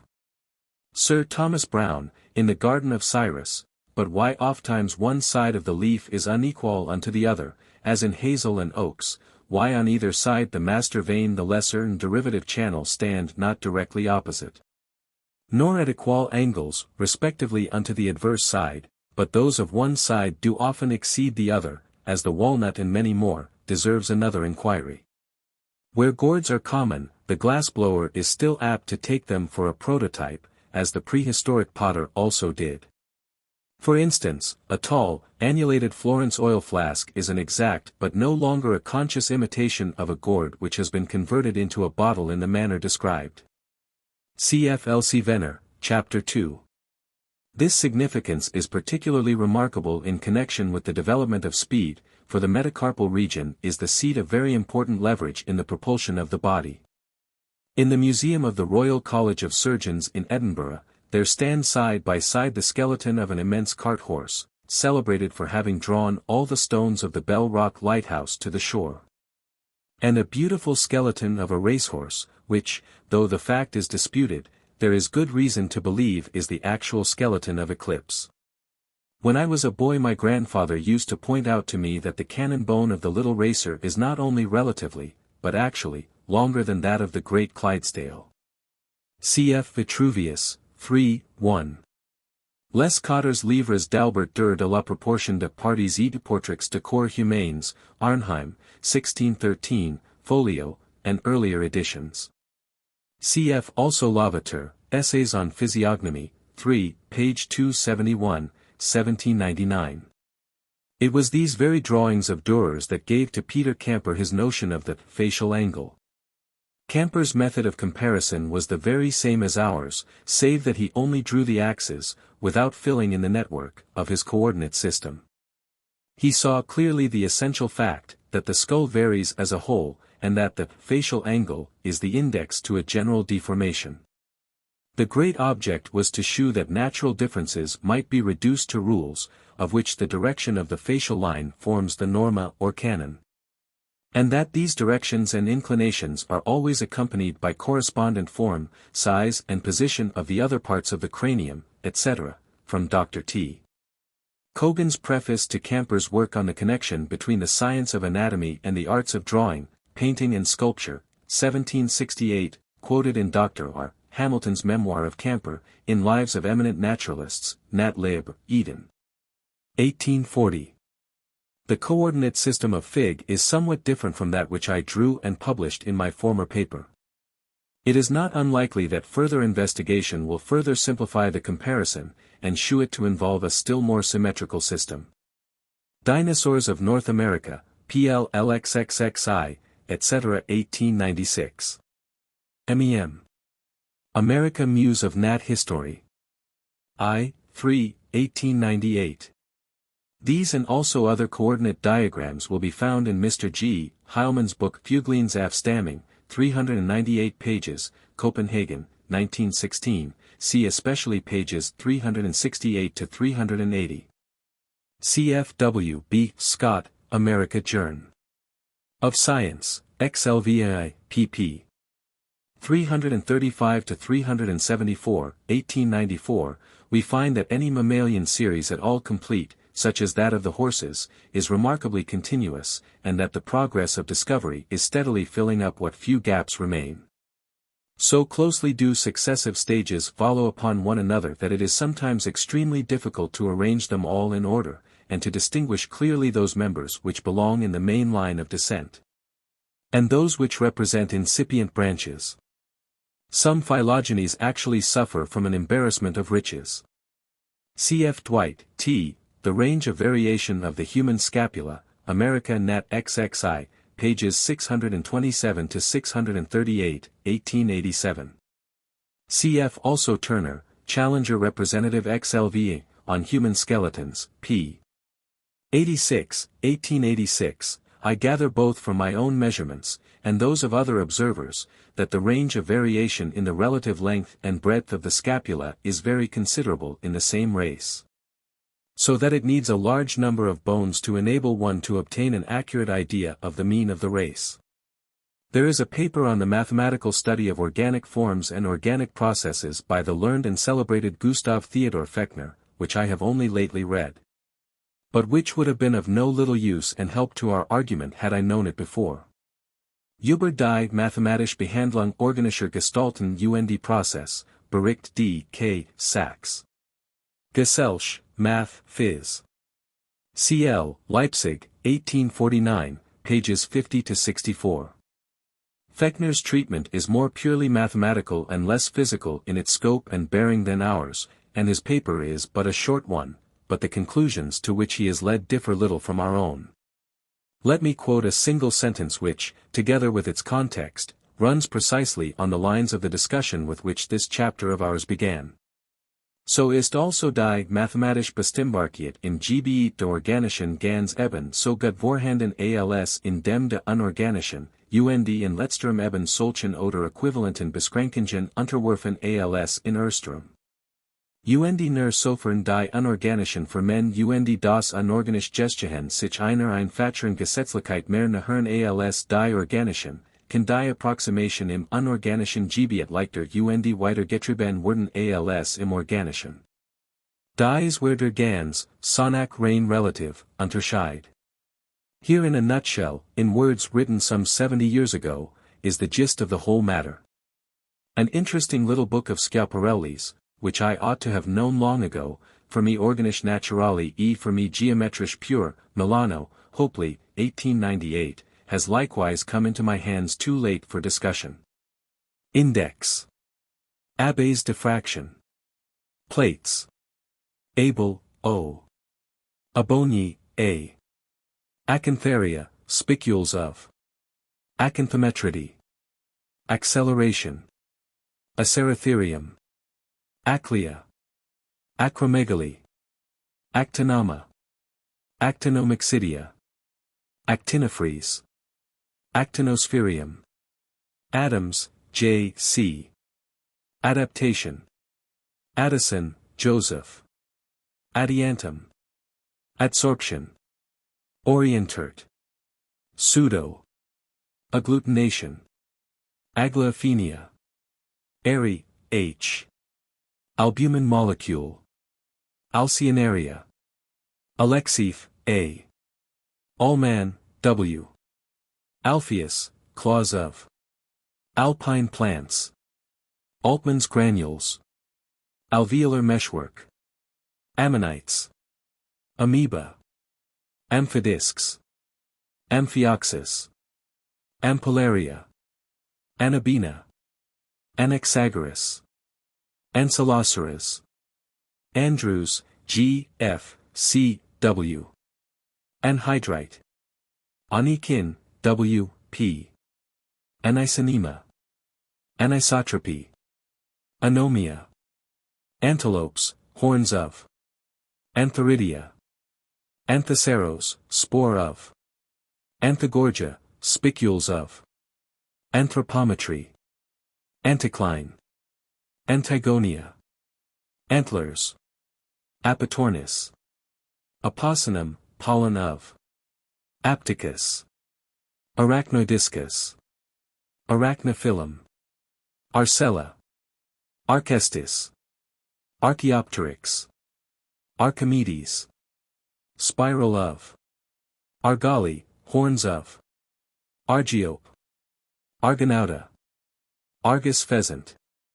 Argyropolicus. Aristotle. Arizona trees. Arrhenius, SV. Artemia. Artemis.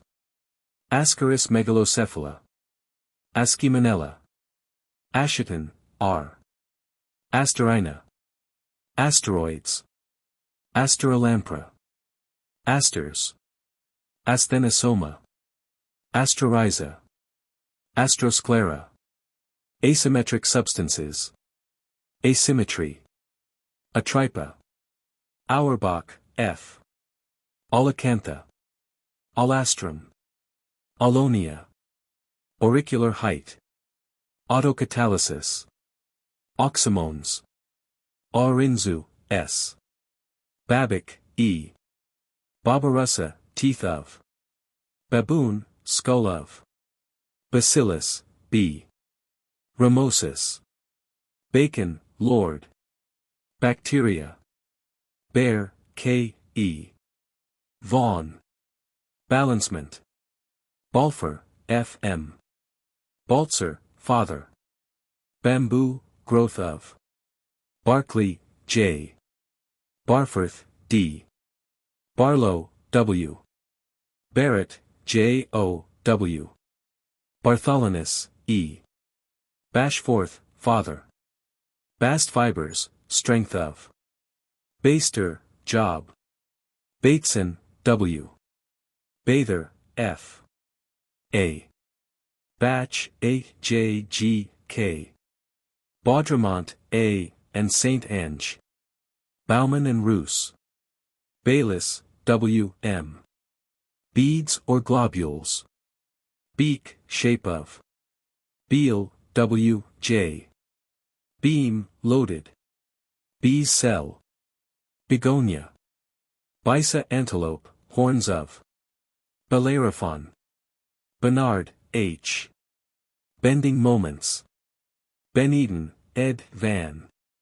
Bergson, H. Bernard, Claude. Bernoulli, James, John. Berthold, G.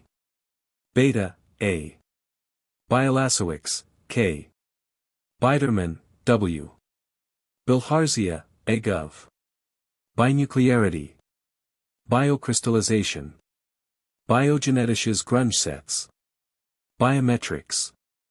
Bird, flight of, form of. Bisection of solids, etc. Bishop, John. Bivalve shells. Bjerknes, V. Blackman, F. F. Blackwell, J. Blake, J. F. Blastosphere.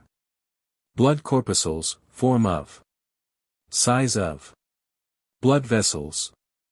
Boas, father. Bodo. Borhave, Hermann. Bonani, F. Bone. Repair of, structure of. Bonnet, Ch. Borelli, J. A. Bosanquet, B. Boscovich, father R. J. S. J. Bose, J. C. Bostrix. Batazzi, F. Bottomley, J. T. Booby, N. Borgery, J. M. Bourne, G. C. Bourrelais, Plateaus. Bovary, Th. Bowditch, H. P. Bauer, F. O. Bowman, J. H. Boyd, R. Boys, C. V. Brachiopods. Bradford, S. C. Brady, H. B. Brain, growth of, weight of. Branchopus. Brant, K. Brower, A. Brawn, A. Brevise, L. and A. Bredig, G. Brewster, Sir D. Bridge, T. W. Bridge construction. Brine shrimps. Brook, Sir V. Brown, Sir T. Brownian movement. Bruck, C. Buxenham. Buck, Leopold von. Buchner, Hans. Budding. Buffon, on the bee's cell. Bull, C. A. Bulimus. Burnett, J. Buchley, O. Buttelriepen, H. Vaughan. Byk, A. Cactus. Spherocrystals, in. Cadets, growth of German. Calandrini, G. L. Calcospherites. Calimatra. Calithamnion, spore of. Calman, T. W. Calyptria. Camel. Campanularia. Campbell, D. H. Camper, P. Camptosaurus. Cannon bone. Cantilever. Cantor, Moritz. Caprella. Caprinella. Carapace of crabs. Cardium. Cariacus. Carlier, E. W. Carnoy, J. B. Carpenter, W. B. Karyokinesis, etc. Cassini, D. Cassis. Catabolic products. Catalytic action. Catenoid. Causation. Cavalinia. Cayley, A. Celestite. Cell theory. Cells, forms of, sizes of. Cellular pathology. Tissue, artificial. Cenosphere. Centers of force. Centrosome. Cephalopods, etc. Eggs of. Ceratophyllum, growth of. Ceratorinus. Cerebratulus, egg of. Cerianthus. Cerithium. Chabrier, J. Chabri, L. Chaetodont fishes. Chaetopterus, egg of. Chamois, horns of. Chapman, Abel. Chara. Characters, biological. Chevron bones. Chick, hatching of. Chilomonas. Chladni figures. Chlorophyll. Choanoflagellates. Chodat, R. Cholesterin. Chondriosomes. Carinus. Cre, C. Chromatin. Chromidia. Chromosomes. Church, A. H. Cicero. Cicinus. Sideris. Circagonia. Cladocarpus. Claparide, E. R. Clathrulina. Clausilia. Claus. Cleland, John. Cleodora. Climate and growth. Cleo. Close packing. Clitia. Cone, C. A. Coasis. Cod, otoliths of, skeleton of. Cotinella. Codiciga. Co, W, R. Coefficient of growth. Of temperature. Coela pluris. Kogan, Dr. T. Cohen, A. Cohesion figures. Collar cells. Colloids. Etc. Colosclerophora. Colosphaera. Coleman, S. Commissaris. Compensation, law of. Conchospiral. Conciliometer. Concretions, etc. Conjugate curves. Conklin, E. G. Conostats. Continuous girder. Contractile vacuole. Conus. Cook, Sir T. A. Coordinates. Corals. Cornavin, Ch. Cornuspora. Correlation. Choristes. Cotton, A. Cox, J. Cranehead. Crayfish, sperm cells of. Creodonta. Crepidula. Cresius. Crystalleria. Crocodile. Crocus, growth of. Crooks, Sir W. Cryptocletus. Crystals. Ctenophora. Cube, partition of. Cucumis, growth of. Coleman, Professor C. Cultellus. Curlew, eggs of. Cushman, J. A. Cuvier. Covierina. Siamus. Cyathophilum. Cyclamina. Cyclos. Cyclostoma. Cylinder. Simba. Cyme. Cyprea. Certina. Certocerata. Cystoliths. Dadides. E. V. Daphner, father. Dalyell, Sir John G. Danilowski, B. Darling, C. R. Darsonval, A. Darwin, C. D'Austray, A. Davenport, C. B. De Condal, A. A. P. C. Decapod crustacea, sperm cells. Of. Deer, antlers of. Deformation. Etc. Degree, differences of. Delige, Eve. Delaney, C. E. Delisle. Dellinger, O. P. Delphinula. Delpino, F. Democritus. Dendy, A.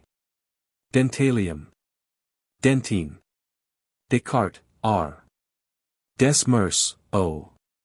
Devo, H. De Vries, H. Diatoms. Diceras. Dixon, Alex. Dictiota. Diet and growth. Difflugia. Diffusion figures. Dimorphism of earwigs. Dimorphodon. Deinonympha. Dean O'Brien. Dinosaurs. Diodon. Dionaa. Diplodocus.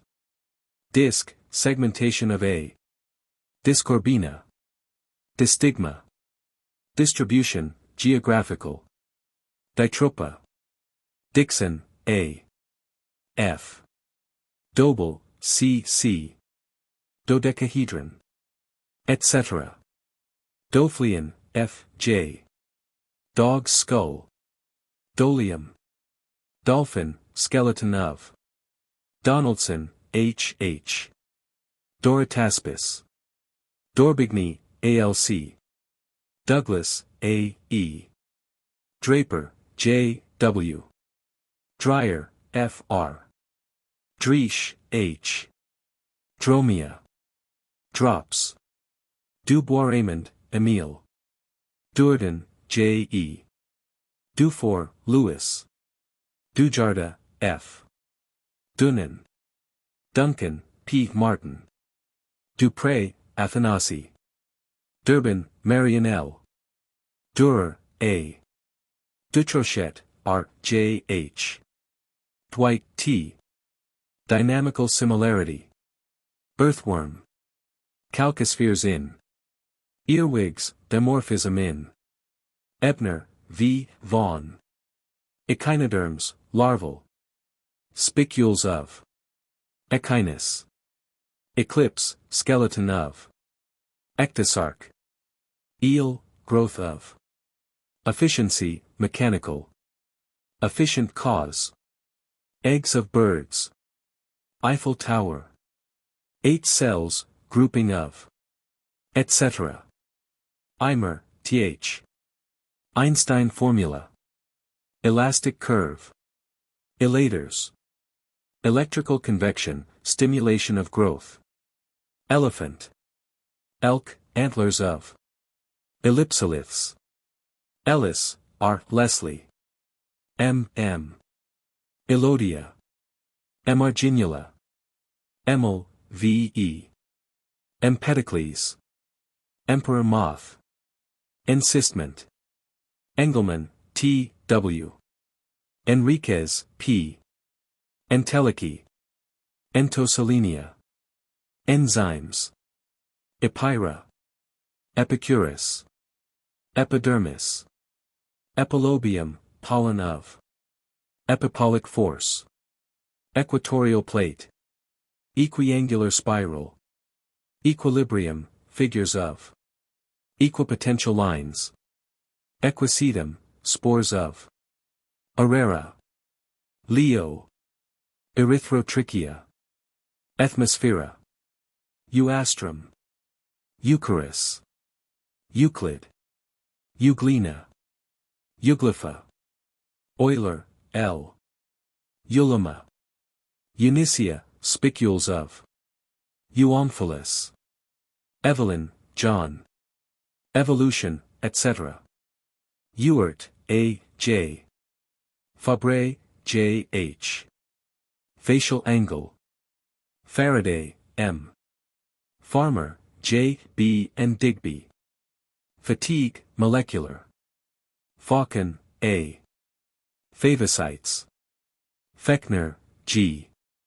T. Federo, E. S. Vaughan. Felling, H. Ferns, spores of. Fertilization. Pheasant worms. Fibonacci. Fibrolencinus. Fick, R. Fickert, C. Fiedler, Professor T. Claxton. Films, liquid. Filter passers. Final cause. Fir cone. Fischl, Alfred. Fischer, Alfred, Emil, Otto. Fishes, forms of. Fission, multiplication by. Fischerella. Fitzgerald, G. F. Flagellum. Fleming, W. Flight. Flint, Professor. Fluid crystals. Fluted pattern. Flies cornea. Fall, Hermann. Folliculina. Foraminifera. Fourth bridge. Fossula. Foster, M. Fraz, E. Frankenheim, M. L. Frazee, O. E. Frederick, L. Free cell formation. Friedenthal, H. Frisch, K. Vaughan. Frog, egg of. Growth. Of. Froth or foam. Frood, W. Fucus. Fungulus. Fusilina. Fusus. Gadow, H. F. Galathea. Galen. Galileo. Gallardo, A. Galloway, Principal. Gamble, F. A. Ganglion cells, size of. Gans, R. Garden of Cyrus. Gastrula. Gauss, K. F. Gebhardt, W. Gelatination, water of. Generating curves and spirals. Geodetics. Geoffrey St. Hilaire, E. De. Geotropism. Gerasimo, J. J. Gertie, P. N. Georian. Gestaltungskraft. Gr. A. Gilmore, C. W. Giraffe. Gerardia. Glacier, J. Glassblowing. Glay, E. Globigerina. Gnomon. Goat, horns of. Goat moth, wings of. Goebel, K. Goethe. Golden mean. Goldschmidt, R. Goniotites. Gonothyrea. Goodser, John. Gottlieb, H. Gourd, form of. Grabau, A. H. Graham, Thomas. Grant, Kerr. Grantia. Graphic statics. Gravitation. Gray, J. Greenhill, Surrey, G. Gregory, D. F. Greville, R. K. Gromia. Gruber, A. Graphia. Guard cells. Goodernach, J. F. Guillemot, egg of. Gulliver, G. Gunther, F. C. Gurwitch, A. Hacker, V. Haddock. Heckle, E. Hair, pigmentation of. Hales, Stephen. Haliotis. Hall, C. E. Holler, A. Vaughan. Hardesty, Irving. Hardy, W. B. Harl, N. Harmazones. Harpa. Harper, R. A. Harpinia. Harding, P. Hartog, M. Harvey, E. N. and H. W. Hattai, S. Hatchet, C. Hatschek, B. Houghton, Reverend S. Howie, R. J. Hay, O. P. Haycraft, J. B. Head, length of. Heart, growth of, muscles of. Heath, Sir T. Hegel, G. W. F. Hegler. Heidenhain, M. Heilmann, Gerhard. Helicoid, Syme. Helicometer. Helicostilla. Heliolites. Heliozoa. Helix. Helmholtz, H. Vaughan. Henderson, W. P. Henslow, G. Heredity. Hermann, F. Hero of Alexandria. Heron Allen, E. Herpetomonas. Hertwig, O. R. Herzog, R. O. Hess, W. Heteronymous horns. Heterophilia. Hexactinellids. Hexagonal symmetry. Hickson, S. J. Hippopus. His, W. Hobbes, Thomas. Haber, R. Hodograph. Hoffman, C. Hofmeister, F. W. Holland, W. J. Holmes, O. W. Holothuroid spicules. Homonymous horns. Homoplacy.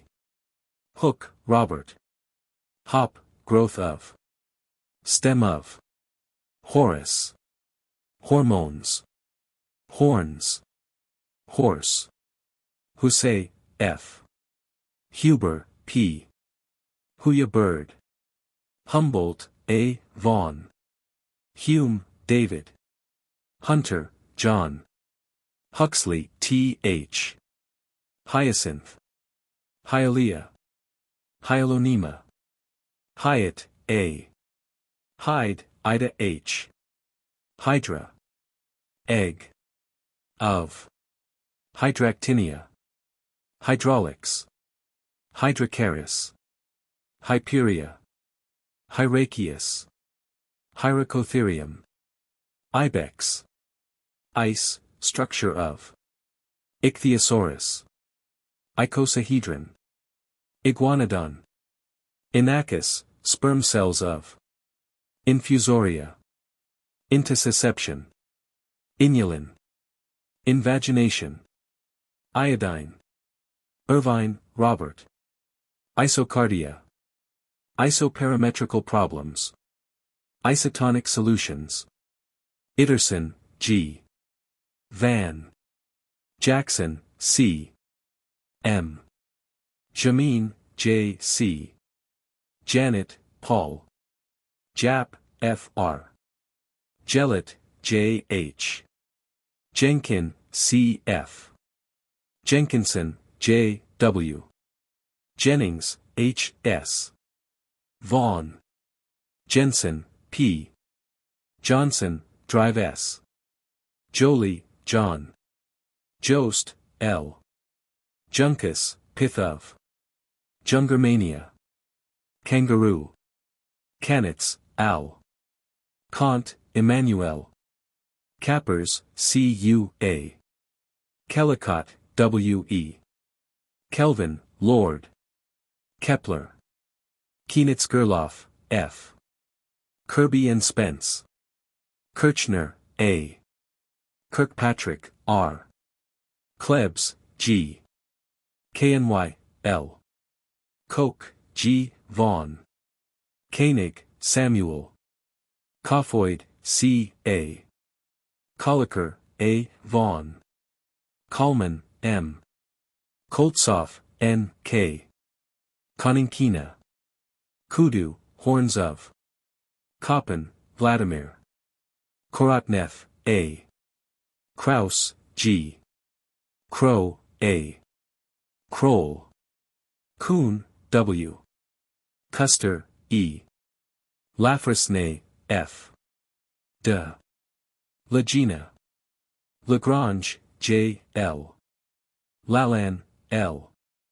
Lamarck, J. B. De. Lamb, A. B. Lamellaria. Lamellibranchs. Lamy, B. Laminaria. Lamel, R. Lanchester, F. W. Lang, Arnold. Lancaster, Sir E. Ray. Laplace, P. S. De. Larmor, Sir J. Lavater, J. C. Law, Borelles. Brants, of constant angle, Auraras. Froudes, Lamarles, of. Mass, Maupertuis. Mullers. Of optimum. Van't Hoffs. Willard Gibbs. Wolfs. Leaping. Leaves, arrangement of, form of. Lettingham, J. C. G. Leduc, Stephen. Leeuwenhoek, A. Van. Ledger, L. Hello, P. Lehman, O. Leibniz, G. W. Vaughan. Leidenfrost, J. G. Leidy, J. Leaper, R. T. Leach, I. Leitgeb, H. Length-weight coefficient.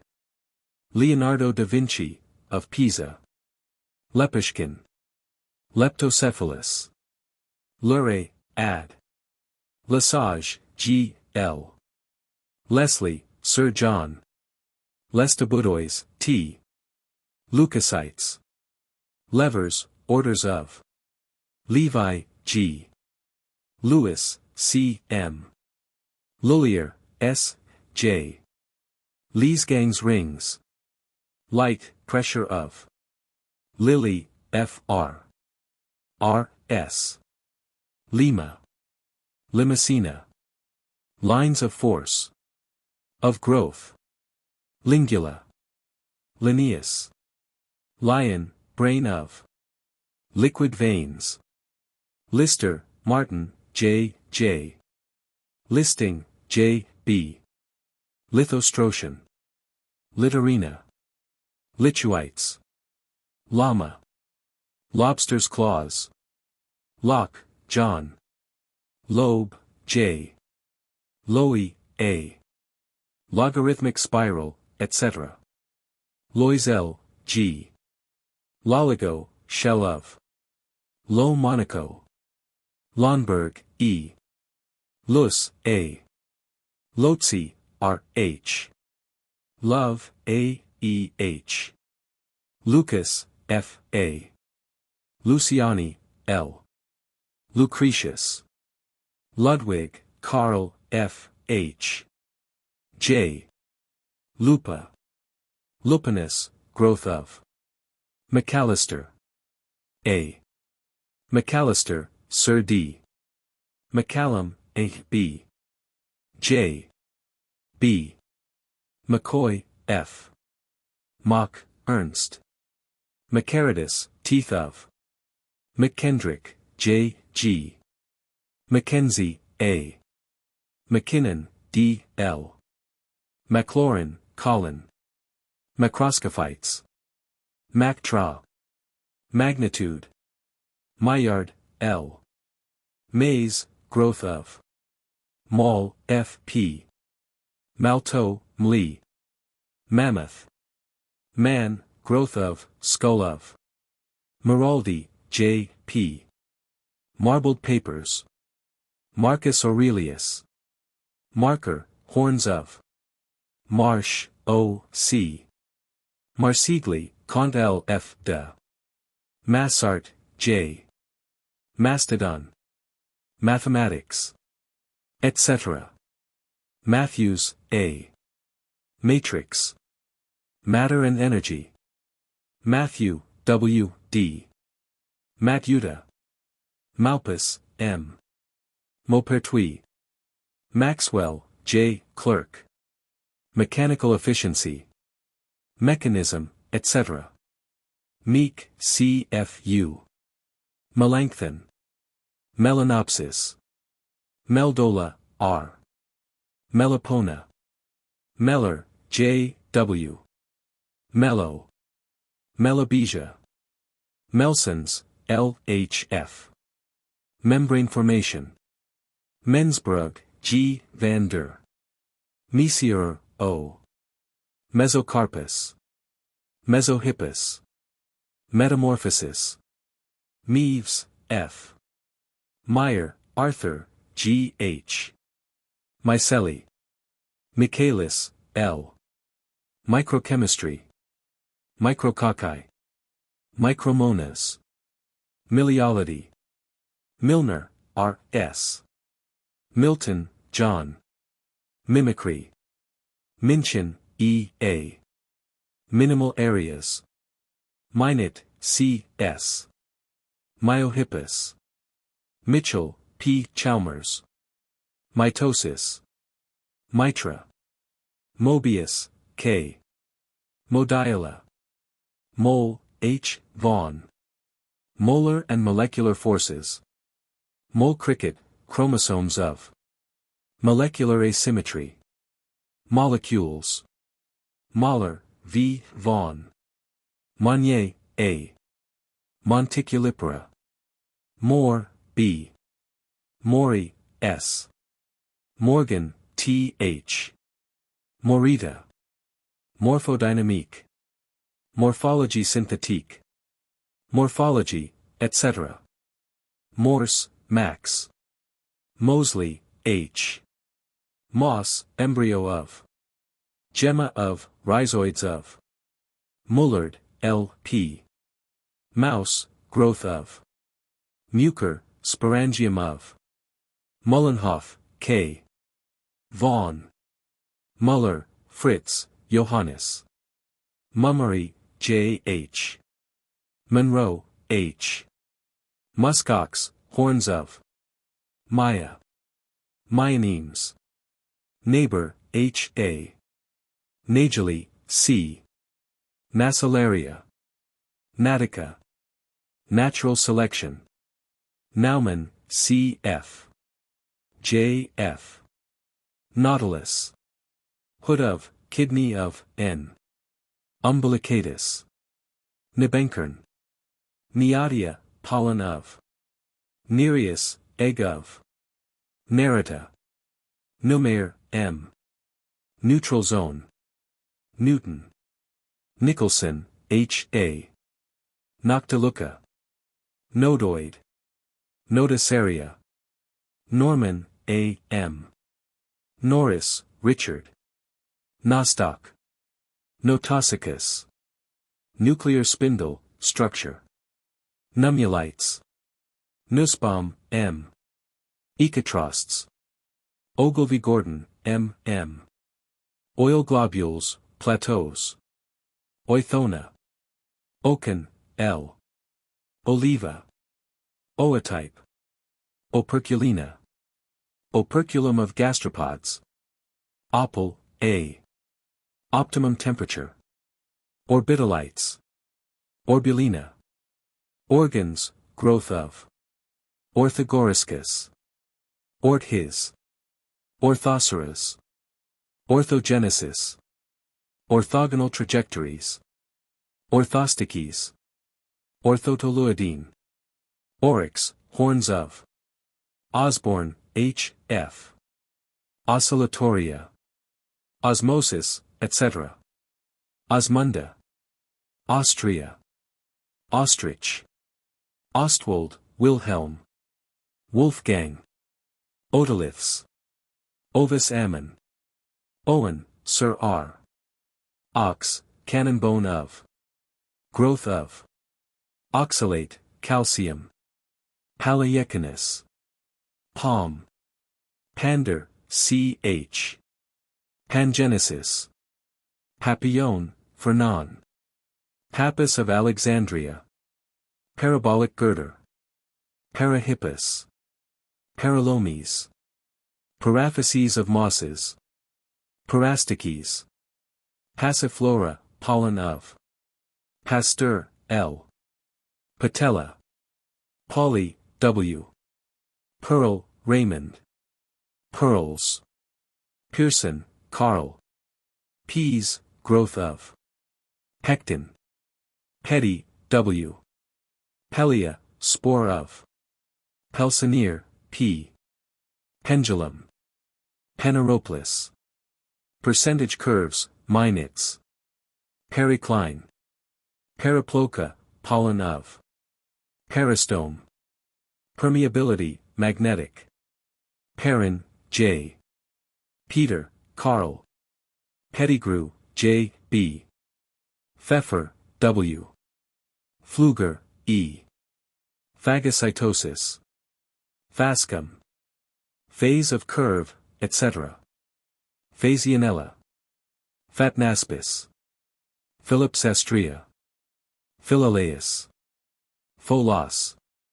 Formosoma. Fractaspis. Phyllotaxis. Phylogeny. Pike, F. H. Pileopsis. Pinacoceras. Pithecanthropus. Pith of rush. Place. Planorbis. Plateau, F. J. A. F. Plato. Platonic bodies. Plesiosaurs. Pleurocarpus. Pleuropus. Pleurotomeria. Plumulariety. Pluteus larva. Poticorin.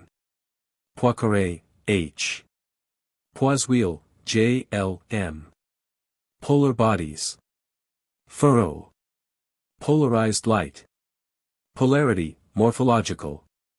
Pollen. Polyhalite. Polyprion.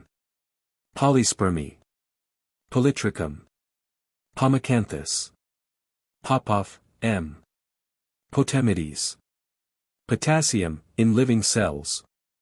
Potential energy. Etc. Potter's wheel. Pots, R. Pouchet, G. Poulton, E. B. Pointing, J. H. Precocious segregation. Preformation. Prenant, A. Prévost, Pierre. Pringsheim, N. Probabilities, theory of. Productus. Protective coloration. Protococcus. Protoconch. Protohippus. Protoplasm, structure of. Prosybram, Hans. Carl. Samobia. Zoopriocothus. Pteranodon. Pteris, Antheridia of. Pteropods of. Pulvinulina. Pupa. Putter, A. Pyrosoma, egg of. Pythagoras. Quadrant, bisection. Of. Quicket, J. T. Kettle, A. Quink, G. H. Rabbit, skull. Of. RABL, K. Radial coordinates. Radial area. Rainy, George. Rainfall and growth. Ram, horns of. Ramsden, W. Ramulina. Rankin, W. J. Mackern. Ransom's waves. Rhaphides. Raphidiophrys. Razumovsky. Rat, growth of. Wrath, O. Vom. Rauber, A. Ray, John. Rayleigh, Lord. Realmore, R. De. Reciprocal diagrams. Rees, R. Van. Regeneration. Reed, E. Weymouth. Rheinicke, J. C. M. Rheinke, J. Reniform shape. Reticularia. Reticulated patterns. Reticulum plasmatique. Rhabdamina. Rheofax. Rhinoceros. Rumbler, L. Rinconella. Richia. Rice, J. Richardson, G. M. Reefstall, E. Riemann, B. Ripples. Rivularia. Rofe, H. C. Robert, A. Roberts, C. Robertson, T. B. Robinson, A. Rohrig, A. Rose, Gustav. Rosbach, M. J. Rotalia. Rotifera, cells of. Roulettes. Rue, W. Ruled surfaces. Ruskin, John. Russo. Ryder, J. A. Sachs, J. Sachs's rule. Saddles, of ammonites. Sagrina. Saint Venant, Barda. Salamander, sperm cells of. Salpingica. Salt, crystals of. Salvinia. Sammoc, M. Samter, M. and Haymans. Sandberger, G. Safarina. Seville, Kent, W. Scalaria. Scale, effect of. Scaphites. Scapula, human. Scarus. Shako, G. Shaper, A. A. Schaden, F. Skirnumker. Skyakov, W. Schimper, C. F. Schmaltz, A. Schmankwich, W. Schmidt, Johann. Schonflies, A. Schulze, F. E. Schwalb, G. Schwann, Theodore. Schwartz, father. Schwendener, S. Scorpina. Scorpioid cyme. Scott, E. L. W. B. Cyromathea. Searle, H. Sea urchins. Egg of, growth of. Sebastes. Sectio aurea. Sedgwick, A. Sedilot, Charles E. Segmentation of egg. Etc., spiral. Du. Segner, J. A. Vaughan. Selaginella. Semipermeable membranes. Sepia. Septa. Serpula. Sexual characters. Sharp, D. Shearing stress. Etc. Sheep. Shell, formation of. Sigaritas. Silkworm, growth of. Similitude, principle of. Sims woodhead, G. Siphonogorgia. Skeleton. Etc. Snow crystals. Soap bubbles. Etc. Socrates. Sonc, L.A. Solanum. Solarium. Solicurtus. Solon. Solas, W. J. Solubility of salts. Sorby, H. C. Spallanzani, L. Span of arms. Spangenberg, father. Specific characters, inductive. Capacity. Surface. Spencer, Herbert. Spermatozoon, path of. Sperm cells of crustacea. Sphacillaria. Sphaerechinus. Sphagnum. Sphere. Spherocrystals. Spherolites. Spicules, etc. Spider's web.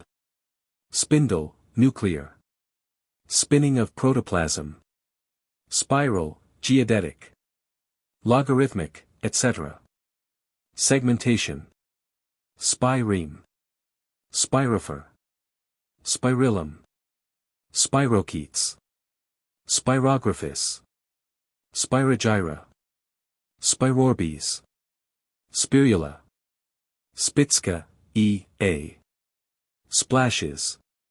Sponge spicules. Spontaneous generation. Sporangium. Spottiswood, W. Spray. Stallow, J. B. Standard deviation. Starch. Starling, E. H. Stassfurt salt. Stegocephalus. Stegosaurus.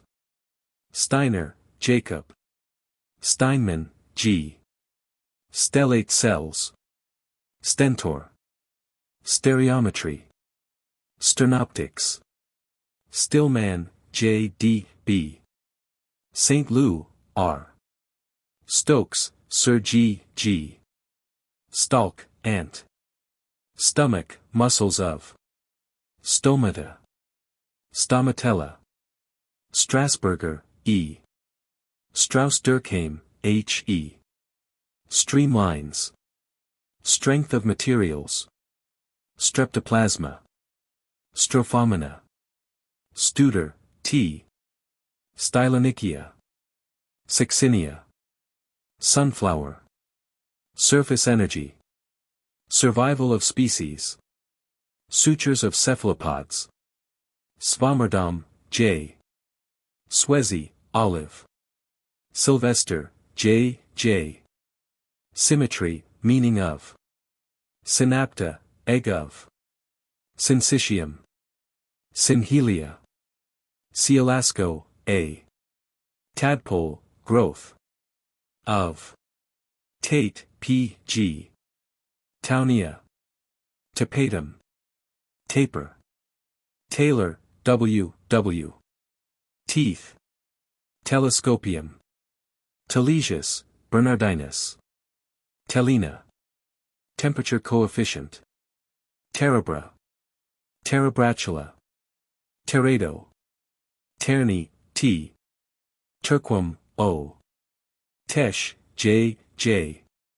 Tetractinellida. Tetrahedral symmetry.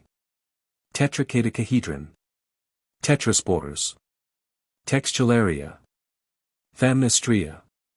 Thayer, J. E. Thesidium. Thecosmilia. Thiel, H. Thienman, F. A. L. Thistle, capitulum of. Thomas, R. Thomson, James, J. A. J. J. Yville. Thuramina. Thyroid gland. Time element, etc. Time energy diagram. Tintinus. Tissues, forms of. Titanotherium. Tomistoma. Tomlinson, C. Tournier, G. Torsion. Trachelophyllum. Transformations, theory of.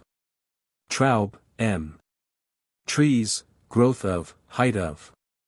Tremblay, Abraham. Trutline, P. Triania, hairs of. Triangle, properties of. Of forces. Triasters. Trichodina. Trichomastics. Treple, H. Triloculina. Triton. Trocheus. Embryology of. Trondle, A. Trophon. Trout, growth of. Trypanosomes. Tubularia. Turbinate shells. Turbo. Turgor. Turner, Sir W. Turritella. Tusks. Tutton, A. E. H. Twining plants. Tyndall, John. Umbilicus of. Shell. Underfeeding, effect of. Undulatory membrane. Unduloid. Unio. Univalve shells. Urechinus. Vaginicola. Vallisneri, ant. Van Itterson, G. Van Rees, R. Van't Hoff, J. H. Variability. Venation of wings. Verhaeren, Emile. Verworn, M. Vesk, J. Viorord, K. Villi. Vincent, J. H. Vines, S. H. Firko, R. Vital phenomena, etc. Vitruvius. Volkmann, W. Voltaire. Vorticella. Wager, H. W. T. Walking. Wallace, A. R. Wallach Martius. Warburg, O. Warburton, C. Ward, H. Marshall. Warnicki, P. Wattace, S. Water, in growth. Watson, F. R. Weber, E. H. E. H. and W. E. Max. Weight, curve of, etc. Weissman, A. Werner, A. G. Wettstein, R. Vaughan. Whale, affinities. Size, structure. Whipple, I. L. Whitman, C. O. Whitworth, W. A. Wiener, A. F. Wildman, E. D. Wiley, A. Williamson, W. C. Willoughby, father. Wilson, E. B. Winge, O. Winter eggs. Whistler, Clark. Wissner, J. Wohler, father. Wolf, J. J. C. F. Wood, R. W. Woods, R. H. Woodward, H. S. P. Worthington, A. M. Resniowski, A. Wright, Chauncey. Wright, T. Strethill. Wyman, Geoffrey. Yeast cell.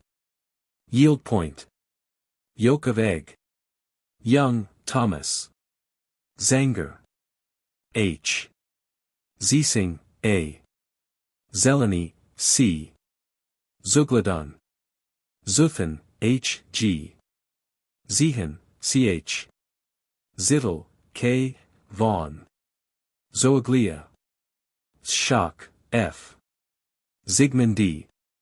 Zuelzer, M. Cambridge, printed by J. B. Peace, M.A. At. The University Press. Selection from the General Catalogue of Books published by the Cambridge University Press. Growth. In length, embryological essays.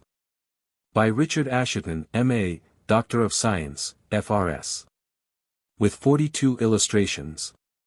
Dimi 8vo, 26d. Net. Experimental. Zoology. By Hans Przybram, Ph.D. Part 1, Embryogeny. An account of the laws governing the development of the animal. Egg as ascertained by experiment. With 16 plates. Royal 8vo, 7s. 6d net. Zoology. An elementary textbook. By A. E.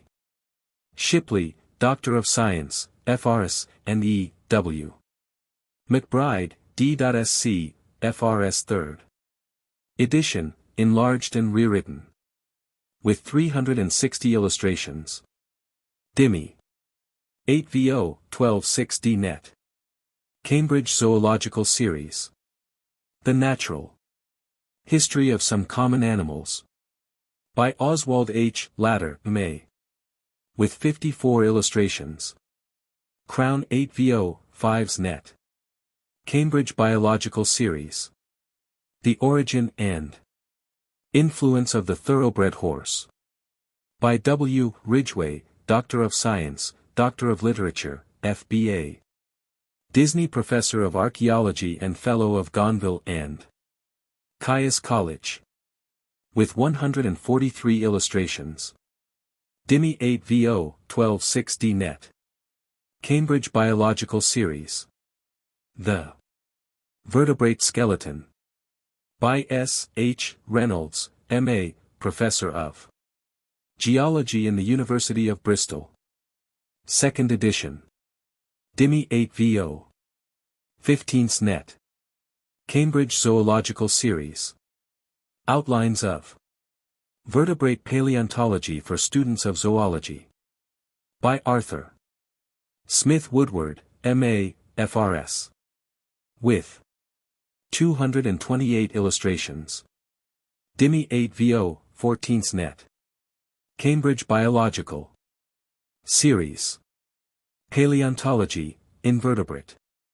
By Henry Woods, M.A., FGS 4th edition. With 151 illustrations. Crown 8vo, SXS net. Cambridge Biological Series. Morphology and Anthropology. A Handbook for Students. By W. L. H. Duckworth, M.A., M.D., Doctor of Science. 2nd edition. Volume 1. With 208 illustrations. Dimi 8vo, 10/6d. Net. Studies. From the Morphological Laboratory. Edited. By Adam Sedgwick, M.A., F.R.S. Royal 8vo. Volume 2, Part 1, 10s net. Volume 2, Part 2. 7/6d net. Volume 3, Parts 1 and 2. 7/6d net each. Volume 4, Part 1, 12/6d. Net.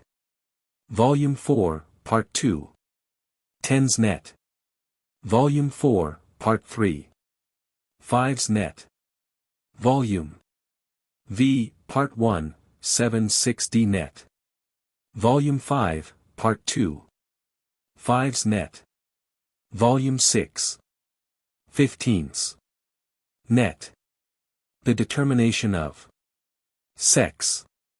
By L. Doncaster. Doctor of Science, Fellow of King's College, Cambridge. With 23 plates. Dimi 8vo, 7/6d net. Conditions of Life in the Sea. A short account of quantitative marine biological research. By James John Stone, Fisheries Laboratory. University of Liverpool. With chart and 31 illustrations. Dimi 8vo, 9s net. Mendel's Principles of Heredity. By W. Bateson. M.A., F.R.S., V.M.H., Director of the John Innes Horticultural Institution. Third impression with additions. With 3 portraits, 6 colored plates, and 38 figures. Royal 8vo, 12s net. The Elements of Botany. By Sir Francis Darwin, Doctor of Science, M.B. F.R.S., Fellow of Christ's College. 2nd edition. With 94 illustrations. Crown 8vo, 4s, 6d net. Cambridge Biological Series. Practical Physiology of Plants. By Sir Francis Darwin, Doctor of Science, F.R.S. and E. Hamilton Acton, M.A. 3rd edition. With 45 illustrations. Crown 8vo, 4s, 6d net. Cambridge Biological Series. Botany. A textbook for senior students. By D. Thodey, M.A. Lecturer in Physiological Botany and Assistant Director of the Botanical Laboratories in the University of Manchester with 205 figures. Large Crown 8vo, 5, 6d net. Algae. Volume I, Myxophyceae, Peridinae, Bacillariae, Chlorophyceae. Together with a brief summary of the occurrence and distribution of freshwater algae. By G. S. West. M.A., D.Sc., ARCS. F.L.S. Mason Professor of Botany in the University of Birmingham. With 271 illustrations. Large Royal 8vo, 25s net. Cambridge Botanical Handbooks. The Philosophy of Biology. By James John Stone, D.Sc. Dimi 8vo, 9s. Net. Cambridge Manuals of Science and Literature. General Editors P. Giles, Doctor of Literature, and A. C. Seward, M.A., F.R.S. Royal. 16 Mo, cloth, 1s 3d net each. Leather, 2s 6d net each. The Coming of Evolution. By John W. Judd, C.B., Doctor of Laws, F.R.S. With 4 plates. Heredity in the Light of Recent Research. By L. Doncaster, Doctor of Science. With 12 figures. Prehistoric Man. By W. L. H. Duckworth, M.A. M.D., Doctor of Science. With 2 tables and 28 figures. Primitive Animals. By G. Smith, M.A. With 26 figures. The Life Story of Insects. By Professor G. H. Carpenter. With 24 illustrations. Earthworms and Their Allies. By Frank E. Bedard, M.A., Oxon. F.R.S., F.R.C. With 13 figures. Spiders. By Cecil Warburton, M.A. With 13 figures. Bees and Wasps. By O. H. Latter, M.A., F.E.S. With 21 illustrations. The Flea. By H. Russell.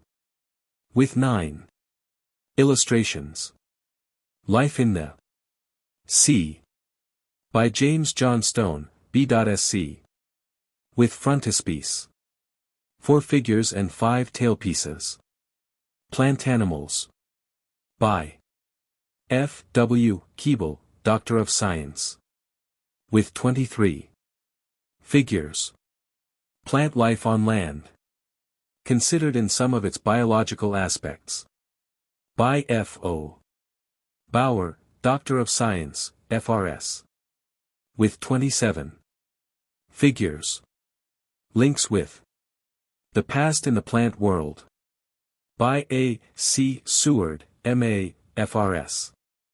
With frontispiece and 20 figures. Cambridge University Press. Fetter Lane, London, C. F. Clay, Manager. Transcriber's note.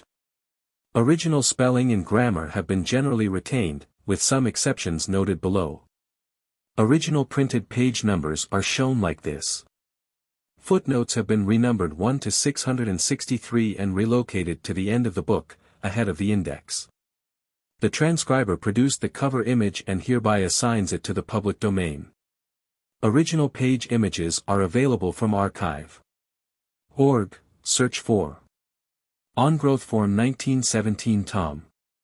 Some tables and illustrations have been moved from their original locations within paragraphs of text to nearby locations between paragraphs. This includes, for example, the full-page table printed on page 67, which page number is removed from these ebook editions. Some other tables and illustrations have been left where they originally lay, in the middle of paragraphs of text. Some, but not all ditto marks, including do, have been eliminated. Enlarged curly brackets, turned horizontal, used as graphic devices to combine information in two or more columns of a table, have been eliminated. Enlarged curly brackets used as graphic devices to suggest combination of information over two or more lines of text, have been eliminated. For example, on page, in the last column of the table, two lengths, 490 and 500, were printed, the latter under the former, with a large right curly bracket combining them. The transcriber has changed that construction to 490 to 500, taking the original to mean a range. Page. Changed it we could believe to if we could believe. Page. Changed M to in column 3 of the table. Page. Both Q10 and Q10 appear on the page as originally printed. Page. Changed Proc. RY, SOC 12 to Proc. Roy. SOC 12 inch. Page. Perhaps, the original, the area of the enlarged sector, POA, should read, the area of the enlarged sector, POA. Page N, changed, phenomenon, to, phenomenon. Page. Changed, raphidiophrase, to, raphidiophrase. Page. The Unicode character, U+2A8C greater than above double line equal above less than, is pretty rare, and may not display properly in most fonts. An image is used instead of the Unicode in all but the simple text edition. Page. The Unicode character, U+2336 APL functional symbol I-beam, is also unusual. An image is substituted in all but the simple text edition. Page. Changed, figure 474, to, figure 374. Page. Changed, in the case of Pro-Ohippus, to, in the case of Protohippus. There were 3 footnotes on this page, but only 2 footnote anchors. The second footnote, missing an anchor, said, C.F. Zittel, Grundzüge D. Paleontology, page 463, 1911.